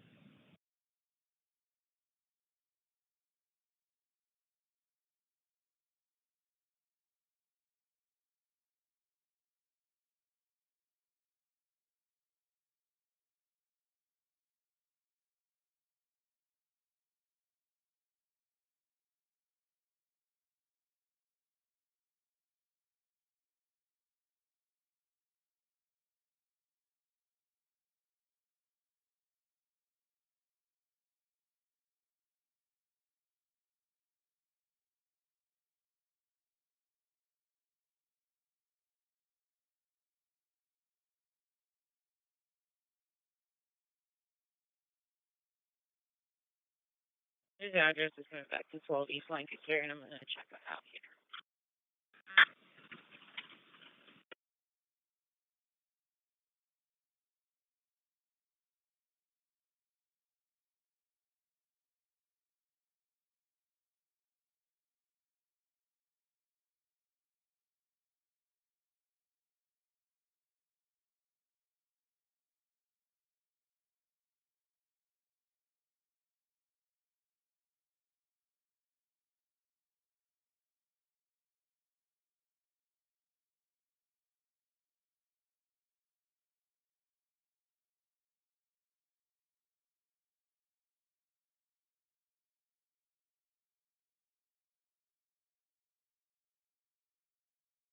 Sorry, we got him behind the library.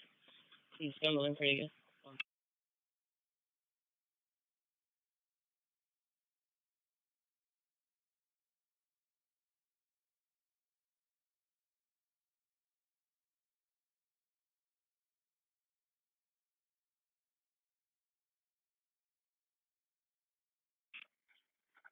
I'm headed your way.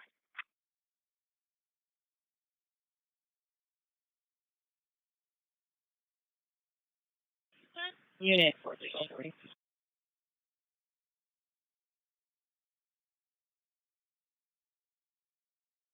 Four 40.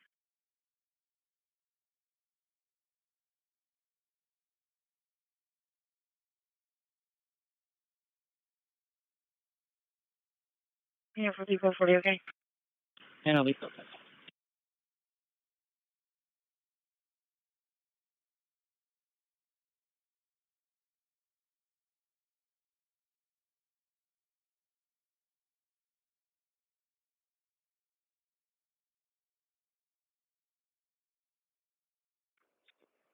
Thirty to 40. I'll head to the beer distributor and get all his info.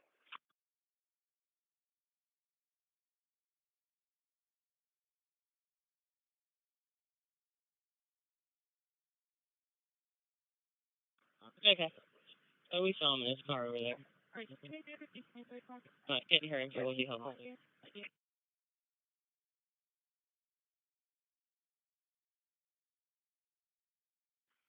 Yeah, 40. Did you say you're going to be okay duration? Alright, 4440, we'll be okay. Yeah, 40, okay.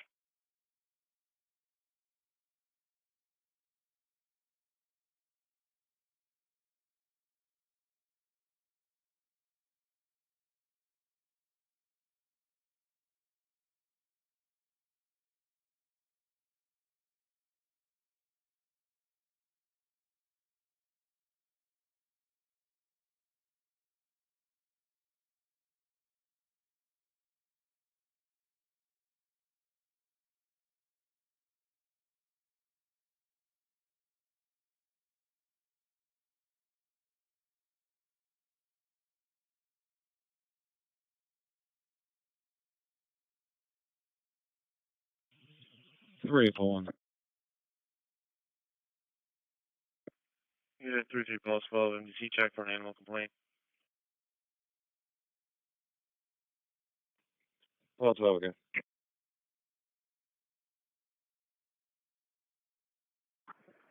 Seven five. Call 8. And 3, Paul 1, okay.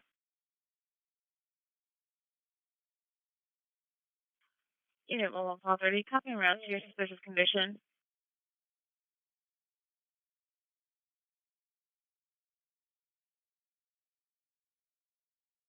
Fully. Brandywine Hall, room 121B, Bravo. Suspicious condition. The female reported someone banging on her window. She'll like to talk to someone. And 3, Paul 1, okay. Unit 11, Paul 30, copy around to your suspicious condition. Copy.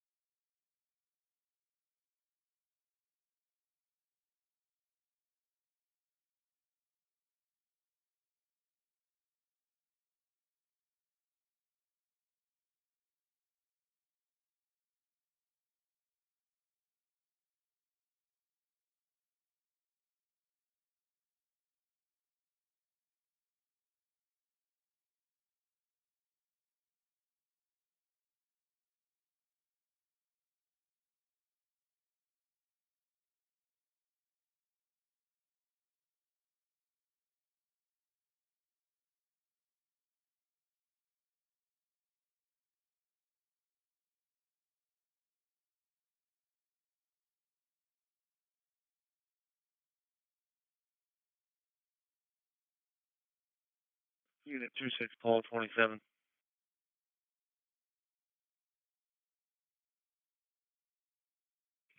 Well, there's that copy.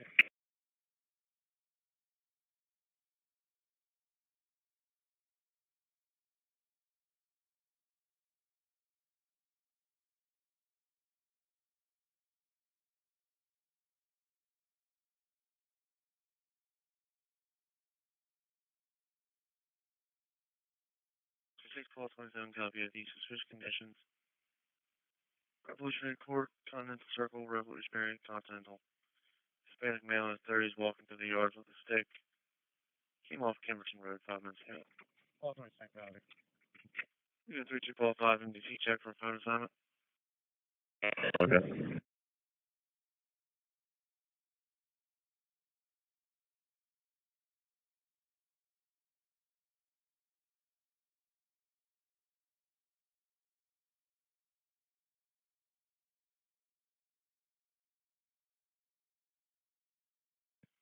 And 26 Paul 27, male suspect was wearing a dark shirt, dark pants, dark hat.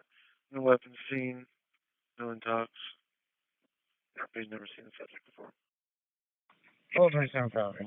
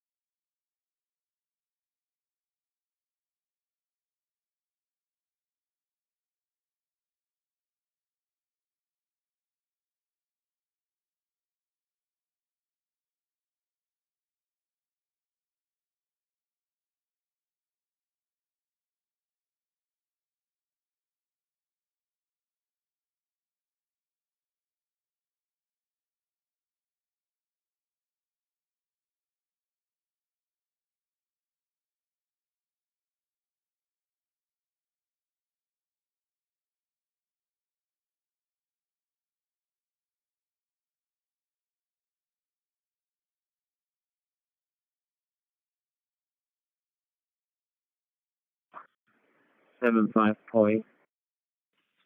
Go ahead.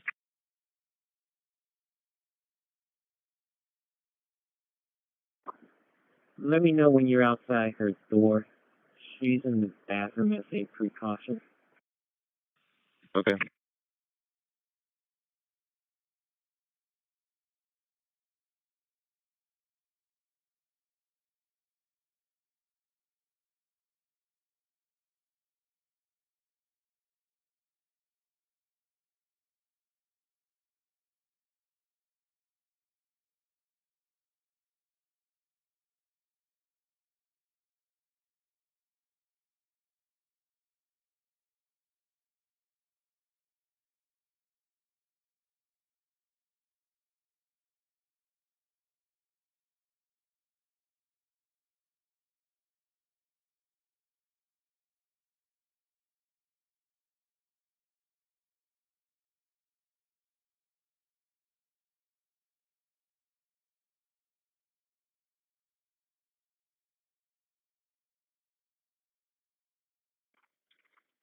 Five to 30.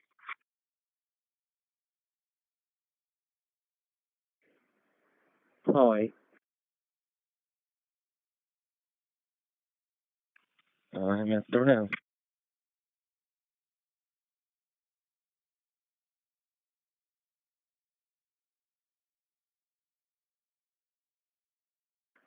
I'm on the phone with her. I'll let her know. She suspects there's someone in the room.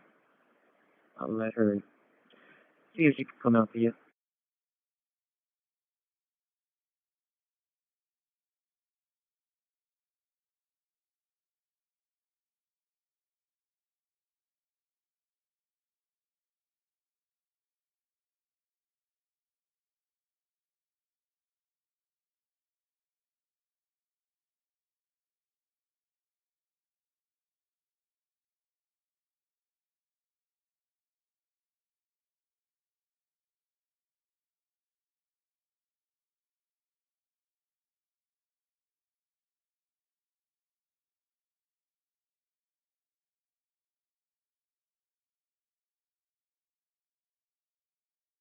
Call 40, we'll have one in custody.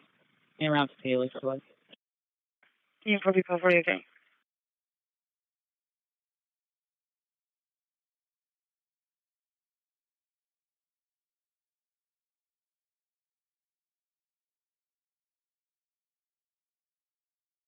Wait. I copy your with her. I'm going to disconnect.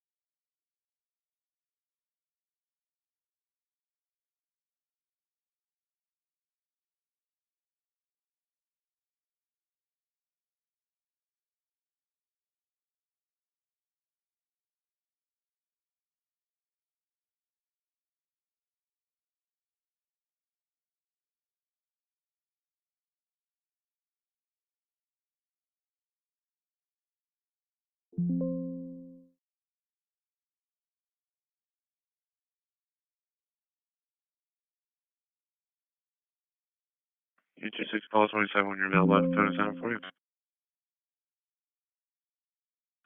Call 27 copy.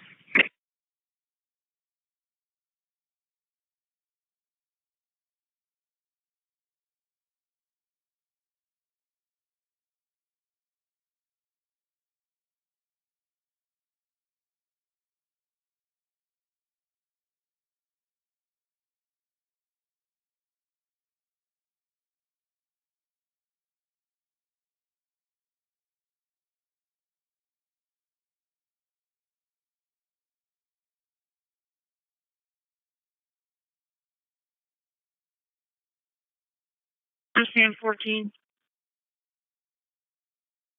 14. Are you able to give me a call? 12 8, you good? 26 call 27 status. Boy, it'll be clear. Review coverage. Unit 26 call 27. Surface GOA. Oh, I copy. You 26 call 27, okay? 15 call 90. Sam 14 to APO Monster.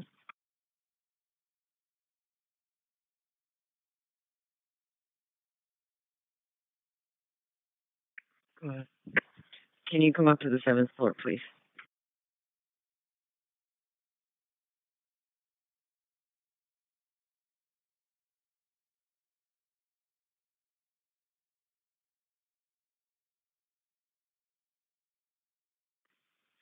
Right now? Leave courtroom 14 and come up to the 7th floor. I'll meet you in the hallway. Okay.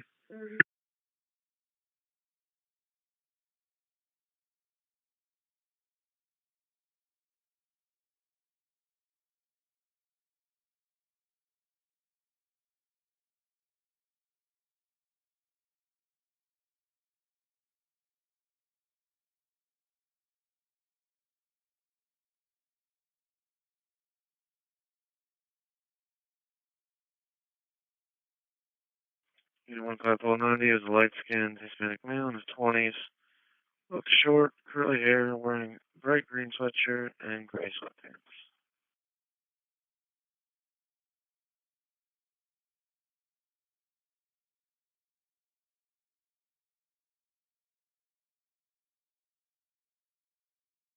When Papa 90, the RP is unsure be turned on the high street or continued on the trail. Only saw him heading northbound. RP can no longer see him. Hi, you're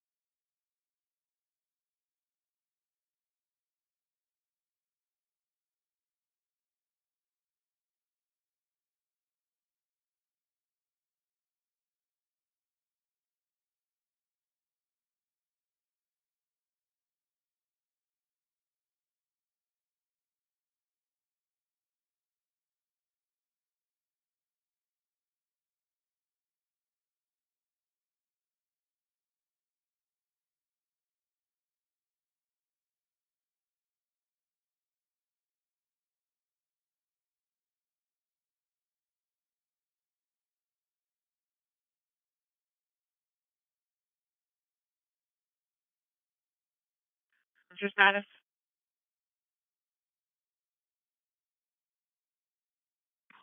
Ready, we're good.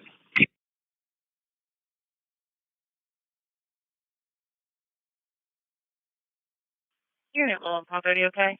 Unit 2 Paul 4, when you're available, I'll be holding a center assignment.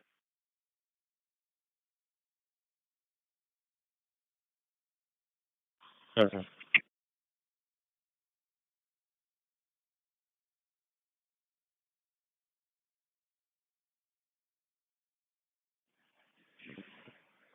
Sam 2 to Sam 5.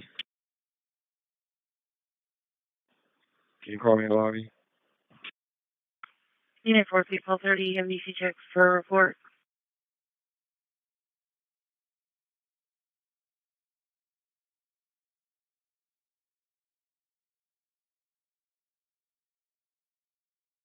Thirty, copy.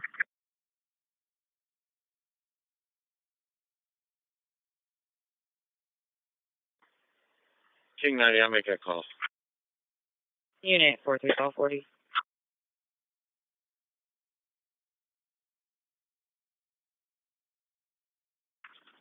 One 449. Unit 4 Paul 40. My starting mileage is going to be 40326. Unit 4 Paul 40, okay? One 449. I'll be out with the subject from 1-5. Dirt bike complaint. Yeah, 1449, okay. What's your location?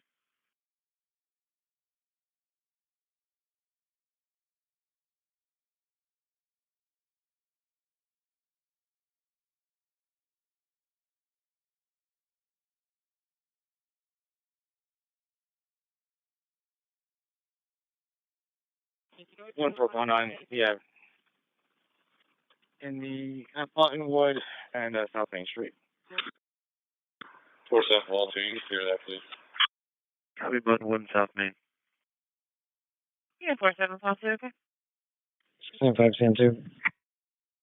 Unit 5 Paul 2, MDC check for a report. 1-5 units, are you direct? 5-5 Paul 2, okay. 4-9, okay. Unit 5 Paul 9, okay? 1-5 units, were you direct on that information? 90, this is Sam 5 to Sam 2? Sam 2. 1449 is out with the dirt bike complaint, Buttonwood and South Main. What's that extension? 4068. King 90, you can clear that out, please. Unit 2 King 90, okay?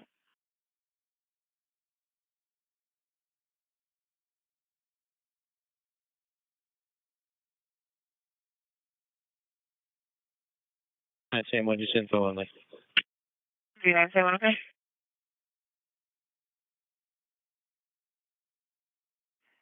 1-5 units, it looks to be more towards South Main and Gay Street. 3971, okay? 91 out of 1 in service. Unit 91 out of 1, okay?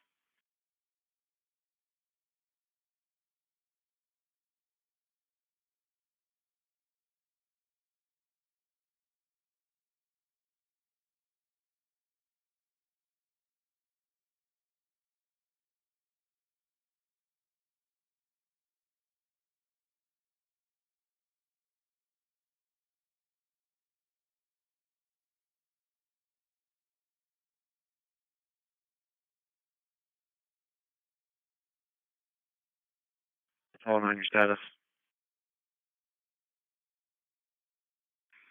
1449, thanks. Okay.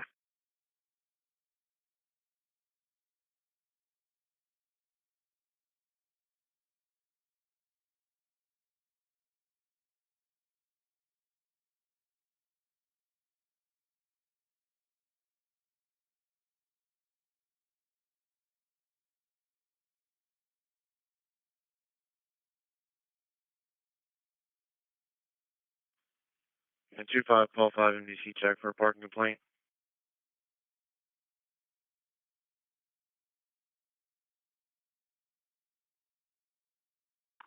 Unit 43440, arrival ending is 328. Unit 43440, okay.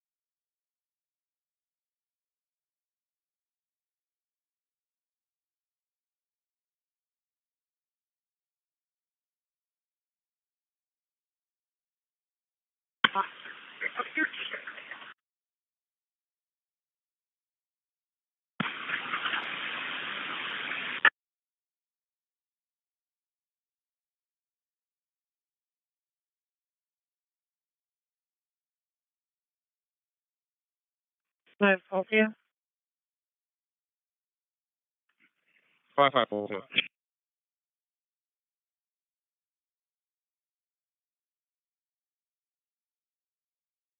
Unit 160, I'm 30. NBC check person assignment. Okay.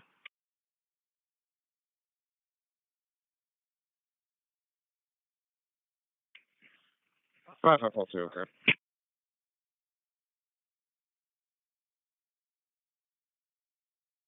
And 2145, NDC check for phone assignment. 125, copy.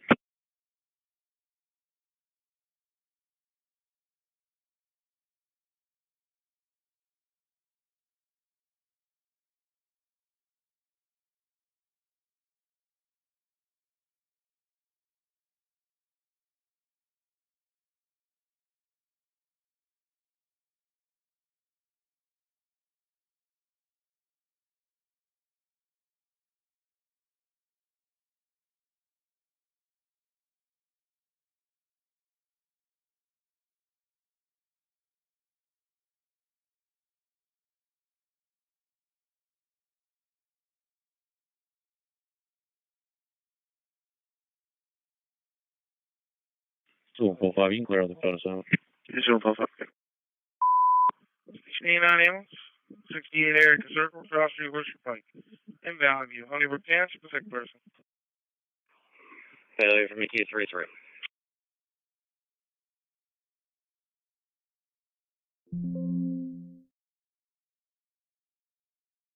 Go ahead.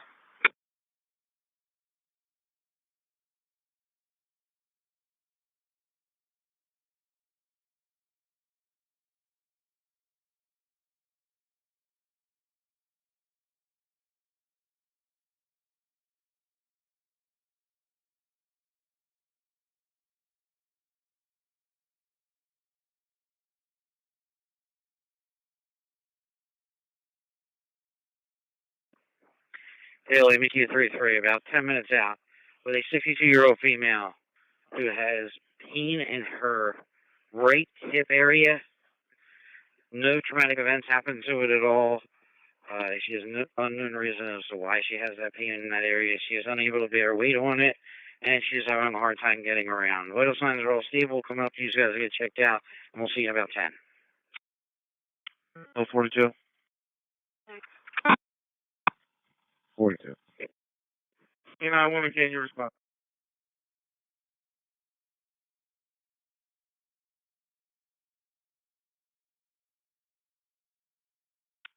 Hill 42, St. John Circle, South North Avenue, St. John's, South North. For suspicious condition, possible sighting, unknown race male, unknown age, skinny, short, Long brown frizzy hair and a low bun. No facial hairs.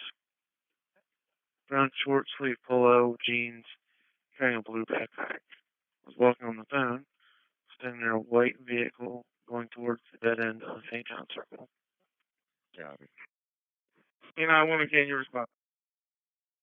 5-5 units, when someone's available, I have a suspicious condition at Beaumont Elementary School.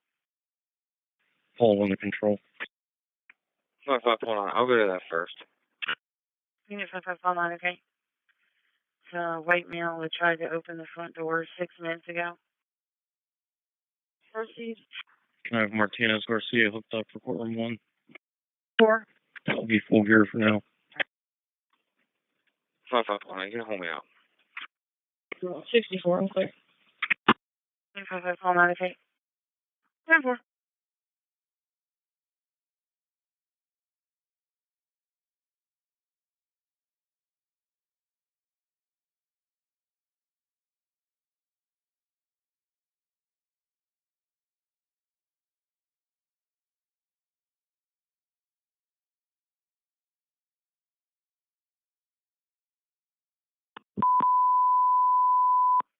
Station 2, 624 Dorset Road. Cross Street, Beaumont Road, East 10 Township, file alarm box, or 225.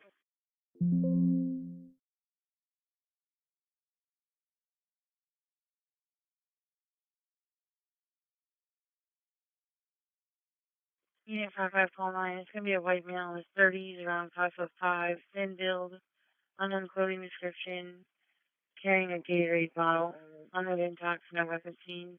Last seen headed southbound on Newtown Road. Hey, Chris, I'll check Newtown Road. Right. Hold on, okay.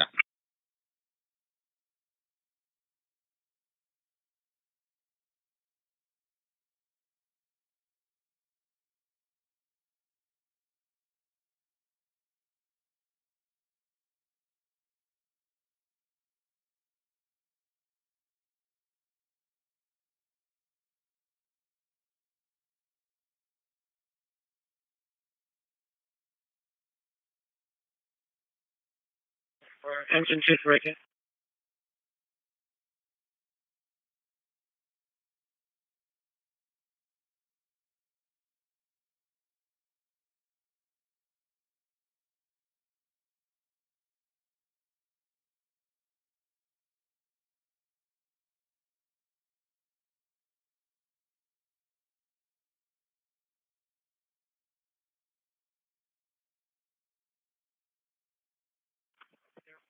Engine 2-3, alarm company is talking to a Tom Hip. Password verified. Attempting to cancel. No further. 30 to 8 and 4 on our side channel. Okay. We can just hold a response. Engine 2-3 then. Station 2, hold a bounce. Good.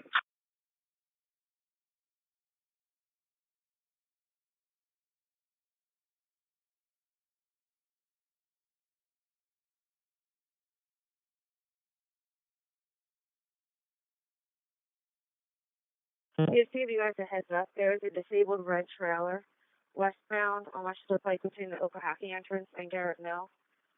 It's full of cinder blocks, and he has to pull off to the side of the road and that so that he can go get parts and come back and fix it. But I just wanted to give you guys an FYI. He will be back for later this afternoon. Copy. Sierra 1495.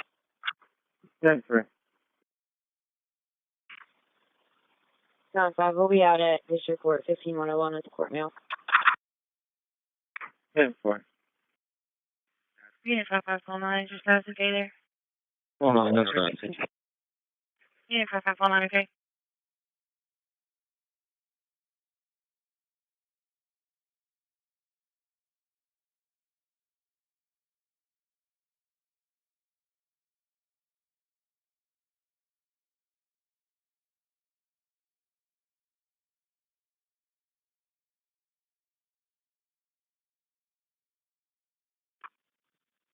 Chester Battalion 2's on scene. We have contractors in the driveway.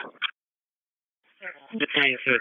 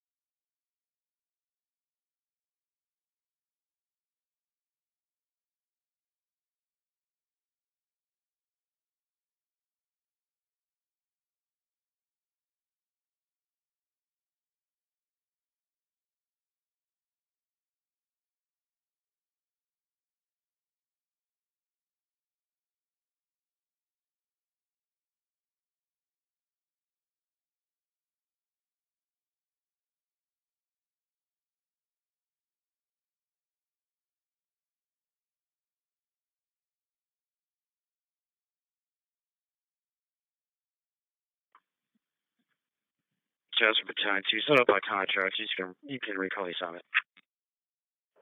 Engine 63 copy, can return. Yeah, true, Bill. 5542. Call 2.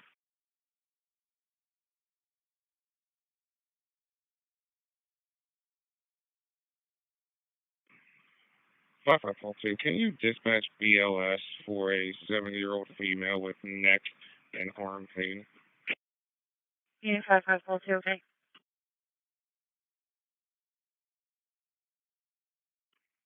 5542. We will be in the parking lot of Devon Post Office.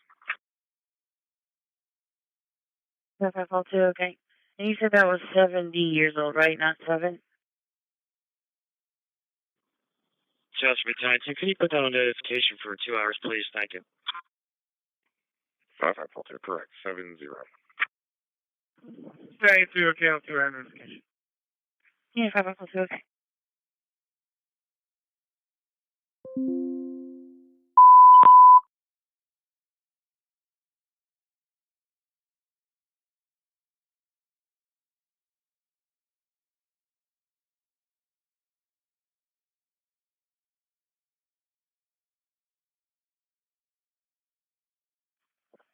Mickey 44, Albright Life Care Center, 555 Fox Chase Road, Suite 106, Valley Township, Sickborough.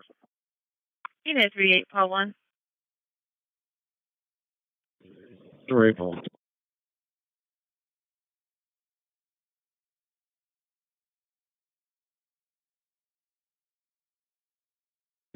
Sam 2, check your current for information. Yeah, okay. Mickey 44, can you respond?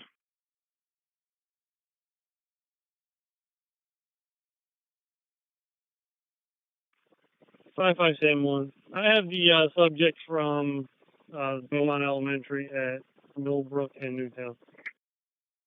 Unit 5571, okay.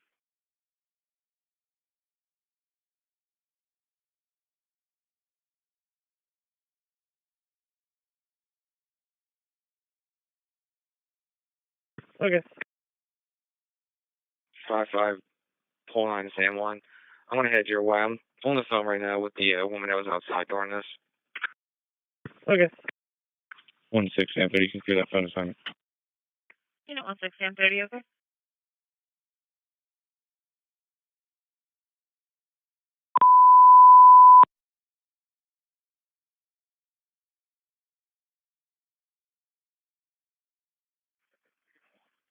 Station 2 ambulance, Devon Post Office, 7 North Waterloo Road, in the parking lot, East End Township, Ninja Park.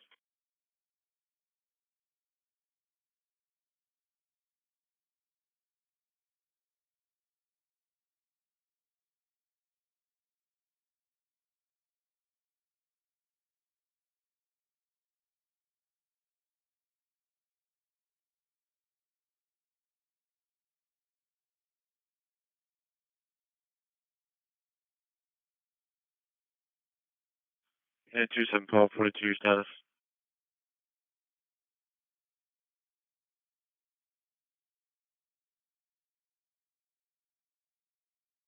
27 Paul 42.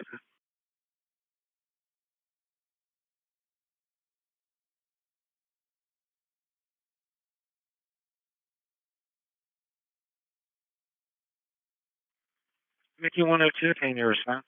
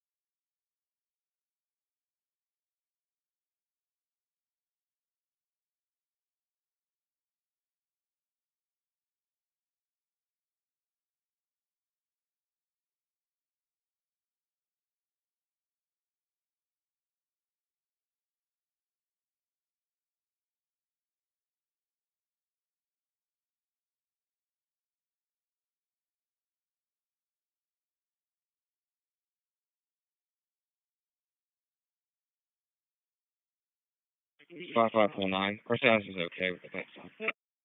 5549, okay.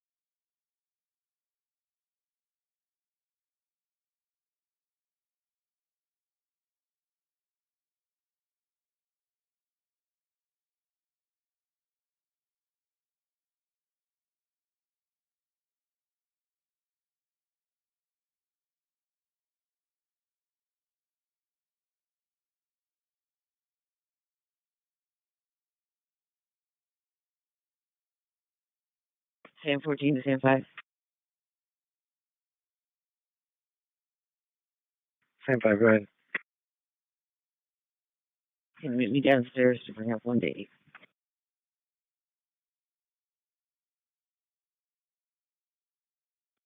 Turnkey, pick up flowers.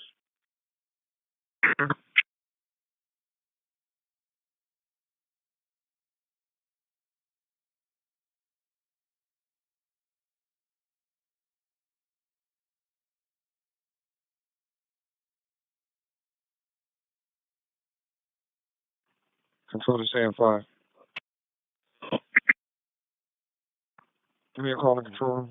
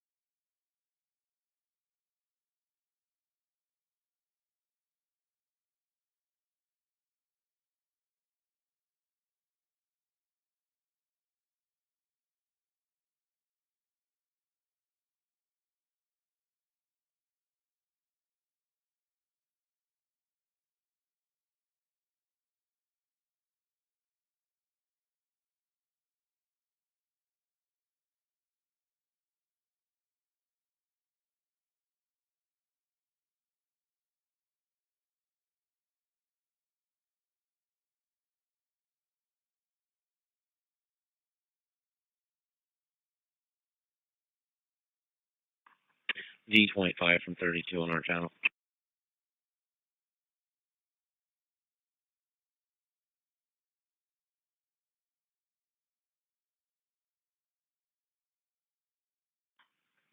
One seven David 25 from 32 on our channel.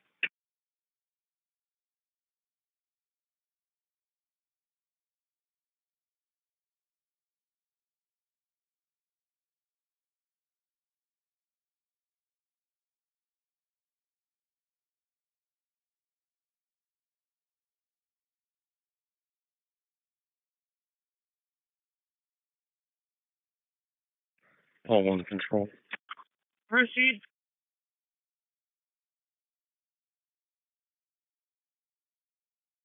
Just give you a heads up, Martinez Garcia will have one hand free.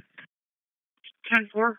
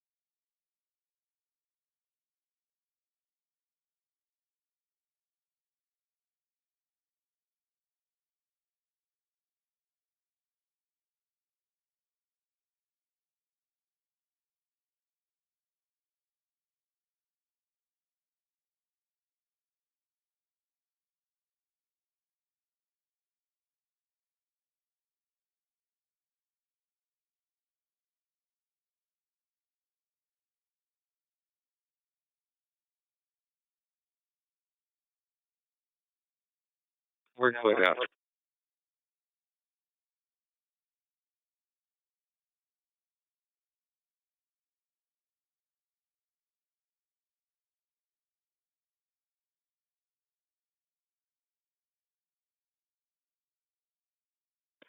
Same one, okay.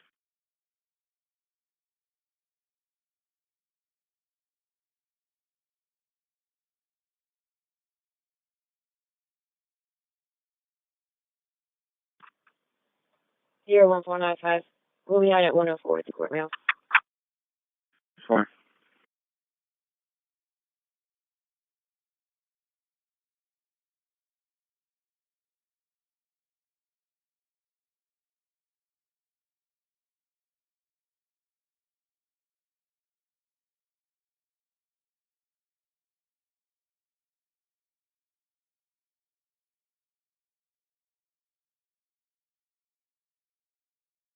Yeah, 171235 NBC check for a phone assignment.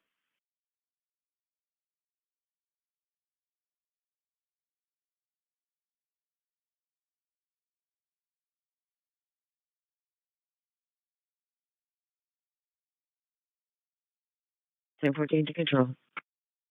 Proceed. Flowers will have his right hand free. 10-4.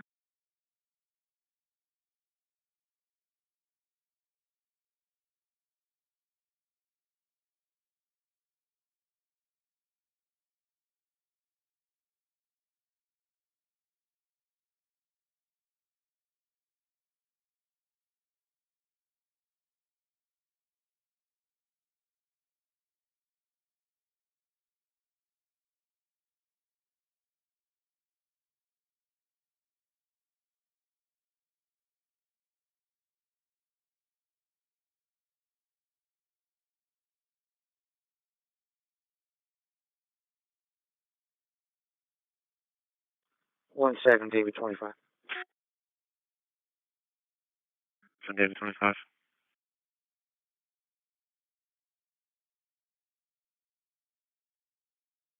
I believe that phone call is going to be for me, so if you could just assign it to me, I'll take care of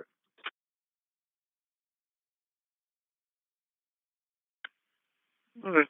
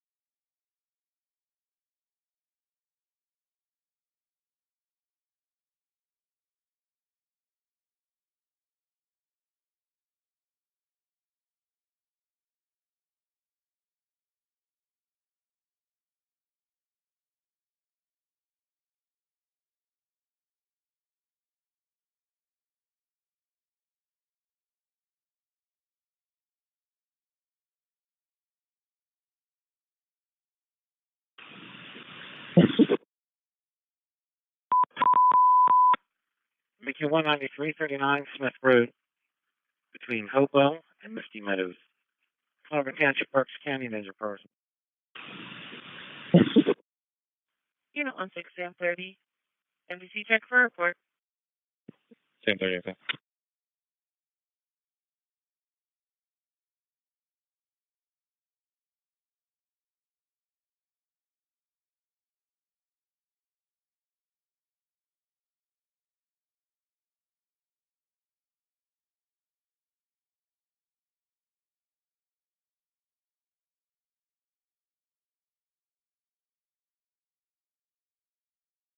Unit 67, Tommy 6, okay. 67, Tommy 6, okay.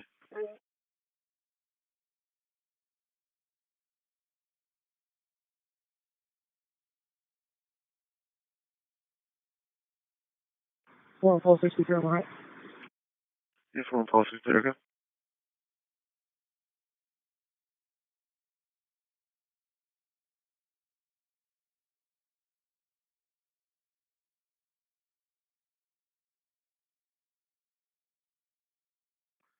One 7 David 25. You can clear out that phone call. 17 David 25, okay. 67 Paul 50, MDC check for phone assignment.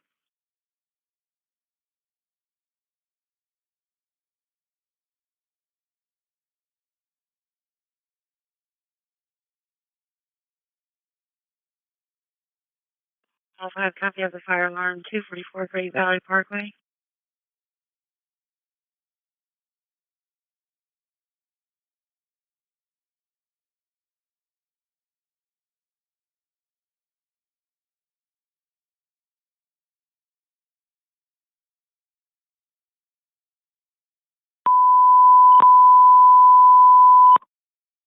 Chester McHugh 193.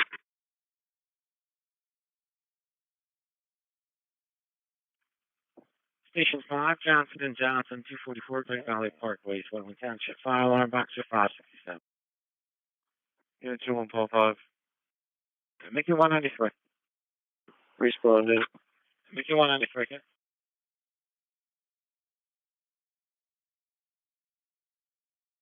Copy, cleared out, please. Unit 21 Paul 5, okay.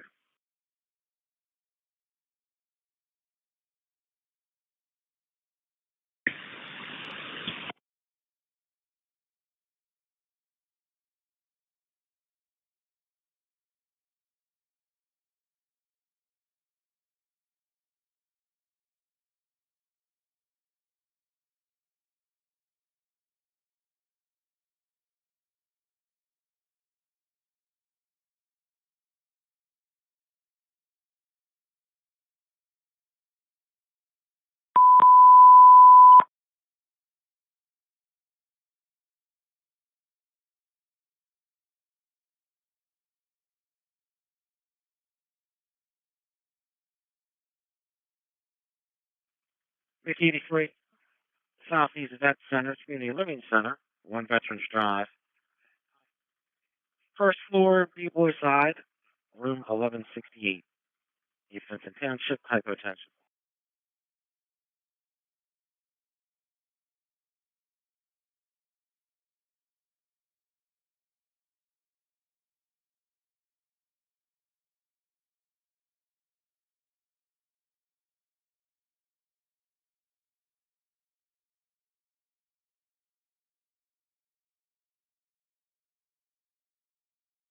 Unit 425, the alarm company is advising they took someone on premise and they're advising it's not an emergency.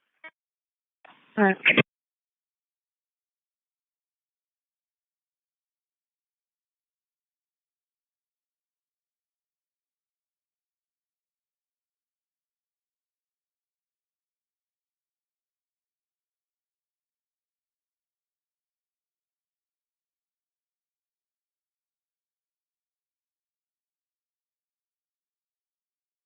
Rescue from the ambulance. Watch the jogger when you come up Sidley.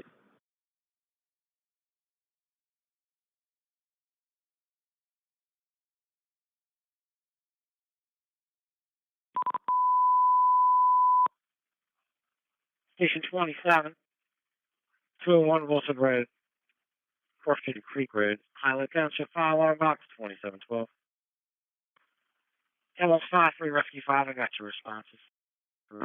Creek 83-4, I got your response.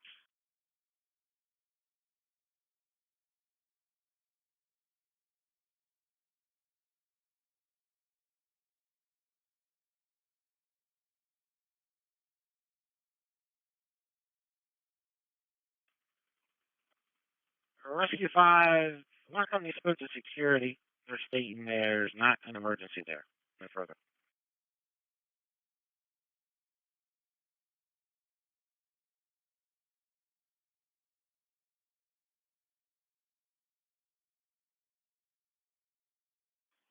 Chester Deputy 27's in route.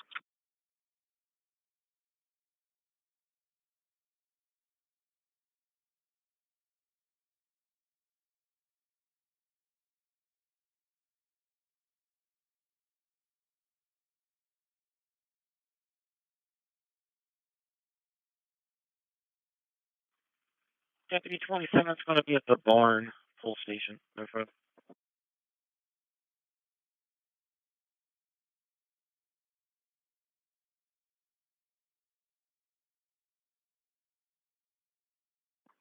Copy.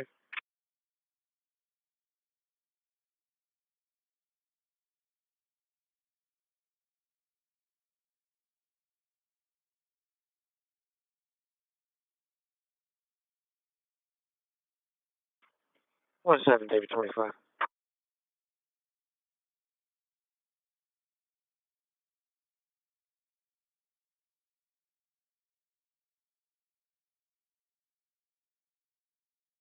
Doing 12.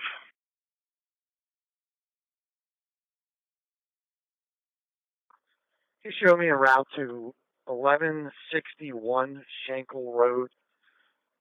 Just received a report of a vacant house that was broken into unknown time. Hello?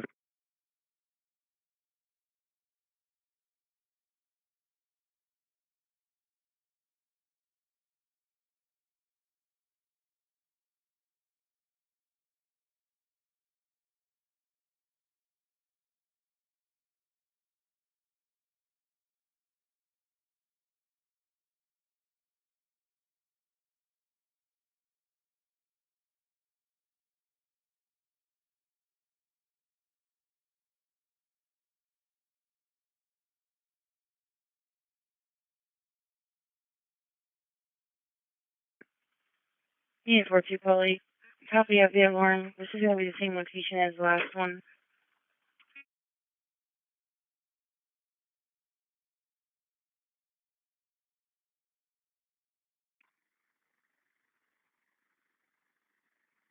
Oh, yeah, I copy.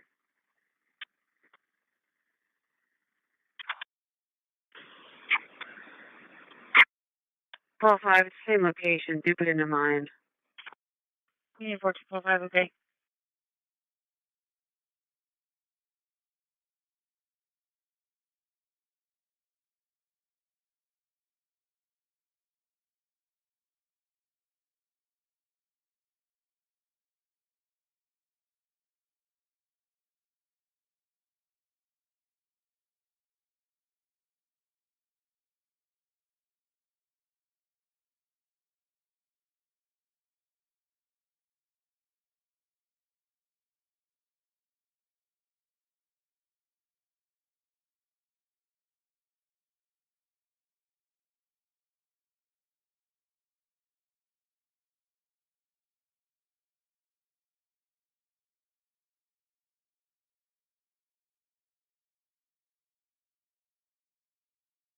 Chief 43, call the fire rating.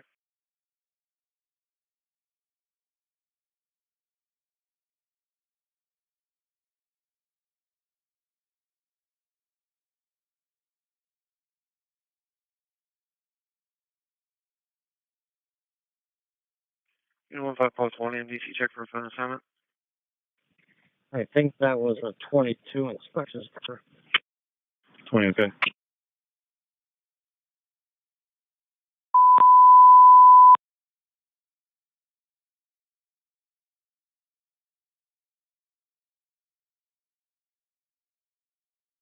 Station 27201 Wilson Road, Cross Street, Yestamere.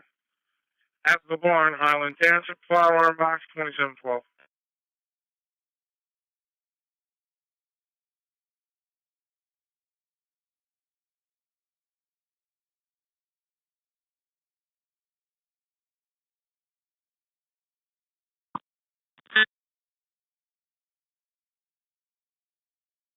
Unit 16040, NDC check for parking complaint. Same 40 account.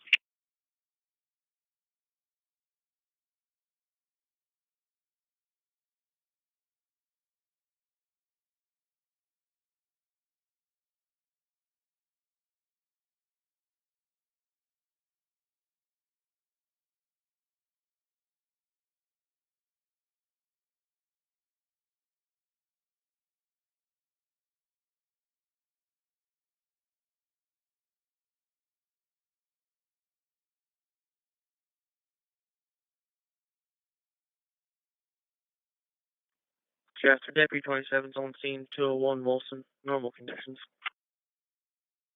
Okay. And it's 2720. And it's a 27-2, okay? Unit 12, call to your status. Okay. Unit 12, call to, okay?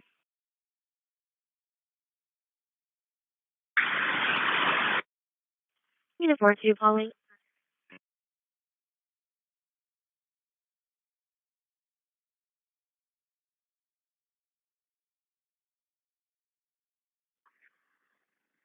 Pauline.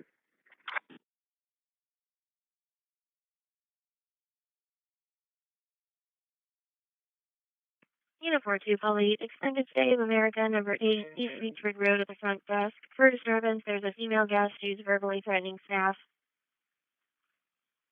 Caller is advising that they're trying to evict her from the property. Was waiting for the court. No weapons, no intoxication. Pauline, I copy. 12-5, you can clear that fire alarm. Their status is okay and send me down the disturbance. Unit 42, call, okay? Comedy 7 traffic. Henry. I have a truck and trailer combination. I can give you the trailer to start with. It's X-Ray November Romeo 1138. I'll be northbound 100 Star right off of Civico.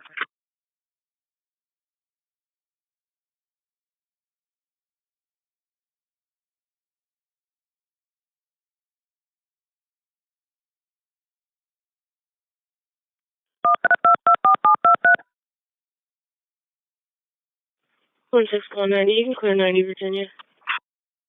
You don't want 619, okay?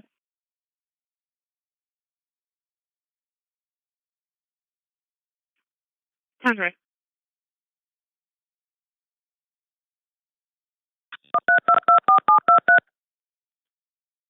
Hold on, control. Henry.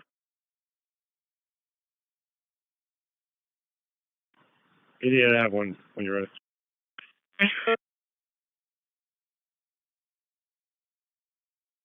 And if our caller is going to be the manager on duty.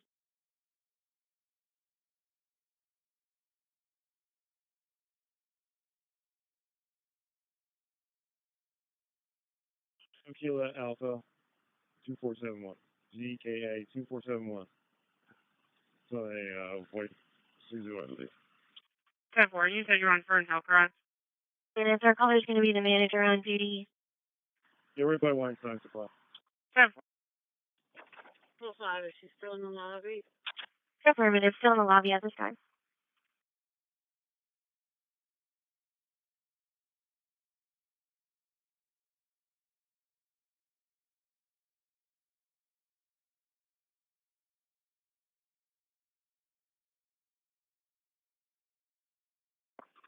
Paul to CP.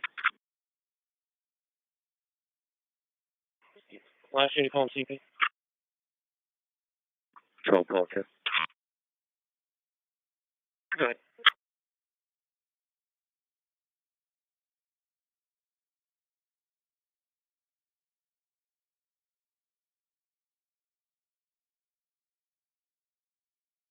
Yeah, I'm gonna move right over to Eldridge. 10-4. 88, are you 92 as well? I'm nice. 10-4. 87, are you 92? 87, I'm 92.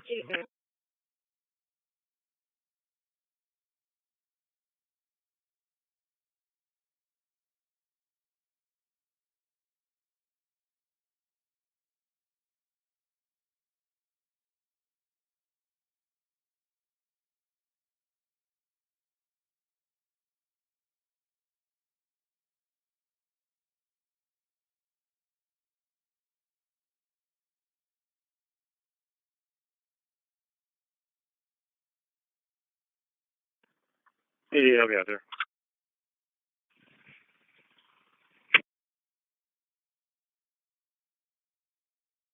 36, Paul 11, MC check first on assignment. 6, Paul 11, I copy.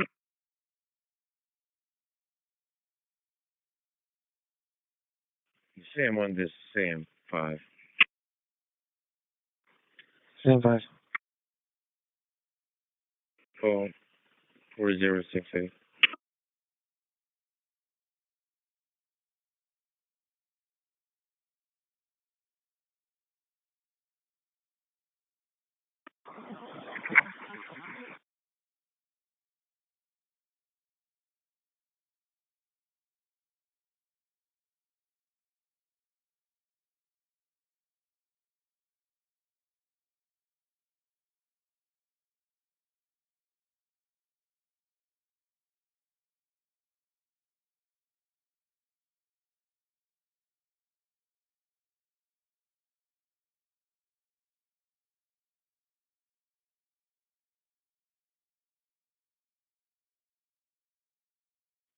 Test from Deputy 27. Worker on site accidentally pulled the pull station. No services needed. Engine can recall. We're clear. Deputy 27, okay, exit 27, 2 direct. I'll be here available.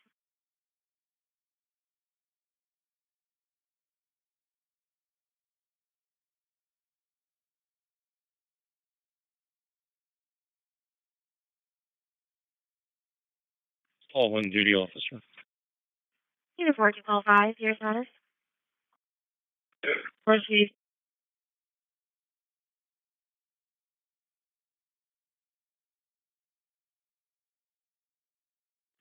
Courtroom 1 is down till 1300, which will be in courtroom 16. 10-4. Chester McHugh 193 on scene. Unit 42, Paul 5, your status? I'm making 193. Chester McHugh 193. Unit 42, Paul 5, can you go again? Making 193. On scene. Making 193. Unit 42, Paul 5, okay? Unit 17 David 25, your status. 25 and 10 4, you can disregard. Unit 17 David 25, okay. Unit 18 Sam 2, check your MDC for message. Sam 2 copy.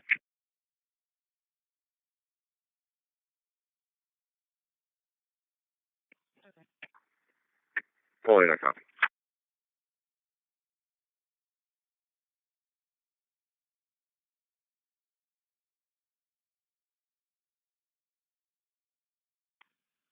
David 60, I'll take that phone assignment.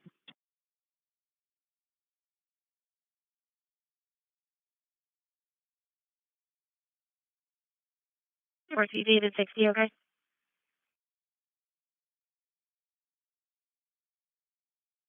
Paul 5, is there reference to the call medal now? If so, I can take care of it. Negative, it's not in reference to that.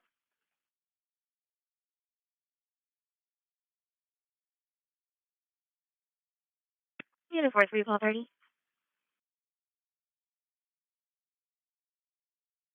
43, Paul 30. Unit 43, Paul 30. Hey, Chris, this phone assignment is related to a case I'm already working on.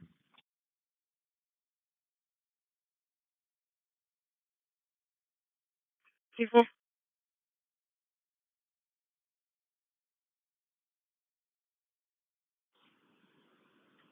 Okay, I copy.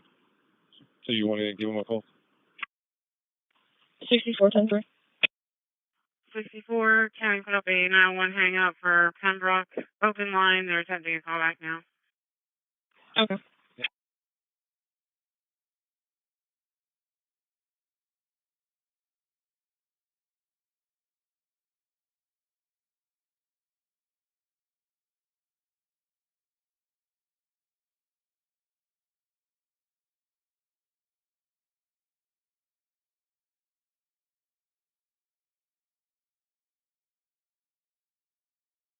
Unit 4340.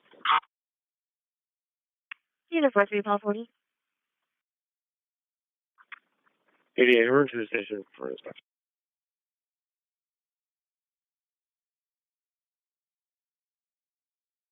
We'll have one mail from PMH and route back to my station. Starting is 40328. Unit 4340, okay? 88, we're to the station for inspection. 8810-4. 64, spoke to Felicia Mayo, no emergency that they're aware of. Okay. Hi. Hi.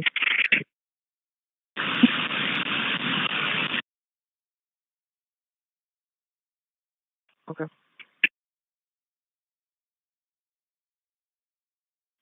That's all about 20. You can clear me and send that to me. That's all about 20.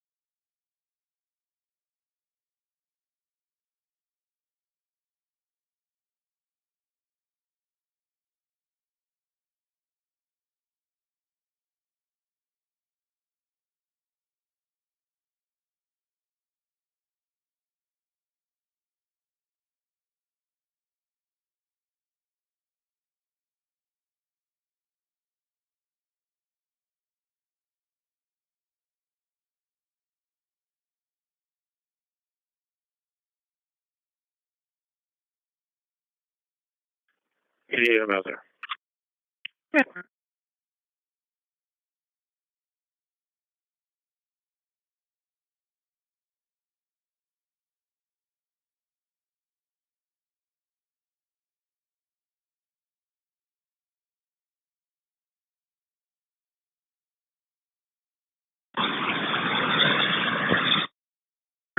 Too secure?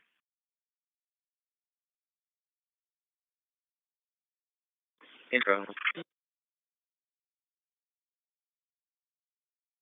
You want to see okay? Info. Copy.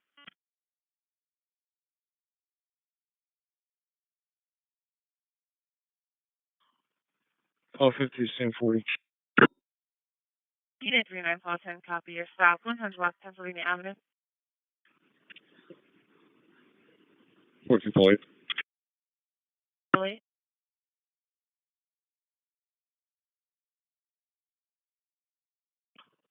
Paul 50, same 40, Joe. 39 Paul 10. We'll be in the parking lot of U.S. Supply. Yeah, it's how far are you guys from getting back here? Unit 39 Paul 10, copy the parking lot of the bank.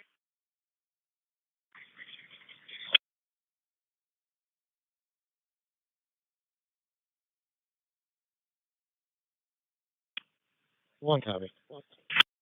All right, no problem.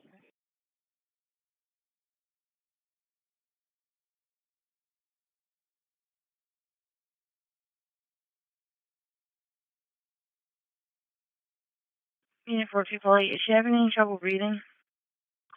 Chester, Mickey 193.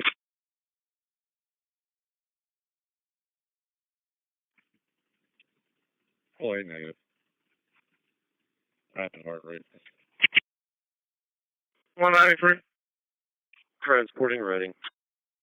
219 freezing.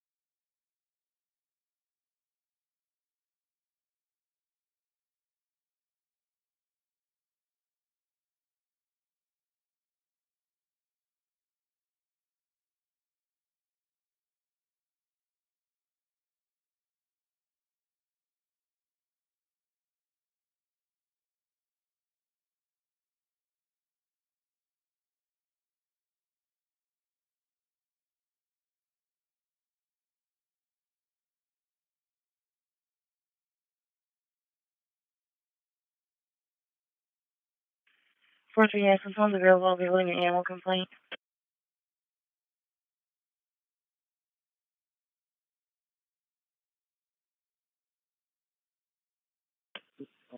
Four three seven five. You can clear me and send it down. Yeah, 4375, okay.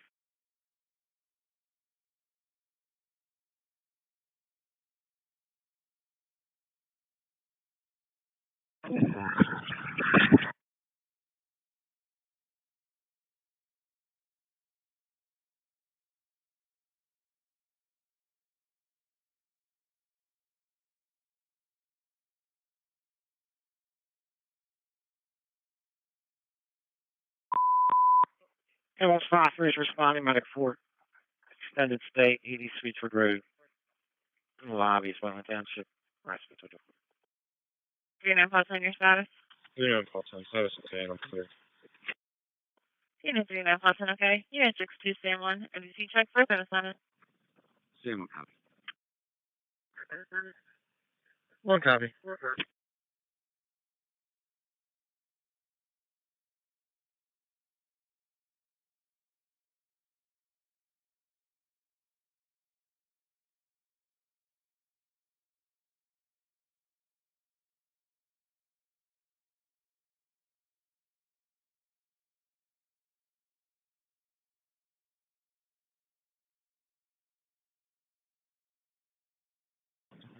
Five to Sam 4, where you at? Unit 0205, copy stop. Unit block, Old Lincoln Highway.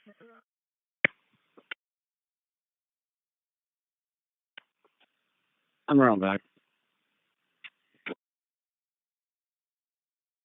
Alrighty.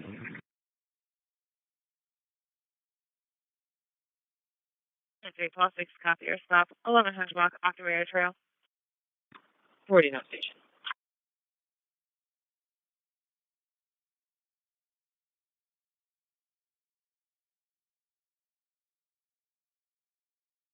Planes in control. Proceed.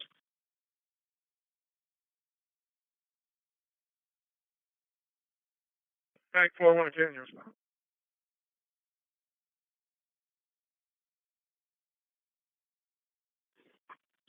Yes, there's a warrant. 10-4, go ahead with the name and date of birth.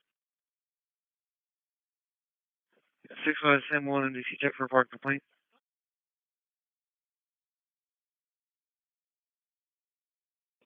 Last name is Whiteman, Whiteman. Date of birth 7/31/1980. 65 Sam 1 MDC check for a park complaint. First name? Brian with a Y. Unit 3 plus 6, okay. 25 Sam 2, you calling? 10-4, stand by. 245 status, okay. Unit 0245, okay. Negative, I was calling 65 Sam 1. 32 from 25 and 17 PD. Hit it. Regarding just holding the MDT. I was going to ask you if you were still going to be tied up. I'd head out. Nope, just got here.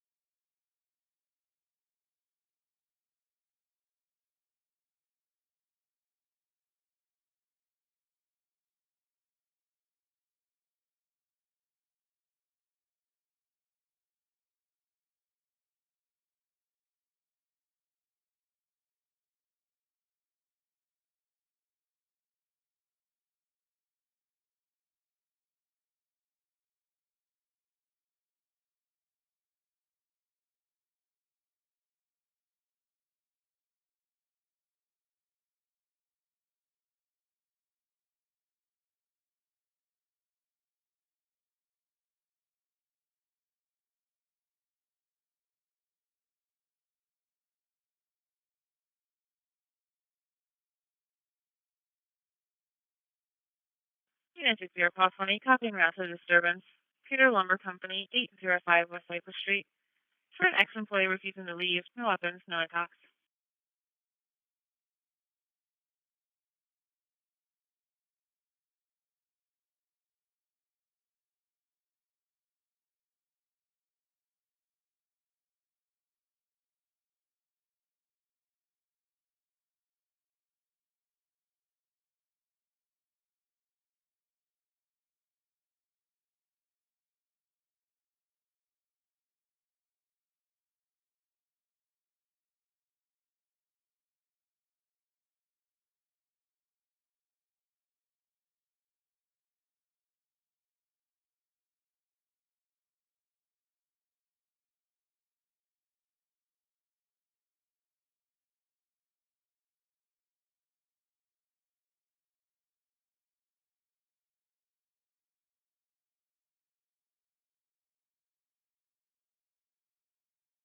Units.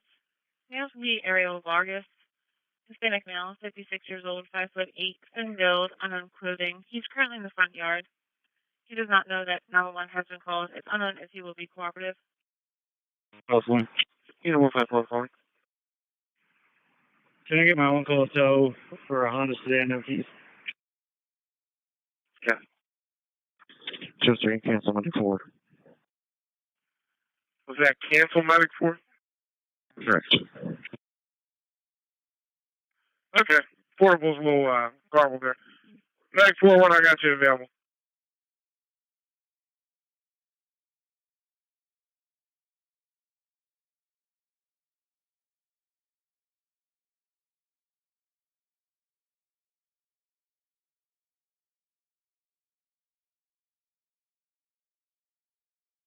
For units, RFP disconnected. Before disconnecting, he could be heard yelling at someone in Spanish. It's unknown if he was yelling at the male subject or somebody else. Attempting call back now.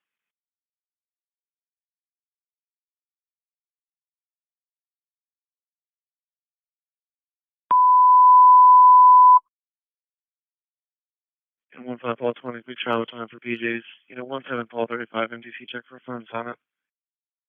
35, okay. You know, 26 Paul 27, MDC check for report. 5055. Hickman, Mary Taylor, 326 North Walnut Street. Apartment 318 West Chesterboro. Hypertension. 35, okay. You know, 26 Paul 27, MDC check for report.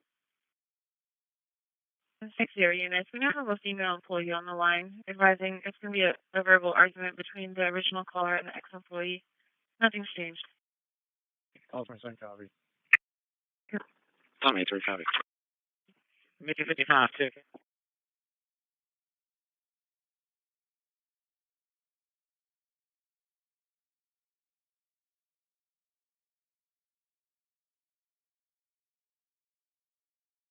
You know, 15 Paul 90, MDC check for a phone assignment.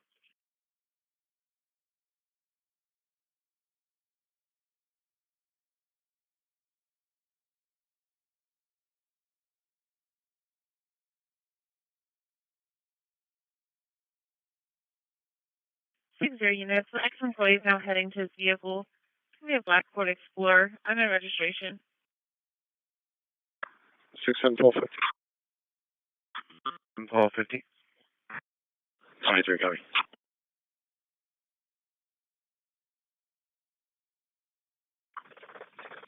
60. Can you show me en route to 52 Tom 87's traffic stop on the Route 100 spur? Incident number ending in 7796. 60. She's about to leave. Last 60 unit, go ahead. Affirmative. She's going towards your way. You know, 17 David 25, MDC check for a phone assignment. 60 units, male left. Last thing heading eastbound Cypress Street. It's going to be an unknown, incomplete Pennsylvania registration. Golf, Yankee, Yankee, unknown numbers. GYY. Stand fire to control. Proceed. 6 is down for the day. 10-4. 25, 10 4. Who are we looking for? Hey guys, she just went in the shopping center. Who are we looking for? This is 60420. I'll be out with that vehicle in front of the Sherwin-Williams. Change of control. Proceed. Oh, I'll give you a call. And copy on location in front of the Sherwin-Williams with the vehicle. Flowers is on his way down. He can return. 10-4.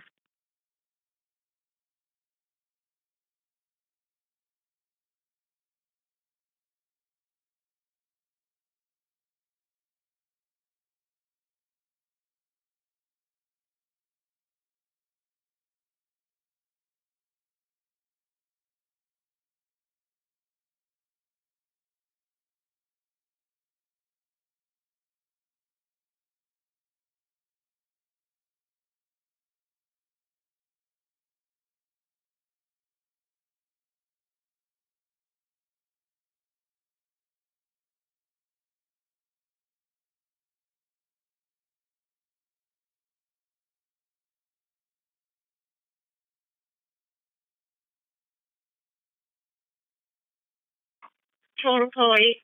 Did you get a call?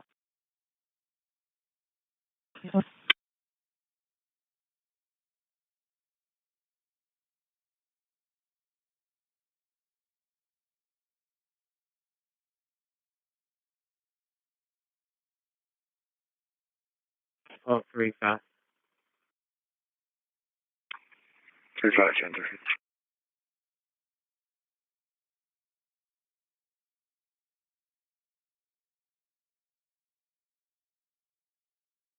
They're adding up. Easy.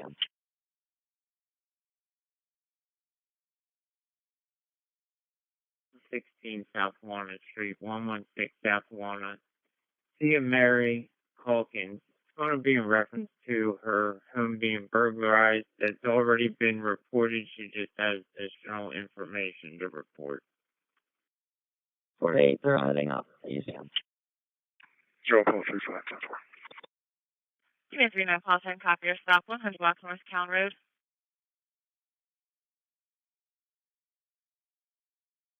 Six zero units, your status. Tom 83, we're good. Unit 60, Tom 83, okay?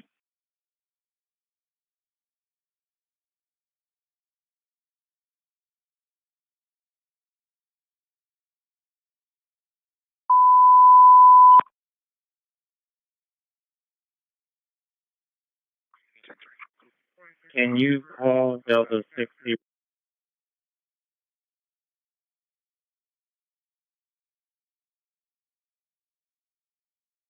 Affirmative.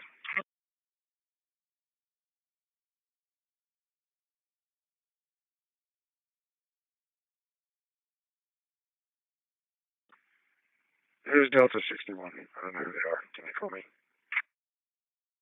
Proceed. 10 4. 14 units and phones available. I'll be holding a report.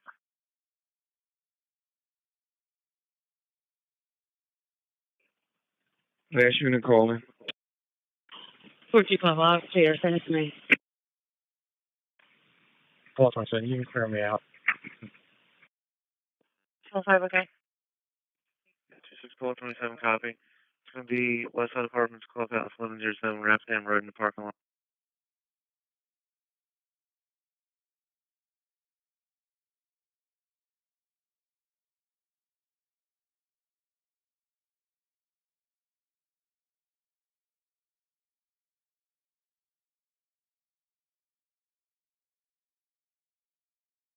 Call 27 copy. Call me out there.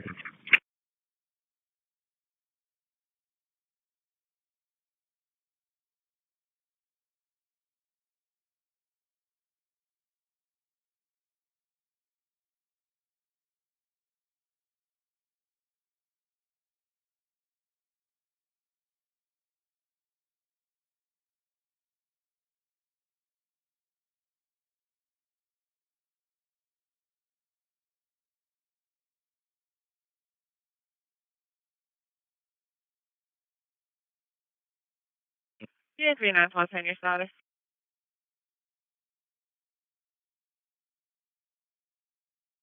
3 Paul 10, that's okay.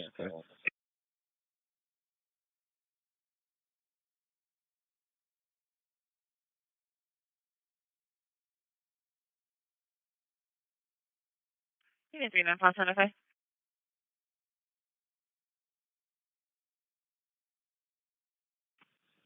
One copy.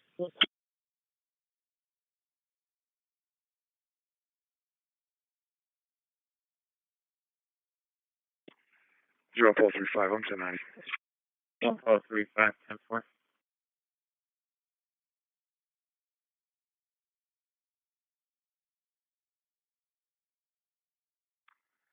Hey, Sky, I don't think this is going to be ours.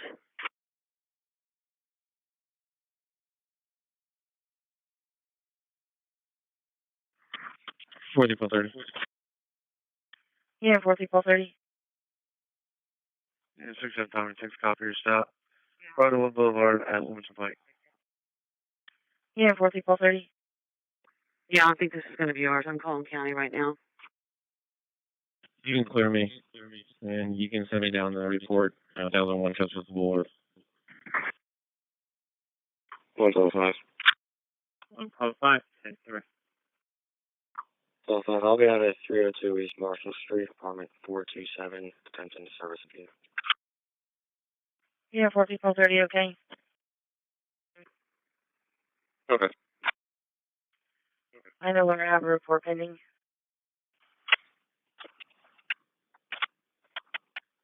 67 Tommy 6. Please have a print insert on the tag. It's showing suspended for insurance cancellation and type Q. 10-4. CM1 Tommy. 6 Tommy, 6 okay. 26 Ball 27, your status? All 27, that's okay. Just so action almost 46 ones in now. Action almost 46 1, okay. 4-3, okay, your response. Unit 39 CM1, Brothers Please Dan Thompson, white male, 41 years old. Doesn't have a medical history of muscle issues, but that's all. Your number's in the remarks. 94 and 46, you see your baseline shortness of breath now. Copy. Copy. Line almost 46 1, 7 MDC issues. CM1 copy. 16-year-old female was actively seeking.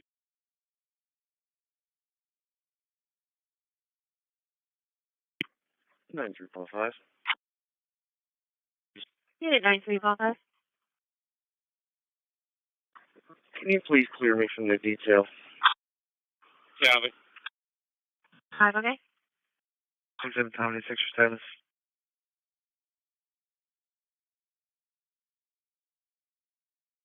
67 Tommy 6, status good. 27 Tommy, 6 okay.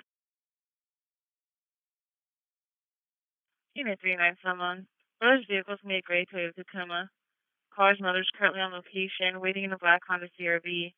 Mother does have a key to the apartment, but did not want to enter without police. 67 Tommy 6, status good. 27 Tommy, 6 okay.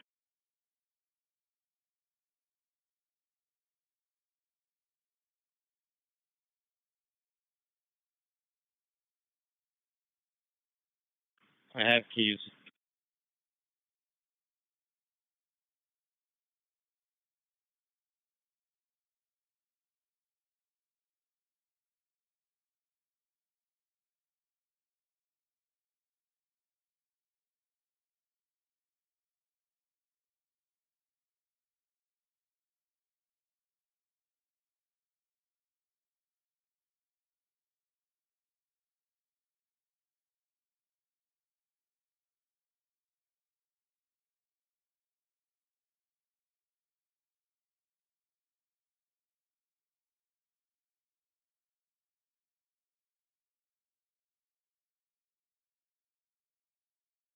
Unit 37 call 2, copy your stop. 3300 Block Lincoln Highway.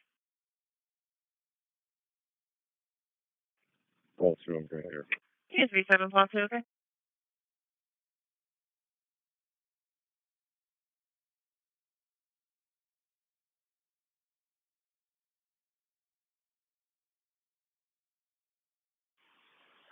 Sierra 1495.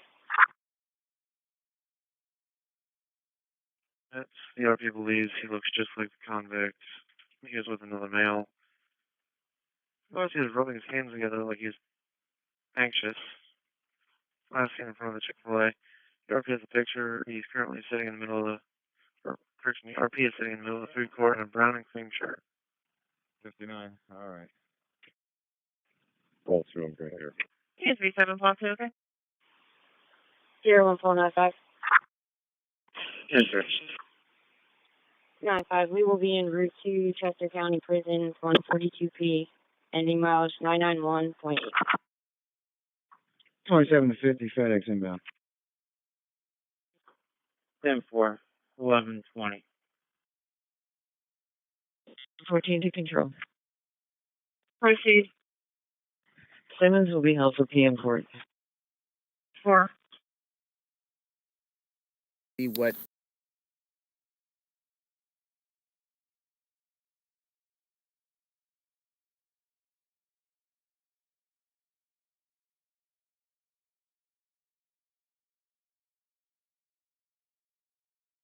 For 1 unit, RP is going to wait by K Jewelers. Okay, go ahead with your starting.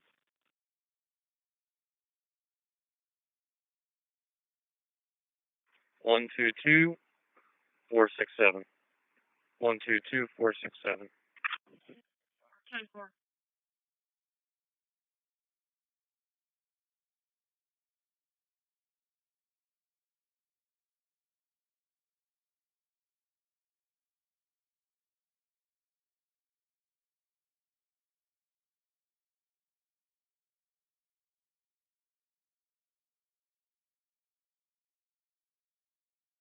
Mm-hmm. 162 Cooks Glen Road, 162 Cooks Glen Road. For suspicious condition, RP's on vacation, Colorado. Dog center took the dog due to PD activity.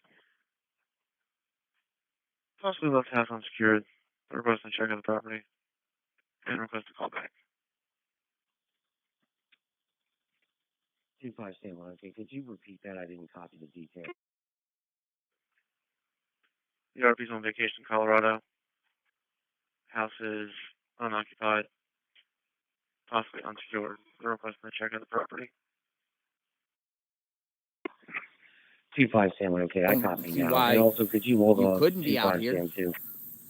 I mean, everyone has property. Oh, I'm not yes, sure I if they work. just want regular civilians walking around on other people's property like that. They're on high alert out here, folks.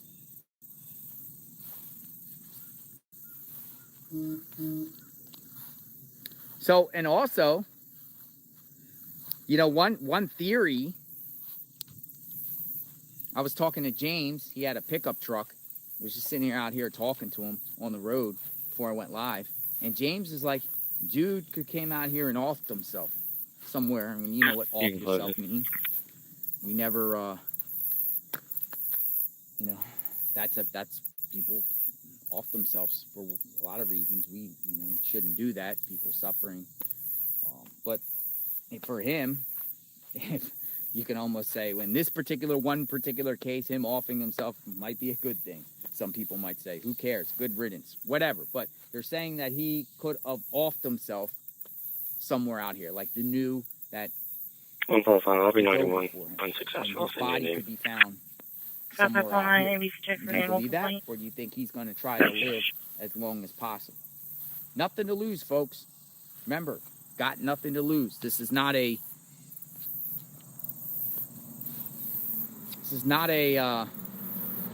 well, I have my chance at freedom one day. If he's caught and goes through the Pennsylvania state prison system, they will most likely never let him in general population. He's a survivalist. The question is, how did he manage to get away from that perimeter that authorities had secured? Pretty good. They thought they had secured.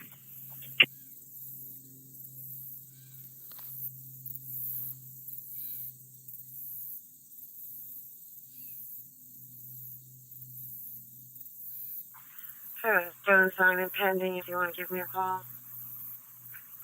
Copy. Yesterday, lots of rain came 1 to through. 4, 8 and 10. I'll be out at 12 Thunderstorms. fairway. With Mom, I'll let you know if we get a hold of her. Temperatures actually increased for the last couple of days. The Cool, last prior copy. I'm days going to be it heading was up your way. cooler. And we'll sort Maybe out that more other one after seasonable. we're done this. The RP believes he looks just like the convict. He was with another male. Notice he was rubbing his hands together like he was anxious. Last seen in front of the Chick-fil-A. The RP has a picture. He's currently sitting in the middle of the... RP is sitting in the middle of the food court in a brown and cream shirt. 59. All right. I just saw that lady there. Older lady driving around with her window down. I don't know. In this particular case, it should be wise for residents to drive around with their windows down.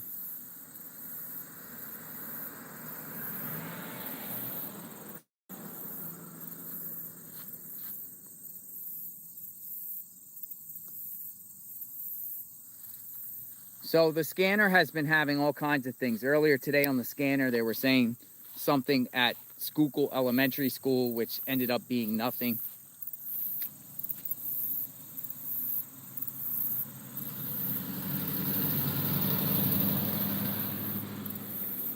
Yeah, this is Glenmore.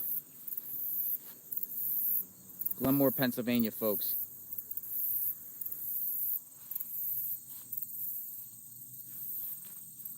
Now, I have the locations where his sister lived in Phoenixville. I have those addresses. I think what I'm going to do is head over there in that area in a bit. If anyone wants to talk and that's watching that knows them, let's talk. If you guys want to set the record straight and you guys want to share, I'll be in that area. Get a hold of me. JLR at JLR Investigate. Okay. Did his sister 4-1 unit status. play a role in this at L? 63. Authorities did not elaborate on that. Did his sister help, aid, assist him, provide him anything? Okay. Money, clothes, 20. Can you return wallet, station? Make contact gas with money, the wolf in the lobby for harassment gas, complaint. tools, cell phone. BSP wouldn't elaborate. Maintenance She was 2 taken Patrol into 10. custody by ICE. Can I get the lower quarter gate by stairwell 1? Working my way to Q block. 28. How many other family members does he have Into duty officer. that we don't know about? Proceed. Report me down for the day. Does he have more family members? 979 stand by. Friends? Associates? Good. I heard gang affiliation. Did you get the email I A sent gang you? affiliation with him? People from out of state He helping was him? at courtroom 8. Remember the last time? He was Yeah, after courtroom 8. he brutally I just sent MURDER it a few minutes ago. Okay, I'll his take it. girlfriend or ex-girlfriend. He was In trying to reference flee. to a phone call to Chester. He actually did flee to Virginia. But 2 of his people, friends, helped him. And was granted immunity by prosecution. Air Tom 83, copy your stop. 100 block West Could we Baltimore Pike. get into the same situation where another friend or associate helped him in any way? From this location, this is the last location he was at. This is, that we know about. This is the last location. And the authorities said they're confident that he was driving in that van. So this is the last location right here, folks. Where did he go from here? Did he go north? Did he go south? Did he come up here, ditch the car, ditch the van, which was right over there, come up here, go south? Did he go north? Did he go east through the cornfields? Or did he go west? Did he go in any of those directions? Unit 346, copy your stop. 500 block West First How Avenue. are you? Oh, yeah. Are you JLR? Uh-huh. Can I ask you a couple of questions? Yeah, let me put the camera over here. She's going to ask me, a local's going to ask me a question. She said she don't want to be on camera. So let me get some information. Stay with me. Up your stop. I have something for me, so I'll be right back, guys. Tommy 3's house, okay. Unit 60, Tommy 83, okay? Yeah, what do you got?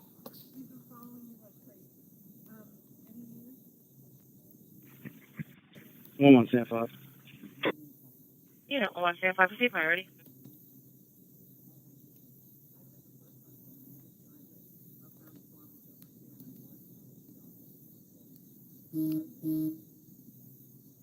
Sam 1. Unit 3971, proceed priority.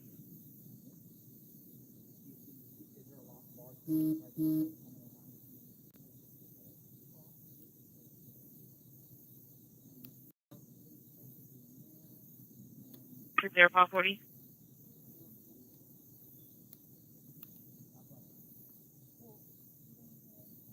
Unit 60540, copy of the BLS Act.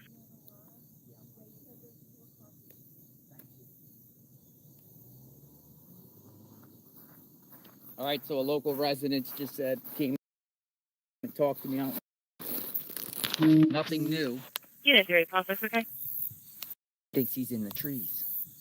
A local resident Unit thinks 1175, he is proceed. in the trees still. She's saying there's still a police presence around here. Their authorities are still around here at different locations. Not sure if he's here.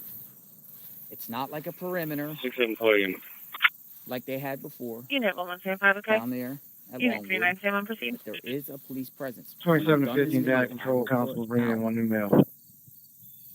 6 employee. The 6 employee expert. military type people that I saw over there at the church. 5519. Unit I'll 55, put call that out. And you Unit can see. 3971, okay? And I'll keep you Unit 55, call informed on what's going on out here. Yeah, we just have to put the stand animals by. down just in case they get We'll talk soon, everyone. Out here in the fields of Chester County, where people are just jumping on. Unit 55, okay? That vehicle, not his vehicle, the stolen vehicle, Copy. the Unit stolen 38, van was found right there. MC check for Right there. STDI. At the beginning of this video, I take you down Rest to 23 show you the terrain around here. So I'm out in the field. We'll talk soon. I'll be 6-140, back in can a you bit. start JLR investigation. Arrest 23, okay? 3 upon. 6 employee.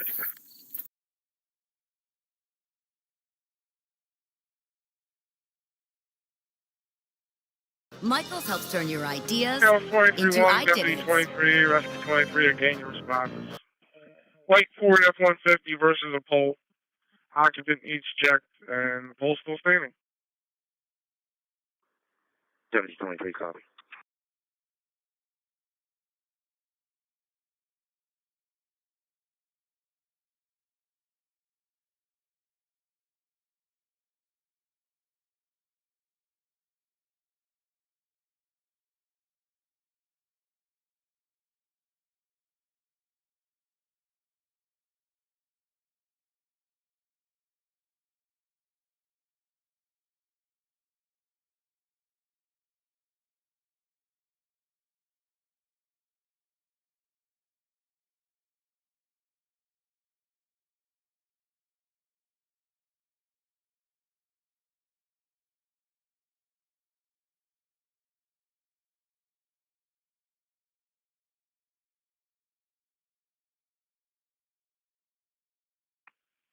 Who wants that Paul 35 MDC check for report?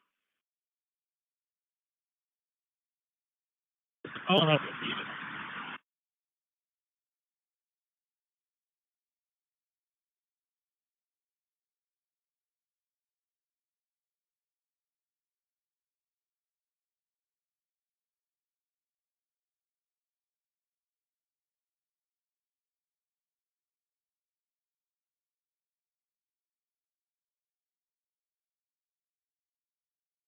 Unit 1630, copy your spot, 400 block East Diamond Street.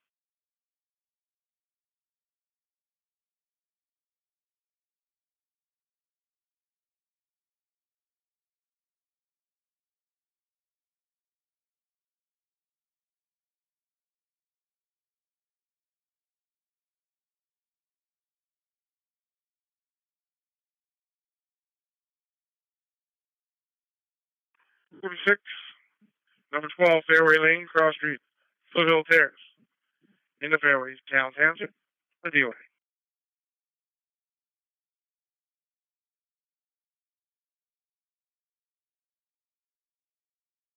Thank you, 146.3, I can't get this. 11630, I'm fine. You know, 11630, okay?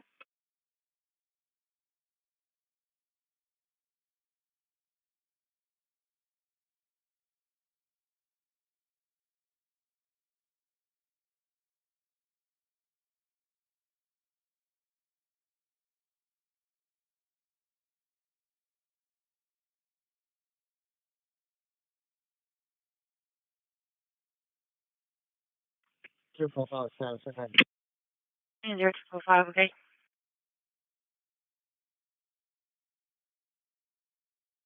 Unit 43440. Unit 43440.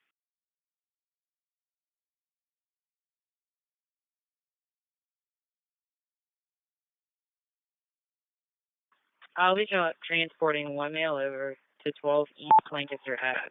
Starting mileage is 4033 from my station. Yeah, 43440, okay?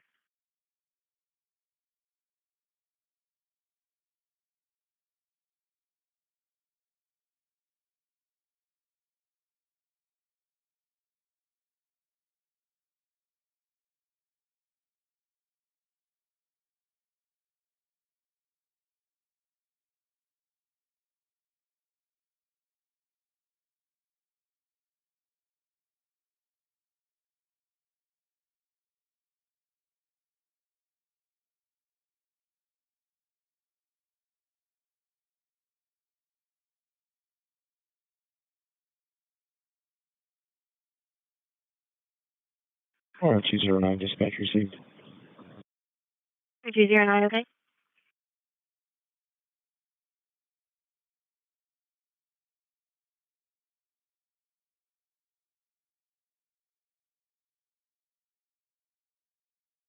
Yeah, 67 Paul 30.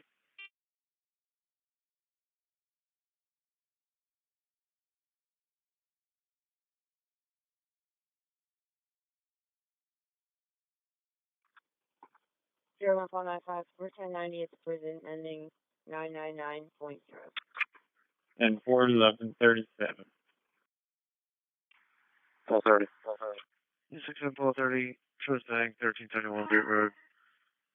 For traffic complaint, looks like there's water coming out of the bank into the parking lot, and it smells like sewage. Alright, we're rush 23. We'll pick up our school. We're gonna be right at the bend. Paul 30, okay? Either 15, Paul 10. We're actually 23, okay? Hold on. Make 65, the Renaissance Academy, 413 Fairview Street. Nurse's office, second floor. James Burr, respiratory failure. 15, Paul 10. Renaissance Academy, 413 Fairview Street, and has been dispatched out for respiratory difficulty. 2750 and work release. Black sedan, 2 occupants, coming over, put money on the books. Call one with any mileage. Philly 23 arriving.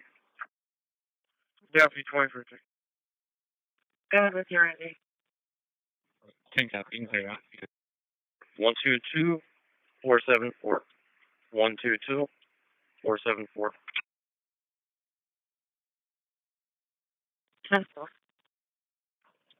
27 to data control, Westchester Police, male central booking. 17 units, when you're available, I have a phone assignment and a well-being check for you. 85, okay. 1 to 4. 4.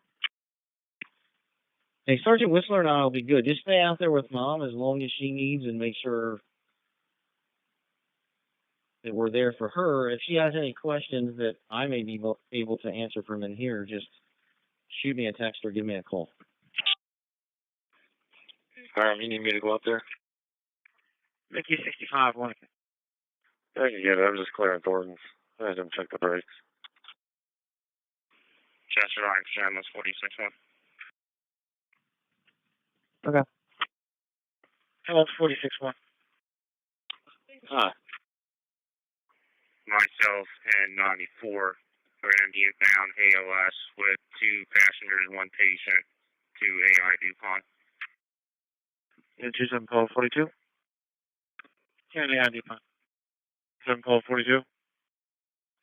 Unit 3375, we're going to stop. 427 Eagle View Boulevard. Unit 27, Paul 42. Mickey 67 line Roster Avenue between Valley Forge Road and Oakmont Road, Schuylkill Township, full. Any available 27 unit? 27 Paul 31. Paul 31. 9 Roster Avenue or 9 Roser Avenue. You must be dispatched out for a fall. 7 Paul 31, okay. 4 to 1, the ambulance crew is coming up. 16 Sam 30, copy your stop, 400 block East Lincoln Highway. Yeah, 16 Paul 90, copy your stop, 400 block East Lincoln Highway.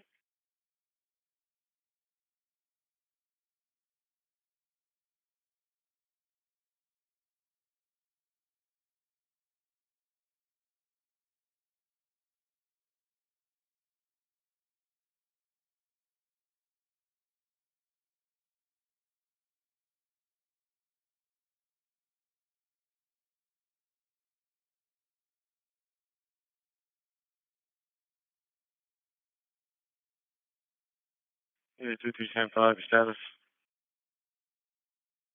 Sam 5, okay. Search item 92. 10 4. Unit 2375, okay.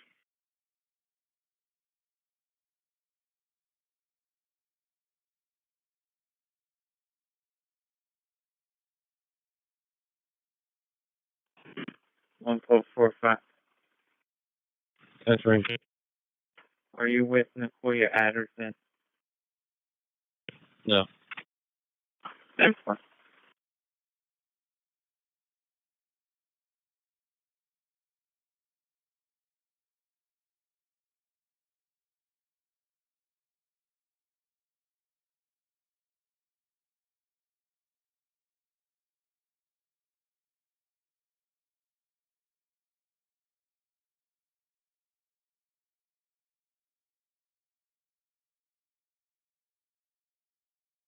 Unit 25, Sam 1, your status.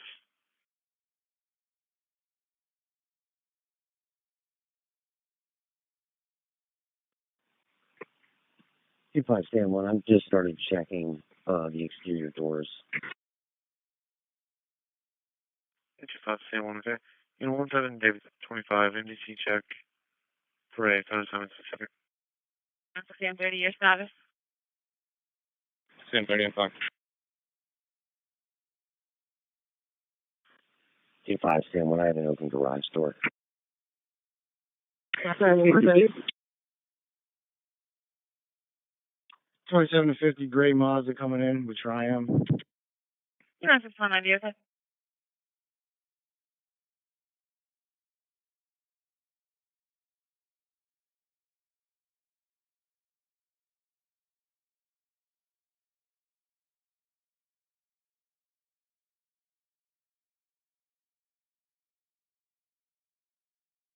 T5 Sam 1, the door to the residence from the garage is also open. I'll be inside checking. 25, Sam 1. Copy, door to the residence from inside the garage is still open. Inside checking. 27 data control 50. Just County Sheriff's inbound, picking up. Joe call 35, other 91. Oh, 35, yep. 64, copy, you have the erratic, northbound High Street, northwest Stadium Road. 3 red, compact car, possibly Mirage, unknown Delaware registration, swerving. Caller is no longer on location and not following. Joe call 35, other 91. Oh, 35, yep. And I will advise the borough. Mickey 67, spoken. Good. Acknowledge you never stopped. Copy, thank you. Yeah, we'll be there momentarily. 040. 040. 1 to 4, I'm on the phone with the coroner. Just give me a minute. 5, go ahead. Yeah, 040, okay? You call in when you get a minute. I copy.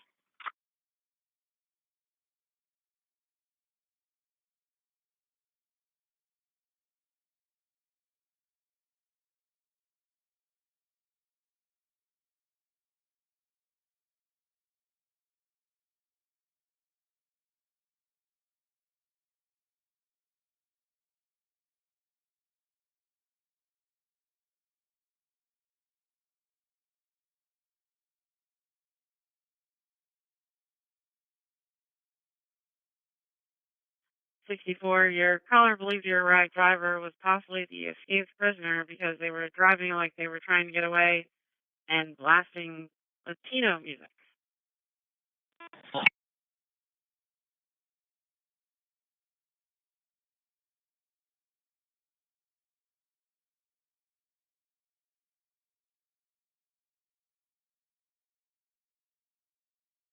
Unit 26 Paul 27. Son.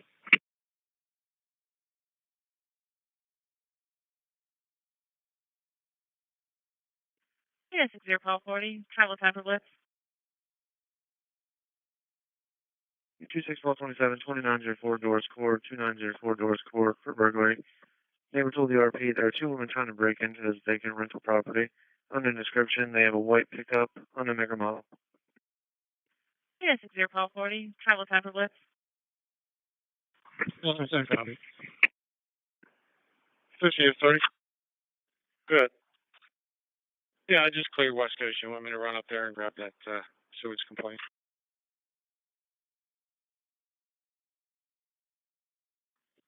I'm here now. Just trying to find out where text was coming from. Is you guys Sam 1, your status? Huh. I'm on the 100 spur. I just need to get myself turned around. I'll head up that way. Is you guys Sam 1, your status? Sam 1 still checking. 46.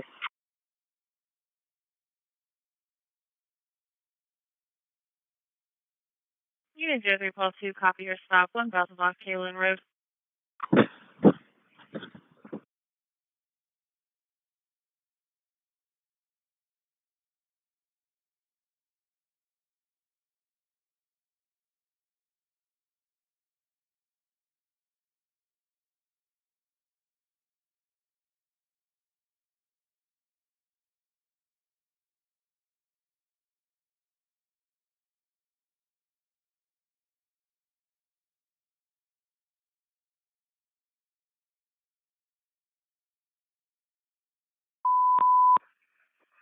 If you 125, 212 South Fuller Street, between Cypress Street and Juniper Street, and it's a diabetic emergency.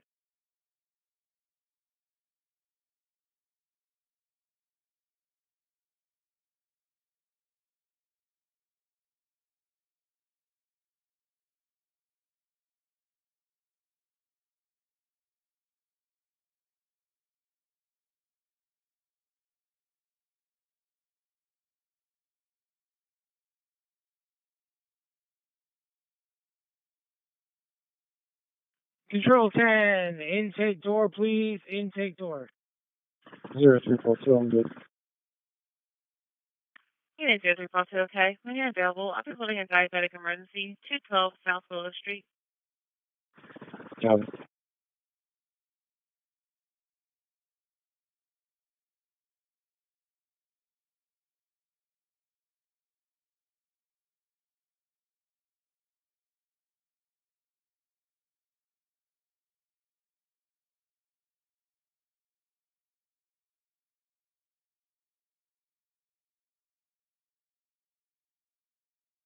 Me 125, too, okay. Hey, staff, we have a missing female?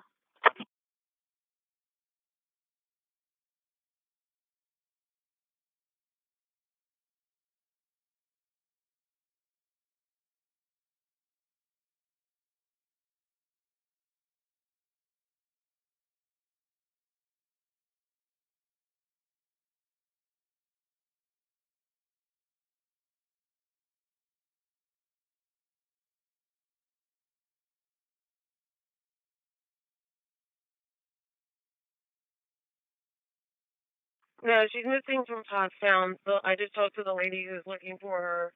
Who told her she's 99% sure it is the missing girl from Pottstown. I'm trying to call Pottstown, but they're not picking up their phone. And I'm gonna get out here. The water department's out here. I'm gonna see if they maybe told her too. But I'm checking the area. The area of Laurelwood Fisher. She was southbound, and she kind of lost sight of her in the area of Laurelwood Fisher. So, and she also called the mom to let her know that she found her. Okay. I'll head down there to the help you out. Unit 2691, I'll be out with call 27. Charlie. 5 Sam 1, your status? Sam 1, I'm still checking. 25 Sam 1, copy, still checking.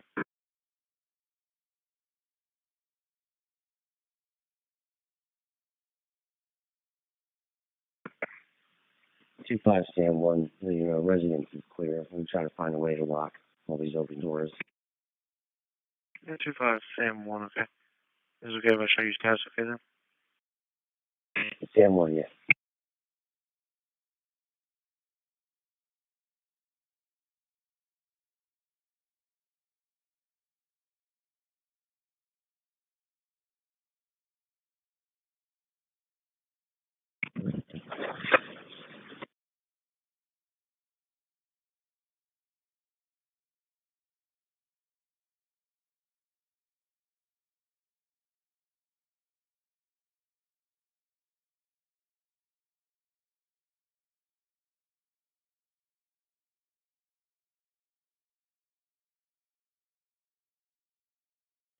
Two six units, your status?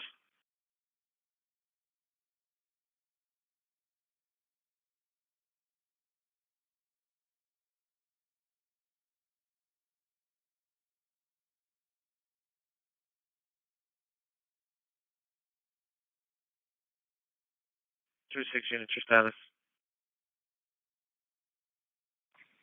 2627, our starts be okay. 26427, okay.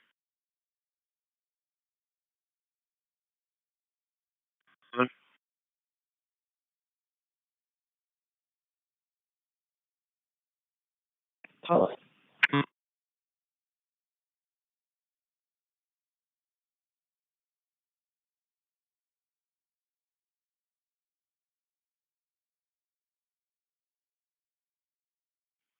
Depot 11 1001, Kimberly Lane 1001, Kimberly Lane.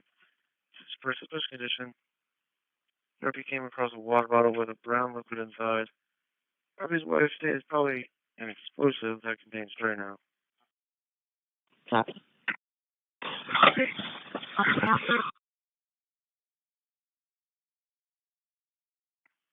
Depot 12. And 29 Sam 2, copy en route 40.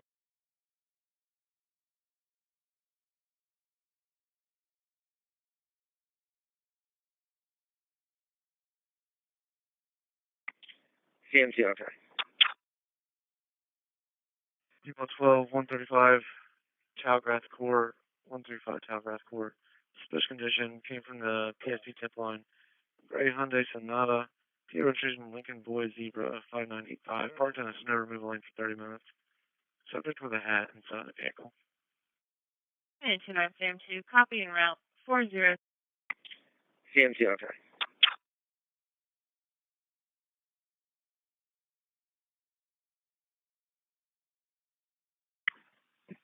One to 10.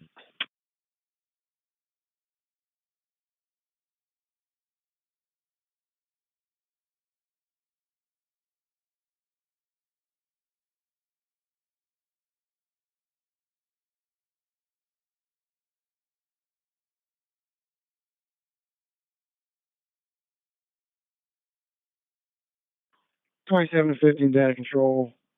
Wait for doors sedan, 2 occupants. Thank you, sir.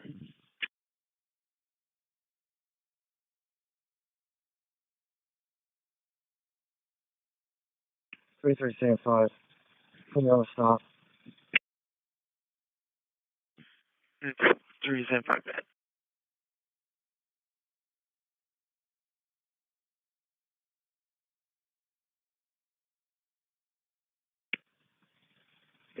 Block of Pennsylvania.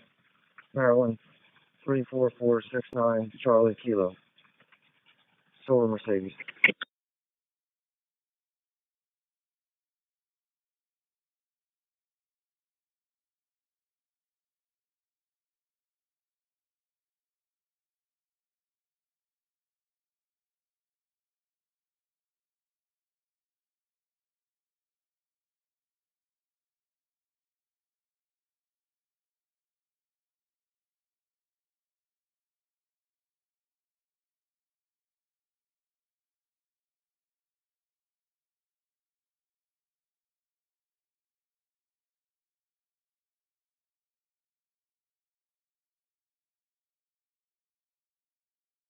375, okay.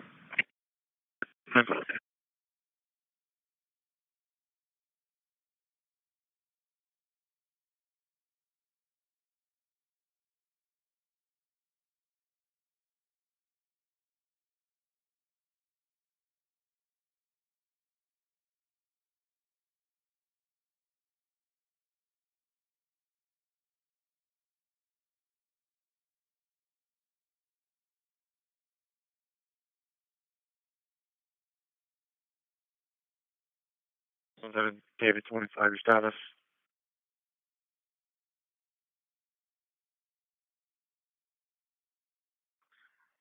David 25, I'm 10 for you, just right.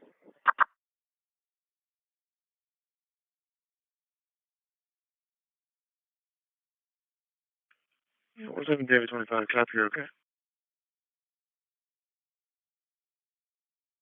Yeah, 0657, okay?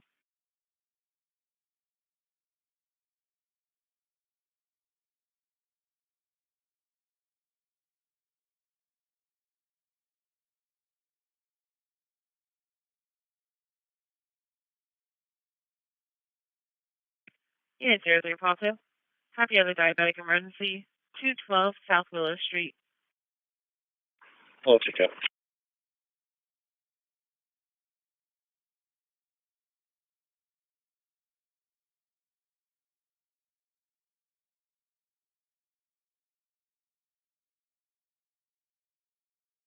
David 23, okay?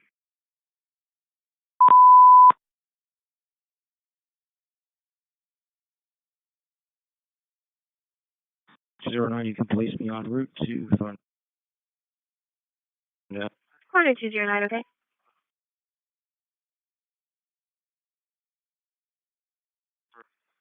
Staff, I just ran into the parents or the mom. They're in the area looking as well. It is from Lower Pottsgrove. Yeah.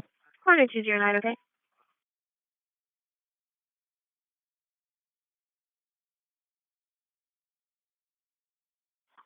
Joseph and Mickey 67-4. 67-4.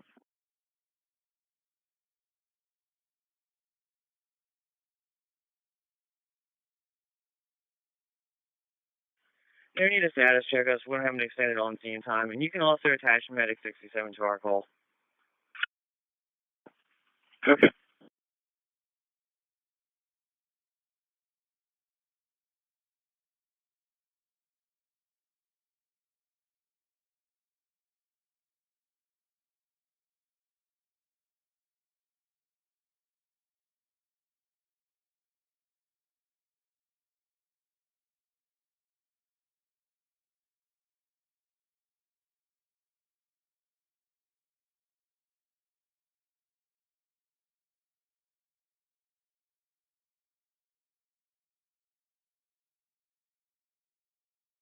Dairy Pronto. We are available. I'm holding a disturbance. 226 South Walnut Street.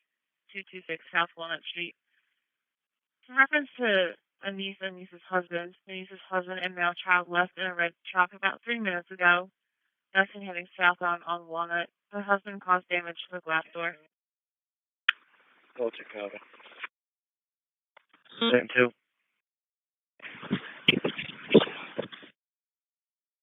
Who's in 435? 244, again, your response. Unit 38, Paul 8. 38, Paul 8. Unit 38, Paul 8. Valley Road and Scott Avenue. Valley Road and Scott Avenue. Per Chief 44. Buyers being dispatched out for a burning complaint. 244, again, your response. 38, Paul 8. You want 10 plus 35, okay? 29 CMT status, okay? Unit 29 Sam 2, okay? Unit 60 Robert. 0 3 plus 2. CM2, copy. Unit 03 Pulsar.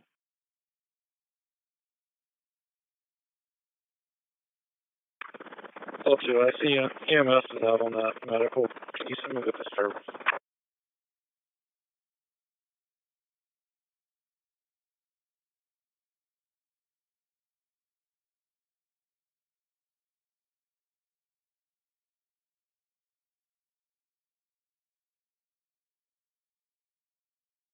Unit 03 Pulse, okay. Popular disturbance, 226 South Walnut Street. Cars advising the husband and 12-year-old male are no longer on location. No weapons, no intox. Music can be Ariana, unknown last name. Husband is Jesus, unknown last name. Child's name is Axel.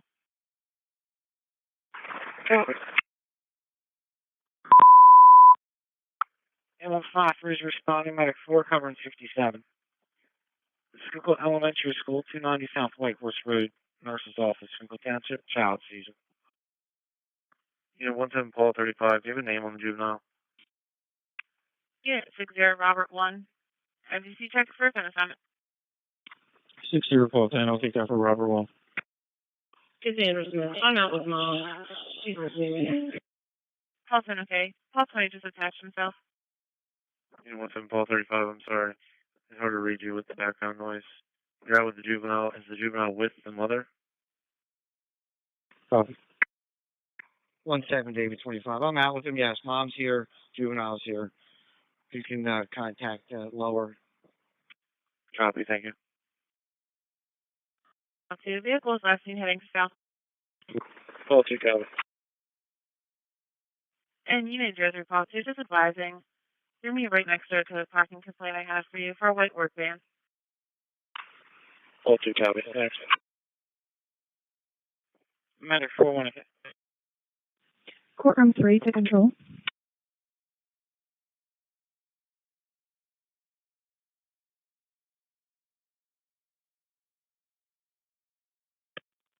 Proceed. Courtroom 3 is down until 1:30. 10-4.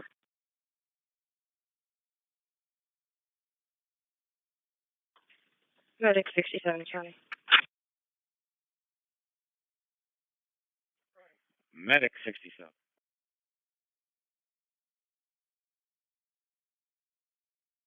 Three calling 4. Affirmative, thank you.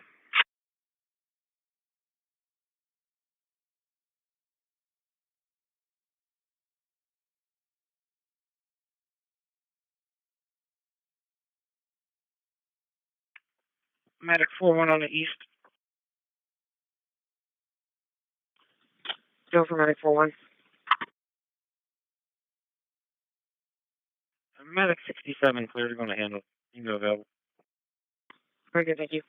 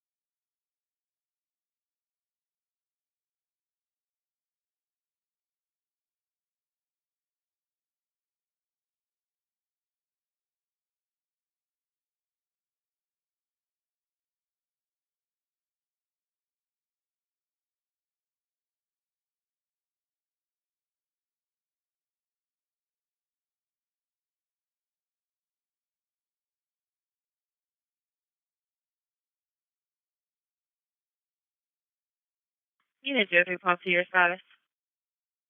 Paul 2, I'm good. 03 Paul 2, okay?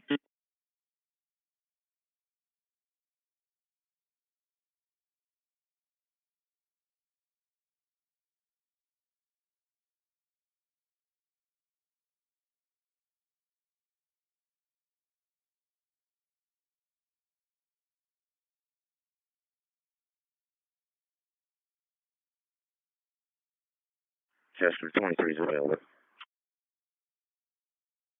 Deputy 23, okay.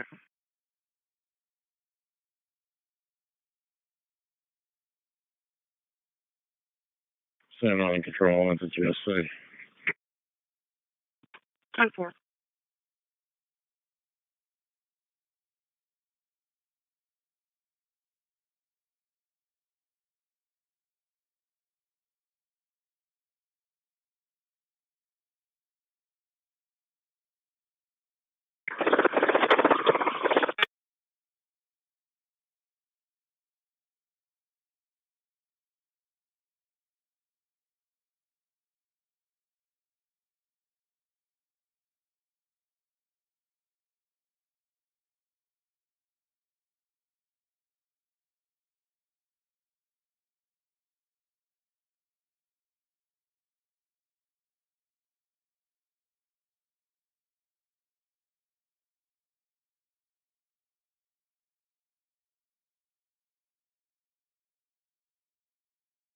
One pound 5, 10, 17.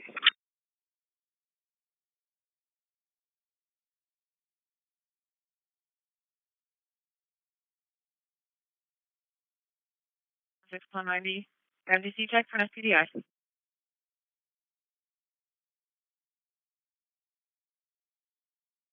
1.5, 10-3. 400 West Niels, Pennsylvania, Lima Foxtrot Mike, 1578. LFM 1578, Silver Chevy one time. 6.90. MDC check for an SPDI. 10-4. 3-5, I copy. 3-5, 10. Yeah, I found it. You was in Paul 35. 35. I copy. You was in Paul 35. Spoke with Montgomery County. They're going to have a lower prosecutor officer give you a phone call on your cell. We're going to send the confirmation that you found her. 35, okay.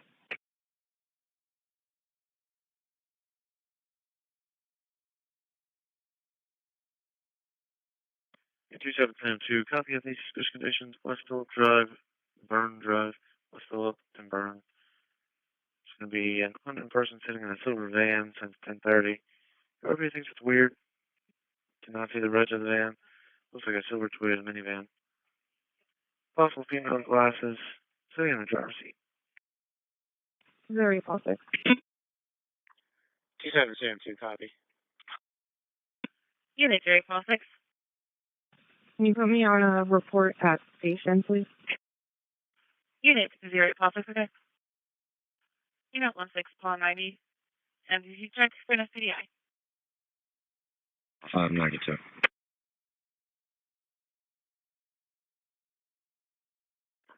5, 10, 4, 10, 92.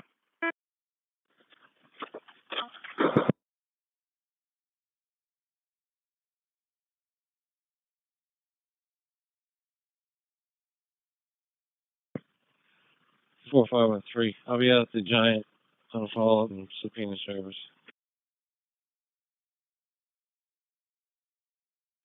4, 5, on 3, 10-4.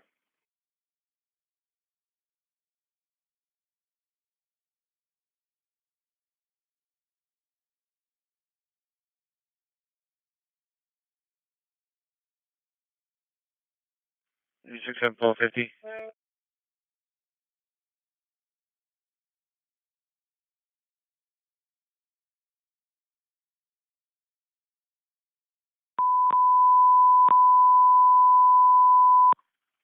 Stations 54 and 56, 1625 East Stroudsburg Road.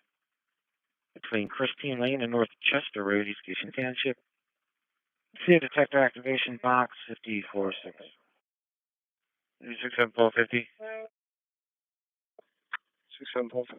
Yeah, 67450, 1625 East Strasburg Road, 1625 East Strasburg Road. Fire from being dispatched out for a carbon monoxide alarm. 50 after. I get it, Ted. They just shut the water off, so clear. Copy, thanks.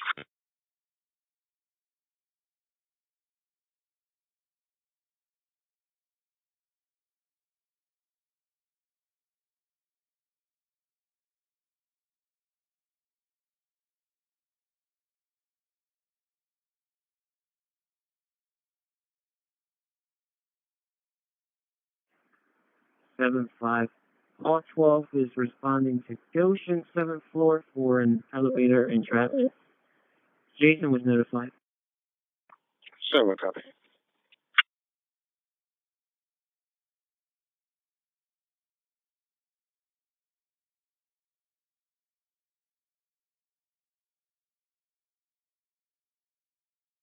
In 17435, do you have a date of birth for the Cassandra Smith subject?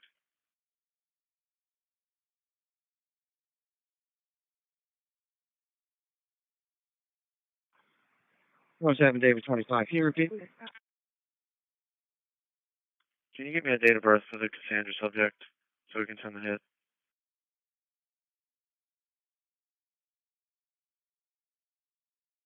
Ah. 64. February 27th, 2010. 64. Deputy 56 en route. February 27, 2010. CA2, okay. Holly, they're stuck at the 7th floor. Yeah, 32 Pole 11, your status. 10-4. 35, 10, 4. Unit 33 Pole 11, your status. 35, 10, 4. 4513, E91, successful. Holly, copy. Jason will be there in a few minutes. Or 513, 10, 4. Unit 16730, copy your stop, 700 Rock Coast Street.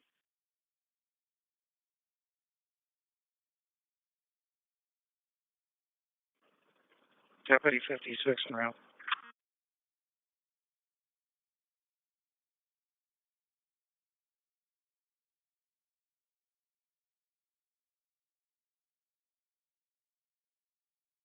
Deputy 56, okay.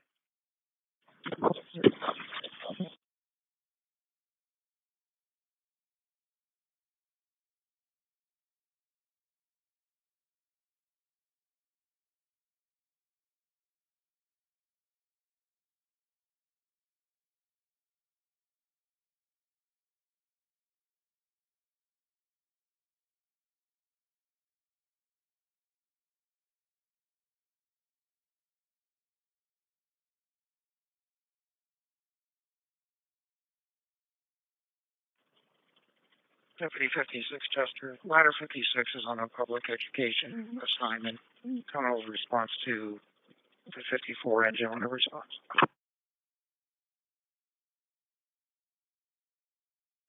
Deputy 56, okay.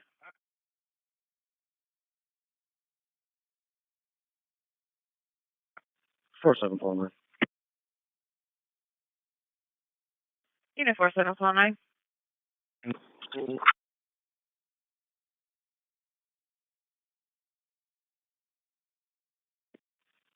You have a audible alarm from outside. I'll be inside checking the building. Unit 4749, copy audible alarm from the outside, inside checking. 2742, I'm okay. 1 call Hogger 91. Verbal to the attack switch, you know. 27 Pole 42, okay. 105, 10, 4.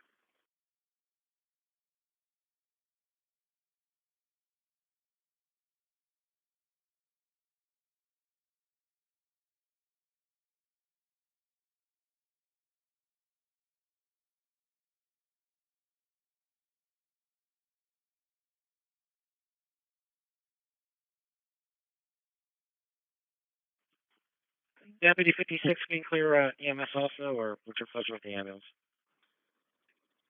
You can clear them as well. Very well, sir. 1435. 3510. Can you check high and gate for the traffic hazard? Apparently there's a truck there making a delivery on High Street, causing a disruption. 3510-4. 1 to 4. 049, we're clear to clear. Cool. 15956. Hey, when you talk with the nurse from PMH on that unrelated matter, can you find out Steven's status there? 832 call 9 MDC tech for a phone assignment. Or will do. He's still alive at this moment. Okay. 3-9 call 10. Okay. Unit 39 call 10 for priority. Courtroom 7 is down till 1:15.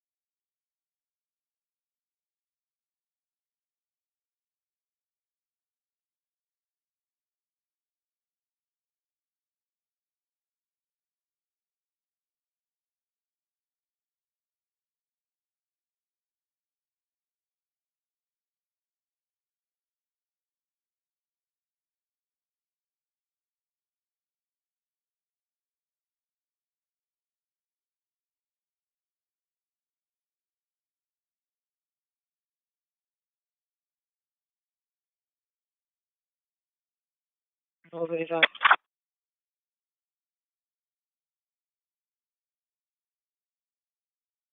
Call 35.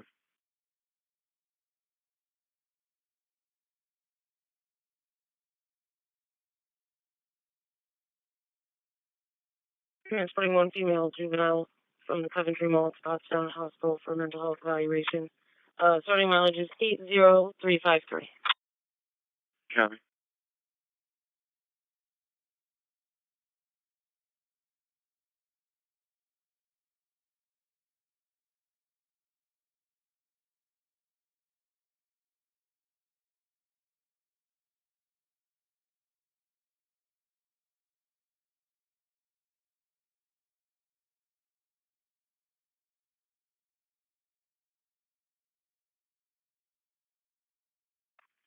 Andrew 54.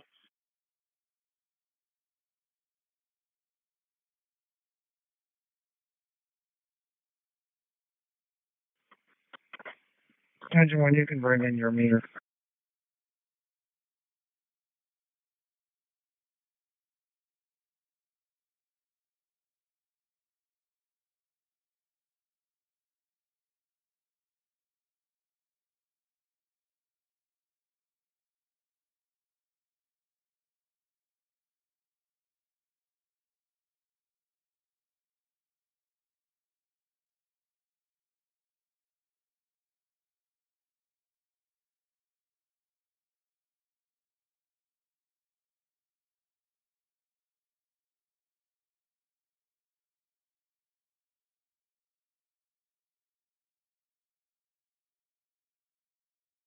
Order 209, you can please be on scene in Thorndale. Quarter 209, okay.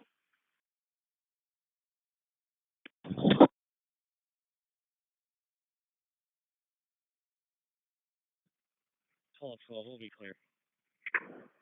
12 copy. Unit 47 call 9, okay.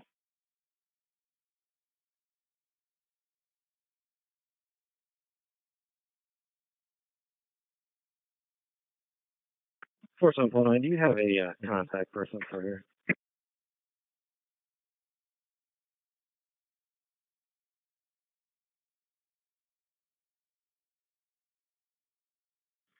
Call 9, that's a negative. Okay.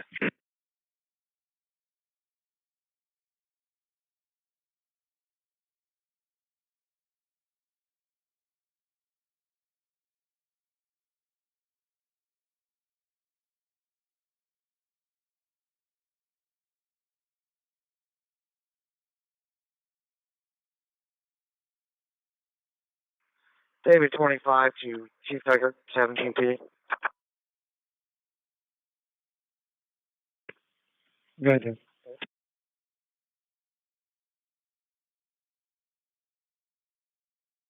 Chief, I apologize. I missed a call. We were dealing with that juvenile.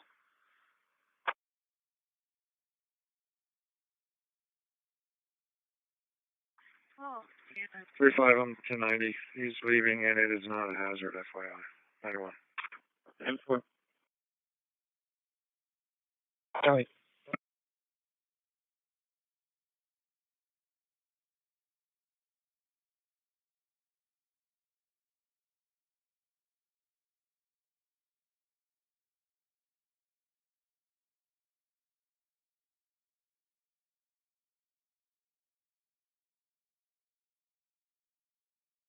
Triple nine MDC check for phone assignment.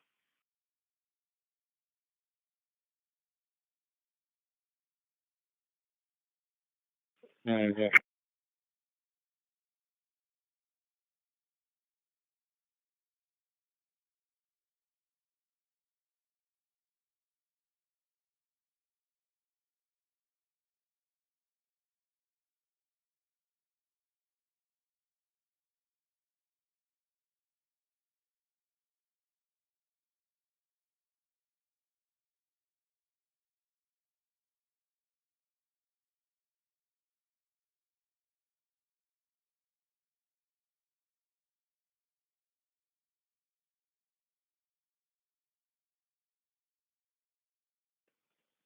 Deputy 56, Chester, faulty detector, companies available. Deputy 56. One with starting mileage. 122-474, 122-474. 4.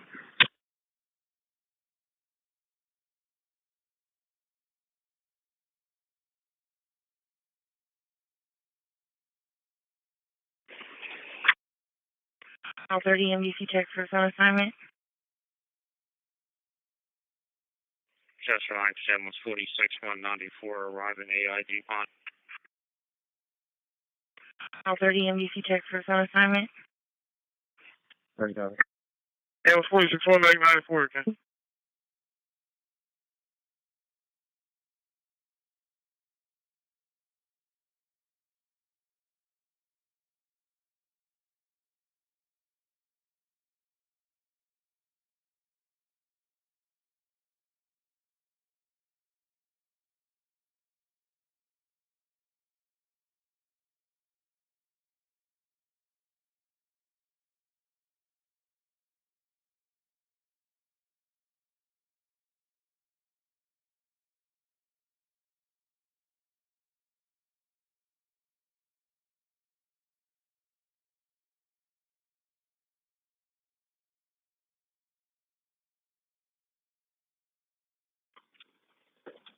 We're going on 5, we're back in the crowd. 10-4. 17-1232. Who's that last phone call? You know what time 1232, okay?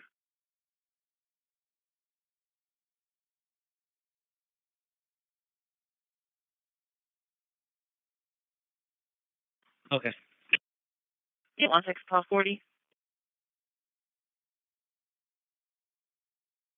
40.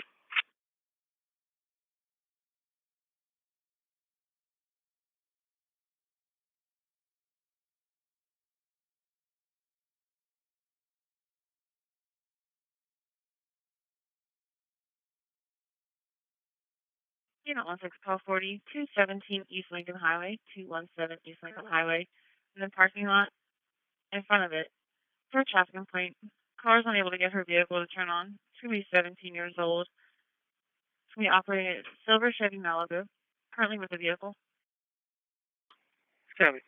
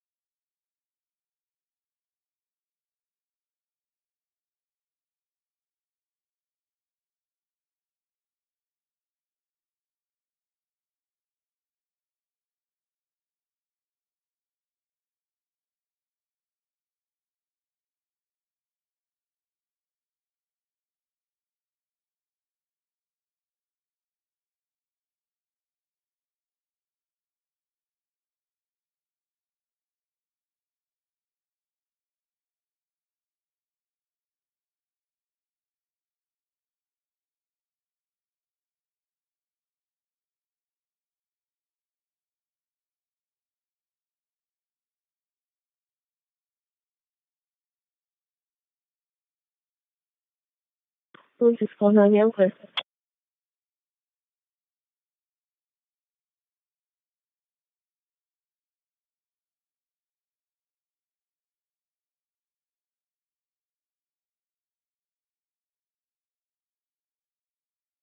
Phone 90, okay?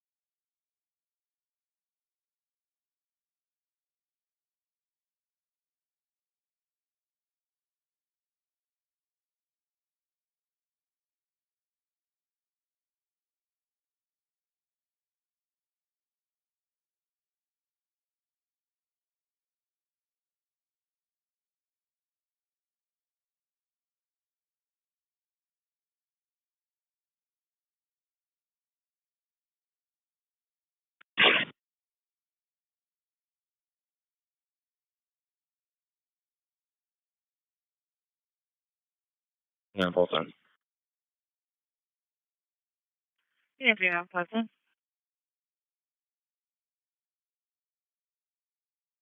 Can you clear out my current report and then put me on the station line?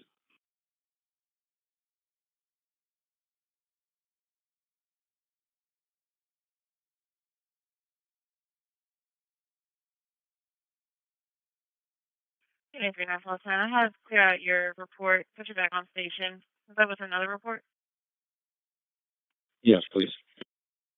Unit 39 Pleasant, okay.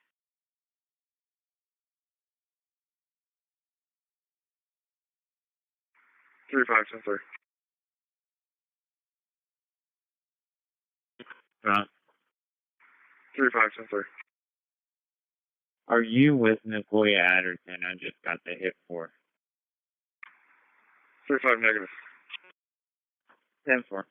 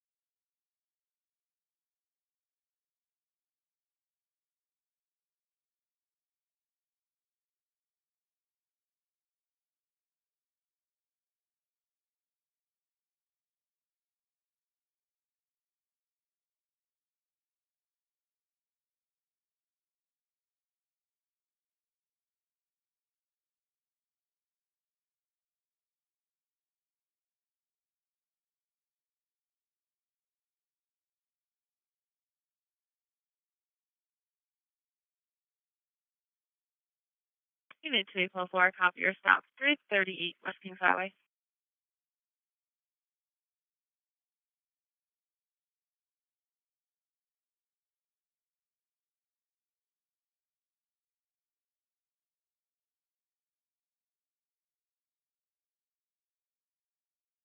Call 12, I'm clear.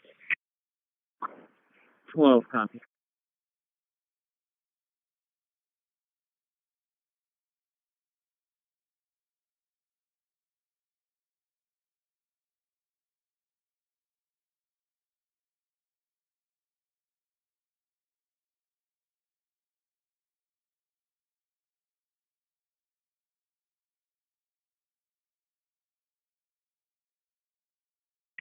Three units when you're available, you have such conditions.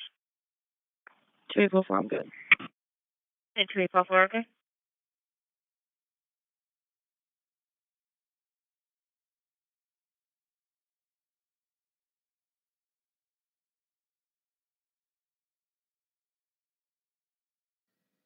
That's why you can clear me and send it. They are on a private channel. Christina, yes, we are good. That's why you can clear me and send it. You are fake news. Thank you, Christina. Definitely got some sleep. A few moments later. What is wrong with people? That is a great question. What is wrong with people?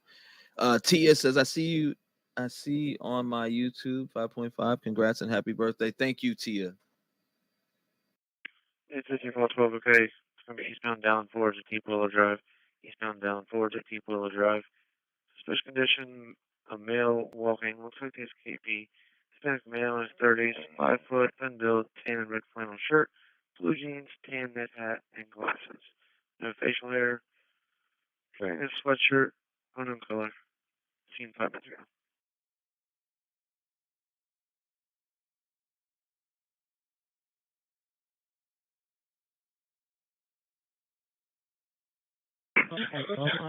Where is he?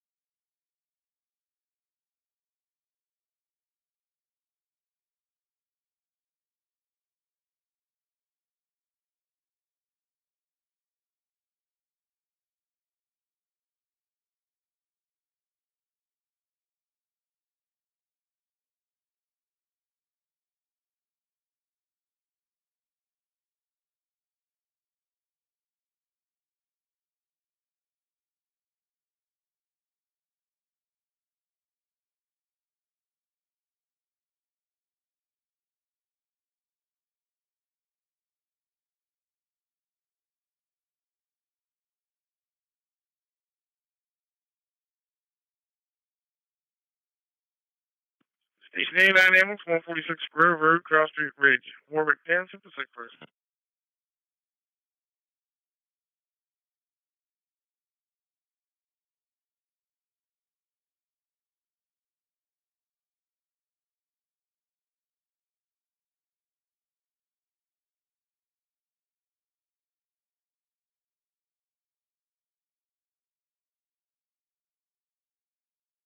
the border look over there in Canada, right? He could go to Kensington and no one would even bother him, says Carly. 41 Elm, Cool shoppers up in that 44, area at the moment. 40 Hold up, I'm South looking Fifth right Avenue, now. Junction South 4th Avenue, Cross Street, Harmony, Cookesville City, respiratory difficulty. George, downtown. Yeah, good. Animals 89 1 hit.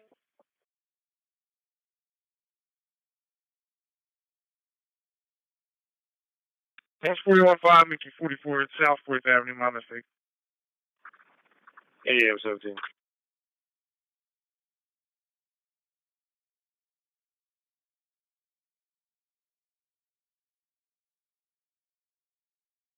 All one with any mileage. 10-4. Drive with your ending.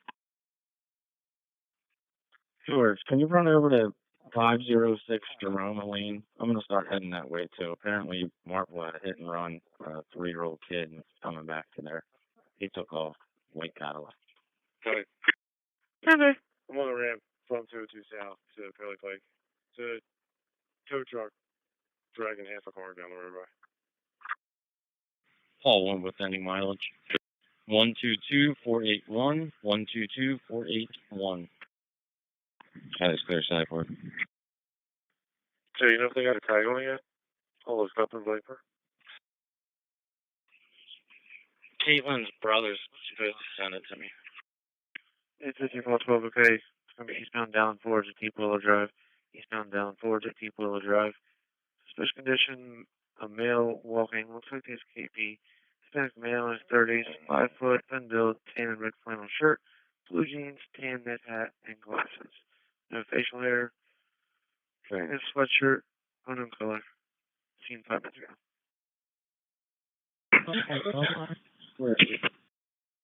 Station 89 ambulance, 146 Grove Road, Cross Street Ridge. Alright, just let me know when you get it. I'll search it and I'll be sitting on the pike. If it comes down that way. Any copy of temporary. 10-3. 10-3. Alright, I got it now. It's going to be Mary Frank Victor 4208. And it's Mary Frank Victor 4208. It's a white Cadillac, looks like CTS or something like that.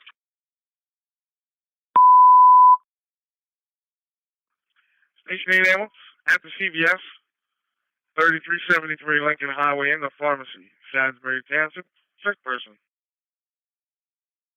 You can close it. Yeah, 37 call to. How many?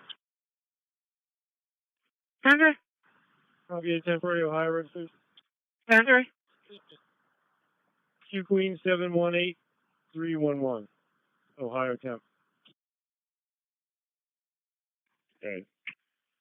Yeah, 37 call to at the CVS, 3373 Lincoln Highway, 3373 Lincoln Highway in the pharmacy area.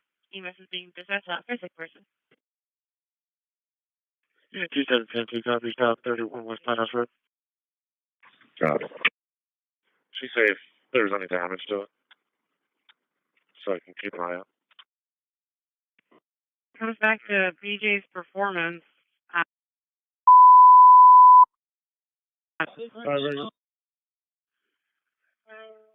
Station 37 ambulance, cover 41 ambulance, second call. Mickey 44, second call. 580 East Lincoln Highway, cross street of North 6th Avenue, in apartment number 2, Cookesville City. Allergic reaction. Nah, she didn't say. Apparently it was a black male driver unknown age. Got 1640, copy of the allergic reaction. 580 East Lincoln Highway, apartment number 2. For a 19-year-old male, eyes swollen, shortness of breath, with vomit on his face. Okay. So this is all current. It just happened. Yeah, it must have just happened. 16190, you can send me 40's call. Clear it. 10-9 control, I'll be clear as yesterday. 10-4. Yeah, please, that's okay. Yeah, 2710, okay. Yeah, 1690, okay. 8392. Stay by.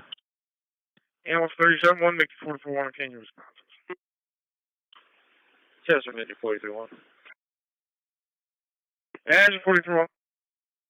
Yeah, put us on a call, 580 East Lincoln, touchdown. Now we're going with you, you're going to run an engine only. That's the engine. Okay, you're on it.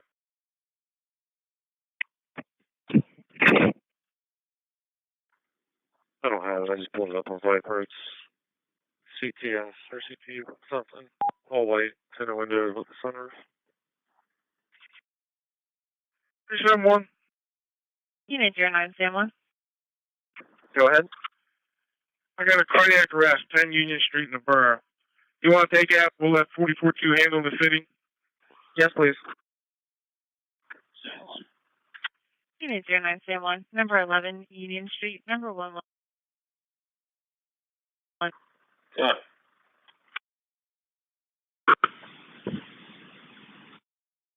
Unit 30, Paul 7, your status. Yeah, thank you. Unit 30, Paul 7, okay. Unit 30, Paul 10, copy your stop. 1700 block, Baltimore Pike. Arrival in 41. Engine 44-1, okay. He said he struck him at like the 1 o'clock position. Not sure if there's damage. He said the guy got out of the car there, looked at the kid, and then took off. Chester, make 44-1. Make 44-1. Who's handling that cardiac arrest? Alright, you want me to sell 144 with 43 and you guys get it at?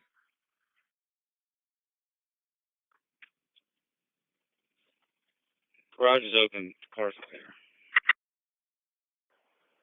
Affirmative. Alright, we'll put you on it. 60 Paul 10, status, okay. Unit 60, Paul 10, okay.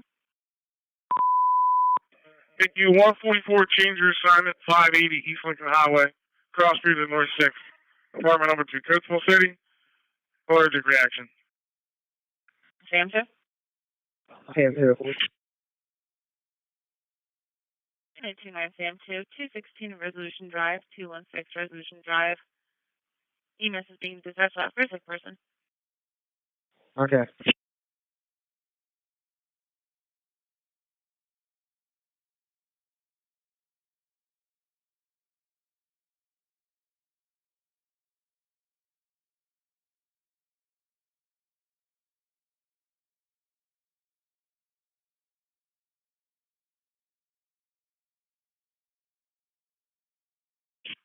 Make you 146, covered 244, 49 Curious, 216 Resolution Drive, cross street American Way. West Brady Line, sick person.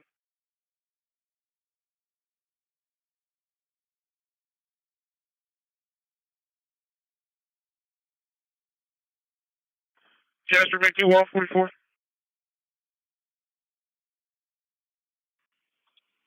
He said it just happened a little bit ago, so the car probably won't be in our township yet, but it'll probably soon.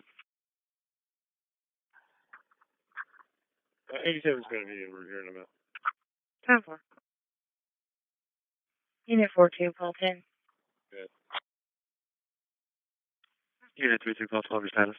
Oh, okay, checking it right. Unit 42, Paul 10, Great Valley Middle School, 255 North Kingsville Pike.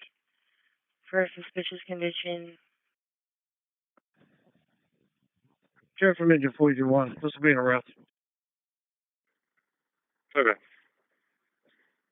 No, he just texted me. He's got the Viper. For the hot list. Engine 43-1, okay. Ah. Josh, you can show utility 37 on location. Okay. Utility 37, okay. Make you 144, you're going to have an arrest there. Unit 16, 1030, copy your stop, 100 block using a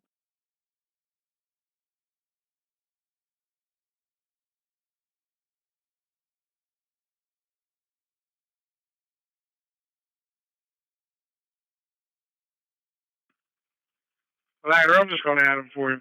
Sounds like he's a little busy. Unit 27, 12, 31. Thanks, Todd. How is the control?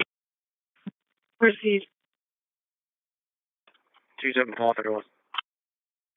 Here, Meg's down today, heading back to Sierra. 27 Paul 31, 145 Oakwood Lane, 140.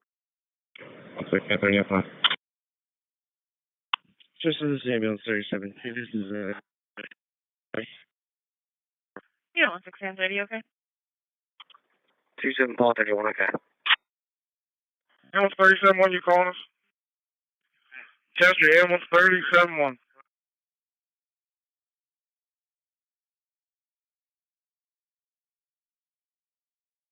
Unit 37, Adam 2. Unit 415 to Chester.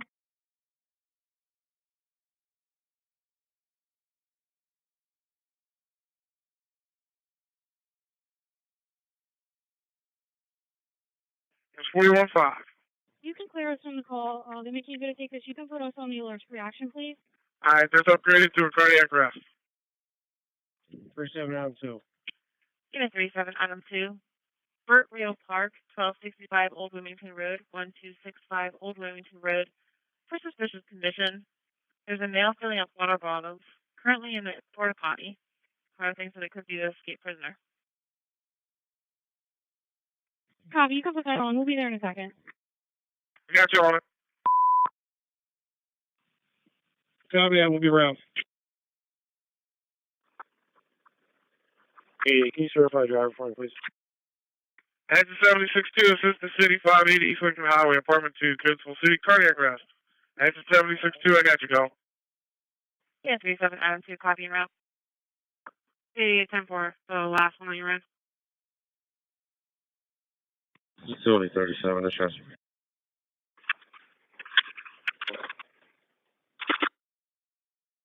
Two 7 units. The Michael subject lives with his girlfriend.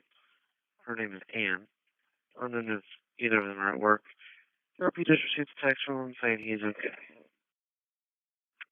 Facility 37. Yeah, affirmative. 10-4? Chester. QRS 49's around. QRS 49. Two DOI. Facility 37, no. Facility 37, okay. 27 Paul 31, okay. You can clear it up. Yeah, 37, Adam 2, it's a light-skinned male, unknown age, black shirt, dark, possibly green pants, unknown color bag with him, with some kind of plywood with him as well. Okay.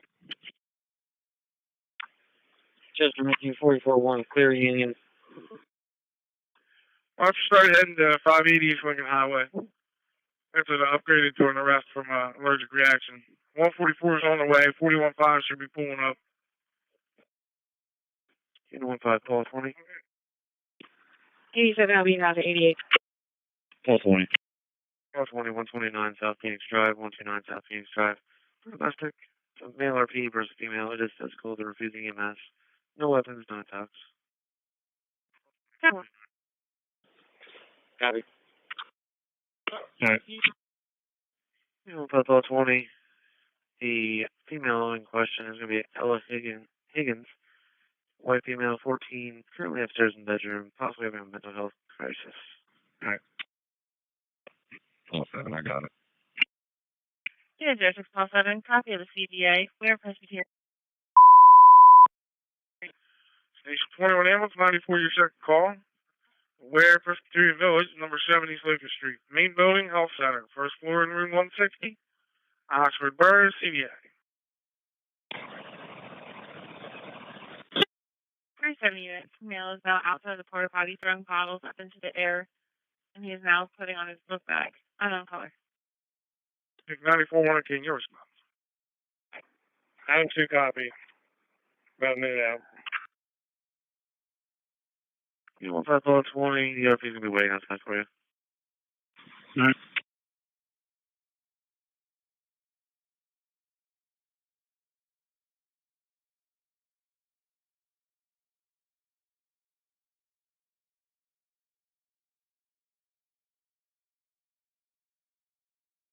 Ambulance 21, can your response?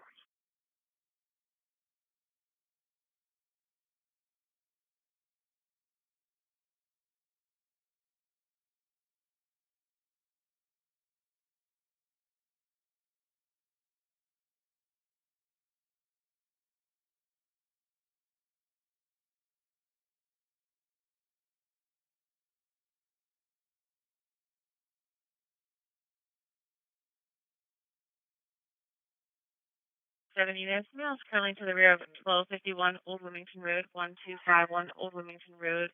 Dropped his items and picked them back up. And he is now turning around and heading back towards the drinking spout near the porta potty. I'm 2 copy. South. You know, on 2 Fox, okay?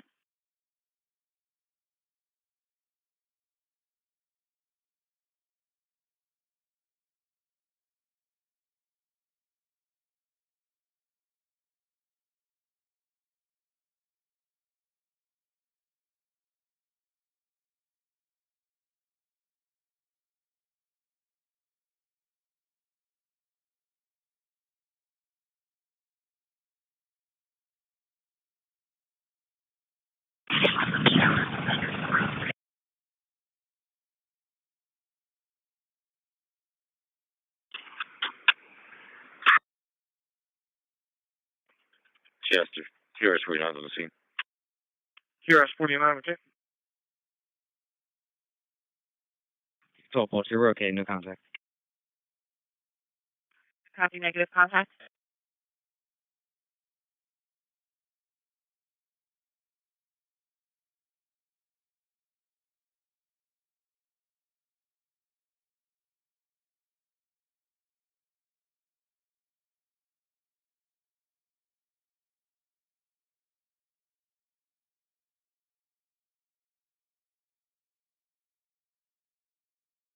Three 7 units. Car is now stating the male is going to be to the rear for property.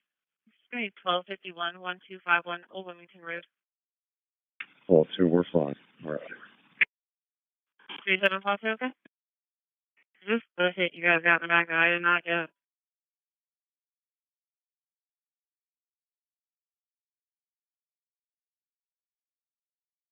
Yeah, affirmative. Looks like it's for that dive journey. This guy looks like he's associated with a couple of the cars. Or say we can find it. M4.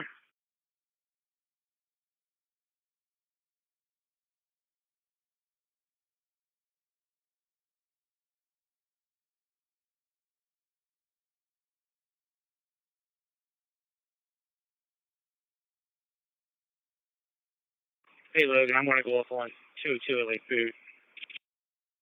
Unit 3844, your status be okay? 400 block West Kings Highway. Fair copy. I'm gonna stay 223. 12-4, my status okay. Can you certify that registration for me, please? Unit 3844, okay? I'll go to the area at 100. So the vehicle's been seen down this far? From what I'm seeing on Viper.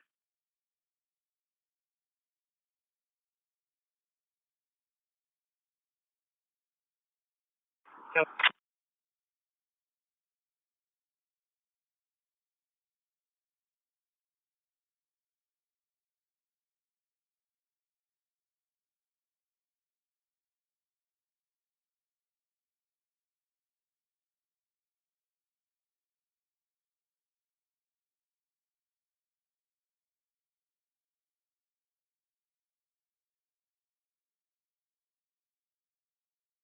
It looks like the last time it hit at 2. Unit 1 property, copy around to disturbance, 222 Winding Way, 222 Winding Way. No one's answering the call taker. They can hear a male and female arguing. It looks like the last time it hit at 2. Unit 15490. Okay. 1 units. It's possibly the Woodmont North Apartments, 200 Winding Way. 200 Winding Way. Car disconnected. Something call back now. 5490. 90.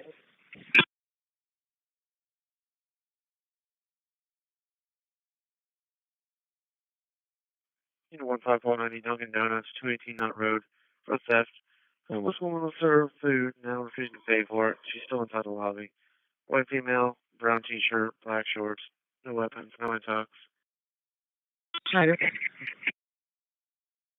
15 units, there's a dog in the home. It is friendly. 90, okay. Will possibly be violent as well. Copy. 1 units. I have nothing in the incident history for the phone number. Unit 34 Paul 11, copy your stop, 1632 Kimbridge Road. Copy.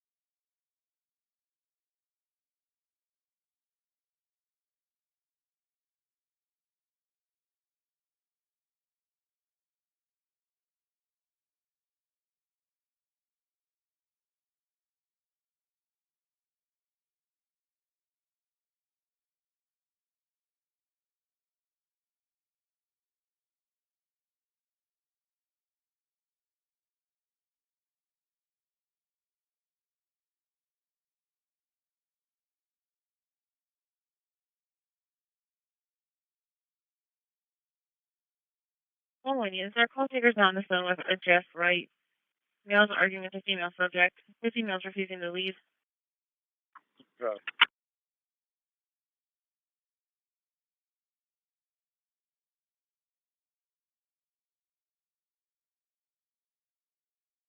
Unit 34 Paul 11, your status. 34 Paul 11, okay. Unit 34 Paul 11, okay.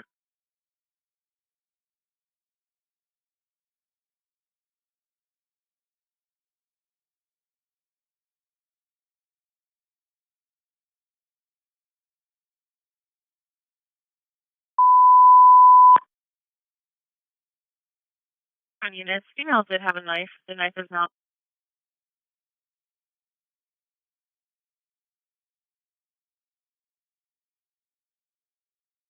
22. Mac 943 is responding. Second call. In front of 729 Chesterville Road, Cross Street, Preakness, and Wayside Lanes. Franklin Township and auto accident. On units, female did have a knife. The knife is not. Okay. Mac 942, again, your response. Unit 15 Paul 20, your status. 20, we'll be alright. 4842. Exactly. I'll talk Paul 20, okay? 95. 149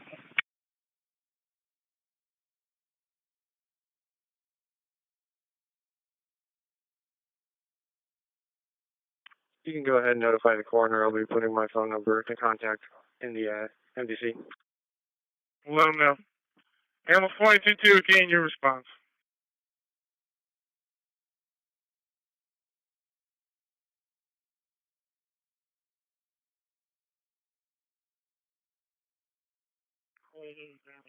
I have a well-being check, 127 Hemlock Alley.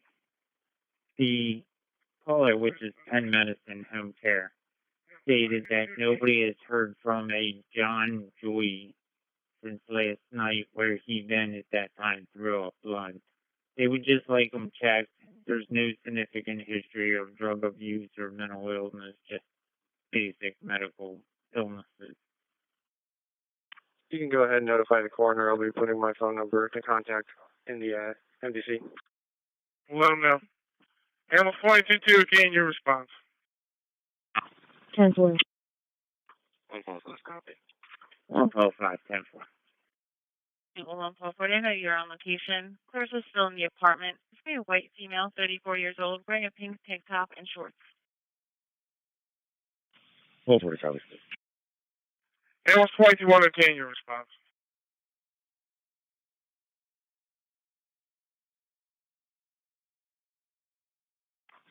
One 690. 1690. See priority.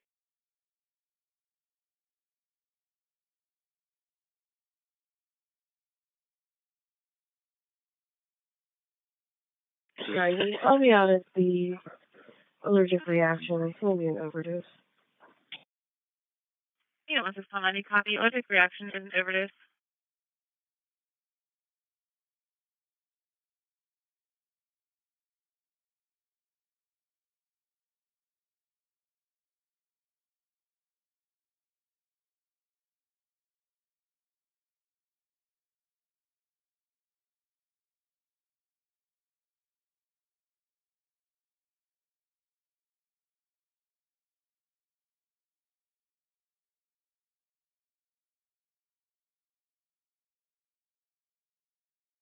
Partner 206, dispatch received.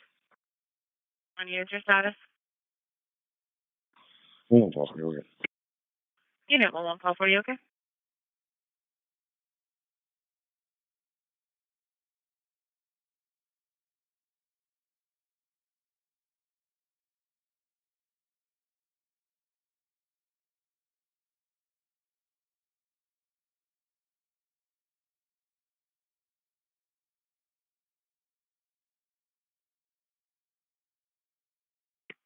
Unit 1510 MDC check for a report.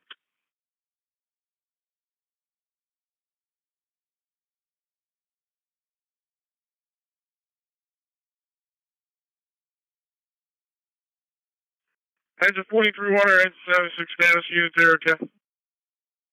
21415, we're safe on scene.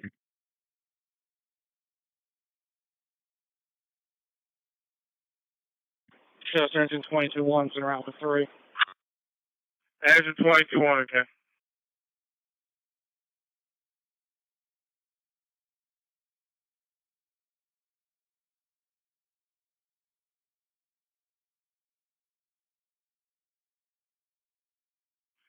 Engine 22-1, you good on the information track trailer overturned carrying hay. Apparently, it looks like the operator was trying to climb out. Engine 22-1 copies.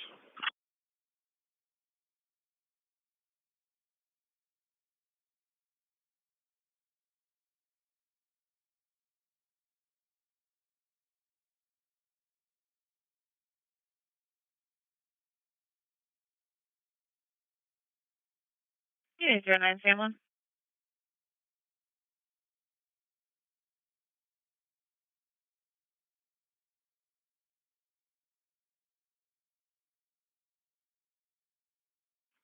One call 95. 9510-3. The cell phone goes straight to voicemail. Unit 09, Sam 1. 10-4.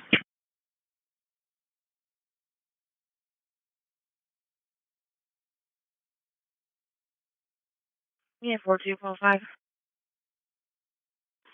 Copy.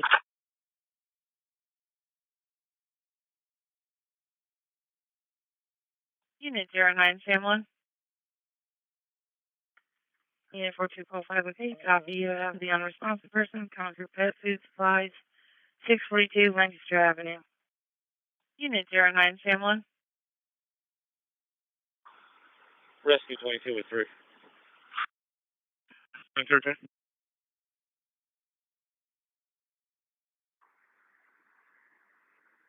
What you pull it? You can sign it to me.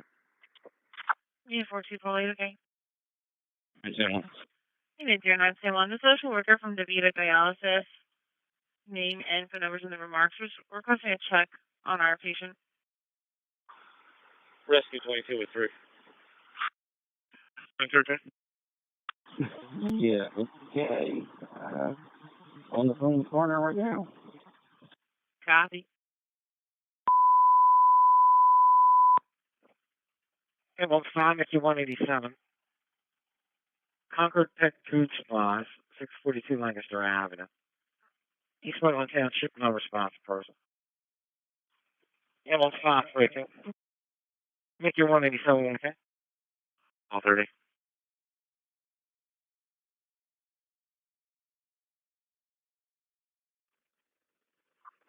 This will be an inspection, too. 8810-4.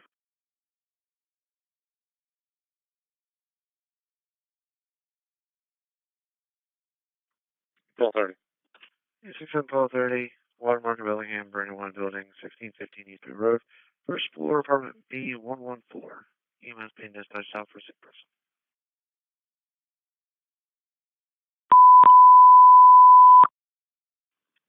Six seven seven. Clear me from correction. 67450.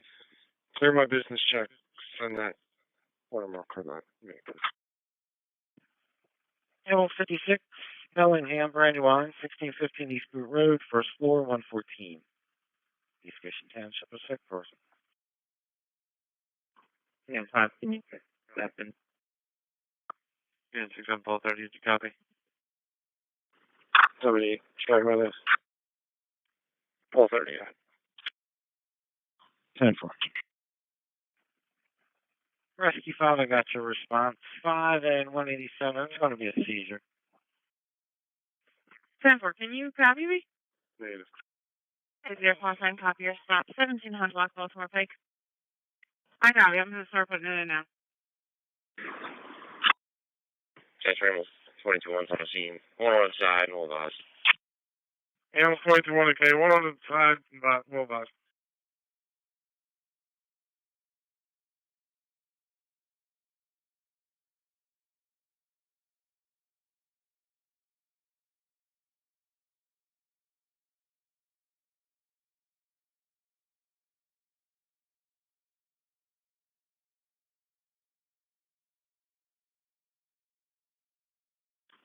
Mac 94 on the ambulance, 21. Good. You guys on your way up. Up, up.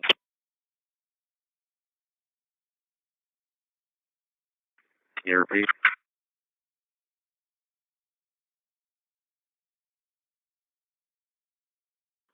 You guys headed outside? If not, I'm locked out, so I won't be able to get to you. Okay.